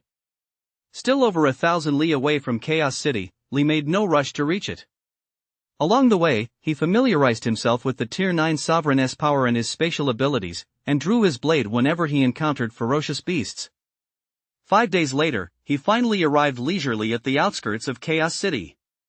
Looking at Chaos City from afar, it appeared no different from Ming City, equally vast, stretching as far as the eye could see, and undeniably the 5th largest power on Blue Star. He scanned the city with his spiritual sense. It was afternoon, and the constant clamor within the city made it seem exceptionally lively. Along the way, he had already changed into a fresh set of clothes, washing away the fatigue of the past few days, and removed the disguise from his face. He intended to walk through Chaos City in his true form. He had disguised himself earlier to prevent the Chu family from discovering the truth and to avoid unnecessary trouble. Now that he had reached Tier 9 Sovereign, essentially standing at the pinnacle of human power, even if that Tier 9 Sovereign from the Chu family came to kill him, he wouldn't be able to do anything to him. What was there left to fear? So, he decided to go about his business with his true face. However, even though he decided to show his true face, he still concealed his Tier 9 Sovereign strength, revealing only that of a Tier 8 monarch. One must take things one step at a time. A sudden promotion to Tier 9 Sovereign would inevitably arouse suspicion, and hiding his strength would also reduce the attention he drew from the major factions in Chaos City. He would figure out the situation in Chaos City first. After observing for a while, Li took the Demon Slayer blade from his storage space, slung his backpack over his shoulder, and strode confidently into Chaos City. The moment he entered the city, he finally realized that this massive metropolis was very different from Ming City. Although Chaos City was incredibly bustling, it was permeated with a menacing aura. Moreover, there weren't many modern high-tech products in sight. On the contrary, it had a distinctly vintage feel. His arrival immediately drew countless pairs of eyes. Li surveyed the crowd, martial artists, psychics, and wizards alike, but none of them seemed particularly powerful. So he paid them no mind and continued on his way toward the heart of the city. Not long after he entered, a man and a woman emerged from a small stone courtyard. The woman suddenly spoke up. Ever since the commander sent word that Li was likely heading to Chaos City, I never expected this guy to actually show up, and just as the beast tide is winding down. Let us capture this kid and take him back to the psionic school. I bet the Fire Phoenix will have to come out. Ever since Night Owl and Dark Demon failed at the psionic school, the Fire Phoenix hadn't set foot outside the school. And with Grey holding the fort, the Phoenix Guild members didn't dare enter the school to carry out any operations. In the end, the commander ordered them to capture Li to lure Fire Phoenix out. But in the end, they discovered that Li had vanished without a trace. It was only through the unusual activity at Tianzhushan that they deduced Li must have come to Chaos City. This man and woman were the Phoenix Guild's leaders in Chaos City, and also the masterminds behind the recent sieges against the beast tide at Tianzhushan. The two had just stepped out of the stone courtyard, quickly crossed several streets, and reached the rooftop of a building when they spotted a figure with a backpack in the distance, heading toward their building. As the figure approached, the woman immediately furrowed her brow. Seeing this, the man asked curiously, "What is wrong?" The woman looked up, her expression grave. That Li has actually reached Tier 8 Monarch. What? Tier 8 Monarch? The man fixed his gaze on Li. Our intelligence said Li had only just recovered from his injuries and reached Tier 7 Overlord. How could he have reached Tier 8 Monarch so quickly? The woman shook her head, then closed her eyes as a surge of strange energy erupted from her body and rushed toward the approaching Li. Li's footsteps came to an abrupt halt, and he scanned his surroundings with a grave expression. Break! With a low growl, Tier 8 Monarch power surged from him, colliding violently with the strange energy. With a thunderous crash, the ground beneath him shook, and a pillar of the small stone building nearby was shattered. Damn it, which bastard dares to run amok in my ninja academy? As the words fell, a gleaming battle sword had already reached Li's face. Li's killing intent flared instantly.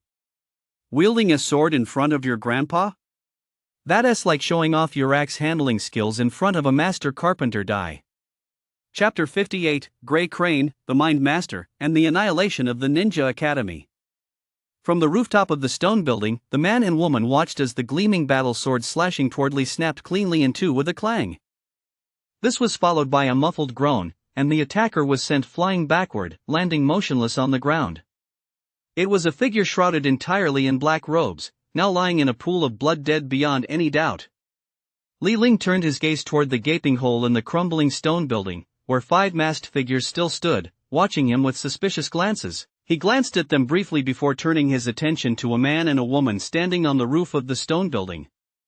He couldn't gauge their strength, they weren't martial artists. The woman's aura was identical to the strange power that had just attacked him, and her strength was also a Tier 8 Monarch. His mind raced. This strange power was very similar to mental power. It was telekinesis. This woman was a telekinetic. Among psychics, aside from the most common abilities such as the 5 elements metal, wood, water, fire, earth, thunder, and ice, there are also many hidden yet powerful abilities. Like the Mind Master. What is mind power? It can be considered a form of human mental energy. Yet the two are not the same. He had clearly felt the immense power of mind power just moments ago when he clashed with the woman's mental energy. Below the stone tower, the 5 sneaky, masked figures hadn't noticed the 2 additional people on the roof. Seeing Li kill their comrade and then tilt his head back at a 45-degree angle, clearly not taking them seriously, sent the group into a rage. A leader let out a furious roar and darted out like a ghost through the gap, charging at Li with his sword drawn. The other 4 followed closely behind. Li's mental energy had long since probed the small courtyard to survey this ninja academy. There was only a 2-story stone building, which appeared ordinary and unremarkable. However, his mental energy revealed that beneath the stone building, these guys had carved out numerous underground chambers, each as large as a soccer field. At that moment, there were still more than a dozen figures in the underground chambers. The strongest among them possessed the strength of a Tier 8 Monarch, while the rest were insignificant. The Ninja Academy Sato had mentioned was supposed to be guarded by a Tier 9 sovereign-level master, but it seemed he wasn't present today. As yet another gleaming battle blade slashed toward him, accompanied by the 4 masked men's flashy attacks, he gave a dismissive smile. The Demon Slayer blade on his back was drawn, unleashing a flash of steel and a ringing clang. When the flash of steel subsided, all 5 attackers had a bloody gash across their necks, following in the footsteps of the first masked man. Li wiped the blood from his blade and turned to face the man and woman. "Who are you two? Why did you attack me?" The woman looked surprised to see him dispatch 5 ninja masters so cleanly and decisively. The man, however, wore an expression of defiance, mixed with a hint of confusion. "Li, didn't you just reach Tier 7 Overlord? When did you reach Tier 8 Monarch?" Hearing the man call his name, Li furrowed his brow. "You two recognize me? Who exactly are you?" He then turned his gaze to the woman. She appeared to be around 30, with short hair and a sleek, athletic outfit that gave her a very heroic air. "You're a telepath. I can't detect any energy from this one. You're both psychics. Could it be that you two are from the Phoenix Guild?" Hearing that Li had actually recognized her psychic ability, a look of surprise flashed across the woman's face. "It seems we all underestimated you. Let me introduce ourselves. I'm Grey Crane, and he is Watermist. We are indeed members of the Phoenix Guild. Li, the fact that you were able to block my psychic attack just now proves you're no ordinary Tier 8 Monarch. Why don't you join my Phoenix Guild? We can provide you with more resources. What do you say?" Before Li could speak, Watermist objected. "Grey Crane, the commander specifically requested this kid. There is no way we can let him join us." With that, he turned to Li and said haughtily, "Kid, you'd better come with us quietly. Otherwise, you won't make it out of Chaos City today. Li sized up Shuiwu. Shuiwu, judging by your name, you must be a water elemental psionic. Too bad you're only at most a tier 7 overlord, nothing to be proud of. If you want to kill me, go ahead and try. Water mist flew, rage at Leah's contemptuous gaze, and swept her arm through the air. A dozen or so water arrows materialized instantly and shot toward Li. Water type ability, just as I thought. Too bad your power is too weak, you can't even hurt me. As Li spoke, a murderous intent flashed in his eyes, and in the next instant, the dozen or so incoming water arrows instantly dispersed. Then, a powerful mental force lashed out viciously at Water Mist. Grey Crane sensed his overwhelming psychic power and was instantly horrified. She sent out a mental command to stop him. Shuiwu, get out of the way. Unfortunately, her warning came too late. Shuiwu also sensed the threat of death at that moment and tried to turn and dodge, but the area around him had already been completely enveloped by Leah's psychic power, and he was instantly overwhelmed as the force flooded his brain. Ah! With a blood-curdling scream, Shuiwu's head exploded like a watermelon. His headless corpse tumbled headfirst from the upper floor to the ground, blood gushing forth like a fountain. Grey Crane looked down at Shuiwu's corpse and felt a chill creep into her heart. She had clashed with Li twice, and both times her mental intent had been suppressed by his mental power. Now, Shuiwu's death made it even clearer to her that she was no match for Li. What she couldn't fathom, however, was how Li, who was clearly just a martial artist, had cultivated such powerful mental energy. Kill!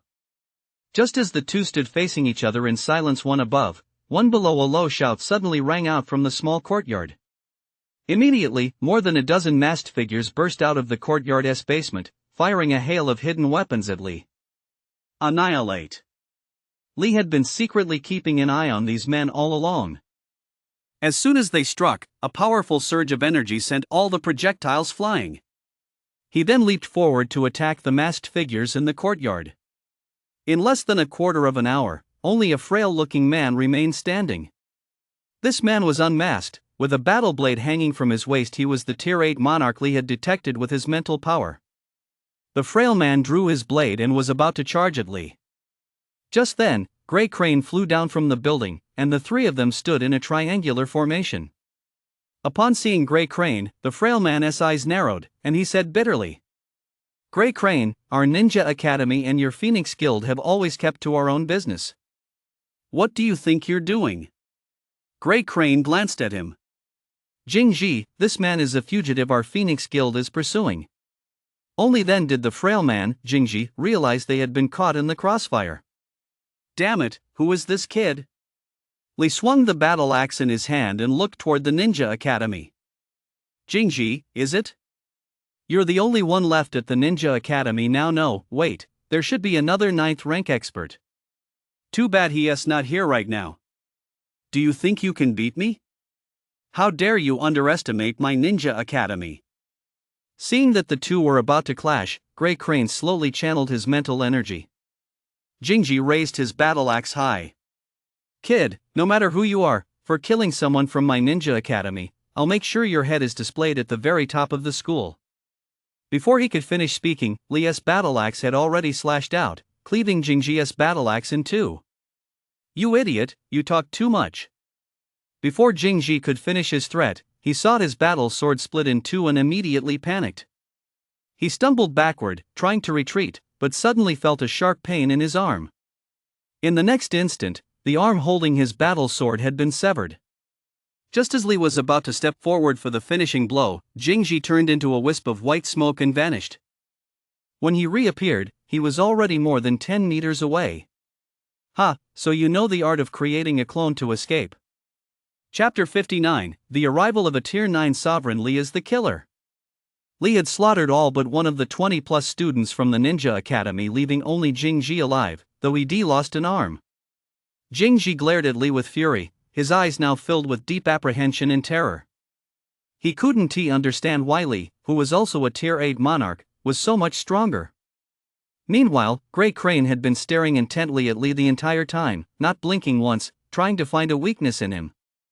Yet Li Hanti even used his powerful psychic abilities against Jingji. He utterly routed Jingji using pure energy alone. Such combat prowess was far beyond that of an ordinary Tier 8 monarch.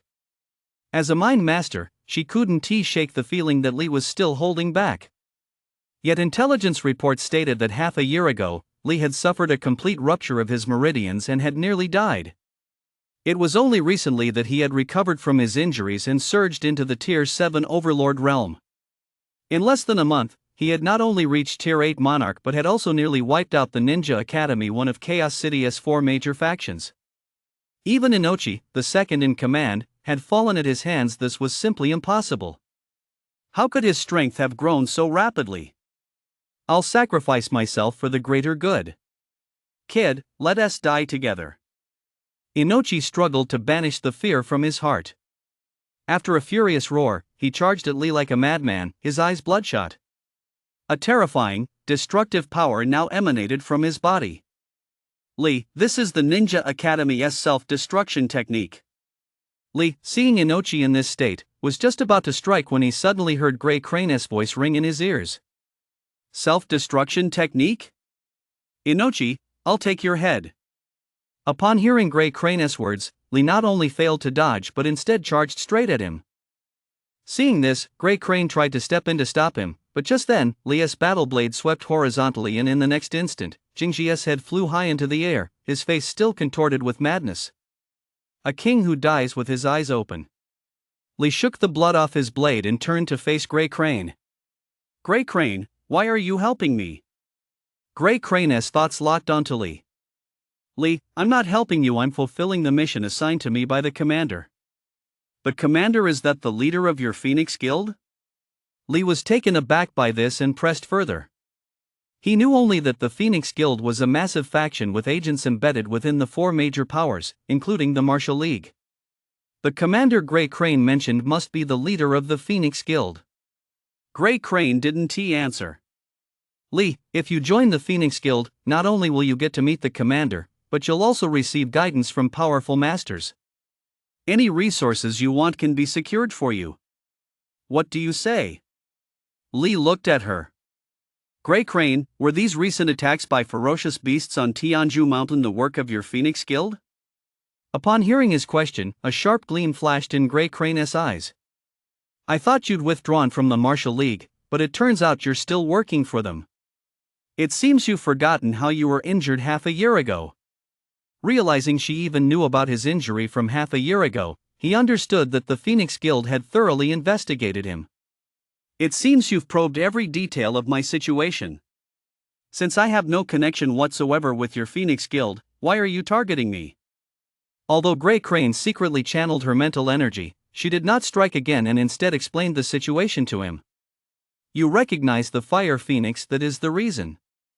Upon hearing this reason, Li immediately thought of the words Night Owl had spoken before his death. You want to turn Fire Phoenix into that so-called sacred bird vessel? Grey Crane paused in surprise. You actually know about this? Have you met Night Owl? Li studied her expression closely and knew he had guessed correctly. He hadn't understood the meaning of vessel at first, but it became clear after witnessing Sato's soul-sharing technique. If the Fire Phoenix were captured by the Phoenix Guild, she would be stripped of her soul, leaving only an empty shell to be eventually taken over by that so-called sacred bird. Seeing that he remained silent, Grey Crane thought for a moment before continuing. It is Fire Phoenix's good fortune that she can coexist with the sacred bird. As for you, Li, the commander has already taken notice of you. Now you have only one path, either join the Phoenix Guild, or die. Li sensed her mental energy quietly emanating and let out a cold laugh, just as he was about to unleash Void Freeze to finish off this woman. But to his surprise, Grey Crane seemed to have sensed his murderous intent. Li, I advise you to put that murderous intent aside.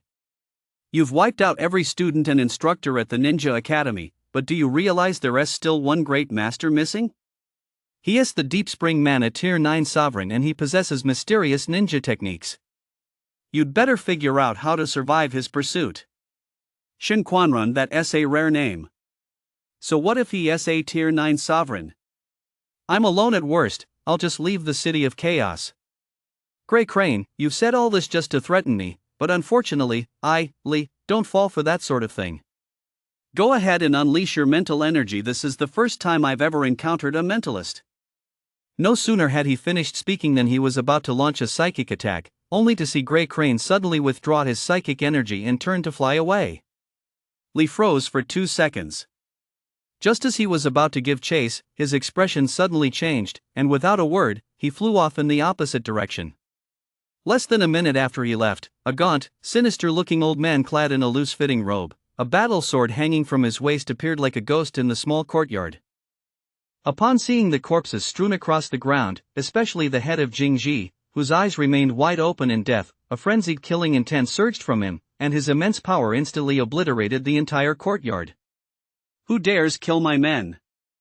You shall all be buried with them. This old man was none other than Fukami Hito, a Tier 9 sovereign-level master from the Ninja Academy. After Lee's rampage, he was the sole survivor left at the Ninja Academy.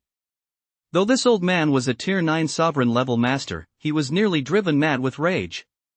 A frenzy of murderous intent surged wildly, shattering every stone in its path. Suddenly, he spotted Shu Wu's corpse and reached out, snatching it from midair and pulling it before him. He gave it a cursory glance, then struck it with a palm strike that shattered the top, revealing the Phoenix Guild tattoo on his right forearm. Phoenix Guild. So it's them. They're asking for death. Having identified the culprit, Shen Quanrun flickered and vanished like a ghost. After a long while, several martial artists cautiously ran over. Upon seeing the ninja school reduced to ruins and the corpses strewn across the ground, they all exchanged bewildered glances. Finally, unable to contain their curiosity, a few of them cautiously entered the school's basement to begin their treasure hunt. Before long, more and more martial artists arrived to join the search. Lee appeared on the roof of a nearby building, watching from afar as countless martial artists moved back and forth. Moments earlier, both he and Gray Crane had sensed the Deep Spring Man's arrival and fled. He hadn't strayed far at the time and had clearly sensed the Deep Spring Man's strength. Around mid-tier 9 sovereign. Just as he was thinking this, his expression suddenly changed. The next moment, he saw the Deep Spring Man return, carrying someone in his hand. It was Gray Crane. Damn it! As he landed, the Deep Spring Man spotted the crowd of martial artists coming and going, carrying off his various supplies. With a furious roar, the savage power of a Tier 9 sovereign swept across the area, instantly killing all the ruins people who hadn't had time to flee. Gray Crane, sensing his frenzied killing intent, turned deathly pale. Senior, I didn't kill your ninjutsu academy disciples. Lee is the culprit. Chapter 60, the old demon is sliced down, the 5 great overlords emerge. Gray Crane was captured by Shen Quanrun and immediately ratted out Lee. Shen Quanrun casually wiped out those who had come to the Ninja Academy to loot the treasures, then glared furiously at Gray Crane. Who is Lee? Seeing that he wasn't going to attack her again, Gray Crane finally breathed a sigh of relief and stretched her limbs. Lee is a member of the Martial League. He just arrived in Chaos City and possesses the strength of a Tier 8 monarch. She then told the Deep Spring Man everything. She had no choice. Facing a Tier 9 sovereign, even as a mind master, she was no match for him. Lee could die, but she absolutely couldn't come to any harm. The Deep Spring Man's face was set with an icy, murderous intent. Then where is Lee now? Upon hearing the question, Gray Crane pointed in the direction Lee had fled. He just ran that way. From what I can tell, he didn't get very far. He must be somewhere nearby. In the next instant, Deep Spring unleashed his Tier 9 sovereign power, enveloping a radius of several hundred meters in the blink of an eye. On a rooftop not far away, Lee had long been observing this Tier 9 sovereign from the Ninja Academy with his mental senses. He wasn't surprised to hear that Gray Crane had betrayed him. This woman was a member of the Phoenix Guild. She was, after all, his enemy, and he was determined to kill her at the first opportunity. Just as he was thinking this, a massive force suddenly slammed into him. He silently cursed his luck, channeled his energy, and deflected the force away. But before he could take any further action, the Deep Spring Man holding Gray Crane had already appeared before him. Are you Lee? Lee sized up the Deep Spring Man. He was no more than about 1.5 meters tall, thin and gaunt, with small eyes brimming with malevolence. I am Lee. The Deep Spring man narrowed his small eyes slightly. Good. You've got guts. You killed a student from my ninja academy. Today, I'm going to tear you to pieces. Having confirmed Lee's identity, he immediately struck out with a palm strike. A single palm strike from a Tier 9 sovereign he intended to finish Lee off in one blow. Grey Crane watched as Lee found himself in a desperate situation, and her expression darkened. She wasn't worried about Lee. Her betrayal moments ago had been a matter of survival. Now that she saw Lee, however, she had a new plan. Lee couldn't die otherwise, she would face the commander's punishment upon her return. If she and Li Ling joined forces, perhaps they could stand a chance against the Deep Spring man. With that thought, she channeled her mental energy, ready to strike the Deep Spring man while the opportunity presented itself. But the very next second, she froze, forgetting even to channel her mental energy. Just as the Deep Spring man's palm strike closed in, Lee's battle blade clanged as it left its sheath, effortlessly slicing through the palm strike with a single stroke. What?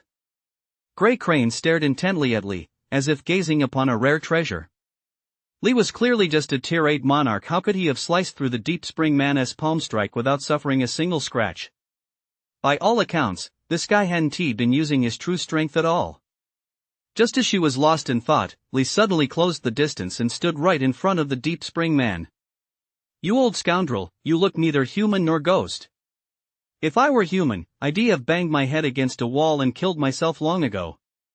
Like the Grey Crane, the Deep Spring man hadn't had time to react upon hearing Lee's mocking words. He flew into a rage. But before he could draw the battle blade from his waist, Lee had already delivered a heavy blow to his chest. Instantly, blood spurted as he let out a muffled groan, and his entire body plummeted from the rooftop, crashing into the ground and leaving a large, human-shaped crater. The Grey Crane stepped to the edge of the building and looked down, utterly dumbfounded. The Deep Spring man wasn't dead, but the black robe covering him had been shredded, revealing his stocky frame embedded in the crater.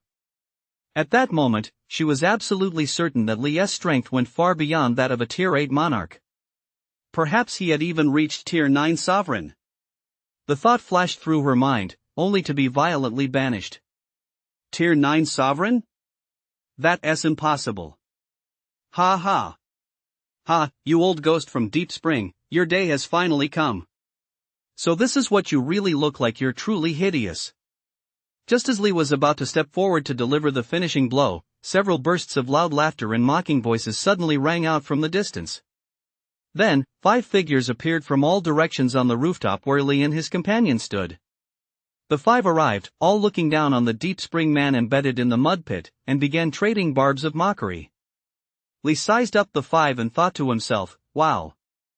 3 men and 2 women, all of them Tier 9 sovereign level. Ha, you old scoundrel from Deep Spring, you're usually so cocky, but now that you've been defeated by a Tier 8 monarch, you've really lost face, haven't you? Old witch, you're wrong. The old scoundrel from Deep Spring hasn't just lost face. Didn't you see that the entire ninja academy is gone? Just then, the man from Deep Spring leaped up from the ground onto the rooftop, staring at the knife wound on his chest deep enough to expose the bone. Although he was a Tier 9 sovereign and such a wound was nothing to him, the humiliation was immense. Especially since he was being mocked by these 5 people right in front of him. It was an even greater slap in the face. Mola, Alice, Alpha, Leviathan, Swordmaster, you've come onto my turf. Do you think I'm easy to bully? All of you, get out. Seeing the rage flaring in the Deep Spring man's eyes, the 5 remained completely The last was an elderly man carrying a long sword on his back.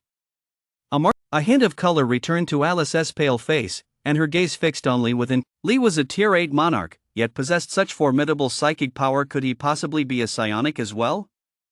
As for the Swordmaster, he was there purely to watch the spectacle, with absolutely no intention of intervening. Shadow clones. Elsewhere, the old demon of Deep Spring, having been humiliated by Lee yet again, felt as if he were about to spit blood. A wisp of smoke rose from his frail, diminutive frame, and in an instant, he split into several figures that charged at Lee from all directions. Each of the Deep Spring old ghostess clones radiated murderous intent combined with his hideous expression, They looked just like demons crawling out of hell. A petty trick of a withering insect. Li, however, merely sneered at the sight. All flash and no substance. Others might be fooled, but with his spiritual power, he could easily see through these clones, though the deep spring old ghost's true form was hidden among them. Just as he was about to strike, Grey Crane, who had been watching the spectacle, suddenly charged into the fray, her mental energy sweeping the area like radar. The deep spring old demoness murderous clones instantly exploded like bubbles. Li, hurry up and strike. Having wiped out the deep spring old demoness clones in one fell swoop, Grey Crane immediately shouted at Li. Li cursed under his breath.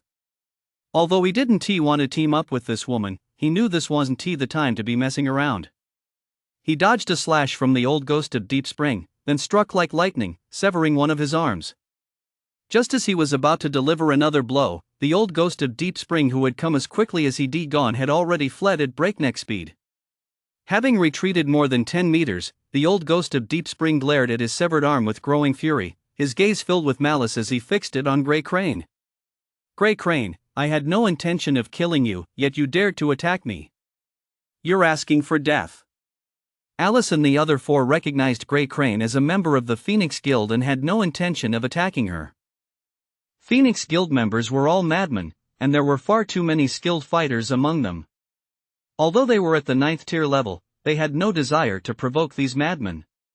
But they never expected Grey Crane to defy convention and catch the old ghost of Deep Spring completely off guard. Li couldn't help but chuckle as he watched the old ghost of Deep Spring seethe with rage. She unfurled the martial codex, moved with ghostly agility, and without a word, charged at the old demon of Deep Spring once more. Strike while the iron is hot. It was a pity that killing martial artists didn't grant her lifespan, otherwise, she would have unleashed her true power and gone on a killing spree long ago. Seeing him strike, Grey Crane followed close behind. Spiritual power combined with mental intent, the two forces were similar yet possessed distinct power. The old demon of Deep Spring was on guard against Grey Crane's mental attack, but was caught off guard by Li's mental force, an invisible hammer that knocked him senseless, causing 2 streaks of blood to flow from his eyes. Seeing him injured again, Grey Crane suddenly drew a gleaming dagger, guided it with his will, and sent it hurtling toward the old demon of Deep Spring like a bolt of lightning. The old demon of Deep Spring saw a flash of cold light before his eyes and instinctively raised his hand to block it. In the next instant, the dagger pierced right through the palm of his hand. A scene that shocked everyone unfolded. The old ghost of Deep Spring's pierced palm began to rot at a speed visible to the naked eye. Damn it, what the hell is this? The old ghost of Deep Spring thought he had been poisoned and channeled his energy to try to expel the toxin, but it had no effect whatsoever. Grey Crane gave a cold chuckle. Old ghost of Deep Spring, this is a high-tech dagger developed by my Phoenix Guild, imbued with powerful magnetic energy extracted from deep underground. Once it comes into contact with human flesh, it will gradually melt it away, until not even a bone remains. Alice and the other four watched old ghost of Deep Spring's contorted face and his rapidly melting palm, their brows furrowed in concern. The Phoenix Guild really were madmen to actually develop such a diabolical weapon. Hearing Grey Crane's words and realizing he couldn't control the damage, old ghost of Deep Spring finally gritted his teeth and snapped off half his palm, leaving only half an arm. His other arm had already been severed by Li now, with only half remaining, he was completely crippled. I will not let you off the hook. The old demon of Deep Spring left behind a vicious threat and turned to flee. Seeing this, Li was about to use Void Blink to finish off the old monster. But just as the old demon of Deep Spring turned, an afterimage appeared behind him. It was Alpha. His sharp wolf claws pierced directly through the old demon's chest. With a swift twist, he ripped out his heart. Old ghost of the Deep Springs, you can't even handle 2 juniors. Your life is a waste. It's perfect for this old ancestor to enjoy a hearty meal. Ha ha ha ha. With a burst of maniacal laughter, he swallowed it whole, sending a chill down Li's spine. Chapter 62, Alpha Assisli, Mola, try resurrecting yourself again. The old demon of Deep Spring had his heart ripped out by Alpha, who then devoured it bite by bite. Although he possessed the strength of a 9th-rank martial emperor, without a heart, he was as good as dead. He struggled desperately, staring at the savage grin on Alpha's face, the indifference of Alice and the others, and finally, Li's detestable face. Before he could say anything, his remaining severed arm was torn off by Alpha and shoved into his mouth. Next came his neck. Leah's hand, gripping the demon slayer blade, had turned white. It was the first time he'd ever witnessed such a scene. A werewolf? How was this any different from a ferocious beast? Alice and the others, however, were long accustomed to it. Their gazes were fixed on him and Grey Crane. Needless to say, Grey Crane had the Phoenix Guild, a massive power behind him. No one would dare to offend such a faction lightly. What truly piqued their interest, however, was Lee. He was clear. In an instant, Alpha let out a cry of shock as his face and skull were sliced open like a watermelon. But in the blink of an eye, he quickly returned to normal, with only a scar remaining on his face. He didn't attack again, staring at Lee in astonishment. "Nice move, kid. I didn't realize you were holding back." Alice, too, stared at Lee with eyes sparkling. Everyone present was a 9th-tier expert, and Lee's previous strike had clearly demonstrated 9th-tier power. Otherwise, he couldn't have injured Alpha. "Alpha, if you wanna fight me, I'm game anytime. I just wonder how many of my strikes you can take." Seeing that he had stunned Alpha, Lee dropped that line and turned to leave. Just then, Mola strode forward and blocked his path. "Lee, was it you who killed this goddess follower, Sato?" Lee looked at Mola impassively, the demon slayer blade ready to strike at any moment. Now this guy had come out to block his path too. It seemed Sato had planted a trap on him before he died. With Alpha in front and Mola behind, he wouldn't be able to escape today unless he unleashed his full power. Recalling Sato's witchcraft that allowed him to control ferocious beasts, an idea struck him. "Mola, the recent attacks by ferocious beasts on Tyan's Hushin, was that the work of your witches guild?" A contemptuous laugh echoed from beneath Mola's black robes. "So what if it was this god? What good does it do for a kid to talk so much on his deathbed? Don't even think about leaving Chaos City alive today. To attack my martial league without cause, you deserve to die. Threatening this god? You're asking for death. Sato, awaken. This god will help you avenge yourself." Mola raised both hands, and a figure flew out from beneath his black robe. Judging by its blurred features, it was indeed Sato. However, Sato was not in his physical form at that moment. He resembled more of a ghost, and he screeched as he lunged at Lee. "Annihilate." Lee countered the attack with a blast of mental energy, obliterating it. Without holding back any further, he flickered into position in front of Mola. The demon slayer blade flashed with a cold light, slicing him clean in two. He then kicked one half of Mola away. Knowing these sorcerers weren't easily slain, he planned to eliminate them one by one. But strangely, no blood flowed from Mola's two halves. Instead, they transformed into two complete beings. The two Molas simultaneously let out eerie, sinister laughter, causing Lee to furrow his brow. "Kid, I possess an immortal body. No one can kill me." Lee snapped back to his senses and, spotting Alpha watching the battle nearby, suddenly had an idea. "Old man, stop blowing your own horn. You're just a little harder to kill than the rest. Immortal body, my ass. Do you even know what immortality is? You're ignorant." Hearing his mockery, the smug look on Mola's face froze instantly. Without another word, his two clones, one on the left, one on the right, fired two venomous serpents of demonic energy at Lee. "Break!" Before the venomous serpents could close in, Lee unleashed a powerful blast of mental energy, obliterating them before they even materialized. "Kid, your mental energy is impressive. Once this god has turned you into a witch slave to replace Sato and kill enemies in the martial league, it's sure to be quite entertaining." As he spoke, the two Mola figures merged back into one, and massive surges of demonic energy instantly erupted from his body, engulfing Lee.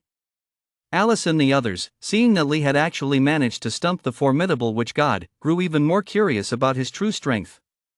Just how powerful was this guy, that he didn't even seem to care about the witch goddess' immortal body? Lee watched the oncoming wave of demonic energy and vanished from his spot in a flash. By the time the others could make out what had happened, their eyes widened in shock. None of those present could make out what kind of evasion technique Lee had used. Even Mola hadn't had time to react. By the time he came to his senses, he felt a searing pain in his chest. He looked down and saw that his heart was gone. Li held Mola's heart aloft on the tip of his battle axe, let out a derisive laugh, and then tossed it to Alpha standing nearby. Alpha, here you go. Do you have the guts to eat it? Alpha caught it, staring at the still beating heart, then at Mola's ferocious expression as his eyes fixed on him. Alpha, do you dare? Alpha hesitated for 2 seconds, then without a word, shoved it straight into his mouth. Ha, Mola, what is there that this ancestor dares not do? Li watched as he devoured it in just a few bites, then turned his gaze back to Mola. Mola, regenerate another one for me to see. Chapter 63, Mola's ambition transformed into a demon, host to a fierce beast. As the crunching sounds from Alpha's mouth ceased, the scene fell into complete silence. Alice, Leviathan, and Swordmaster all turned their gaze toward Mola. They had been battling each other for so many years and knew one another very well. They had witnessed the bizarre nature of witchcraft. Not only would it take immense effort to slay him, but whether they could actually do so was still up in the air. Yet they had never imagined such a solution. Eating his heart would effectively cut off his source of energy. Would this method actually work? Mola hadn't expectedly to be such a tough opponent, and he certainly hadn't anticipated that Alpha would dare to devour his own heart. A person cannot live without a heart. Though he was a witch god with 9th tier power, he too could not survive without one. But as a witch god, he had not only mastered soul sharing but also possessed countless powerful spells. How could he possibly die so easily? In the next instant, demonic energy surged wildly from his heartless body, spreading in all directions. Eventually, his physical form completely dissolved into the demonic energy. Li, Alpha, you won't kill this god so easily. Even without a physical body, this god still has tens of millions of ferocious beasts to share my soul with, and countless followers willing to die for me. You'd better prepare to die. Mola's voice echoed out, and then the mass of demonic energy soared into the air, transforming into a massive, hideous demon. In the blink of an eye, countless followers within the city of Chaos's Wizards Guild perished. Their bodies and souls all turned into demonic energy and flew into the demon that Mola had become. As the demonic energy grew more and more abundant, it eventually engulfed the entire city of Chaos, plunging it directly into darkness. Seen from afar, Mola resembled a demon crawling out of hell, trampling the entire city of Chaos beneath his feet. Ah, my followers, come out and enjoy this feast. The demon Mola had transformed into opened its mouth and roared, its voice shaking the heavens and the earth. Those of weaker power within the city of Chaos were struck by the sound waves and immediately coughed up blood and died. The various factions all looked up at this terrifying scene, at a loss for what to do. What on earth was this demonic creature? Li shielded himself with energy and scanned the demon Mola had transformed into with his mental power. This was witchcraft. It was far too eerie. Alice and the others were also seeing Mola's bizarre witchcraft for the first time. Li, I will kill you. Mola chanted a series of strange incantations, then raised a massive foot and stomped down viciously toward Li's location. Seeing the approaching foot, Alice and the others immediately leaped out of the way. Li, not wanting to let this eerie sorcery touch him before he understood it, also chose to evade the attack and flee. Fortunately, Leviathan and the others had already fled. He immediately used Void Blink to appear directly above the demon head Mola had transformed into, delivering a horizontal slash that severed its head. But the demon was formed from demonic energy. Within 2 seconds of being separated from its body, the head and body rapidly fused back together. Seeing this, Li was about to strike again when he suddenly heard the sound of frantic running approaching from outside Chaos City as if an army of thousands were closing in. He thought to himself, this isn't good. That sound was, one was a swordmaster, the other a sword immortal. He wondered if there was any connection between them. Seeing that he couldn't take down the group right away, Mola, in his massive evil ghost form, began chanting another spell. Meanwhile, outside Chaos City, the charging beasts were now clearly visible. They were swarming every kind imaginable, all racing toward Chaos City as if their lives depended on it. Li extended his spiritual sense and immediately detected at least 1,000 of them, with more pouring in endlessly from behind. Fortunately, there were no 9th tier beasts among them. The strongest were a few 8th tier 8 monarchs. Even so, the sight was enough to make one's hair stand on end. This place was indeed a paradise for ferocious beasts. As Mola had just explained, the reason the beasts were besieging Tianzu Mountain was entirely at his behest. Mola, do you really think these beasts can do anything to us? No matter how many there are, they're nothing but a meal for this ancestor. Alpha vented his anger, his face now lit with excitement. To him, ferocious beasts were nothing more than blood offerings. Not only could they enhance his power, but they also provided beast crystals for cultivation. Alice and the others didn't intervene this time. They flew off toward the gates of Chaos City. Once his excitement subsided, Alpha turned to Li. Li, you know now just how treacherous that old witch god is, don't you? If we don't slay him, the Martial League will fall victim to his schemes sooner or later. So, what do you say? Want to join forces with us to kill that bastard? Li looked at his sinister, savage grin and nodded. Alright, let us take out these beasts first, then eliminate that old monster. He then followed Alpha as they flew toward the gates of Chaos City. Along the way, he sent a full report of the situation here to Chen Gong. He also included his theory that Mola was orchestrating these recent waves of ferocious beasts, and that Grey Crane and Water Mist, 2 members of the Phoenix Guild, were also involved. However, the two likely had no idea that these beasts had already been secretly controlled by Mola. When the group reached the walls of Chaos City, they saw that countless factions within the city were already engaged in battle with the beasts.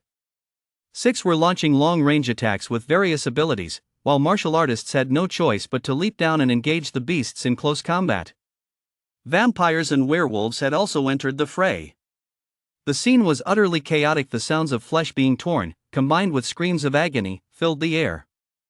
Unfortunately, there were simply too many beasts. The factions within Chaos City were utterly overwhelmed, and the city walls were being battered until they were on the verge of collapse.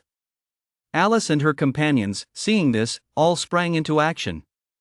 Their roots were in Chaos City, and they were determined not to let it fall to the beasts. Kill. Chapter 64, Old Master Zhang's pressure issuing a death order to Li. Tianzu Mountain. Since the guard rotation, Chen Gong, leading the Vanquisher Legion, hadn't dared to let his guard down for a single moment, constantly on alert for the arrival of the beast tide. However, for several days in a row, there had been no sign of the beasts, completely contrary to the instructions given by the War Dragon army when they departed. That day, Chen Gong received a message from Li. After reading the contents, he sucked in a sharp breath. It turned out that this wave of ferocious beasts was indeed being manipulated by human hands and by a 9th-rank witchcraft master, no less. A massive horde of ferocious beasts was now gathering in the City of Chaos. No wonder none had come to cause trouble in recent days. Mola, a 9th-rank master. He immediately reported the matter to Lu Feng. Mingcheng, Elder Zhang's office. Upon hearing Lu Feng's report, Elder Zhang's expression shifted slightly. Since Yang Zhanwang had returned to military headquarters on official business, Lu Feng had no choice but to pass the information on to Old Master Zhang.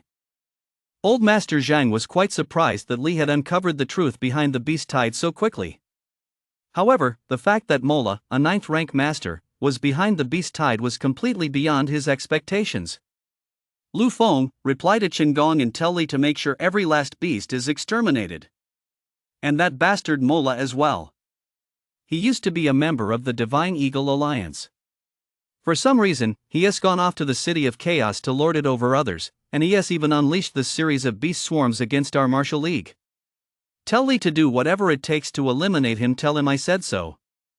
If the mission isn't completed, not only will there be no reward, but he'll face the Alliance as punishment. Lu Feng nodded and sent the message back. Upon seeing the message, Chen Gong flew into a rage. He was actually being asked to send his brother to face a 9th-rank expert and one of the most unpredictable and enigmatic old witch cultists at that. Old Zhan was clearly trying to send brother Ling Feng to his death. Furious, he called Lu Feng and berated him. Lu Feng remained resolute throughout the conversation, stating only that these were military orders. Chen Gong hung up the phone, secretly regretting that he let Li take on this mission. Otherwise, things wouldn't have turned out this way. After pondering for a long time, he had no choice but to inform Li of the situation and tell him to ignore whatever orders he'd been given. After all, he was no longer part of the Alliance army, so nothing mattered anymore. Unfortunately, unlike Lee, who was all alone, he still had his family to consider. Otherwise, in a fit of rage, he would have quit on the spot. Back in Chaos City, swarms of ferocious beasts and members of various factions were locked in a fierce, deadlocked battle.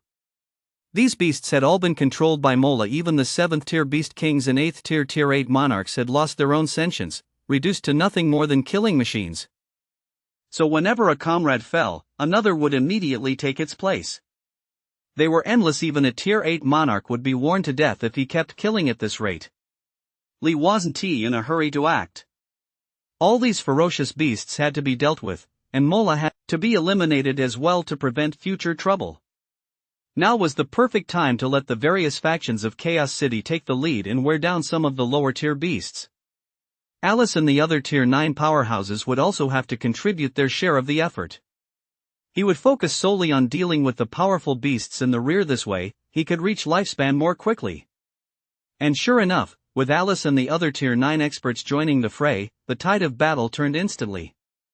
The beasts were completely overwhelmed. Their sea of beasts tactic was useless, as each wave that charged forward was wiped out. This went on for half an hour. In the sky, the evil spirit that Mola had transformed into simply watched on, showing no intention of intervening. Seeing 4th and 5th tier beasts appearing in the rear, Lee hesitated no longer. He immediately charged out of Chaos City and plunged into the horde of beasts. Alice and the others were taken aback by his actions. They had originally thought Lee would slack off or take the opportunity to back down, but they never expected this kid to be so brave. He actually charged straight in. They had no idea what Lee was thinking. He was doing all this for no one but himself, solely to extend his lifespan. In the blink of an eye, more than a dozen ferocious beasts fell beneath his battle axe. The notification sounds from the life siphon system echoed continuously in his mind. In just this short while, he had gained over 100 years of lifespan. Added to his original 160 years, his total lifespan now exceeded 300 years. High in the air, Mola's eyes burned with hatred as he glared intently at Lee, who was on a killing spree. The next moment, his massive, demonic form dissolved into countless streams of demonic energy that surged toward Lee. Although Lee was busy slaying the ferocious beasts, he had remained vigilant against Mola all along. As soon as Mola attacked, Lee transformed his mental energy into an invisible giant hammer and smashed it viciously against the encroaching demonic energy. Alice and the others seemed to have been waiting for this very moment without any prior coordination. They all stopped hunting the ferocious beasts and each intercepted a stream of demonic energy. Alice directly tainted a stream of demonic energy with a burst of bloodlight, then swallowed it whole, a look of pleasure spreading across her pale face. Alpha was even more direct, tearing it to shreds with his wolf claws as the scent of blood wafted through the air. Leviathan unleashed a surge of water-based abilities, freezing a strand of demonic energy and obliterating it on the spot. Swordmaster, meanwhile, hadn't moved a muscle the entire time. The sword on his back automatically drew from its sheath, unleashing a criss-crossing sword aura that cut down the demonic energy before it could even reach him. Mola had merely intended to slay Lee, but unexpectedly drew the combined attack of Alice and the other three against him. Realizing the situation was dire, he dared not let his remaining demonic energy linger any longer and retreated far away. When he condensed the evil spirit once more, its size was countless times smaller than before. Lee gave a wicked chuckle at the sight of his now diminutive form. Haha, you four, what do you think? I told you this guy couldn't stay at his peak forever. What do you say now? Let us kill him all over again. Alice and the other three could all see that they had indeed cut off a large portion of Mola's power just now. Hearing Lee's sinister chuckle, Mola's gaze swept over the five of them. Facing him all together, even with his immortal body, would take a massive toll on him. But as he looked at the dense swarm of ferocious beasts on the ground, the worry and rage in his heart instantly subsided. Lee, do you really think you can wear this god down to death? Ridiculous. Then let me show you my true power. Explode. As he spat out the final word explode, blood spurted from his mouth. The weaker beasts on the ground exploded one after another amid the bloody chaos. They all transformed into demonic energy that seeped into his evil spirit form. Even the corpses of all the beasts that had just been slain turned into demonic energy in that instant. In no time at all, Mola's physical form swelled once more, growing even larger than before, and his aura of intimidation became even more terrifying. However, there was a price to pay. Of the once densely packed ferocious beasts, more than half were now dead. The remaining ones were all high-tier beasts of the 4th rank or higher.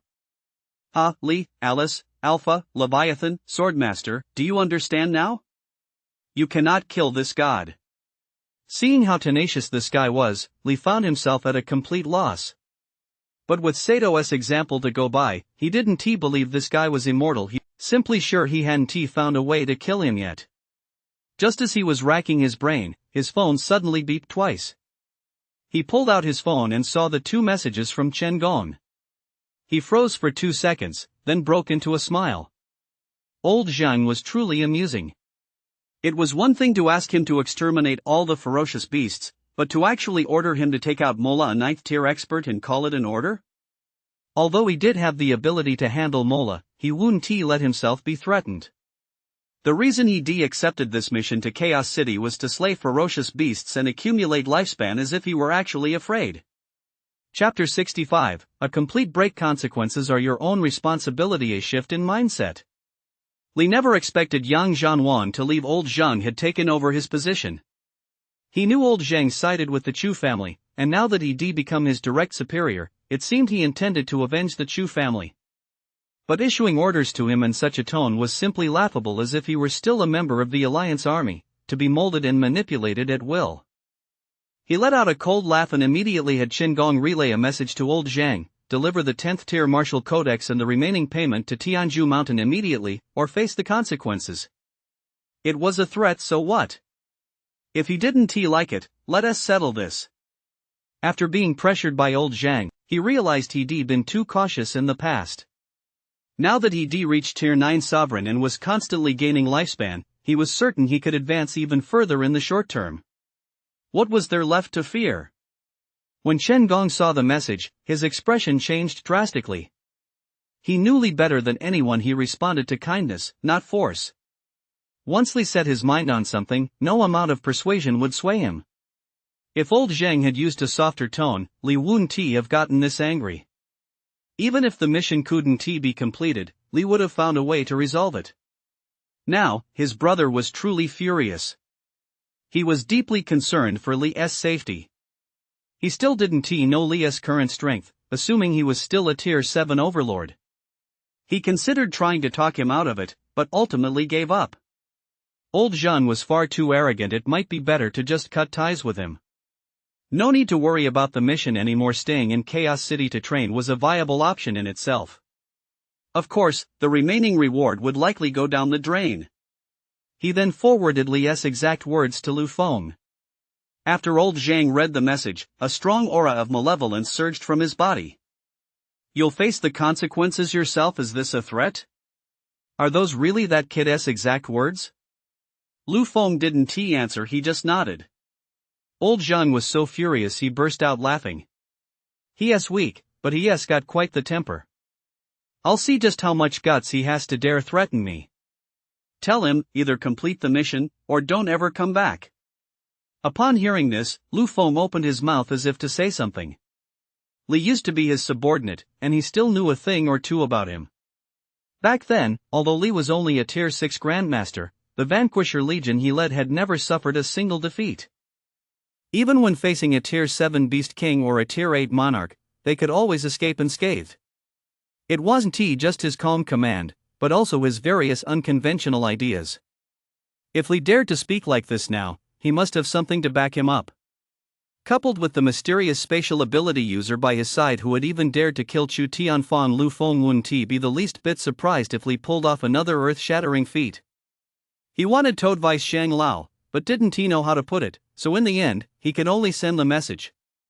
After reading the message, Li let out a cold laugh, tucked his phone directly into his spatial pocket, and paid it no further attention. There was no point in saying anything now. He'd settle the score once he returned. If they wanted him to die in Chaos City, then Zhang Lao's fate was sealed. No one could stop it. Putting this matter aside for the moment, he focused his attention on the battlefield. After the first wave of combat, both sides had suffered heavy casualties.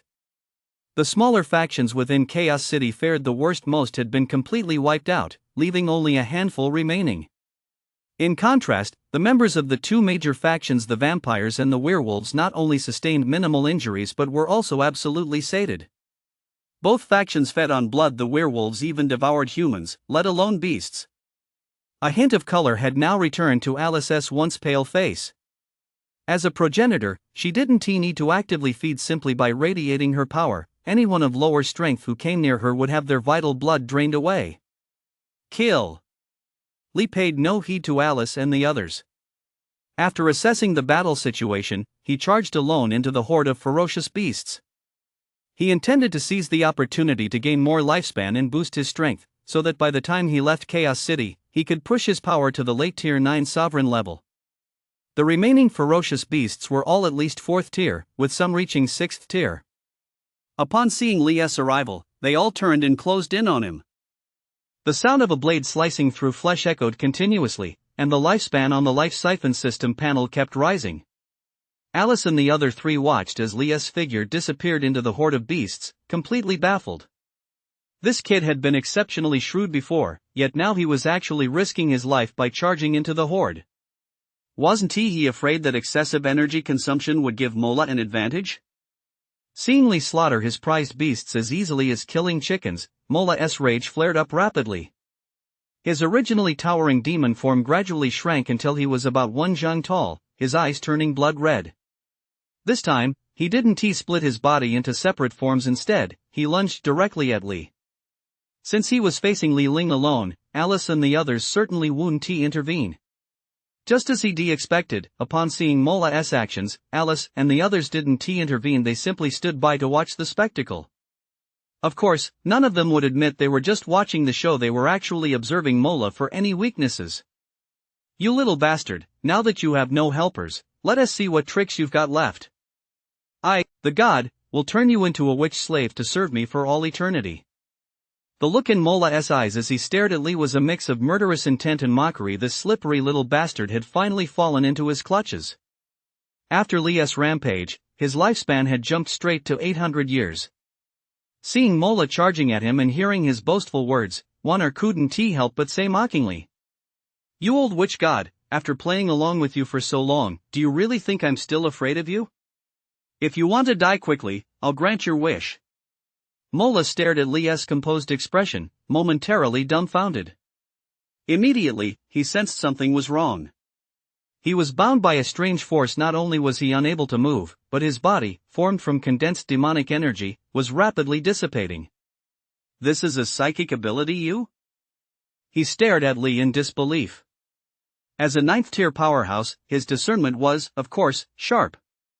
What Lee was using right now was indeed a supernatural ability. But he was clearly a martial artist. How had he suddenly become a supernatural ability user? Your discernment isn't half bad, but it's too late. Void Freeze Shatter. Ignoring Mola's shock, Lee unleashed Void Freeze. In the next instant, Mola's massive demon form shattered, finally dissipating into strands of demonic energy. Not far away, Alice and the other three watched the scene, their expressions changing drastically. Spatial psychic power only. Now did they realize that Lee was actually a psychic as well? To defeat Mola with a single move was simply absurdly powerful.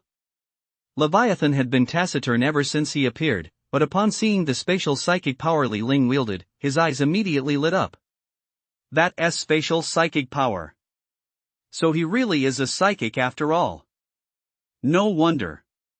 Lee had remained completely unfazed even when facing the 5 of them, all 9th tier experts, so it turned out he had something to rely on after all. "Ah, Lee, so what if you're a psionic? I possess an immortal body, you can't kill me." Just as everyone was in shock, Mola resurrected once more. As his venomous voice echoed, the ferocious beasts beneath Chaos City suffered another wave of devastation. Lee was thrilled to see that he wasn't dead. He's not dead yet. That's great. Chapter 66, Military Strategy vs. Tactics. Regret comes too late. Ming City, Elder Zhang's office. This time, besides Lu Feng, there was another man wearing glasses who was pointing at a monitor and explaining the situation to the two of them. "Elder Zhang, this is the latest battle situation in Chaos City is captured by our aerial detectors. There's one thing that's very strange, it doesn't quite match our intelligence. The last time Li sent intelligence, Mola was leading a horde of ferocious beasts in an assault on Chaos City. So Old Master Zhang had deployed the satellite to monitor the progress and outcome of the battle in Chaos City. Now, preliminary results were finally in. Old Master Zhang let out an O and studied the images on the monitor closely. Tell me, where is the discrepancy? The bespectacled man adjusted his glasses and pointed to several blurry figures. Based on the images we've captured, combined with previously gathered intelligence, there are a total of 5 9th-tier experts in Chaos City. Mola from the Wizards Guild, Alice, the progenitor of vampires, Alpha, the progenitor of werewolves, Leviathan from the Psionic Guild, and Swordmaster, who isn't affiliated with any faction. But now, in addition to these individuals, there's an extra 9th-tier expert in the footage. We still haven't figured out who this person is. As he spoke, he zoomed in on the screen and pointed to a blurry figure, explaining it to Old Zhang. Lu Feng studied the figure closely, but unfortunately, it was too blurry to make out clearly. However, the battle axe the figure held gave him a sense of familiarity. Suddenly, his eyes narrowed sharply as he thought of one person, Li. Li was currently in Chaos City, and he wielded a battle axe. But immediately, he dismissed this terrifying thought. Li was clearly only at Tier 7 Overlord strength. How could he possibly have reached Tier 9 Sovereign? It couldn't be him. Old Wan, is there any way to identify this person? Although Lu Feng had dismissed his own suspicion, a lingering unease gnawed at him, and he couldn't help but ask the man with glasses. The man with glasses shook his head. General Lu, we dare not bring our equipment too close, otherwise, we'll be detected by those flying beasts. So for now, there is no better solution. Upon hearing Lu Feng's question, Old Zhang turned to look at him and said to the man in glasses, "Get to the bottom of this. Don't worry about damaging the equipment. If that Mola emerges victorious in the end, Tianju Mountain will face a grave threat. So you must identify that person and determine the final outcome. Keep a close eye on the situation in Chaos City and report any new developments immediately." Yes. The man in glasses acknowledged the order and then left the office with his equipment. Once he was gone, Old Master Zhang turned to Lu Feng. "Lu Feng, what were you thinking just now?" A look of hesitation flashed across Lu Feng's face, but he finally gritted his teeth and voiced his suspicion. "Old Master Zhang, that man looks a lot like Li." Old Master Zhang froze for 2 seconds upon hearing this, his brow immediately furrowing. "Are you sure?"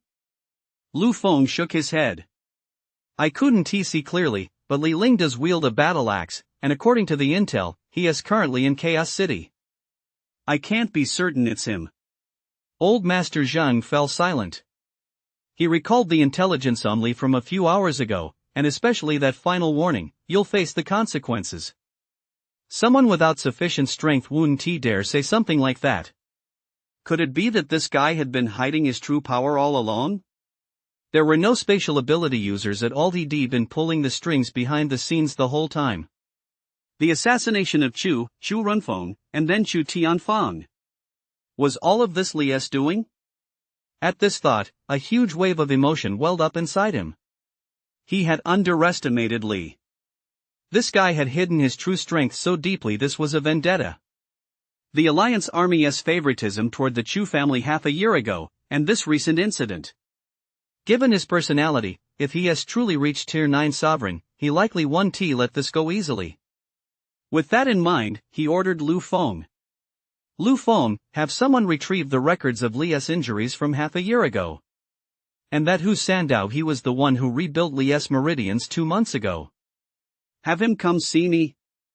Upon hearing this, Lu Feng knew immediately that Old Master Zhang intended to thoroughly investigate Li's past to see if he could find any loopholes. However, he had reviewed Li's injury records half a year ago. Li's meridians were truly severed. It was impossible to fabricate. He didn't believe that the Tier 9 expert was actually Li. Otherwise, once Li returned from Chaos City, given his temperament, he would surely have wreaked havoc everywhere. And Old Master Zhang? On this point, Lu Feng and Old Master Zhang were on the same page. "Yes, I'll handle it right away." Thoughts aside, he had no choice but to follow the order and issue instructions to the frontline hospital. After he left, old Zheng sat alone on the sofa, lost in thought. If Li was pulling the strings behind the scenes, then his methods and character would be truly terrifying. To have remained hidden for so long, if not for the high-tech detectors sent by the Ministry of Defense this time, he likely would never have uncovered any of this. 9th tier strength. Li's experiences with the Alliance army over the years flashed one by one through his mind.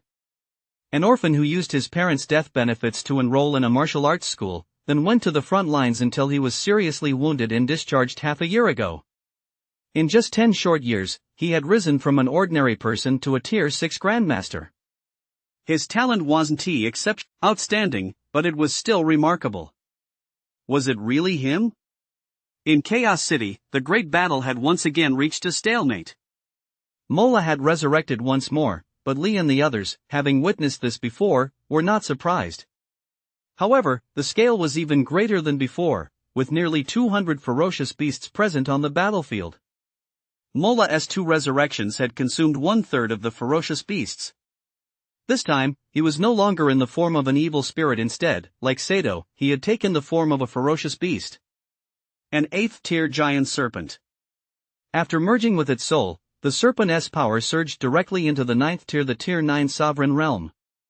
The serpent raised its head, towering over 10 meters high, and gazed down at Li and his 4 companions.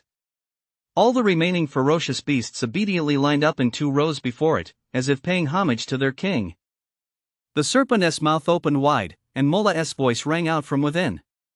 Li, Alice, and you 3 old fools, I have shed my old form and completed my transformation. Now the real battle begins, are you ready? Alice extended a crystal-clear jade hand and fanned her nose. Old witch, you really do have a foul mouth. We've known each other for so many years, you've pulled no shortage of schemes and tricks, but I never expected you to have this trick up your sleeve. Symbiosis with a ferocious beast, why didn't you symbiose with Alpha? When Alpha heard her mention him, his eyes widened instantly, and the wolf claws on his 10 fingers clashed, sending sparks flying. You stinking vampire, why didn't you form a symbiosis with that old witch? That way, you two could have become neither male nor female. Alice's eyes instantly turned blood red. Alpha, you crude brute, you don't know a damn thing.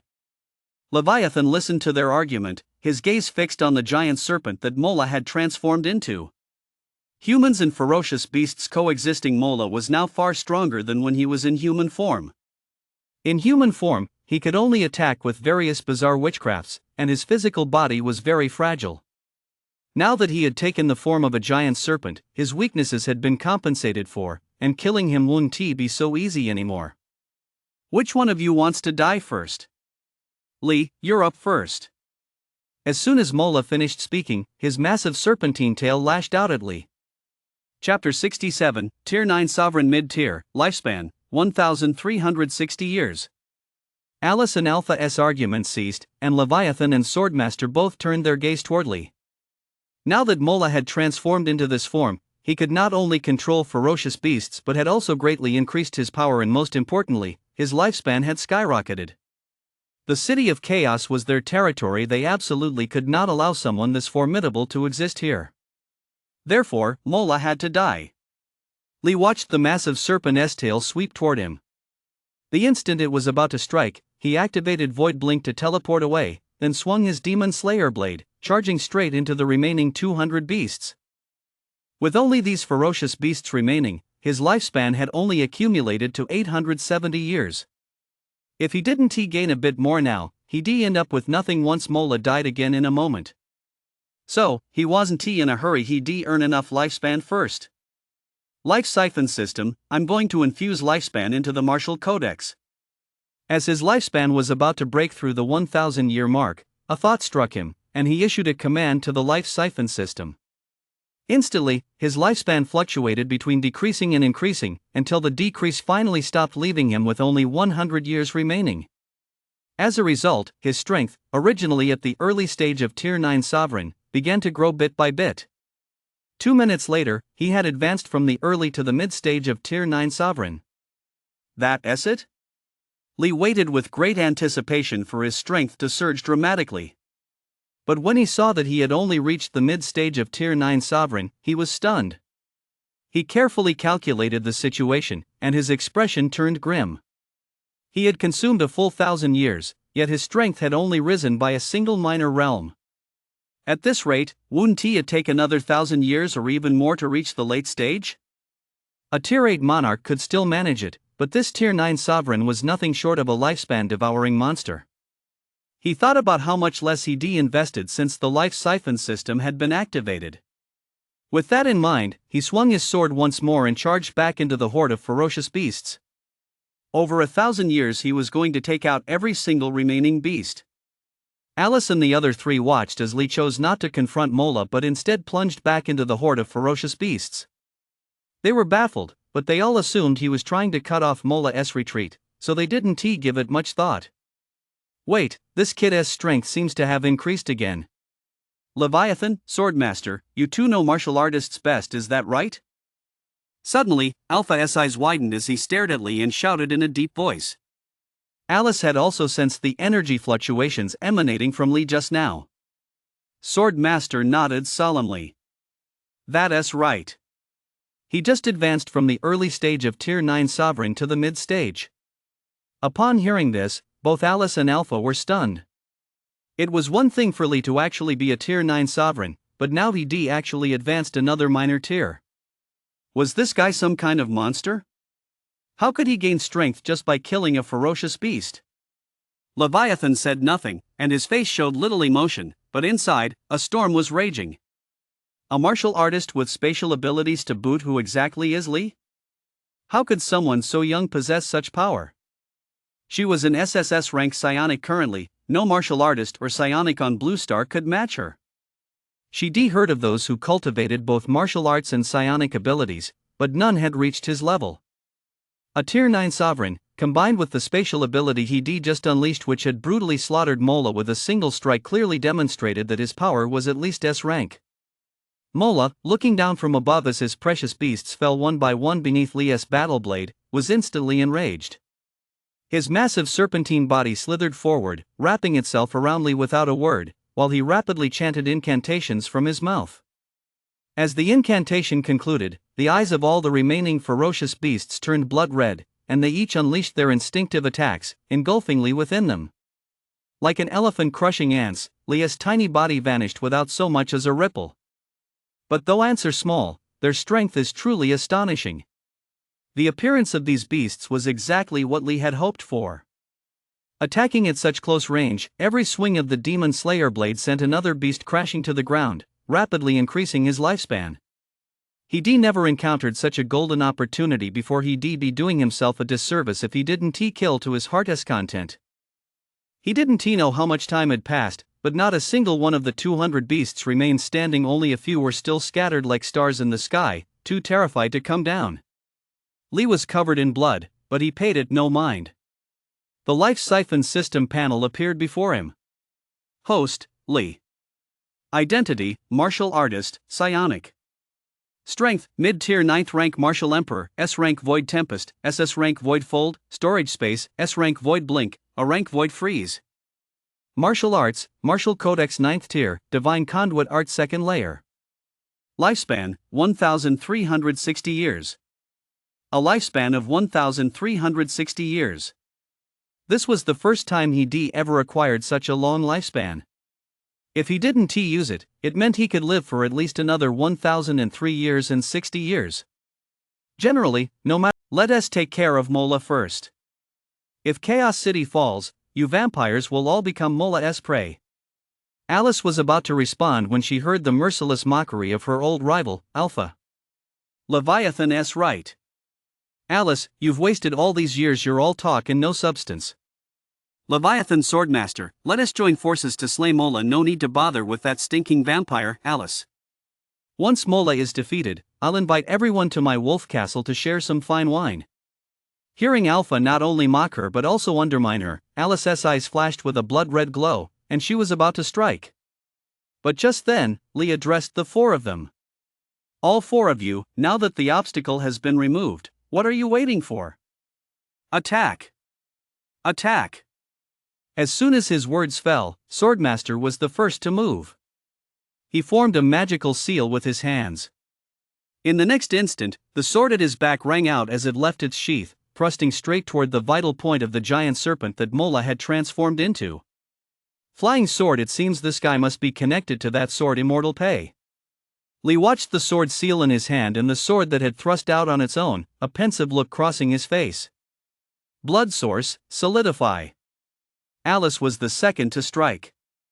A burst of bloodlight engulfed Mola in an instant, his massive serpentine body seemed to solidify, frozen mid-air. Endless wolf realm, devour. Seeing that Mola was immobilized, Alpha lunged forward, his 10 sharp wolf claws crisscrossing as he tore off half of Mola's serpentine body. Leviathan slowly uttered 4 words. Absolute zero. Mola's massive serpentine body shattered like ice sculptures. Lee watched the scene and couldn't help but praise it. Impressive. Chapter 68, S-Rank Void Freeze Slaying Mola. Without Lee needing to intervene, Alice and the other 3 each unleashed their ultimate moves. Mola's massive serpentine body was torn apart, leaving only 2 shared souls. One was humanoid Mola. The other was Serpentine, the 9th-ranked giant serpent. Lee's eyes lit up as he looked at the soul of the 9th-ranked giant serpent. The last time he had slain Sato, the giant eagle sharing its soul with him had been only an 8th-tier beast, yet it had yielded a massive amount of lifespan. This 9th-tier giant serpent sharing its soul with Mola was even more powerful than the 2 combined. He couldn't let this opportunity slip away. Just as he was about to strike and eliminate it, Mola's soul suddenly fused with the giant serpent. Then, the corpses of all the ferocious beasts he had slain transformed into demonic energy and merged into Mola's soul. But this time, things didn't go so smoothly. Alice and the others weren't about to stand by and watch him recover again. The 4 of them unleashed their ultimate techniques simultaneously. By the time it was over, Mola had regained his human form, but he had only absorbed 1/3 of the demonic energy from the 200 beasts. Moreover, Lee had already extracted the beast crystals from several of the Tier 8 monarchs. Although he had been revived, he was extremely weak, and the power he could muster was pitifully meager. Mola struggled to steady himself, glaring grimly at Lee and the other 4. It was all Lee's fault. If not for him, he wouldn't have been forced to reveal all his trump cards. He had originally thought it would be a piece of cake that he might even subdue Alice and the others and take complete control of Chaos City, but instead, he had suffered a crushing defeat. Moreover, he was now on his last legs. If this physical form were destroyed again, all hope would be lost. Immortality was nothing more than a pipe dream of his own making. How could a human possibly live forever? Alpha interlaced his fingers, sparks flickering between his wolf claws, and said to Mola with a mocking tone. Mola, judging by your current state, you probably couldn't even withstand a gust of wind. If I were to send you on your way, it wouldn't be a pleasant experience. I suggest you take your own life, at least that way, you'll go out quickly and painlessly. Mola turned his gaze toward him. Alpha, your werewolf protege is still here. He'll serve as a perfect energy source for this deity. Alpha recognized the threat in his words, but he didn't care in the slightest. With all 5 of us 9th-rank masters present, if Mola were to escape, we might as well all commit suicide. Haha, Mola, you'd better start thinking about how to stay alive. By the way, I can offer you a way out. If you don't want to die, you can become this old ancestor's contract wolf slave. How about it? Shall I pamper you, old ancestor that I am? The werewolf clan's contract wolf slaves are similar to the vampire's blood slaves. Both are methods used by their respective clans to enslave others. Vampires use the first embrace, that is, by drinking the other's blood, they can claim them as a blood slave. Werewolves, on the other hand, must have the contracted wolf slave seal imprinted to claim a wolf slave. Once you become a wolf slave, you can never escape that status for the rest of your life. Hearing that the Alpha actually wanted him to sign the contracted wolf slave seal, Mola was so enraged he nearly lost control of his physical form. It took him quite a while to steady his composure. Ignoring the Alpha, he turned to look at Lee. Lee, all this enmity stems from you. Let us settle this once and for all now. Lee was instantly amused to hear that he was actually challenging him. You want to fight me? Come on, then. Mola had now fused with a 9th-tier giant serpent. Only by slaying him could Lee obtain the lifespan. He'd been wondering how to slay Mola, so now that he'd come right to him, it couldn't have been better. Lee looked at Alice and the others. Ladies and gentlemen, I'm going to send him on his way. You don't mind, do you? Alice immediately chuckled. Little brother Ling Feng, you'd better watch out for this sneaky old bastard. If you're in danger, don't try to be a hero. Big sister will avenge you. She was growing fonder and fonder of Lee, not in that sort of way, of course, but because of his immense vital energy and powerful physique. Upon hearing Alice's words, Mola's body surged with demonic energy. He then traced symbols with both hands, chanted a spell, and launched an attack at Lee. In an instant, countless ghostly spirits swirled around Lee, accompanied by gusts of chilling wind that sought to burrow into his body. Lee sensed this force. Much of the demonic energy shared the same origin as Mola's, and he immediately understood her plan. Her own body was useless now, yet she was setting her sights on his physical form, even planning to merge souls with him. What a cunning scheme! Unfortunately, he had no interest in that so-called soul-merging technique. Otherwise, he would have turned the tables on her and seized her witchcraft outright. Mola, you're blind to think you can still scheme against me. Let me show you what true psychic power really is. Lee unleashed the Void Tempest, summoning a massive tornado that engulfed Mola. Puff, puff. The Void Tempest tore through Mola's physical form, further weakening his body. Mola sensed the state of his body and felt great anxiety inside, though his face remained full of scorn. Lee, your ability isn't all that impressive. Lee gave a cold smile. Don't worry, you'll soon learn the true power of my ability. Life Siphon System, I will infuse lifespan into an A-rank Void Freeze. In the next instant, his original 1,360-year lifespan was reduced to 1,060 years. In the blink of an eye, 300 years of lifespan were gone. The mysteries of S-Class Void Freeze gradually flowed into his mind. Mola, take another hit from my ability. Having elevated Void Freeze to S-Class, Lea's confidence soared, and he immediately enveloped Mola in Void Freeze. Before Mola could finish his spell, he felt his physical body shatter bit by bit, eventually reverting to a massive soul. Terrified, he tried to regenerate, but unfortunately, he had no sustenance left. What kind of ability is this? This time, Lee didn't give him a chance to argue. With another Void Tempest, he effortlessly obliterated Mola's soul. That's a spatial ability. Its power seems to have increased even further since just now. How on earth did he do that? Leviathan had been silently watching Lee the whole time. The moment Void Freeze upgraded from Class A to Class S, she keenly sensed it. This only deepened her confusion and curiosity. Unfortunately, no one was there to explain it all to her. Alice and the others watched as Lee obliterated both Mola's physical body and soul with a single move, and their faces lit up with joy. Lea's strength was growing by the day, and most importantly, he was cultivating martial arts and psychic abilities in tandem. His future achievements were boundless. Lee paid no heed to their expressions, sweeping his psychic energy around the area.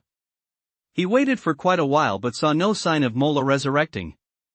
Congratulations, host. You have gained 300 years of lifespan. Hearing the notification, Lee was finally certain that Mola was dead.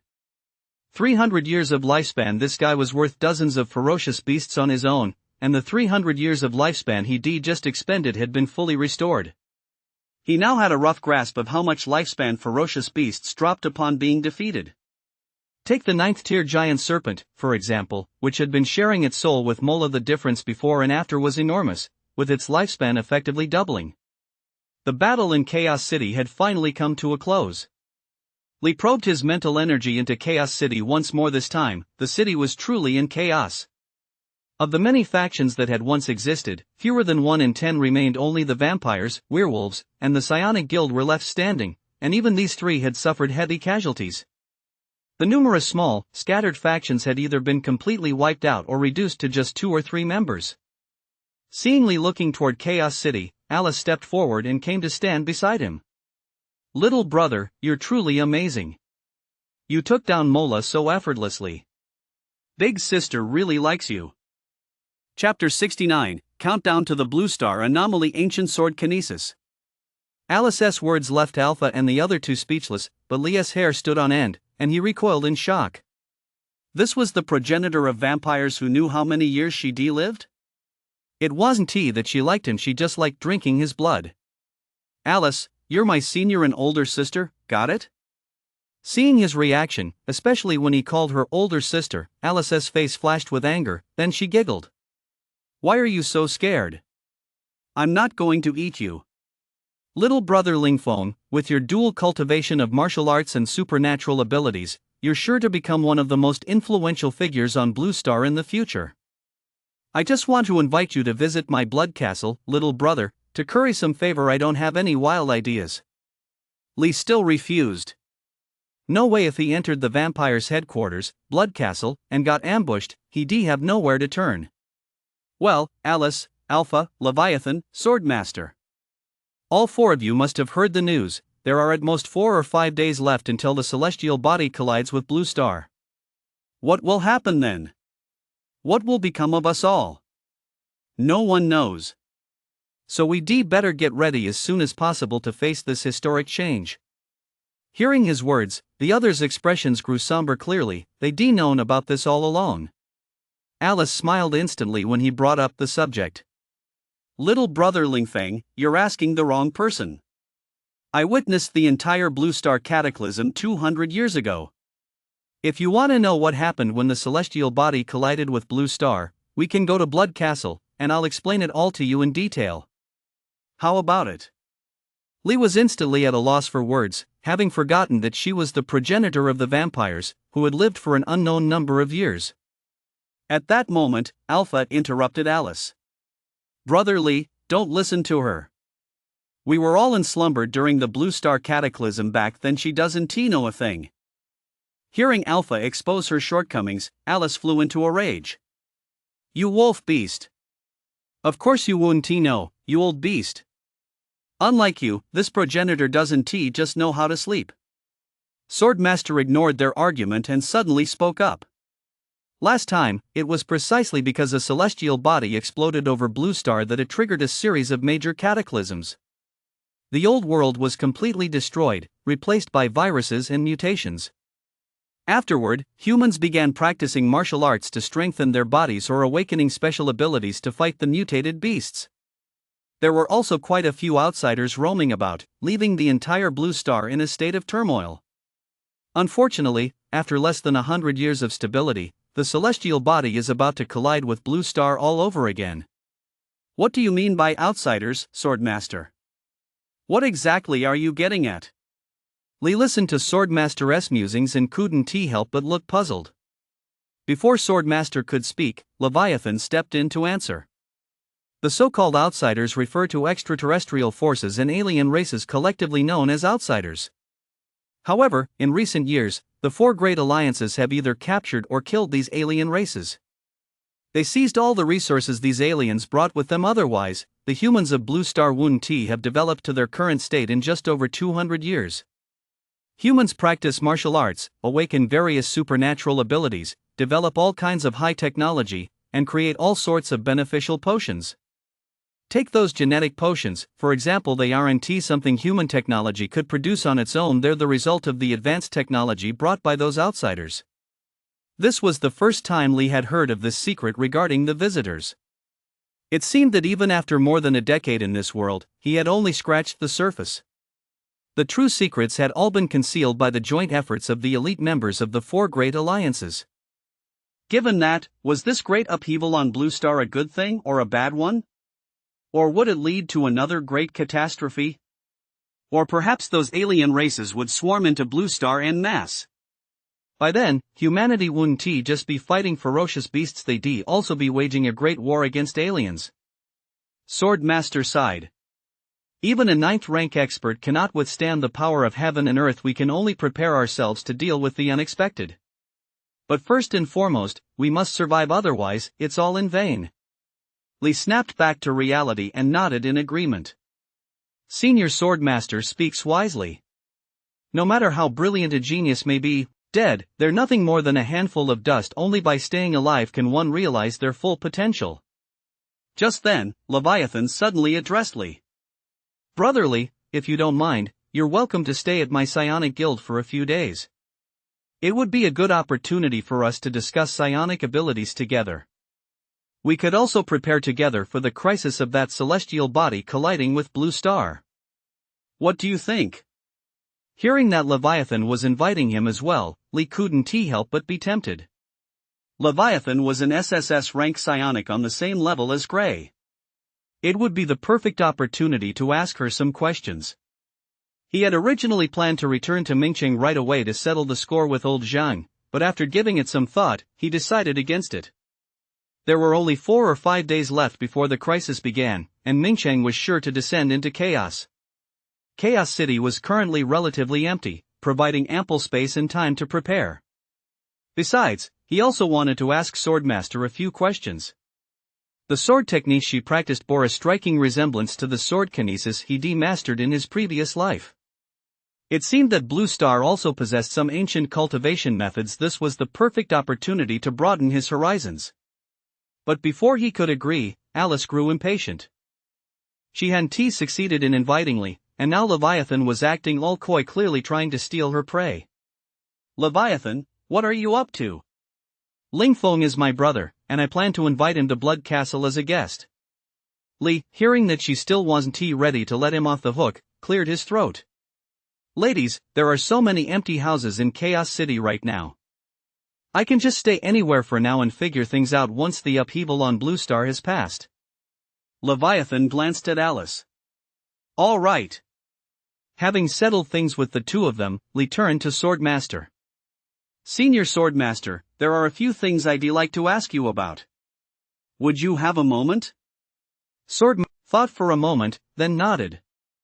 "All right, come to my quarters." With that, the two flew straight into the depths of Chaos City, one in front and one behind. Seeing this, Alice, Alpha, and Leviathan each returned to their respective factions. Without Li, Chaos City would certainly not have been able to hold out during this great battle. Half an hour later, Swordmaster led Li to his residence, a small stone cottage consisting of 2 rooms. Upon entering the cottage, they saw a meditation cushion placed in the front room, along with an incense burner and nothing else. The other room was a bedroom, containing nothing more than a simple bed, extremely Spartan. "Sit." Swordmaster brought out another meditation cushion and plopped himself down. After taking a look around, Li pulled a can of tea from his backpack, brewed 2 cups, and only then sat down. "Senior, it seems to me that your cultivation resembles the ancient sword kinesis. Is that correct?" The Swordmaster had just lifted his cup of tea when he heard the question. A hint of surprise flashed in his eyes. "You know about sword kinesis?" Li could tell from his expression that he guessed correctly. "To be honest, Senior, a few days ago on Mount Tianju, I met a 9th rank master who called himself Pei Jianxian. He also practiced the ancient sword kinesis." The Swordmaster set down his teacup. "Pei Jianxian? Then there's no mistake. He and I both hail from an ancient sect called the Sword Sect." Chapter 70, The Current State of the Chu Family, Shujingang's Hatred, and Ancient Cultivation Techniques. 3 days later. In Mingcheng, old Master Zhang studied the intelligence report in his hands, his expression complex and somewhat somber. Lu Feng sat right beside him, watching his every move with a hint of nervousness. According to the final results transmitted by the sensors, the wave of ferocious beasts in Chaos City had come to an end.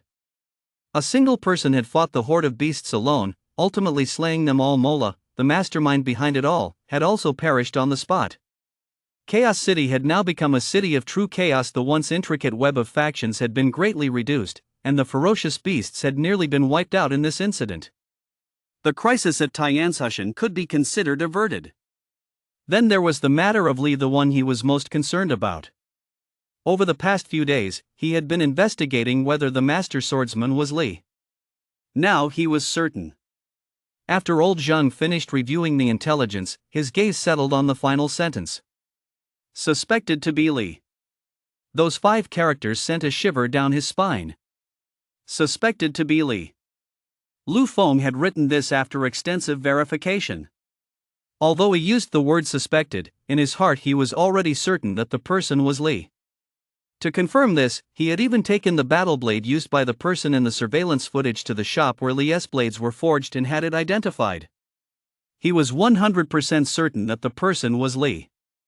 As for how Li had become so powerful in such a short time, even reaching the Tier 9 sovereign level, it all remained a mystery. In any case, one thing was certain: the incident in Chaos City was over, and Li should be returning soon. At that moment, old Zhang set down the intelligence report in his hand. His expression had already returned to normal. Lu Feng, there are only 2 days left until the celestial body collides with Blue Star. Are you ready? Hearing him suddenly bring up this matter, Lu Feng snapped back to attention. Rest assured, Elder Zhang. Everything has been arranged according to plan. We're just waiting to take the hit, though I'm not sure if we'll be able to hold out. Elder Zhang didn't answer that question. How is the Chu family doing now? Who's in charge? Lu Feng was bewildered by his sudden shift in topic. Chu Renbao is currently leading the Chu family. Chu Renbao, the most talented disciple in the Chu family right now. Lu Feng noticed he remained silent. Elder Zhang, now that the matter in Chaos City has concluded and Li's mission is complete, shouldn't we send his reward to the Vanquisher Legion? Elder Zhang glanced at him. I have my own plans for this. You may go now. Lu Feng wanted to say more, but seeing that Elder Zhang had already closed his eyes, he had no choice but to leave. Elder Zhang sat with his eyes closed for over half an hour. Li's sudden rise from obscurity had completely taken him by surprise. Recalling Li's injury records from the frontline hospital a few days ago, as well as his interrogation of Hu Sandao, everything pointed to the fact that Li had indeed suffered severe injuries several months ago. How had he managed it? Medicines? Or some other opportunity? He thought back to Lu Feng's analysis of Li's personality. Back then, when he'd been ambushed by Chu and deprived of the chance to heal in the merit pool, he'd likely already harbored resentment. Now that he has gained power, he'll surely seek revenge once he returns from Tianzhu Mountain. With that thought, he suddenly opened his eyes, picked up the phone, and dialed the number. The call connected, and he heard a cold voice on the other end. Old Chu, the investigation into you has concluded. Chu Tianfang is not a member of the Phoenix Guild. Congratulations, the Chu family is in the clear. On the other end of the line was none other than Chu Jingang, the patriarch of the Chu family. Hearing this, Chu Jingang sneered. What are you trying to say? The Chu family had indeed suffered a severe blow recently. The news that Chu Tianfan was a member of the Phoenix Guild had long since spread throughout the Martial League. The clan had also faced covert attacks from all sides. Although things were settled now, the severe damage they sustained wouldn't be repaired anytime soon. It could be said that the Chu family had plummeted from the very pinnacle of the martial world straight to rock bottom. Ignoring his coldness, Elder Zhang continued. Old Chu, we found the culprit behind the attacks on your family. Also, the Phoenix Guild tattoo on Chu Tianfang's body was applied later by someone else. Do you want to know who's behind this? There was a brief pause on the other end of the line. Who is it? A faint smile appeared on old Zhang's face. Li. Li?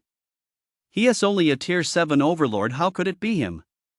Old Zhang explained the situation in Chaos City to Chu Jingang in detail. After listening, a deep, mocking smile suddenly curled at the corners of Chu Jingang's mouth. Old Zhang, you're scared, haha. His mocking laughter struck old Zhang's mind like an invisible sound wave, causing his expression to change instantly. Humph, old Chu, I'm only telling you the truth because we're old friends. I want your Chu family to understand who your enemy is. If you don't want revenge, just pretend I never said anything. But let me give you a word of warning. There are only 2 days left until the celestial body collides with Blue Star. Although your Chu family's fortunes have already waned, this cataclysm is very likely to reshuffle the deck. If you fail to seize this opportunity, no one will be able to stop the Chu family's decline. Think it over carefully. With that, he hung up before Chu Jingang could say a word. Chu Jingang put down the phone and fell deep in thought. All he cared about now was the Chu family's resurgence. As for Li, old Zhang Henti told him about Li's true strength. In his eyes, Li was, at most, a Tier 8 monarch. To dare scheme against the Chu family and kill 3 of its prodigies in a row, only death could ease the hatred in his heart. Chaos City. For 3 days straight, Li stayed in Swordmaster's small stone cottage. Apart from eating and sleeping, he spent all his time seeking guidance from Swordmaster. He had managed to resolve quite a few of the cultivation challenges in the martial codex over those 3 days. As for the ancient sword kinesis that Swordmaster cultivated, Li was eager to see if it was the same as the sword kinesis from his past life. But since this was Swordmaster's signature secret art, he felt it would be inappropriate to ask. Swordmaster, of course, knew what Li was thinking and merely gave a brief overview of sword kinesis and the sword sect. He did this out of respect for Li's ability to cultivate both martial arts and supernatural abilities simultaneously, a combination that promised boundless future potential. Otherwise, even if Alice and the others had arrived, he wouldn't have had this opportunity. Early on the 4th day, Li stepped out of the stone hut and saw Swordmaster sitting in front of it, his sword cradled in his arms. Bathed in the morning glow, a faint purple mist was seeping into his body in wispy strands. This must be the purple mist Swordmaster had mentioned earlier. Ancient cultivation methods are entirely different from today's martial arts and psychic abilities. The cultivation methods of that era absorbed what was known as the spiritual energy of heaven and earth, as well as this wisp of purple chi that appeared at sunrise. Of course, Li could only understand that the spiritual energy of heaven and earth referred to the 5 elements. As for what the purple chi was, he had absolutely no idea. Through their conversations over the previous 3 days, he had also discovered something else. The divine conduit art he practiced was also a cultivation technique that had existed since ancient times. However, it cultivated mental power rather than the spiritual energy the Swordmaster had mentioned. Unfortunately, the divine conduit art only had 2 levels. It was now the 4th day. Li gazed at the clear sky. The sun was shining as usual, and there were no unusual changes on Blue Star. According to the 4 great alliances, the celestial body was supposed to collide with Blue Star either today or tomorrow. He wondered if it would be today or tomorrow. After letting his mind wander for a while, he opened the Life Siphon System panel. Host, Li. Identity, Martial Artist, Psionic.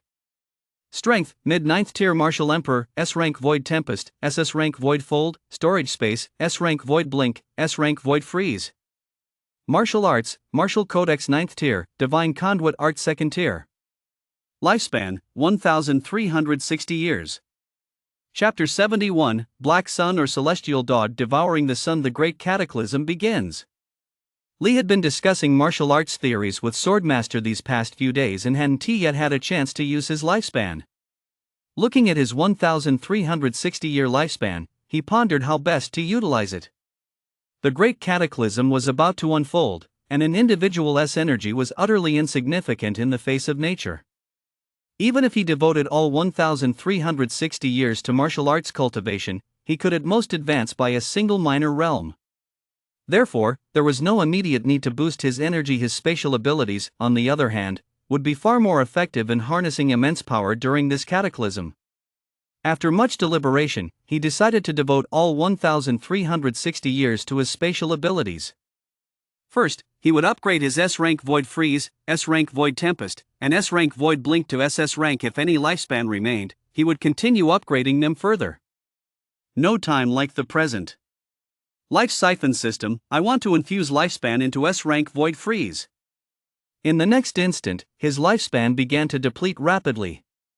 Previously, upgrading Void Freeze from a rank to S rank had cost him 300 years of lifespan. This time, barring any surprises, it would cost an additional 100 years.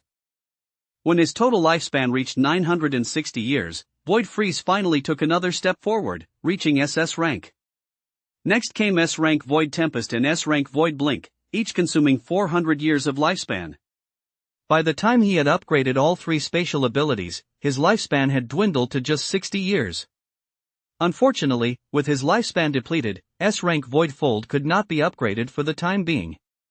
With all 3 spatial abilities now at SS rank, the next step was to advance toward SSS rank, and then on to Tier 9 Sovereign. Host, Li.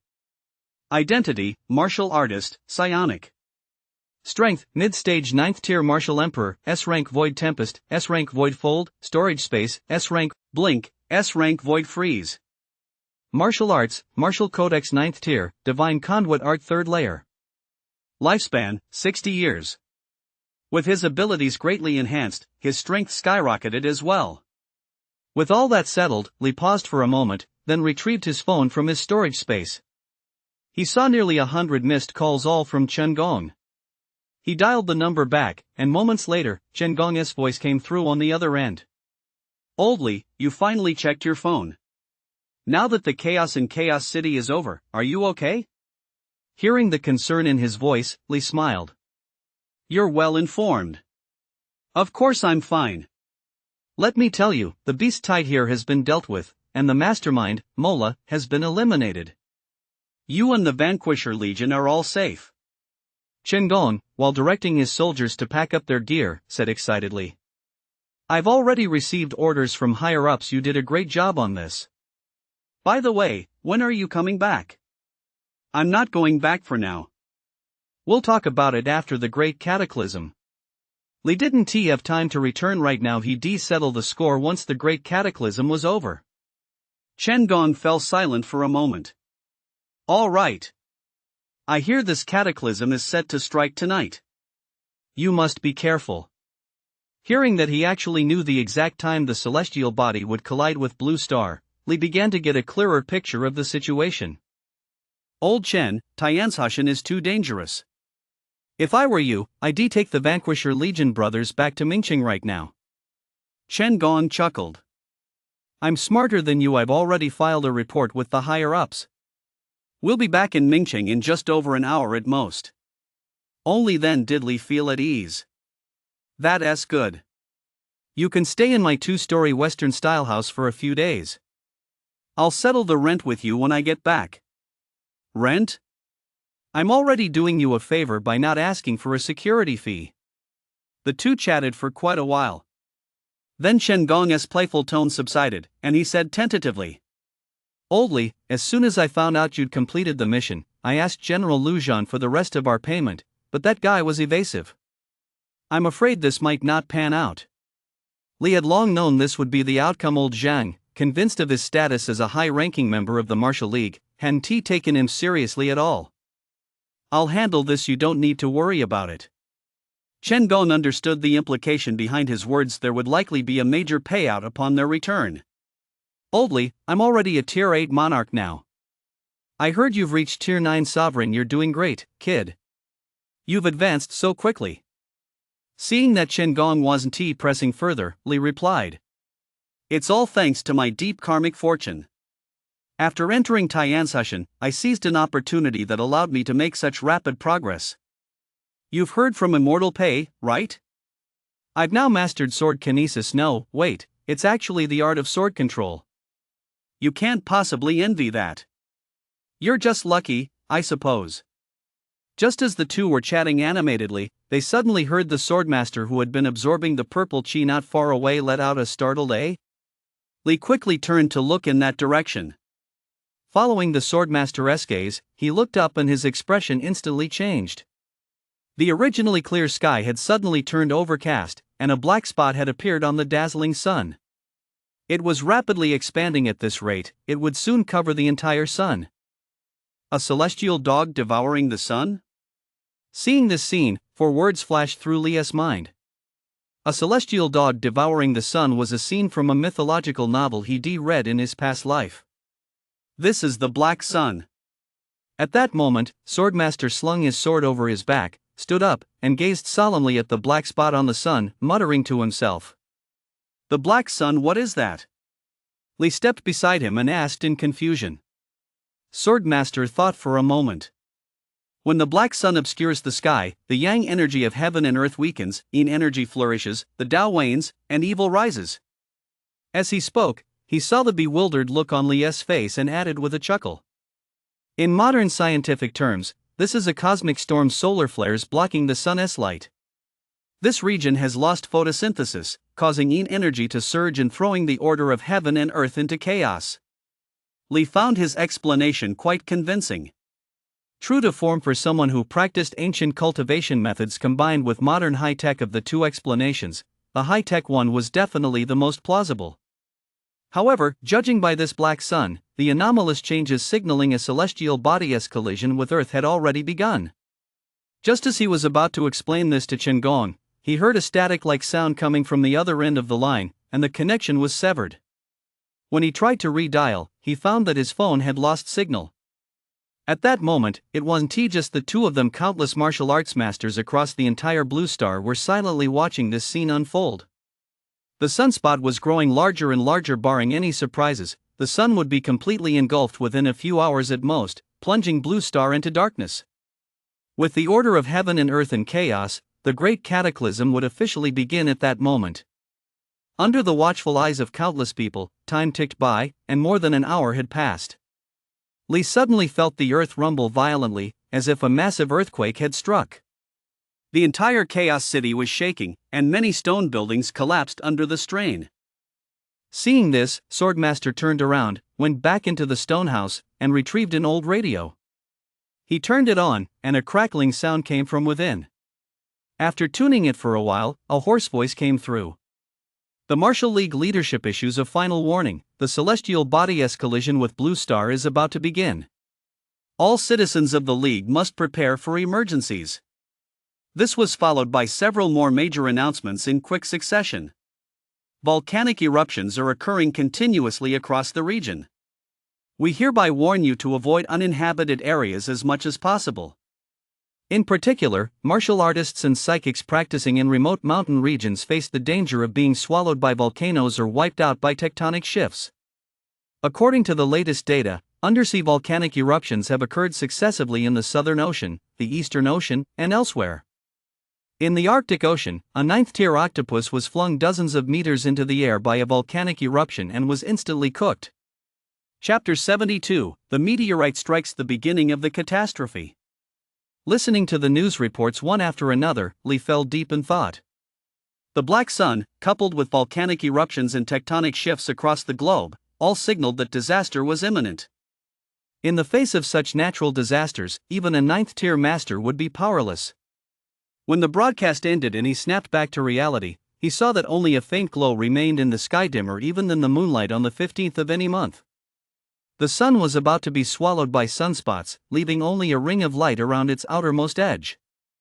The earth was still trembling, and the rumbling never ceased. Fortunately, Chaos City was neither near mountains nor the sea, so it remained unscathed for the time being. Just then, three figures approached the direction where the two were standing, none other than Alice, Alpha, and Leviathan. When the trio reached them, Li saw that Alice's face was radiant with excitement. At this moment, Yin energy was dominant and Yang energy was waning for vampires. This was the most comfortable environment to live in. How they wished Blue Star could remain an eternal night that was every vampire's ideal. Alpha, on the other hand, was rather agitated. He longed for nights of the full moon. He felt extremely uncomfortable in this environment steeped in the scent of destruction, and his old rival's behavior only made him feel even more uneasy. Leviathan, showing none of the others' vivid expressions, approached Li and Swordmaster. In an hour at most, the sun will be completely obscured. That's when the disaster begins. I wonder what kind of disaster it will be this time. Before she could finish speaking, the sky suddenly brightened. The group looked up to see a massive meteor, trailing a huge tail, emerge from the depths of space and hurtle toward Blue Star at breakneck speed. It's starting now. Watching the massive meteor, Li projected his psychic energy and immediately sensed an immense, oppressive force bearing down from the sky. This meteor was a meteorite, at least several dozen meters in size. Before long, the meteor, trailing its tail, crashed into Blue Star. The impact site was far from where they stood, yet they still felt the intense shockwave. The meteor looked beautiful, but in reality, it was a massive meteorite. The fact that it hadn't been completely incinerated by its immense speed as it traveled from space to Blue Star's atmosphere speaks to its incredible hardness. One can only imagine the devastation it would cause upon impact. Furthermore, the force of its collision and friction with the atmosphere upon entering Blue Star's atmosphere was so immense that it surpassed the combined power of 100 volcanic eruptions. By the time everyone realized what was happening, another massive swarm of meteors and meteorites was already streaking across the night sky, heading toward Blue Star. The dense swarm of meteors and shooting stars was enough to make anyone's hair stand on end.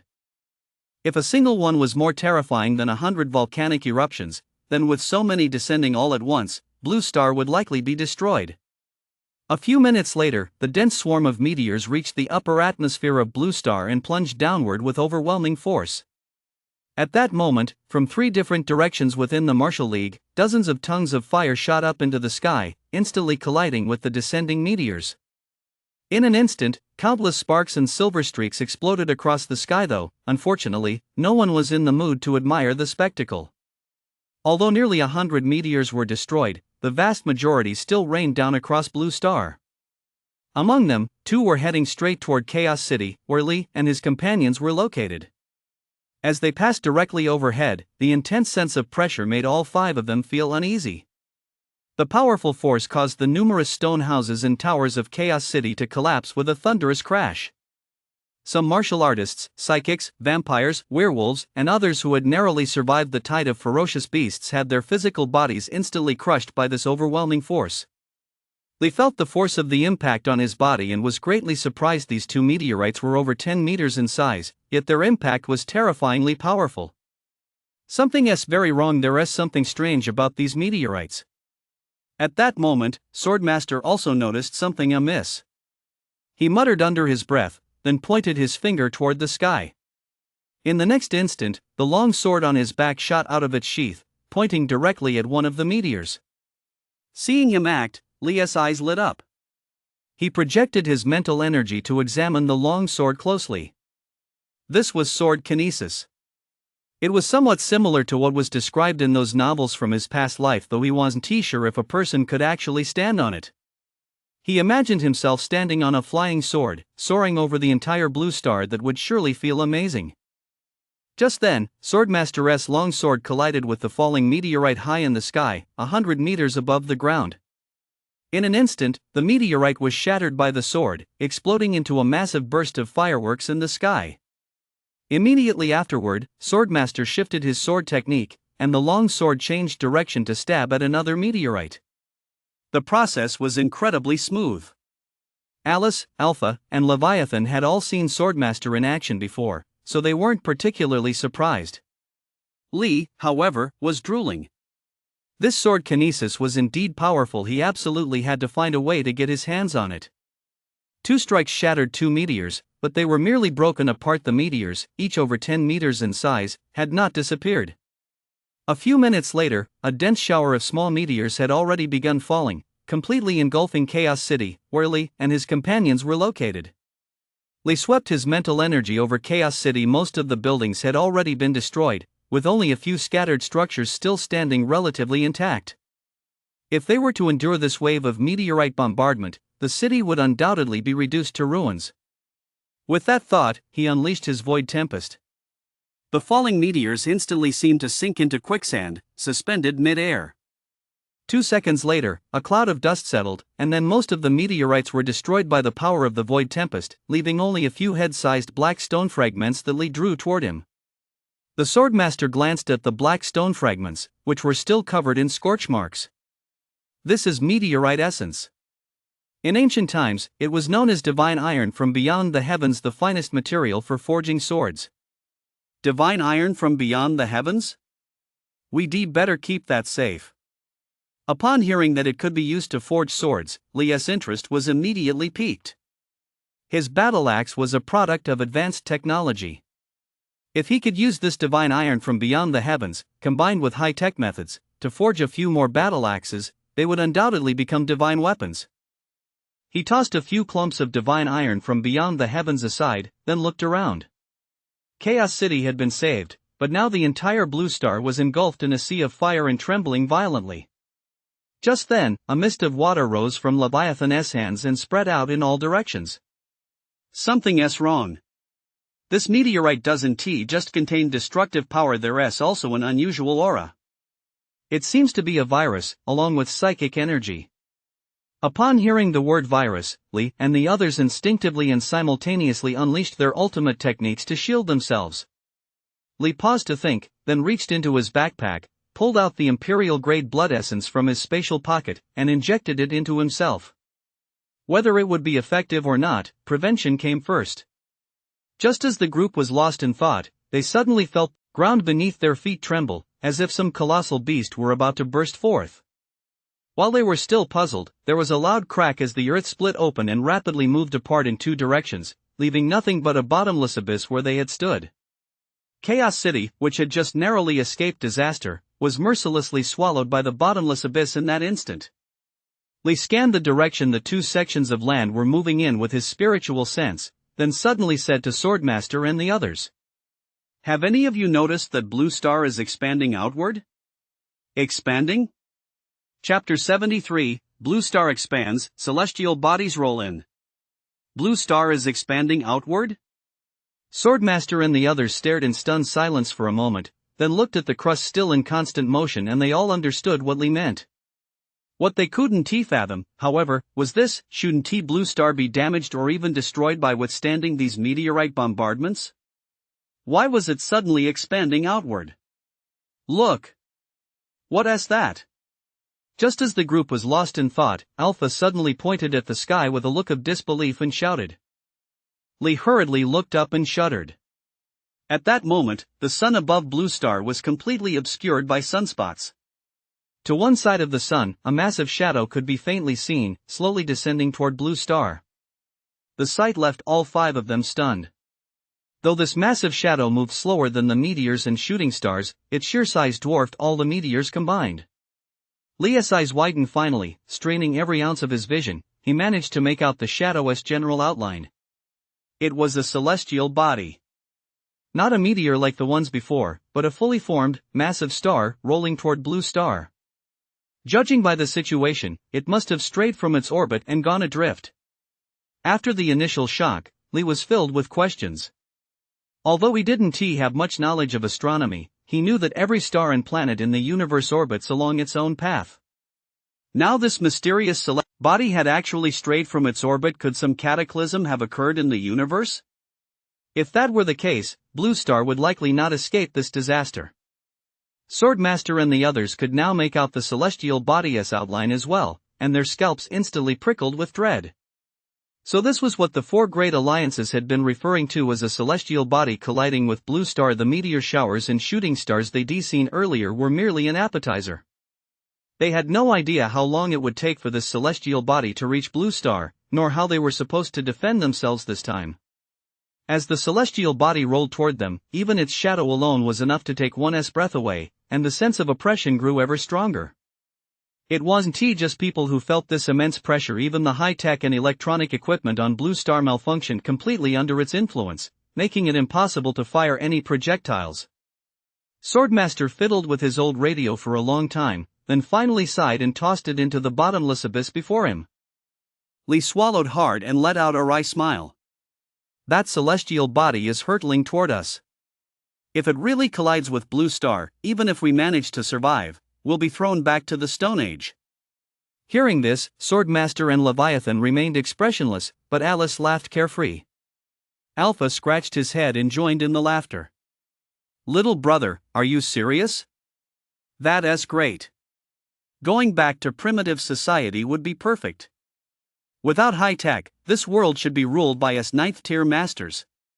She was so happy because vampires had suffered too much at the hands of high tech over the years. All four major alliances possessed high-tech weapons designed to combat vampires and werewolves, weapons far more effective than any magic or sorcery. Otherwise, she wouldn't have been driven out and forced to settle in this chaotic city. Without high tech, the vampire's advantages would once again come to the fore: eternal youth and immortality. A long life is their greatest asset. How could she not be excited? Lee shot her a speechless glance. Sis, that's a great idea, but there's one thing you might not have considered. Once that asteroid collides with us, how many of us will survive? And how many of you vampires will make it? Alice, however, shook her head dismissively. Don't worry, little brother.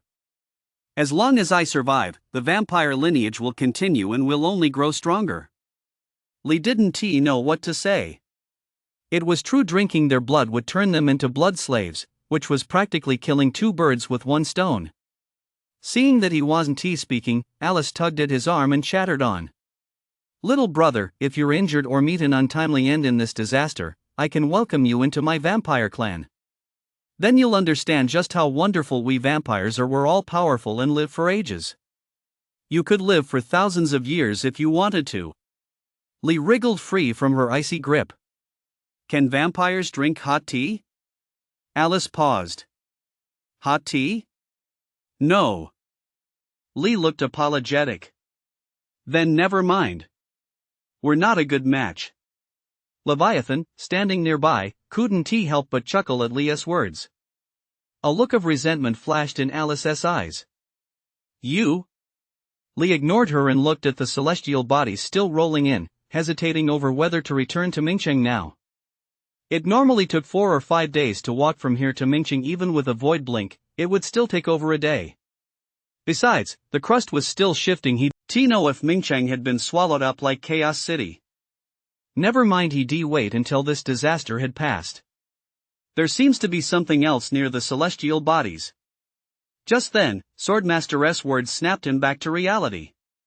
Lee looked up at the sky again and saw several streaks of light appear beside the dark celestial bodies from a distance. They looked like stars. They're spaceships, aliens. Leviathan stared at the points of light, his expression grave. Lee perked up at the news. Alien spaceships, following the celestial body. Were they planning to seize Blue Star while the chaos raged, or were they just here to watch the spectacle? After the great disaster comes a great war. The Martial League was in utter chaos. Mingcheng hadn't been destroyed as Lee had feared, though several meteorites from the swarm ahead were hurtling toward the city. Fortunately, numerous cannons had long been deployed throughout the city, shattering them. However, most of the shattered meteorites still crashed down across Mingcheng. Many buildings were destroyed, and quite a few people were killed. Chaos reigned, with cries for help and wailing filling the air. Chen Gong's Vanquisher Legion had finally returned to the outskirts of Ming City just as the meteor shower began. Before leaving, he had witnessed with his own eyes the Tianzhu mountain range being instantly obliterated by the shifting of the Earth's crust. Had they not evacuated, he and the Vanquisher Legion would likely have been wiped out entirely. It wasn't just the Martial League. The other 3 alliances had also suffered countless casualties. Now that the meteor shower disaster has passed, the mysterious celestial body is hurtling toward them. The elite warriors of the 4 major factions are all on high alert. No one dares to let their guard down. If Blue Star were to be destroyed, none of them would escape death. Moreover, during this meteor shower, 90% of high-tech equipment malfunctioned, and electronic devices became completely inoperable. Now, the only option left is to use energy to counter that mysterious celestial body. Chen Gong led the Vanquisher Legion back to their original camp outside Ming City, then entered the city to find Lu Feng, where he finally met Elder Zhang. Only then did he realize why Brother Li's reward hadn't been delivered. It turned out that Yang Zhanwang had already returned to military headquarters, and Elder Zhang was now in charge here. And since Old Master Zhang had close ties to the Chu family, it was no wonder he had given Li a hard time.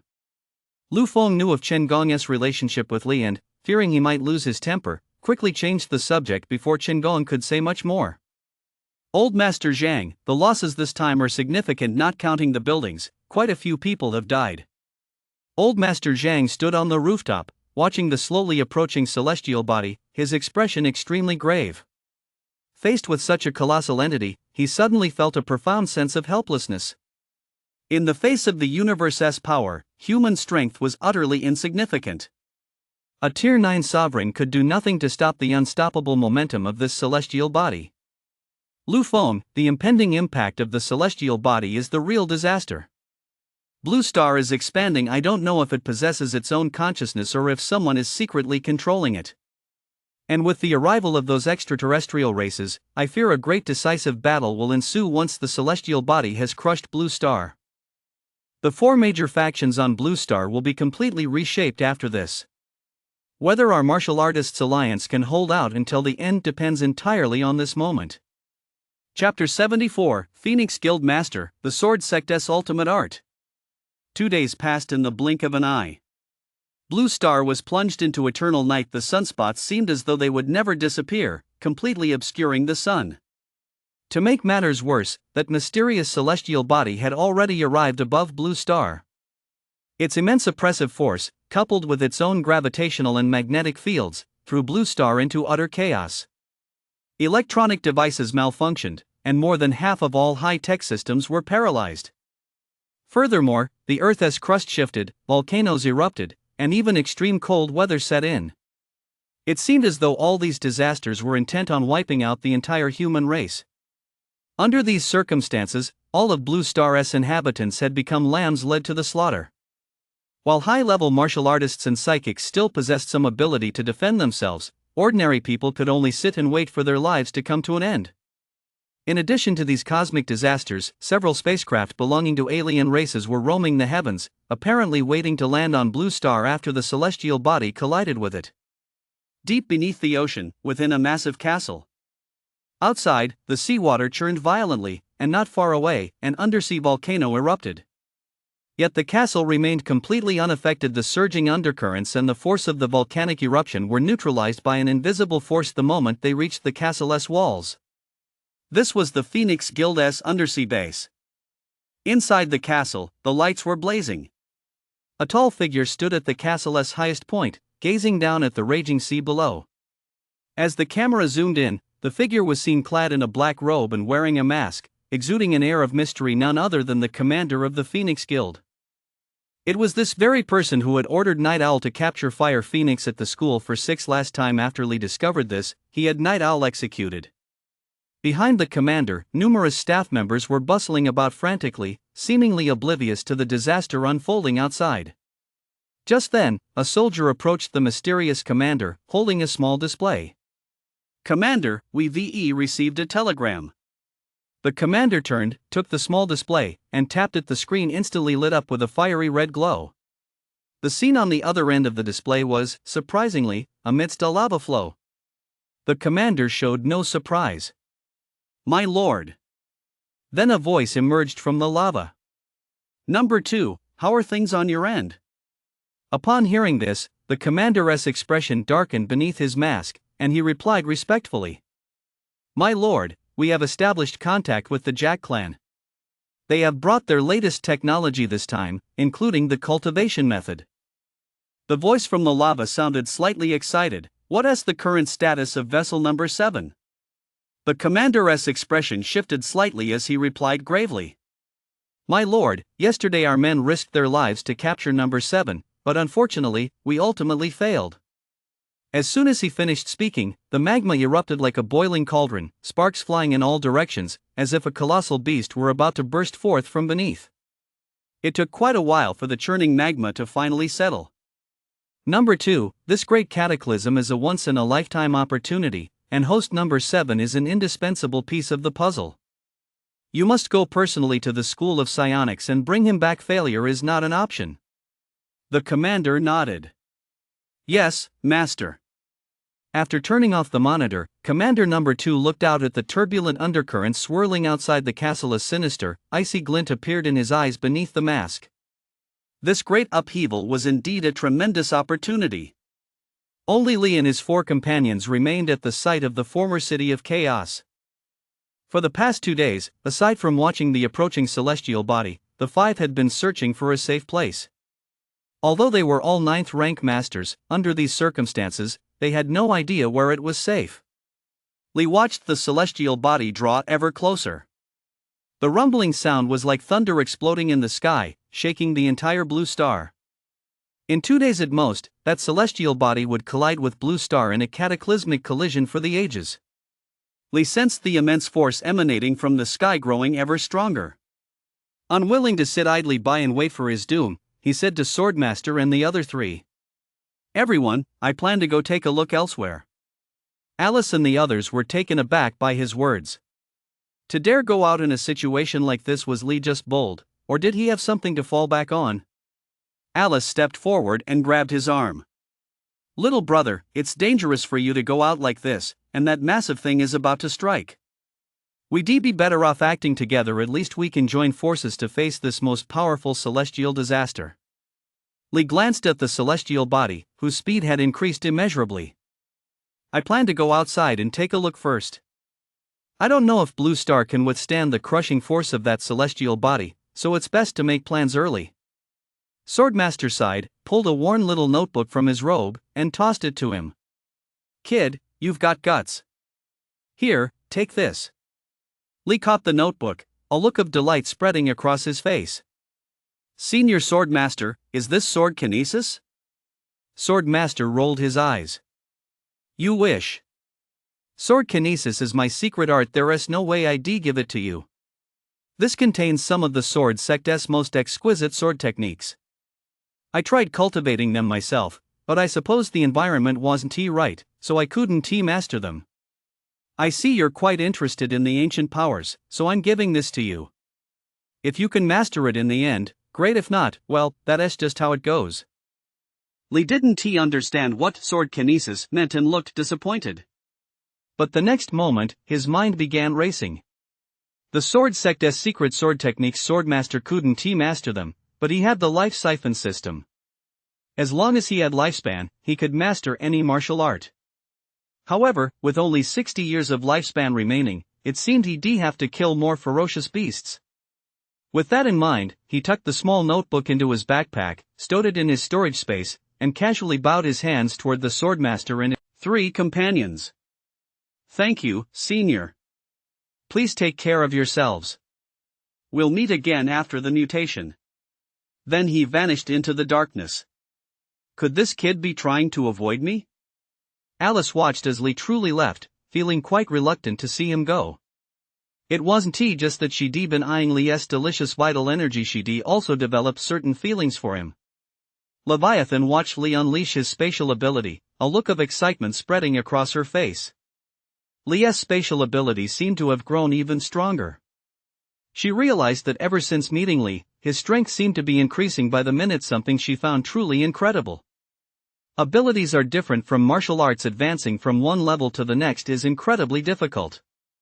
For Li, however, it was as easy as drinking water. Unaware of their thoughts, Li stepped into the darkness, where his mental energy became an invisible radar, allowing him to move with even greater ease. He chose a direction and set off along the path of the crust's movement. That should be the direction of Mingcheng. He'd go check on the situation there first. After flying just a few li, he stopped and took out several pieces of celestial divine iron from his backpack. These pieces of celestial divine iron were materials he would use in the future to forge a battle blade. He couldn't afford to lose them. He glanced at his storage space. It was almost completely full. Most of it was filled with various daily necessities. Under normal circumstances, he would have reluctantly discarded some of them to free up space. But now that Blue Star had been severely damaged and might even be on the brink of destruction, his over 100 square units of living supplies had become vital. Still, he couldn't part with this celestial iron either. Looking at the 60 years of lifespan displayed on the Life Siphon System panel, he reluctantly asked the system.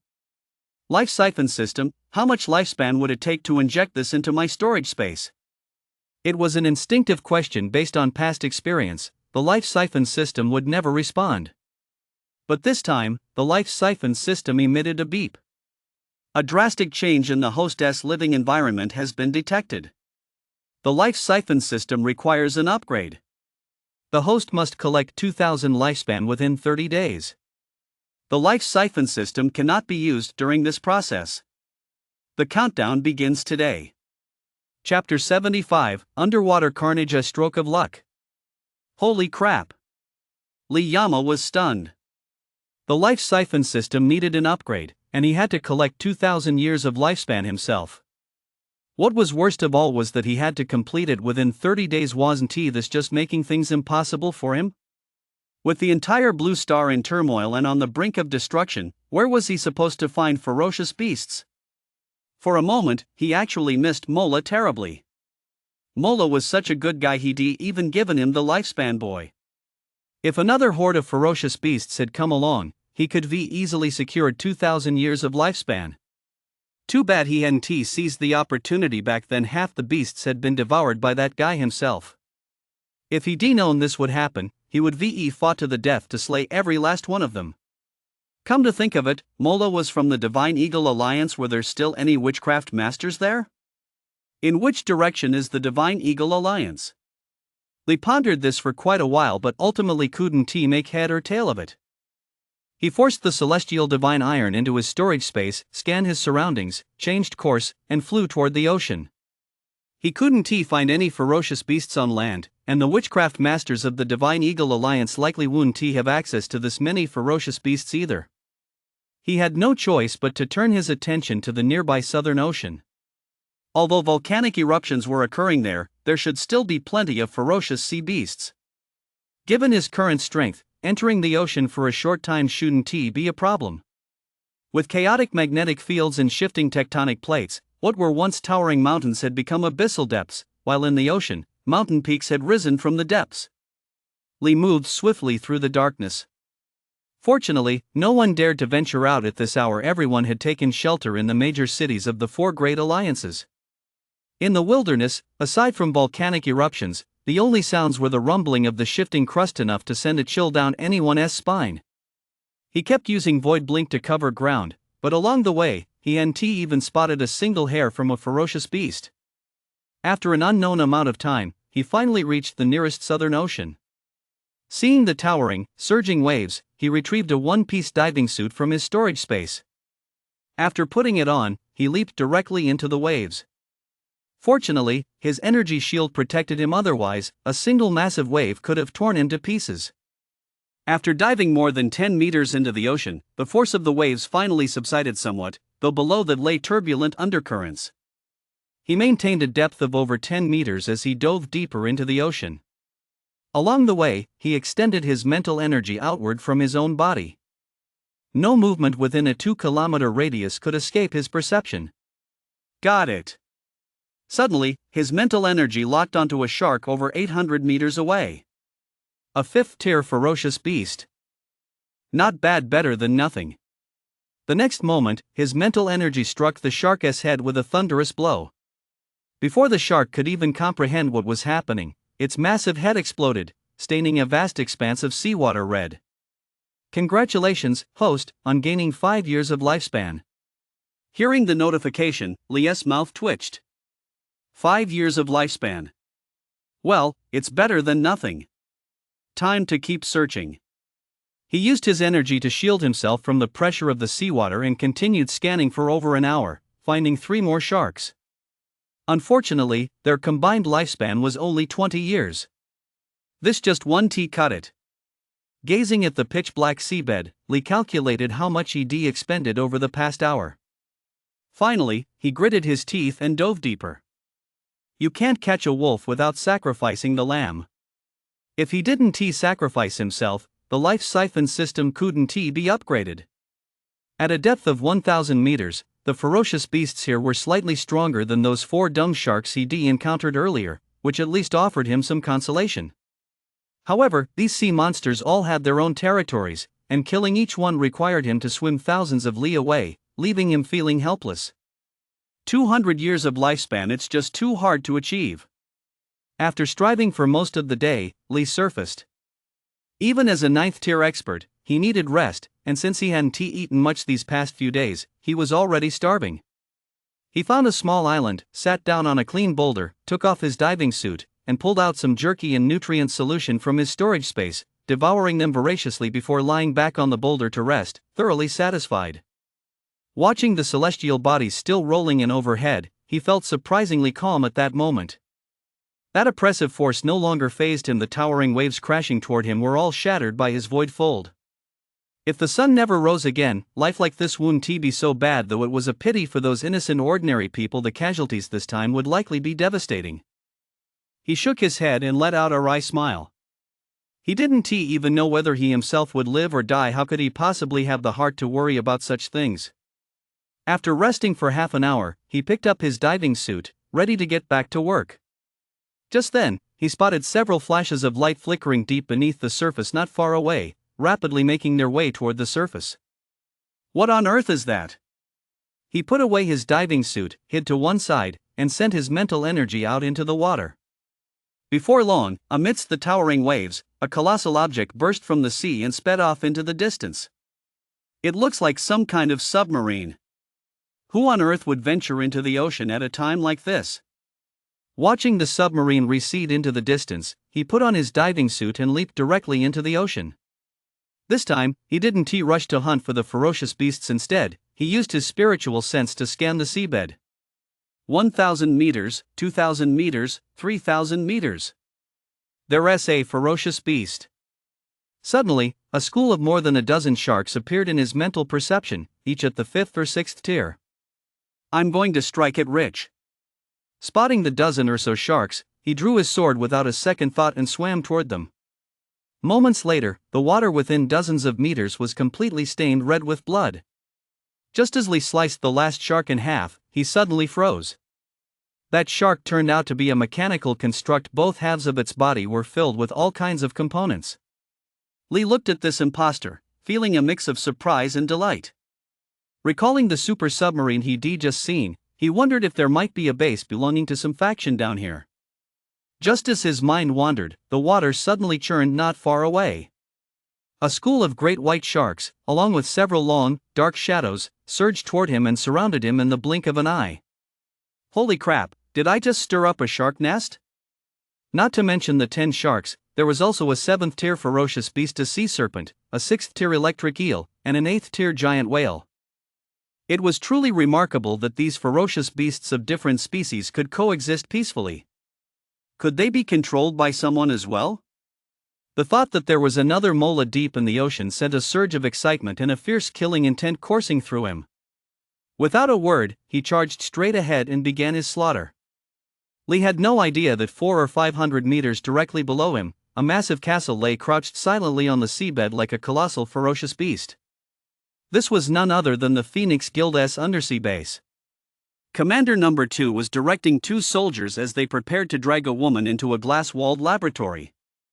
If Lee had been there, he would have immediately recognized the woman as Fire Phoenix. Just then, a soldier came running over. Commander, the Shark Outpost has issued an alert. An unidentified intruder has entered these waters.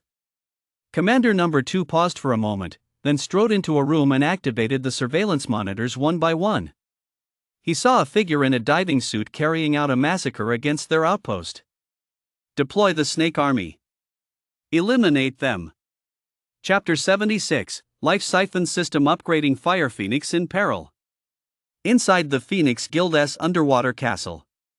Commander number 2 watched Fire Phoenix as she continued to struggle. His eyes, hidden behind his mask, burned with intensity, and he cheered her on repeatedly. Fire Phoenix felt a chill run down her spine under his gaze. She tried to summon her fire-based abilities, but found she couldn't muster even a shred of power. Who are you? Why did you capture me? Where am I? Seeing that she still didn't understand her situation, Commander number 2 laughed. Interesting. You're Fire Phoenix, a genius student at the Martial League's ability school and Grey's disciple, no less. You've reached S rank in fire-type abilities at such a young age, correct? And yet you still don't know what's going on.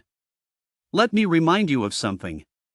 Last time Night Owl went to the School of Abilities, he failed to capture you and instead died at the hands of a spatial ability user. You haven't forgotten that, have you? Hua Huang's heart sank the moment she heard his words. Are you members of the Phoenix Guild? She hadn't expected the Phoenix Guild to still be at it, striking against her in the midst of Blue Star's great upheaval. Caught off guard, she'd fallen into their trap. These Phoenix Guild members really are all madmen. Commander number 2 was pleased that she'd figured it out. Allow me to introduce myself. I am the commander here. You are the host number 7 I selected after great effort. You should feel honored. Fire Phoenix immediately recalled what Night Owl had said earlier. What is a vessel? Commander number 2 seemed to relish the despair in her eyes. Instead of rushing to attack, he actually paused to explain. We of the Phoenix Guild worship the immortal divine bird. The divine bird is immortal, though it must undergo rebirth every few hundred years. You are the vessel for the divine bird. You must fuse your fire elemental body with it. The divine bird will hatch within you, eventually undergo rebirth through nirvana, and grow into a true immortal sacred bird. Fire Phoenix finally understood everything. So this was what a vessel meant. She was to use her own body to incubate an alien lifeform. At that thought, she could no longer suppress the despair welling up inside her. I'd rather die than become some vessel number 7. Commander number 2 watched the despair and madness on her face and smiled as she snapped her fingers. The next moment, a blonde woman with an icy expression and vacant eyes walked in. Commander number 2 stepped forward and stroked the woman's face, as if admiring a work of art. She is vessel number 6, the most perfect test subject we've had in all these years, my proudest masterpiece. This commander hopes you, too, can become as perfect as she is. Artwork number 7, you must not disappoint this commander. As he spoke, he waved his hand, and the 2 guards, seeing this, forcibly dragged Huang into the glass laboratory. Once pushed inside, Huang noticed a machine set up within, atop which lay a burning egg. Was this the immortal phoenix that Commander number 2 had spoken of? Just as she looked at the immortal phoenix egg warily, the phoenix guild egg seemed to sense her presence. It suddenly moved, flying straight toward Huang's head, showering her with a burst of flames that enveloped her, then slowly descending toward her. The perfect test subject number 7 success is imminent. Outside the glass laboratory, Commander number 2 watched as the sacred egg began to fuse with the fire phoenix. His eyes were filled with excitement. He was on the verge of jumping for joy. Every time he created a work of art, it brought him immense satisfaction. Now, with only this most crucial test subject number 7 remaining, years of experimentation would come to a perfect conclusion. By then, the master would become a true immortal phoenix, achieving true immortality and indestructibility. Just as he was eagerly awaiting the completion of his masterpiece, an alarm blared through the castle, shattering his excitement. Immediately afterward, a soldier rushed in frantically. "Commander, the snake army failed to stop that man. He has already broken into the castle and killed quite a few of our brothers." Commander number 2's good mood vanished the moment he was interrupted, and his face beneath the mask twisted into a ferocious grimace. He reached out and tapped the number 6 vessel in front of him. In the next instant, the woman number 6 extended her palm. A flame rose from the center of her hand, and she hurled it at the soldier. "Ah!" The soldier let out a blood-curdling scream as his entire body turned into a human-shaped pile of ashes at a speed visible to the naked eye. Now that's a work of art. Commander number 2 stared at the ashes on the floor, muttering to himself for a moment before snapping back to reality. He then ordered the others in the room. "Dispatch all our elite fighters there. This commander wants to see just who dares to invade the Phoenix Guild base."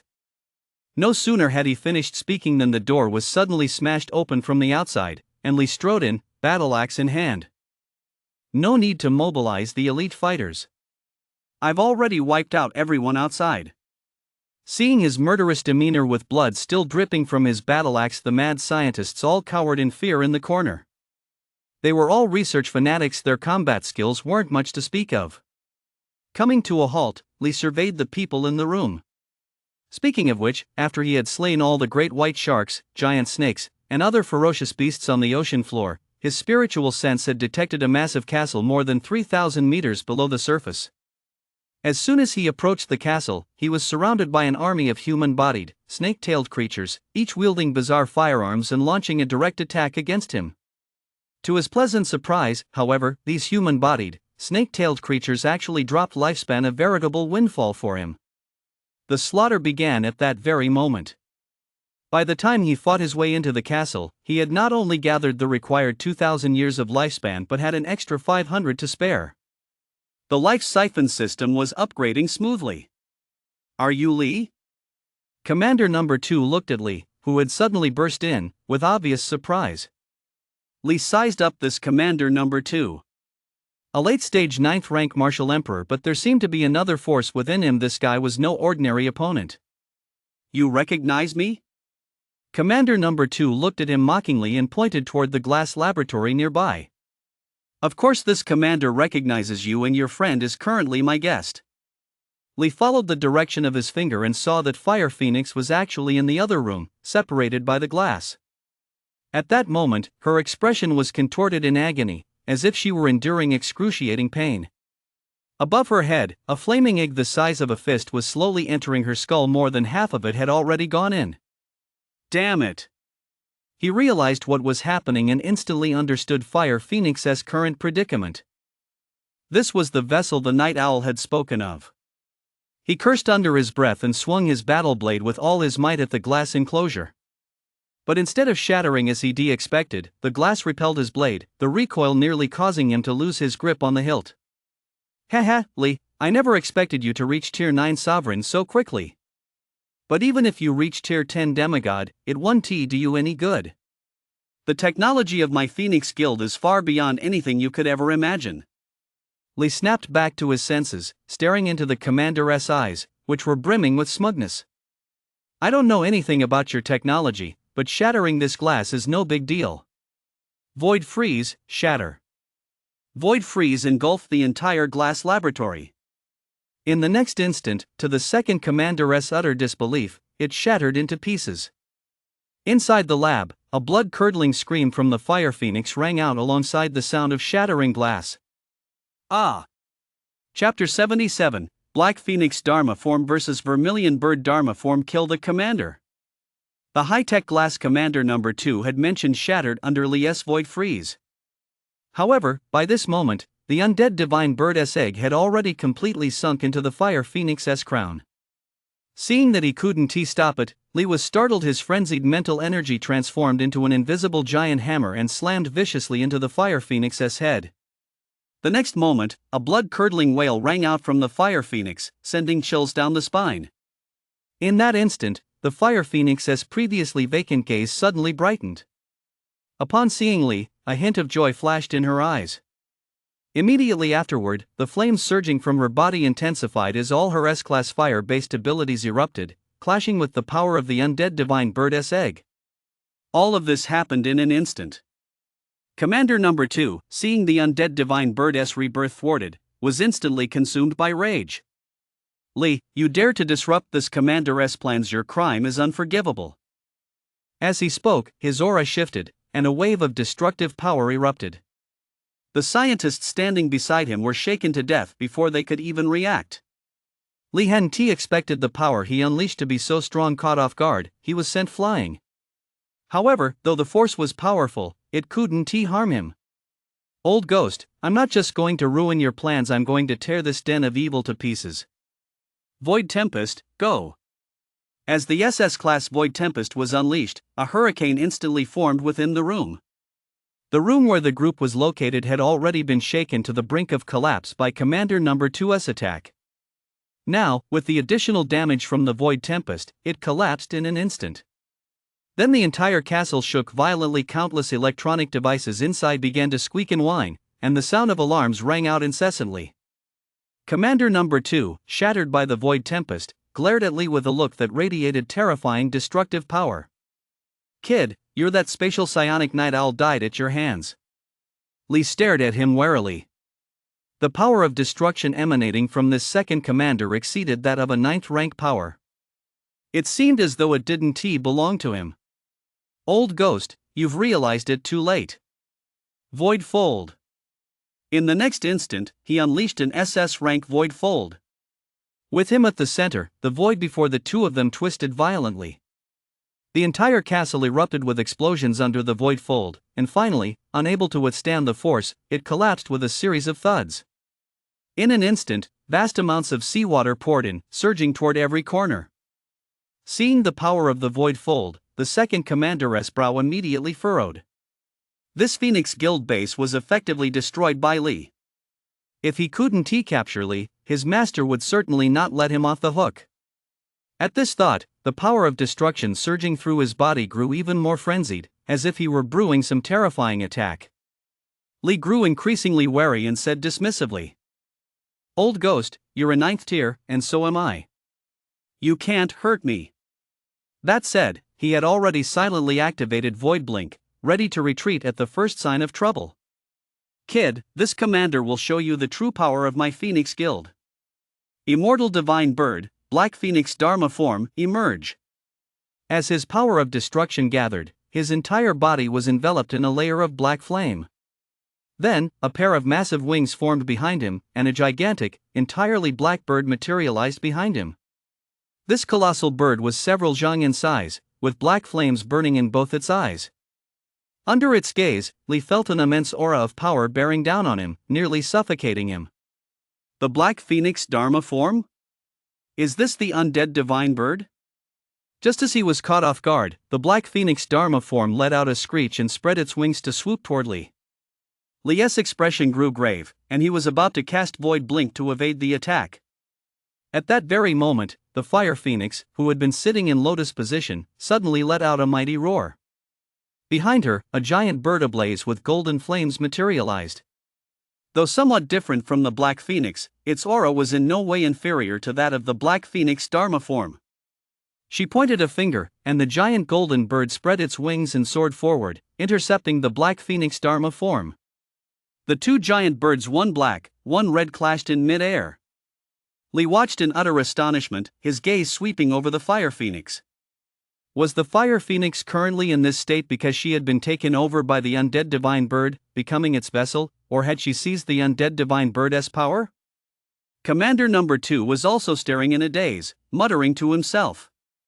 The vermilion bird Dharma form? That's impossible. The fire phoenix had clearly failed just moments ago. How could it have fused with the number 7 divine bird egg? And even if it had succeeded, it would be impossible to manifest the vermilion bird Dharma form so quickly. After all, the number 6 host was the most perfect host he had ever seen, and even now, it was still unable to manifest the undying divine bird Dharma form. What on earth was going on? Little did he know that it was all because Lee had just used his mental power to severely cripple the divine bird's consciousness within the immortal divine bird's egg. That was what allowed Fire Phoenix to seize the opportunity and absorb the power from the egg. Just as the two were reeling from shock, Light Phoenix shouted at Lee. Ling Feng, act now. I can't hold on much longer. Lee was snapped back to his senses by her shout, and his heart settled. The fact that she could call out his name meant that the Fire Phoenix hadn't become the vessel. It seemed she had turned the tables and seized the immortal Phoenix's divine power.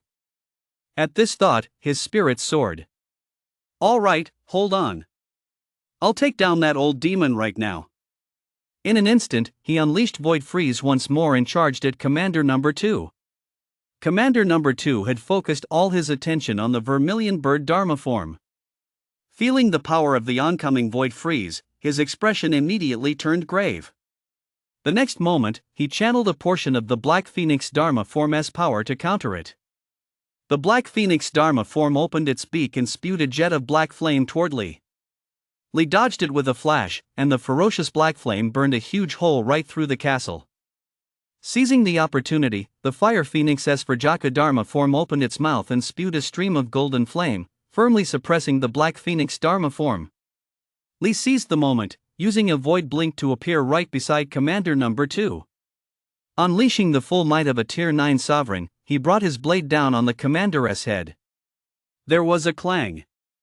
The blow failed to sever Commander number 2's head. Instead, it split the mask on his face in two, revealing a grim, hawk-like visage. With a hooked nose and eyes that glowed blue, he was clearly not a member of the Martial League. So you're from the Divine Eagle Alliance. Boy, I'm going to kill you. Since becoming a high-ranking member of the Phoenix Guild, the second commander had never been humiliated like this. He attempted to use the Black Phoenix Dharma form to strike Lee down first. However, the Black Phoenix Dharma form seemed to have been provoked into a frenzied rage by the Fire Phoenix's vermilion bird Dharma form. It defied his commands and fought him with all its might. Seeing this, Lee laughed heartily. Old ghost, you've been abandoned. Take another blow from me and your head will roll. A flash of blade light, fast and ruthless. This time, Commander number 2 couldn't dodge, and his head rolled to the ground. Lee wasn't satisfied yet. He enveloped the head in Void Freeze, then crushed it with a crack. Without a host, the Black Phoenix Dharma form's black flames dimmed, and its power weakened considerably. The vermilion bird Dharma form let out an excited screech, and its golden flames surged violently. Moments later, the Black Phoenix Dharma form could no longer hold out and was melted away, then swallowed whole by the vermilion bird Dharma form. The vermilion bird Dharma form then flew to the Fire Empress's head and merged into her body. The Fire Empress subdued the flames surrounding her and stood up excitedly. Ling Feng, you've saved my life yet again.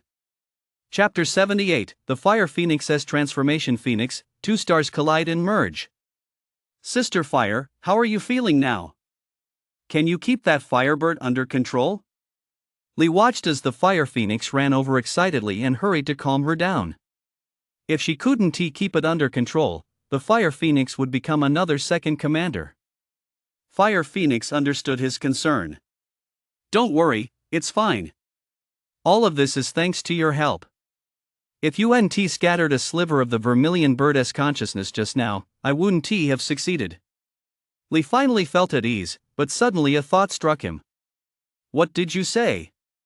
That firebird just now was called the vermilion bird? That golden firebird from earlier was actually the vermilion bird, the divine bird from ancient Chinese legend. Was he sure he hadn't misheard? The vermilion bird shouldn't look like this. Fire Phoenix nodded.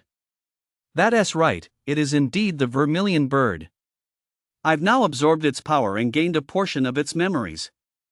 It turns out the Phoenix Guild has been stealing fire elemental divine birds all across the universe. The vermilion bird was stolen during its rebirth, and most of its power was drained. Then they used its immense power to train powerful warriors. Only then did Li realize just how powerful the Phoenix Guild was. It seemed that its presence on Blue Star was merely the tip of the iceberg. This reminded him of something Night Owl had said before he died. No outsider could possibly imagine the true extent of the Phoenix Guild's power. They can even capture people and bring them back, even if they escape Blue Star. Now it seemed those words held deep meaning. The Phoenix Guild had long possessed the ability to travel to other planets. Seeing that he remained silent, Fire Phoenix suddenly realized he was actually submerged in seawater. Ling Feng, where are we right now? Li snapped back to his senses and recalled the situation outside. That mysterious celestial body should already be hovering over Blue Star. This is an undersea base 3,000 meters below the surface of the Southern Ocean. It's already been destroyed. Big Sister Hua, what is your current strength level? Hearing this question, a hint of smugness flashed across Hua Huang's face as she unleashed her power to block out the seawater. I've made a giant leap forward and caught up to you. I've reached SSS rank.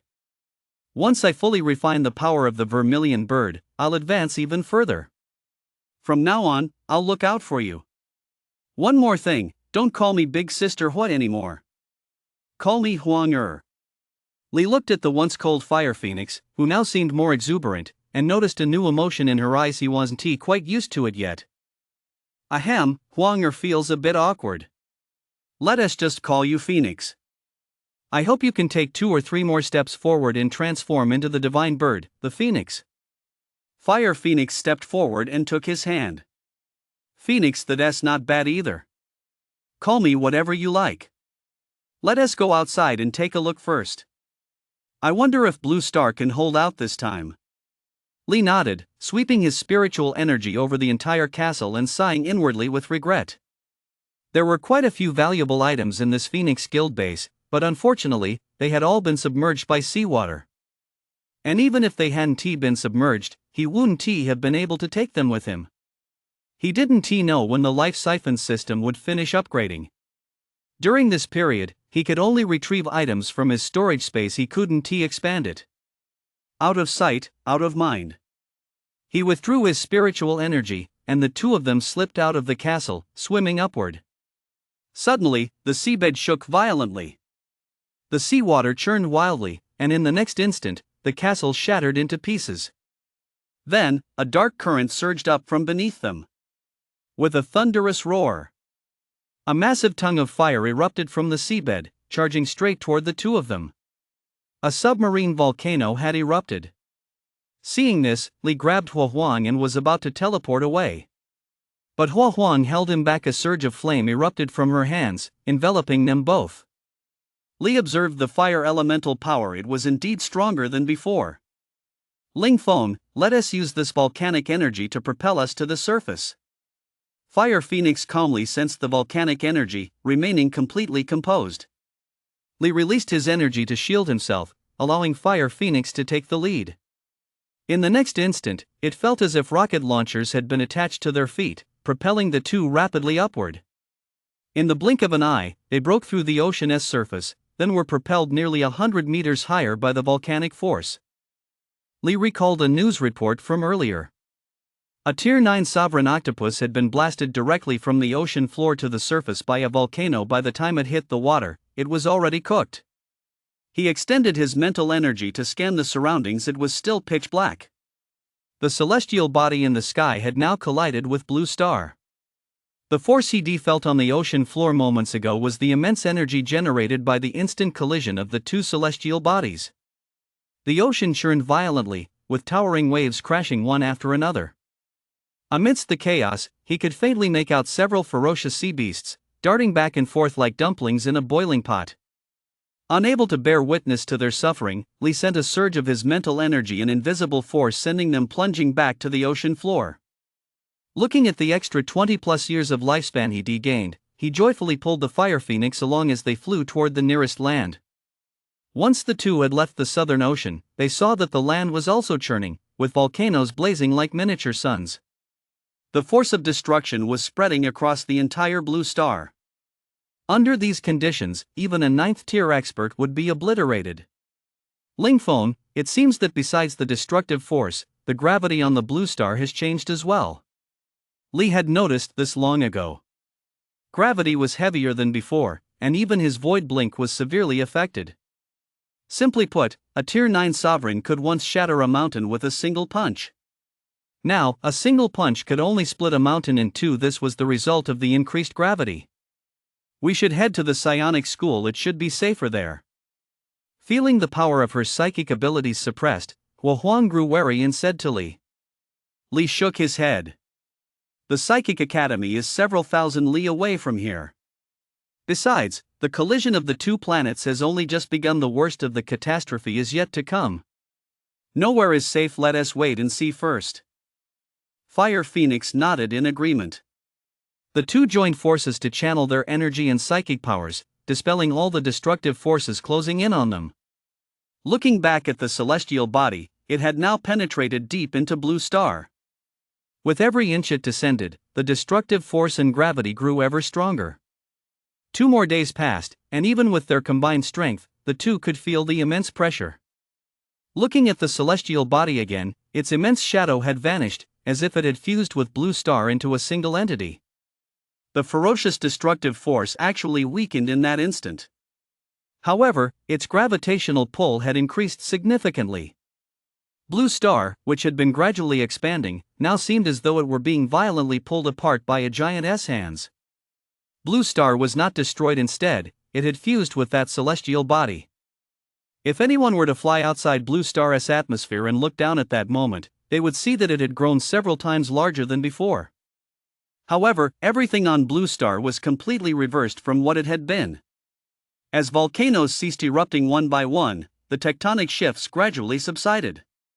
The bottomless abysses that had appeared due to the expansion became oceans.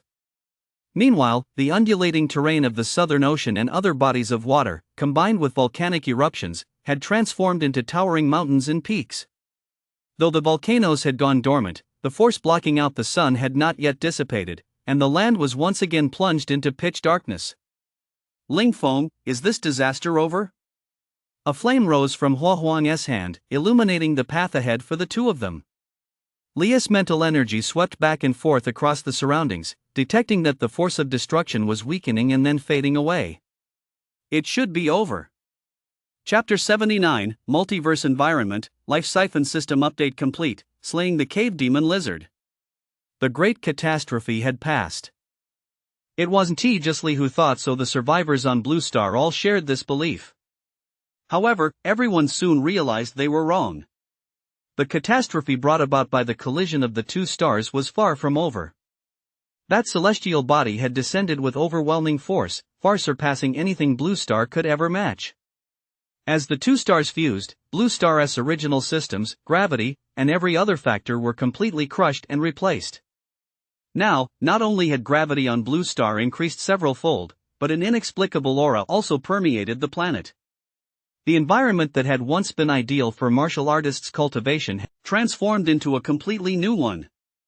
If humans are to survive here, they must quickly adapt to this new environment. More than 200 years of effort since the last great cataclysm have gone up in smoke. Blue Star can no longer be called Blue Star, it has been replaced by that mysterious and powerful celestial body. In addition to the environment, new species have emerged across both land and sea, including bipedal creatures and ferocious alien races, all of which have simultaneously begun hunting down humans. Human numbers were already dwindling, and caught completely off guard by these races, the catastrophe was no less severe than the collision of the two planets. Alien spacecraft circling in the sky also began landing on Blue Star one after another. Under these circumstances, the original four great alliances had no choice but to fortify their cities while struggling to fend off external threats. Lee and Fire Phoenix were still groping their way through the darkness. The environment had completely changed. What had previously looked like the end of the world now showed signs of new life, a transformation the two found difficult to adjust to at first. They walked and stopped intermittently along the way, finally coming to a halt atop an extinct volcano. Gazing into the dark distance, they both felt numb. They were lost. Lingfeng, which way should we go now? Huohuang could no longer distinguish north from south, east from west, and could only look to Li. Li had no choice but to project his spiritual energy, hoping to get a sense of their surroundings. Suddenly, he grabbed Huohuang and darted outward. The very moment they left, a giant lizard over 1 zhang long and entirely blackish blue surged out of the crater. What's that? Huohuang scrutinized the lizard, his expression gradually turning grave. This lizard doesn't seem to be native to Blue Star. I've never seen anything like it before. Li swept his spiritual sense over it. Judging by the speed of its sneak attack just now, this creature was at least a 7th rank beast king. Yet now he couldn't fathom its true strength. It was completely different from any ferocious beast he'd encountered before. Hearing Huohuang's words, he immediately understood. This lizard must be a native species of that planet that had arrived on Blue Star along with the others. I'll test this beast's strength first. Once Li had figured this out, he spoke to the Fire Phoenix, then raised the Demon Slayer blade and stepped out to face the lizard. Beast, come and fight. The lizard seemed to understand his provocation. It opened its blood-red maw, pushed off with its hind legs, and charged at Li like a bolt of black lightning. Die. Li's mental energy had long been locked onto the lizard. Seeing it charge at him, and wanting to test its strength, he held back, using only 50% of his power. In the next instant, his battle blade slashed viciously across the lizard's gaping maw. In an instant, black blood spurted out, and its massive mouth was split in two. The lizard's massive body crashed heavily into the volcano, but the foul stench nearly knocked Li off his feet. This stinks way too much. He retreated to Fire Phoenix's side and took a few deep breaths before feeling somewhat better. So, what do you think? How strong is this thing? Fire Phoenix asked as she saw him come to his senses. Li thought for a moment. This thing is probably around 6th tier. No big deal. No sooner had he finished speaking than there was sudden movement in the crater again. A lizard's head poked out, followed by a second, then a third. In the blink of an eye, more than a dozen lizards darted out from deep within the volcano. Upon seeing their fallen comrades, they all fixed their menacing gazes on Li and his companion. Whoa, we've really stirred up a nest of lizards. Facing the eerie, bloodthirsty stares of this group of lizards, even he, a Tier 9 sovereign, felt a chill run down his spine. Fire Phoenix, however, was raring to go, a wisp of flame automatically flickering across her body. Fight! Just as Li was about to strike, a familiar notification suddenly rang out in his mind. Life Siphon System Update complete. The system has detected that the host is currently existing in a multiverse environment and has automatically upgraded its standards. Congratulations, host, on slaying a common dungeon lizard and gaining 50 years of lifespan. Hearing this series of notifications from the Life Siphon system, Li was overjoyed. It was a godsend now that the Life Siphon system was back online. He no longer had to worry about his survival. Wait, what is a multiverse environment? Even if this isn't Blue Star, it's still a new celestial body. How did it become part of the multiverse? But with those dozen or so lizards watching me right now, I don't have time to worry about that. Killing ferocious beasts is one thing, but the lifespan gained from slaying these dungeon lizard demons far exceeds that from ferocious beasts. It's well worth it. Ling Feng, what's wrong? Hurry up and attack. Suddenly, Fire Phoenix snapped him back to reality. He looked up just in time, see a lizard already hurtling toward him, its massive body soaring through the air. Die. Once Li had gauged the strength of these cave demon lizards, he no longer treated them as mere prey, they were all pure lifespan. 1 slash, 1 kill. Another 50 years of lifespan added to his total. He then charged straight into the swarm of lizards. Their massive jaws and tails lashed out wildly. Fortunately, he decovered his mouth and nose before attacking, otherwise, he would have been choked unconscious by the fumes. Fire Phoenix, watching from the side, saw that he already killed half the lizards and promptly hurled a ball of flame at them. One lizard, seeing this, opened its mouth and swallowed the flame. In the next instant, its massive body was engulfed in flames, followed by a piercing, agonized screech, and the aroma of roasted flesh wafted through the air. Before long, a lizard over 1 zhang in size was burned to ashes. One after another. When no more cave demon lizards crawled out of the crater, Li looked at his information on the life siphon system panel and immediately grinned from ear to ear. Host, Li. Identity, martial artist, psionic. Strength, mid-9th tier martial emperor, SS rank void tempest, SS rank void fold, storage space, SS rank void blink, SS rank void freeze. Martial arts, martial codex 9th tier, divine conduit art 3rd layer. Lifespan, 490 years. He really had the Phoenix Guild to thank for those bizarre snake army creatures they conjured up, which allowed him to accumulate 2,000 years of lifespan in just a single day. During this time, he slain several ferocious beasts in the ocean, and with the cavern demon lizard he just killed, his lifespan had soared to 490 years. Now, he could finally upgrade his storage space. Life siphon system, I'm going to infuse my lifespan into the storage space. In the next instant, his storage space expanded at a visible speed, leaping from 100 square units to 1,000 square units in the blink of an eye. However, the cost was steep, his lifespan had dropped from 490 years to 190 years, a whopping 300 years had been consumed.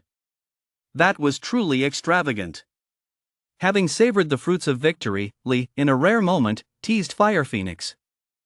Fire Phoenix, now that alien beings have arrived on Blue Star, a new beginning and a fresh start, you'll be Phoenix from now on.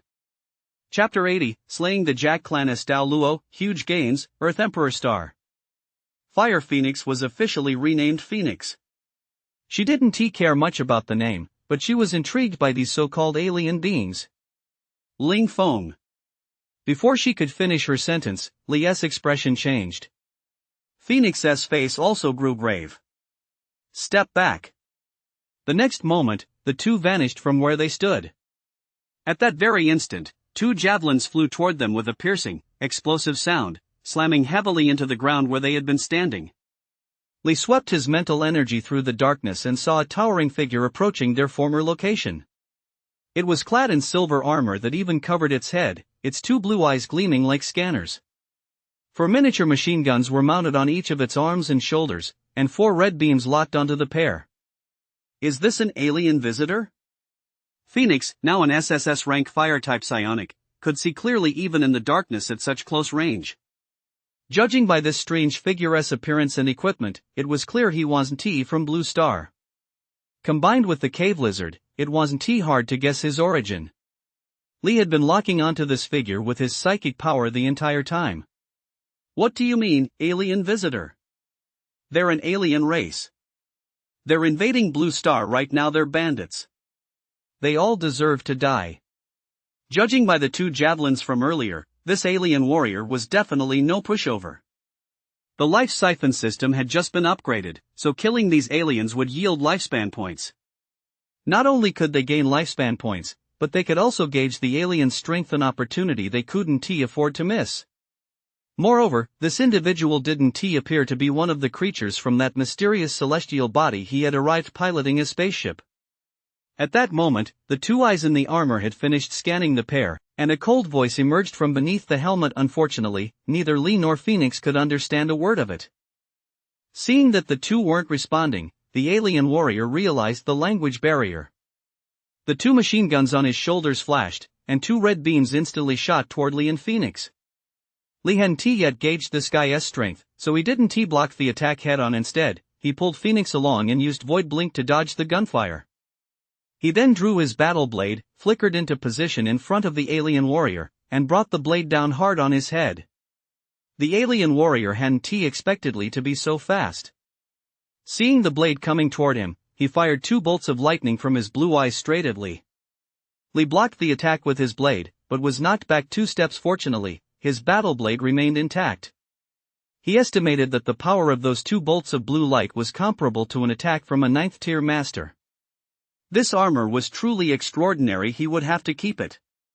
Seeing that Li had blocked his attacks twice in a row, the alien warrior held his ground. After a moment of silence, the language of the blue star emanated from his armor. "Human, you are worthy of becoming the spoils of war for Dao Luo, warrior of the Jack clan. I will take your skull and turn it into a drinking cup for my collection." Hearing him speak the language of Blue Star, Li's interest was immediately piqued. "Dao Luo of the Jack clan, you're quite the braggart. This armor of yours is impressive. I'll add it to my collection as well." Upon hearing this, an expression of anger flashed across Dao Luo's armor. In the next instant, he swung his arm, and a gleaming battle knife shot out from his arm guard. Its cold, flashing light made it look even more impressive than Li's Demon Slayer blade.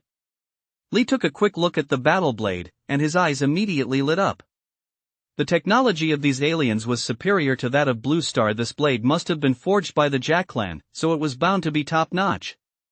Even if he used Outer Heavenly Divine Iron to forge a new battle blade, it likely wouldn't match Dao Luo's fine blade. Let me add one more thing, this battle blade of yours is also my spoils of war. Dao Luo was instantly enraged. A brilliant silver glow erupted from his silver armor. This time, he didn't use his cannon but instead swung his blade directly at Li. The pride of a Jack clan warrior compelled him to slay the human before him to wash away the humiliation. "Ling Feng, I've got this." Seeing him move, Phoenix channeled her fire-based ability and prepared to unleash a fireball. Dao Luo hadn't taken Phoenix seriously at first, but upon seeing the incoming fireball, he shrugged his shoulders and fired a red beam that shattered it. A shower of sparks erupted in the darkness, illuminating the 3 of them. "Phoenix, don't intervene, I'll handle this." Seeing that Phoenix was about to unleash the power of the vermilion bird again, Li hurriedly stopped her, then swung his sword at Dao Luo a split second before she could. Seeing this, Dao Luo stopped using his cannon strike and swung his sword at Li. Neither of them used any specific technique, they simply clashed their blades together with full force. A loud clang rang out. The Demon Slayer blade in Li's hand was cleaved in 2 by Dao Luo's battle blade. However, he had anticipated this outcome. The instant his blade snapped, the broken hilt in Li's hand shot forward like a streak of icy light, striking Dao Luo. Dao Luo staggered from the blow. Before he could regain his balance, the broken blade pierced one of his blue glowing eyes. "Ah!" Dao Luo let out a blood-curdling scream as his massive body was hurled backward, crashing into a section of the hillside and shattering it to pieces. He reached out and grabbed the broken blade embedded in one of his eyes. His other eye blazed with fury. No longer caring about any warrior's dignity, he fired both the blue light and the cannon on his arm simultaneously at Li. His armor not only protected him but also served as a sophisticated instrument. Now that one eye had been destroyed, the armor was compromised, and its power was greatly reduced. "Dao Luo, you still won't give up? Void freeze, shatter." Li watched the incoming blue and red beams and sidestepped to avoid them. Immediately afterward, a void freeze engulfed him. Daolu had just pulled out his broken blade despite the pain and was channeling his armor's power to heal his wounds. But by then, Li's void freeze had already struck. In an instant, the blue light in Daolu's single eye dimmed, and the red lights on the cannons on his shoulders and arms went out one by one. Dao Luo struggled to his feet. Feeling the force that had torn through his flesh, he immediately understood his predicament. "I, Dao Luo, am a warrior of the Jack clan, and yet I've been defeated by you, a human. But don't get too cocky. A vast army of warriors from the Jack clan is descending upon Earth Emperor Star, and we will hunt down every last one of you humans. Your head will be the Jack clan's final trophy. Before he could finish speaking, his body inside the gleaming silver armor crumbled to dust, and the heavy armor crashed to the ground.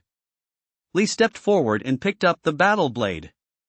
It was slightly longer than his own blade, with a well-balanced width much like a Tang sword from his past life, though it had a slight curve. He tested the blade. It felt very good in his hand. "Ha, what a fine blade. From today on, you are the Demon Slayer blade that slays alien creatures." He then turned his attention to the armor on the ground and crouched down to inspect it. Fortunately, only one eye had been destroyed. Most of the armor's power remained intact. It was a fine treasure. "Congratulations, host. You have slain a warrior from the Jack clan who was on the verge of reaching the transcendent realm, earning you 300 years of lifespan." Hearing the notification sound, Li froze for a moment. On the verge of reaching the transcendent realm? What kind of realm is the transcendent? Just then, Phoenix, seeing Dao Luo's death, came over to Li's side. "Ling Feng, was the Earth Emperor star that Dao Luo mentioned just now Blue Star?" Chapter 81, SSS rank Void Freeze. Have you two teamed up? Blue Star had become Earth Emperor star. Li's first thought was of that invading celestial body. Blue Star had fused with it, and its overwhelming power had crushed gravity, order, and every aspect of the environment. Although it still looked like Blue Star to them, in the eyes of Dao Luo and his alien race, it had long since become Earth Emperor star. That was why Dao Luo had mentioned Earth Emperor star at the very end. He shared this thought with Phoenix. Phoenix nodded in agreement. Whether it was Blue Star or Earth Emperor star, the place was now swarming with alien lifeforms. If they were to accidentally encounter another powerful member of Dao Luo's race, how could they possibly survive? I wonder how the four great alliances are faring. The four great alliances were Blue Star's most powerful factions. If these four powers were to vanish, the extinction of humanity would not be far off. Hearing her question, Li immediately remembered that he still hadn't received his reward. It was time to pay a visit to that old war king Zhang. He dared to withhold his reward. He'd have to cough up every single character of it. He also needed to check on Shen Gong and see how he was doing. "Phoenix, let us go check out the Martial League's former territory first. There are many experts in the league, so it shouldn't be dangerous." Though he said this, a look of gravity crossed his face. The powerful clans among those experts would likely be fine, but the ordinary people would suffer terribly. Fewer than a handful would probably survive this disaster. Relying on their past memories, the two set off toward the former location of Ming City. Along the way, Li slew several more waves of alien creatures. Although none were gregarious creatures like the cavern lizard, they still extended his lifespan by 100 years at a time. With his lifespan extended, the first thing to do was, of course, to enhance his strength. After pondering for a moment, he decided to upgrade his SS rank Void Freeze by one more level, bringing it to SSS rank. This time, the brutal slaughter of Dao Luo with Void Freeze had given him a taste of its power. The alien warriors of the Jack clan would surely be clad in heavy armor just like Dao Luo, equipped with high-tech blasters making them difficult to damage with ordinary energy attacks. Void Freeze, however, would freeze their physical bodies directly, regardless of how thick their armor was, saving both time and effort. Life Siphon System, I'm going to infuse lifespan into Void Freeze. As soon as the command was issued, he watched the changes in his lifespan with bated breath. Year after year, it rapidly dwindled. However, he hadn't encountered any alien warriors like Dao Luo since then. What exactly is the Transcendent Realm like? He recalled the notification sound from the Life Siphon System when he had slain Dao Luo. Dao Luo, a master at least in the mid-9th tier, had not yet reached the Transcendent Realm. Transcendent must be a classification of strength in the world of alien war, completely different from the martial artist realms on Blue Star. Based on this reasoning, even a Tier 9 sovereign on Blue Star wouldn't measure up to an alien warrior like Dao Luo. Humans on Earth Emperor Star were currently at a distinct disadvantage. Future classifications of strength would undoubtedly follow the standards set by the more powerful. The strong hold the power to dictate. This is an immutable law throughout the ages. The more he pondered this, the greater the sense of urgency that welled up within him, and the clearer his vision for his future path became. Once he secures his reward and cultivates the martial codex to the 10th level, reaching the legendary martial god realm, will he be able to stand up to the alien race's transcendence? We arrived at the Martial League. That day, Li and his companion looked at the crumbling ruins of walls that appeared before them and confirmed that this was Mingcheng. He extended his mental energy but found that within a 2-kilometer radius, there was not a single living soul, only a vast expanse of ruins. Ming City had originally spanned 5,000 li, but judging by the scene before them, at least half of it had likely been destroyed. The two exchanged glances and had no choice but to press on, heading deeper into the city. An hour later, Li spotted his 2-story Western-style house. Unfortunately, it had been destroyed just days after Yi finished renovating it and moved in. His SUV was gone too, and the several million yuan in his bank account had likely gone down the drain as well. Another half-day later, the two finally spotted a newly built city gate, with the city walls stretching into the darkness. Li made a rough estimate. Mingcheng's current size was at most about 1,000 li, meaning it had shrunk to 1/5 of its original size. One could only imagine how many members of the Martial Artists Alliance had perished and how many buildings had been destroyed. Just as the two were taking in the scene, a searchlight suddenly swept over them. Every muzzle of the thermal weapons on the city walls was trained on them. Trouble! More alien warriors are attacking, get ready! Without even using his psychic powers, Li could clearly make out the soldiers on the city walls. They were members of Chen Gong's Vanquisher Legion. Hold your fire. It's me, Li. Li, the commander's friend. This was spoken by one of Chen Gong's subordinates. It's Commander Li. The other was one of Li's former subordinates. Everyone, hold your fire. Open the city gates immediately. As Li and his companion entered the city, they were met with a sea of anxious faces. Before he could take a closer look, a familiar figure suddenly came running through the crowd and stopped right in front of Li. Commander, I'm so glad you're safe. Li was overjoyed to see Luo Laolu was still alive and smiled, saying, I'm just glad you're all safe. It took Luo Laolu a while to contain his excitement. Commander Chen will be here any moment. As soon as he finished speaking, Chen Gong's familiar booming laughter rang out. Old Li, you really have 9 lives. I'm just glad you're still alive. He walked up to Li and gave him a hearty hug. You rascal, I thought you'd died in the land of chaos. I never expected you to be alive. You're such a jinx. Of course I'm still alive. Look who is here. Only then did Chen Gong notice Hua Huang standing nearby. How did you two end up together? Hua Huang ignored him, pretending to look around, though her face had unconsciously flushed. Li slapped him right across the face. Can't you watch your mouth? Only then did Chen Gong recall Hua Huang's personality, cold as frost and absolutely ruthless when confronting others. He had no idea why she'd taken such a special liking to Li. Ahem, Sister Hua, my apologies, my apologies. To his surprise, Hua Huang didn't fly into a rage this time. Instead, she calmly said to him, Chen Gong, from now on, call me Phoenix. Phoenix? Before Chen Gong's mind could process it, Li pulled him close. Old Chen, how is the Martial League these days? Is old Zhang still around? Chapter 82, The State of the Martial League, Old Zhang's Schemes, and Chu Jingang's Quest to Establish His Authority. Hearing Li ask about old Zhang, Chen Gong sighed. He'd known this would happen all along. After he had led the Vanquisher Legion back to Ming City as the great catastrophe approached, he had also brought up the issue of Li's reward with old Zhang. Unfortunately, old Zhang had merely brushed it off and never actually paid the reward. Now that Li had returned, given his personality, he would absolutely not let himself be taken to such a great disadvantage. Old Li, the Martial League suffered devastating losses during this catastrophe. You've seen the state Ming City is in now. Moreover, there have been countless casualties of the original 20-odd alliance armies, at most 10 remain. Also, War King Yang was killed by an alien warrior in silver armor, and old Zhang is now the true high-ranking official within the alliance army. Upon hearing that War King Yang had died at the hands of an alien warrior in silver armor, Li immediately thought of the Jack clan, to which Dao Luo belonged. It seems the Jack clan sent quite a few people this time. And old Master Zhang has actually risen to the upper echelons of the Alliance army. It really is true that good people don't live long, while scoundrels live for 10,000 years. Chen Gong paused for a moment after saying this, then continued.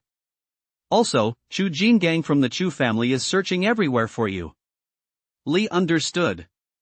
There was only one possible reason the Chu family was looking for him. Old Master Zhang had told Chu Jingang about his ascension to Tier 9 sovereign. So he is convinced that Li killed Chu Tianfang and the others, even though Li actually did it all himself. Old Zhang is clearly trying to use the Chu family to kill Li. It seems Li had underestimated him. Phoenix had realized long ago, when she first learned Li was a spatial psionic, that the entire Chu family delegation had died at Li's hands. But the root of the problem was that the Chu family had provoked Li first.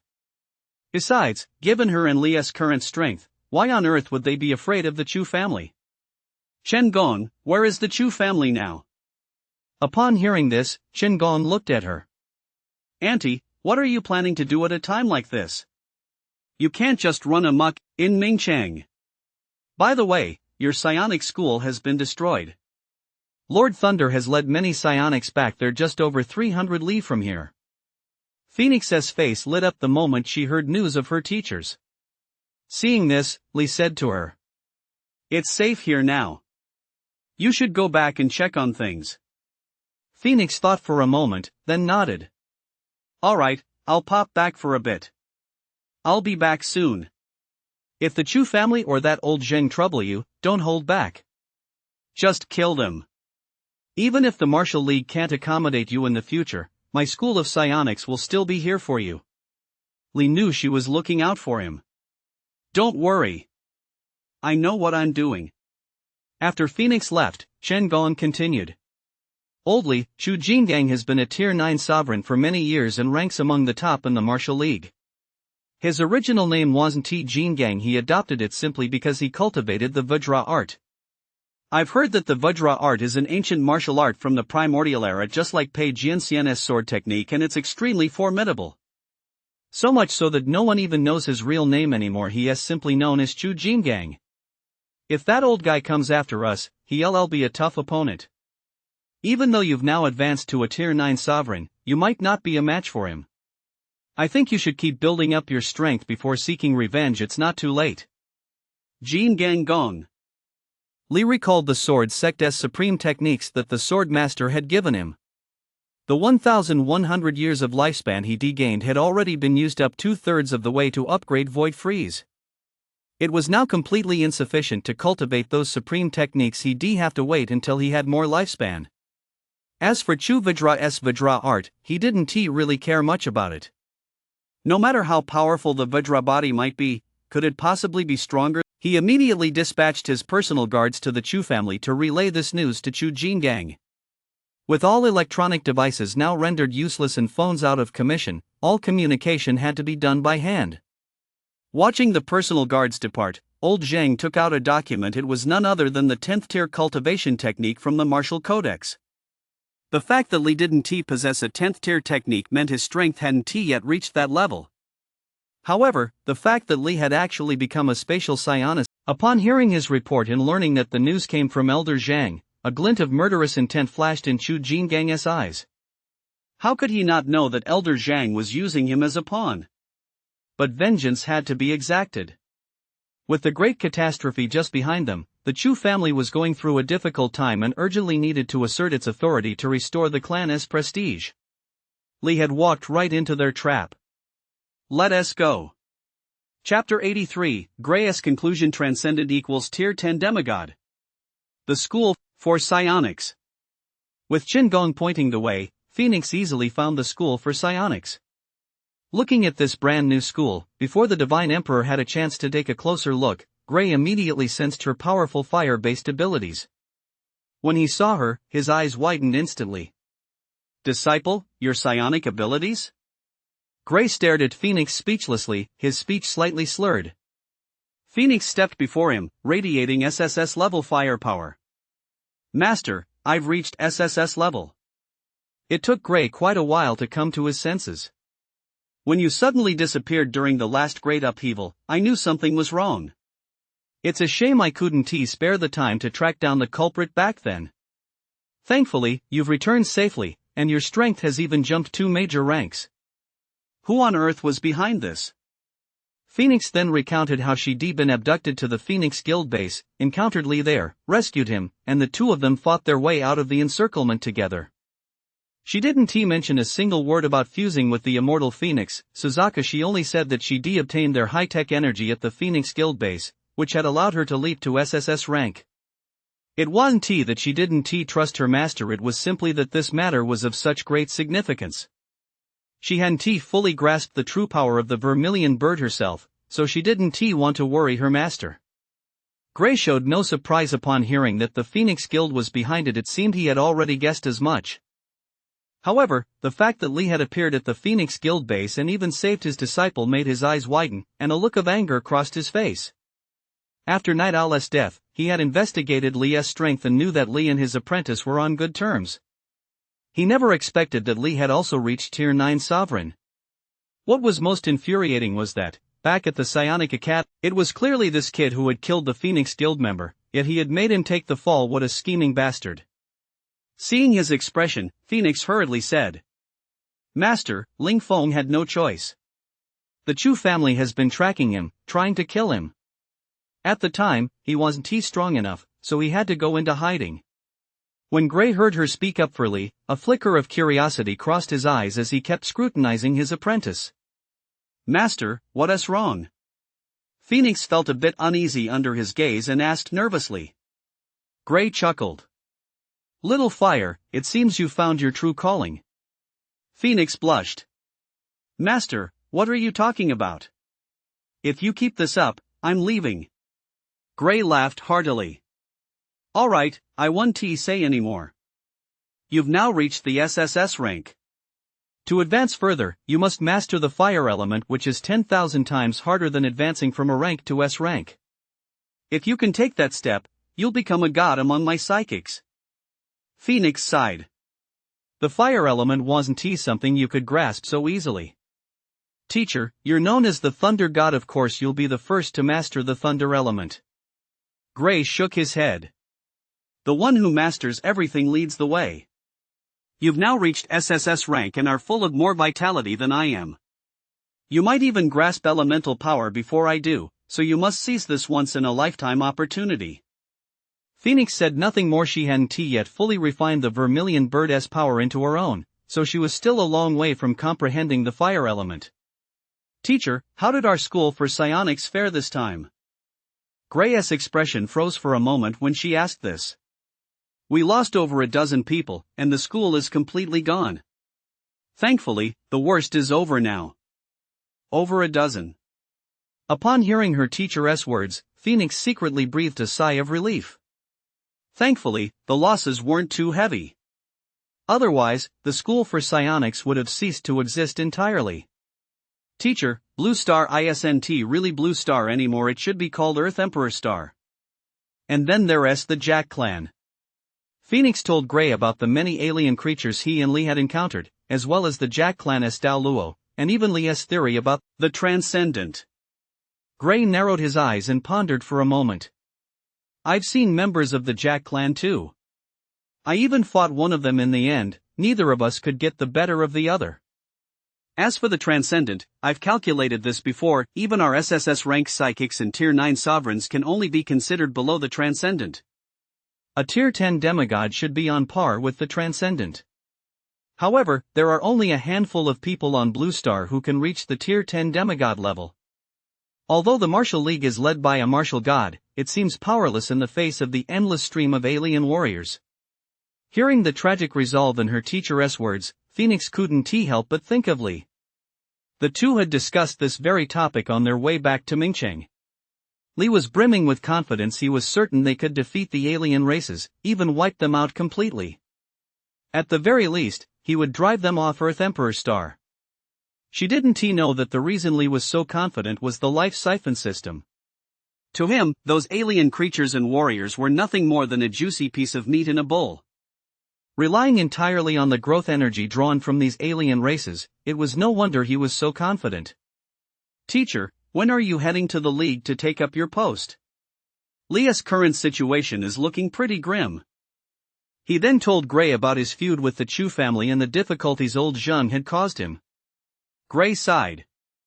That Chu Jingang is indeed a formidable figure. His cultivation of the Vajra art has reached the level of an indestructible Vajra body. He is extremely tough to deal with. I never expected old Zhang, at his advanced age, to harbor such intense jealousy. It's a real shame that his selfishness has gotten the better of him. Grew even more anxious. Master, should we go there now? Meanwhile, Li arrived at Chen Gong's dormitory. After arranging the patrol duties, the two sat down to talk. Now that Li's spatial ability had been exposed, he no longer felt the need to hide it. He took several bottles of liquor and various snacks from his storage space. Chen Gong immediately swallowed hard, poured himself a bowl, and, just as they were talking, Luo Laolu suddenly pushed open the door and walked in. Commander, someone from the Chu family has arrived. Chapter 84, Showdown with Chu Jingang drive them out of Mingcheng. The Chus had arrived. Hearing Luo Laolu's report, Li knew they were after him. He just hadn't expected the Chus to show up first. It was laughable that old Zheng didn't even dare to show his face. Let us go check it out. What do these guys want? Chen Gong looked worried. Old Li, let me go scout things out first. Li waved him off. No need. My whereabouts have long been tracked. Hiding won't do any good. The two walked out of the dormitory, following Luo Laolu all the way to the front courtyard, where they saw a tall, burly young man with a muscular build, a Tier 8 monarch. Beside him stood a burly old man who didn't look particularly remarkable, but was in fact a Tier 9 sovereign. A dozen or so burly men stood not far away, their waists bulged, clearly carrying hot weapons. Li sized up the group. Judging by the young man's face, he must be Chu Runbao, the third son of Chu Tianfang and the current head of the Chu family. As for the old man, needless to say, he was the Chu family's rock, Chu Jingang. Although Chu Runbao had never met Li in person, he had seen his photo long ago. Upon seeing him appear, his eyes instantly filled with rage and murderous intent. The dozen or so Chu family disciples also placed their hands on their waists, ready to draw their thermal weapons and strike at any moment. Possessing so many thermal weapons at this time was a clear sign of status. In the past, hot weapons could be bought with money, and no one paid them much attention. Now that the great catastrophe had passed, all scientific and technological development had come to a standstill, and supplies were scarce. The major supply stores in Mingcheng had long been taken over by the Alliance Army, and hot weapons were no exception. Nowadays, aside from the Alliance Army, only major clans and powerful factions still possessed hot weapons. Li ignored the stares of Chu Runbao and the others and locked eyes with Chu Jingang. Under his mental power, Chu Jingang's strength as well as the secrets of his Vajra body were laid bare before his eyes. He heard from Chen Gong that this fellow practiced a martial art called the Vajra technique, which had piqued his interest. Now, upon closer inspection, he confirmed that this Vajra body was formidable. Had he been using his Demon Slayer blade earlier, he would never have been able to break through it. But now that he seized Dao Luo's treasured blade, the situation was entirely different. Chu Jingang, meanwhile, was sizing up Li while assessing his strength. Unfortunately, lacking spiritual power, he couldn't gauge Li's true strength, nor did he realize that Li Ling had already seen through him. Seeing the auras between the two growing increasingly intense, Chen Gong hurried between them to intervene. Ling Feng, let me introduce you. This is Chu Runbao, the current head of the Chu family, and this is Chu Jingang, a senior member of the Chu family. He was about to introduce Li to the two men when Chu Runbao interrupted him. Chen Gong, this is a personal feud between my Chu family and Li. Your Vanquisher Legion is Mingcheng's first line of defense. My Chu family Shun Ti have come here in the first place. Once this personal feud is settled, I will personally apologize to you. Please forgive us for the disturbance. Although Chen Gong was a Tier 8 monarch, in the past, Chu Runbao Wun Ti have given him a second glance. But now that the Chu family's influence had waned, and the Chen family had suffered relatively light losses during this great catastrophe, their strength had already surpassed that of the Chus. If it weren't for the fact that the Chen family lacked a Tier 9 sovereign to lead them, they likely wouldn't have given him the time of day. Circumstances dictated the situation. Chen Gong was about to say something else when Li stopped him. Old Chen, don't waste your breath. Just listen to what they have to say. Chu Renbao's eyes, brimming with murderous intent, fixed intently on Li. Li, you killed my father, my eldest brother, my second sister, my fourth brother, and countless disciples of the Chu clan. It's time to settle this score. Li chuckled. Ha, Chu Renbao, how am I supposed to know who killed your dead father, your eldest brother, second sister, and fourth brother? To pin it on me like this, you're truly shameless. You? Seeing that he wouldn't admit it, Chu Renbao flew into a rage. Li, don't try to deny that you're a spatial ability user. Your actions in Chaos City couldn't possibly have gone unnoticed. You didn't expect that, did you? Li looked at his smug expression and thought he looked like an idiot. What's there to hide? I, Li, walk with my head held high and my back straight, unlike you people from the Chu family who engage in such despicable and shameless acts. You? Chu Renbao was speechless, but his murderous intent grew even stronger. Just then, Chu Jingang stepped forward to stop him and said to Li. Kid, you're a Tier 9 sovereign too. Why wouldn't you admit to killing so many of our Chu family's experts? Li looked at Chu Jingang mockingly. He knew full well that this was meant to provoke him. Chu Jingang, spare me the nonsense. Everyone knows the truth of the matter. It's no use for you to try to claim all the moral high ground for yourself. That said, if it weren't for the persecution by your Chu family, I might not have achieved what I have today. I should actually thank your entire family. Even with Chu Jingang's profound martial arts skills, he was nearly choked by those words. He, of course, knew exactly what Li meant.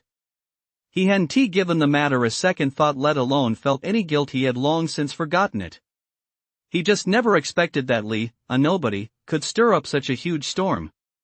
Not only had he leaped from the 6th tier to the 9th in the blink of an eye, but he also killed so many of the Chu family's elite fighters. Otherwise, the Chu family wouldn't have fallen to its current state. Li, whether you admit it or not, for killing members of my Chu family, you must give my Chu family an explanation today. Seeing Chu Jingang's furious expression, Li gave a scornful smile. If he weren't in Mingchen, which also served as Chen Gong's headquarters, he wouldn't have bothered to say so much to these guys. He'd have just settled things with his fists.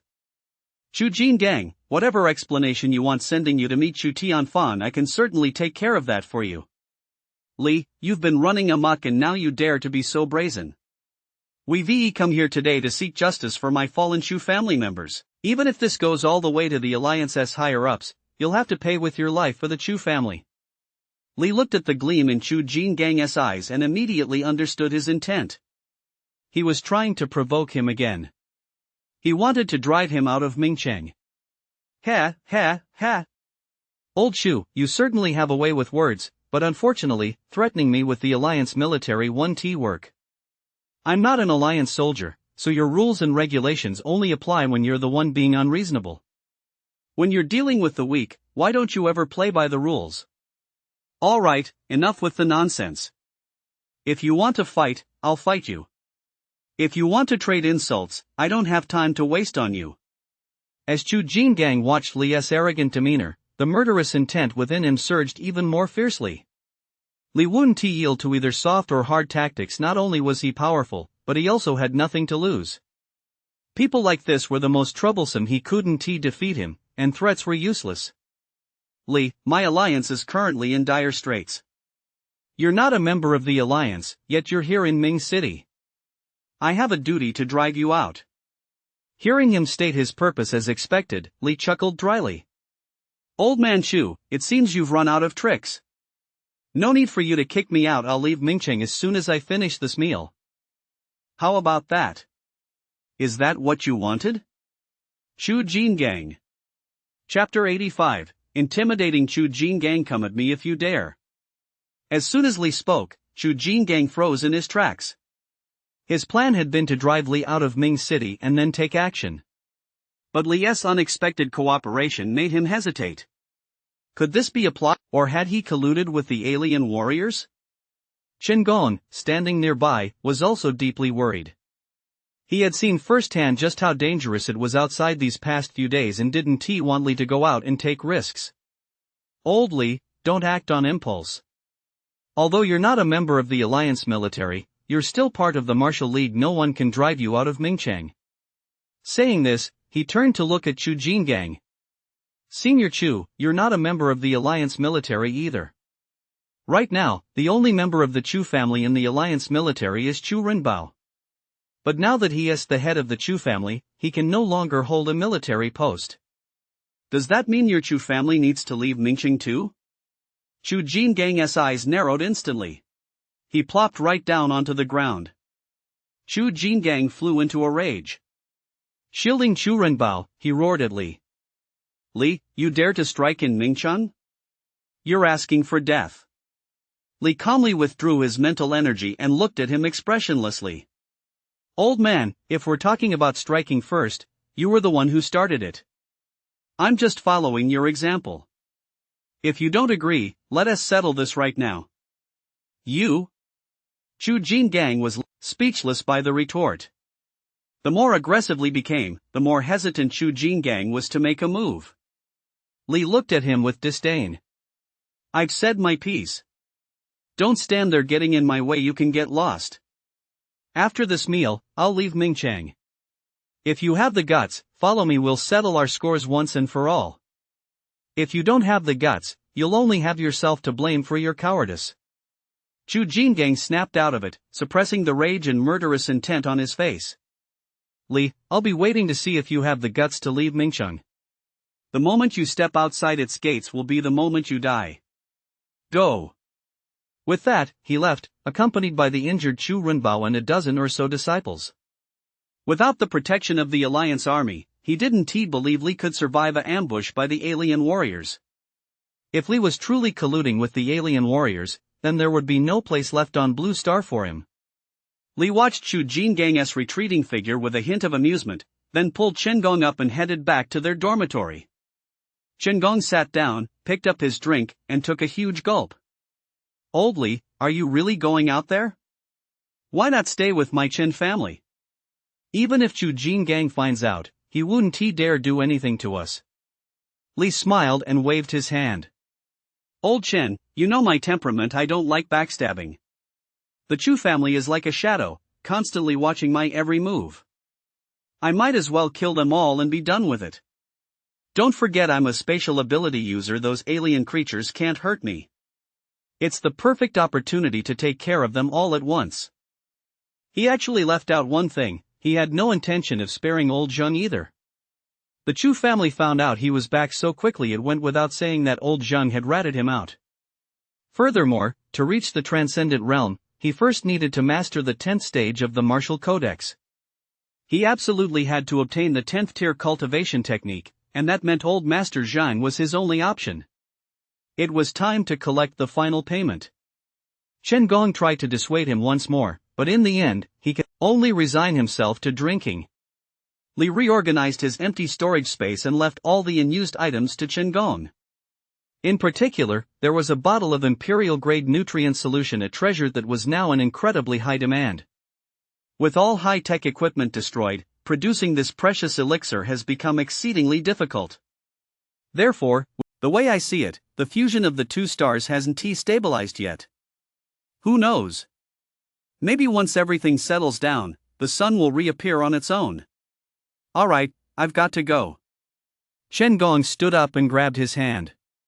Old Li, I don't have many friends, you're my only brother who has been through life and death situations with me. If things get too tough out there, come back. Li's eyes welled up at his words, then he burst out laughing. Old Chen, when did you get so sophisticated? You've even started pulling the emotional card. It'd be great if you used that on women. Chen Gong was left speechless by his remark, and the emotions he'd been building up came to a sudden halt. You're such a show-off now that you've got a girlfriend. You're something else. Get lost. Li laughed heartily.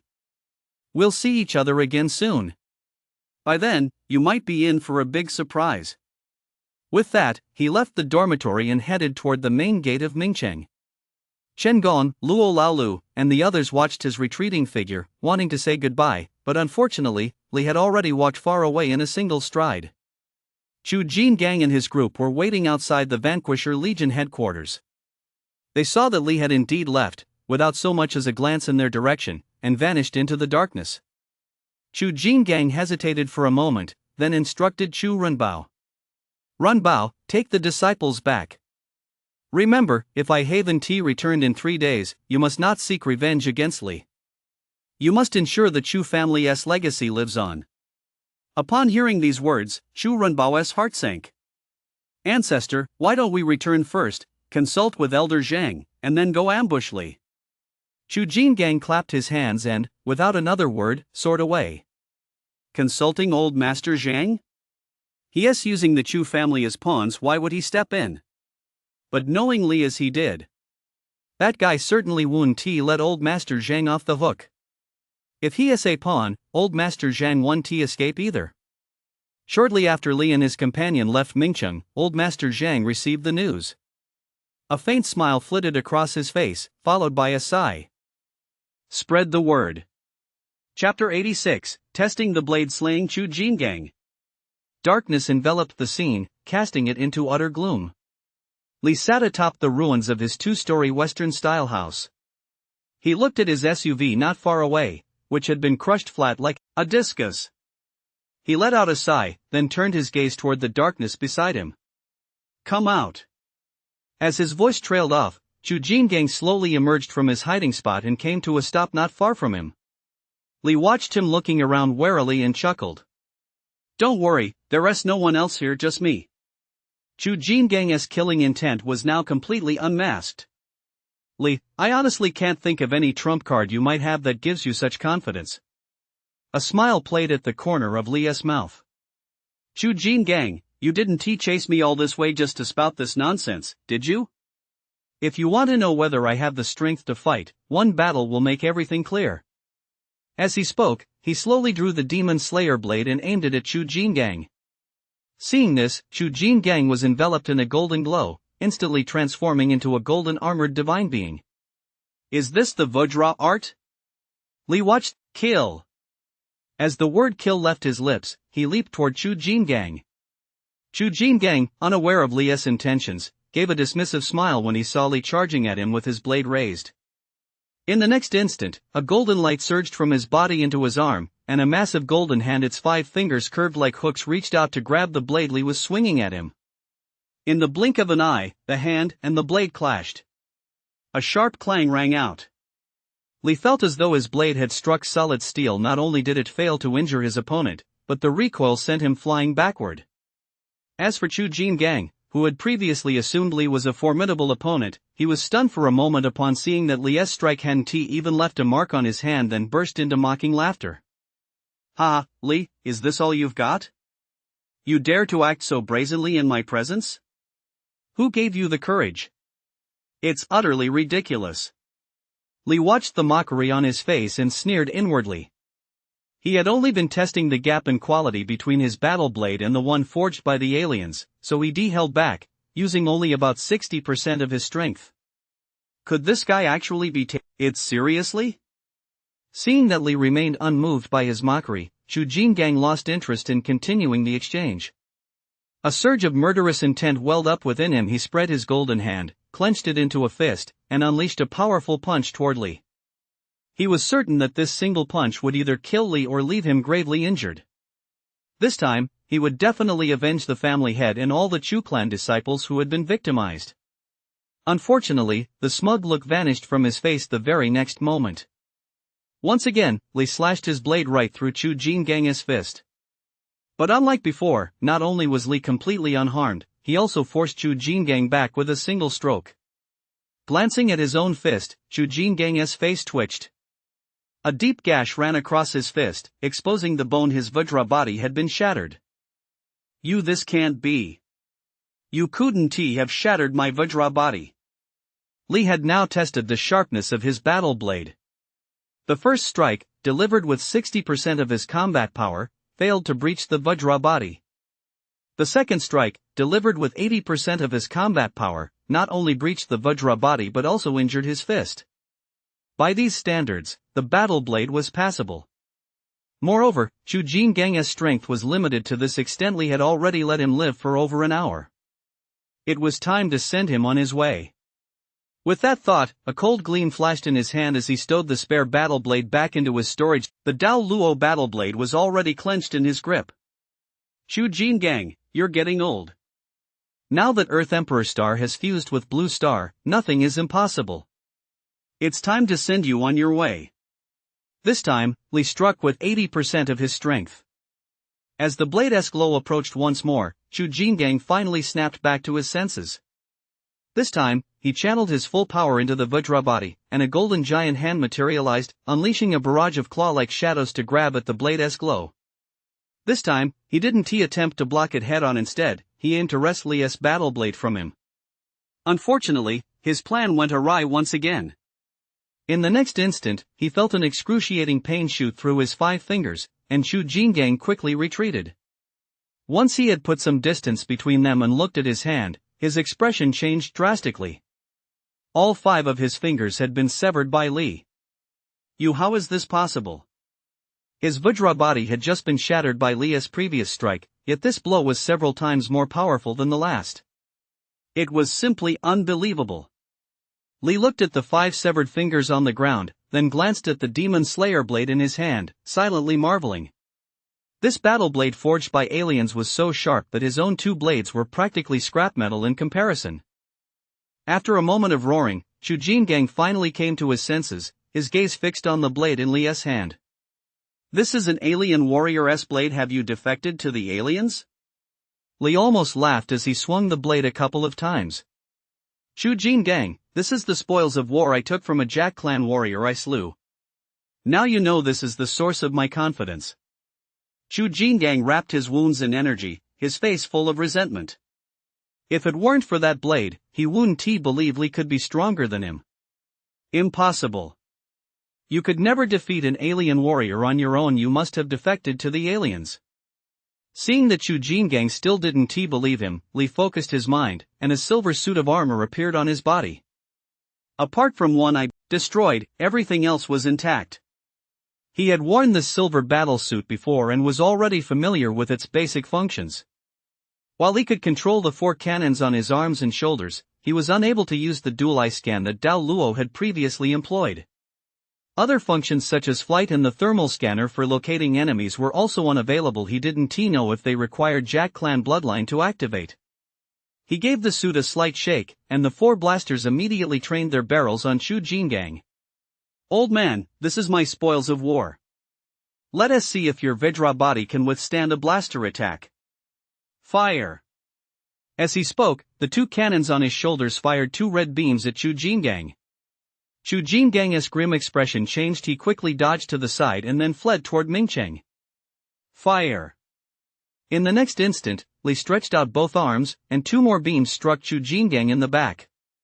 Xu Jingang fled quickly, but he returned just as fast, forced back by the 2 blasts.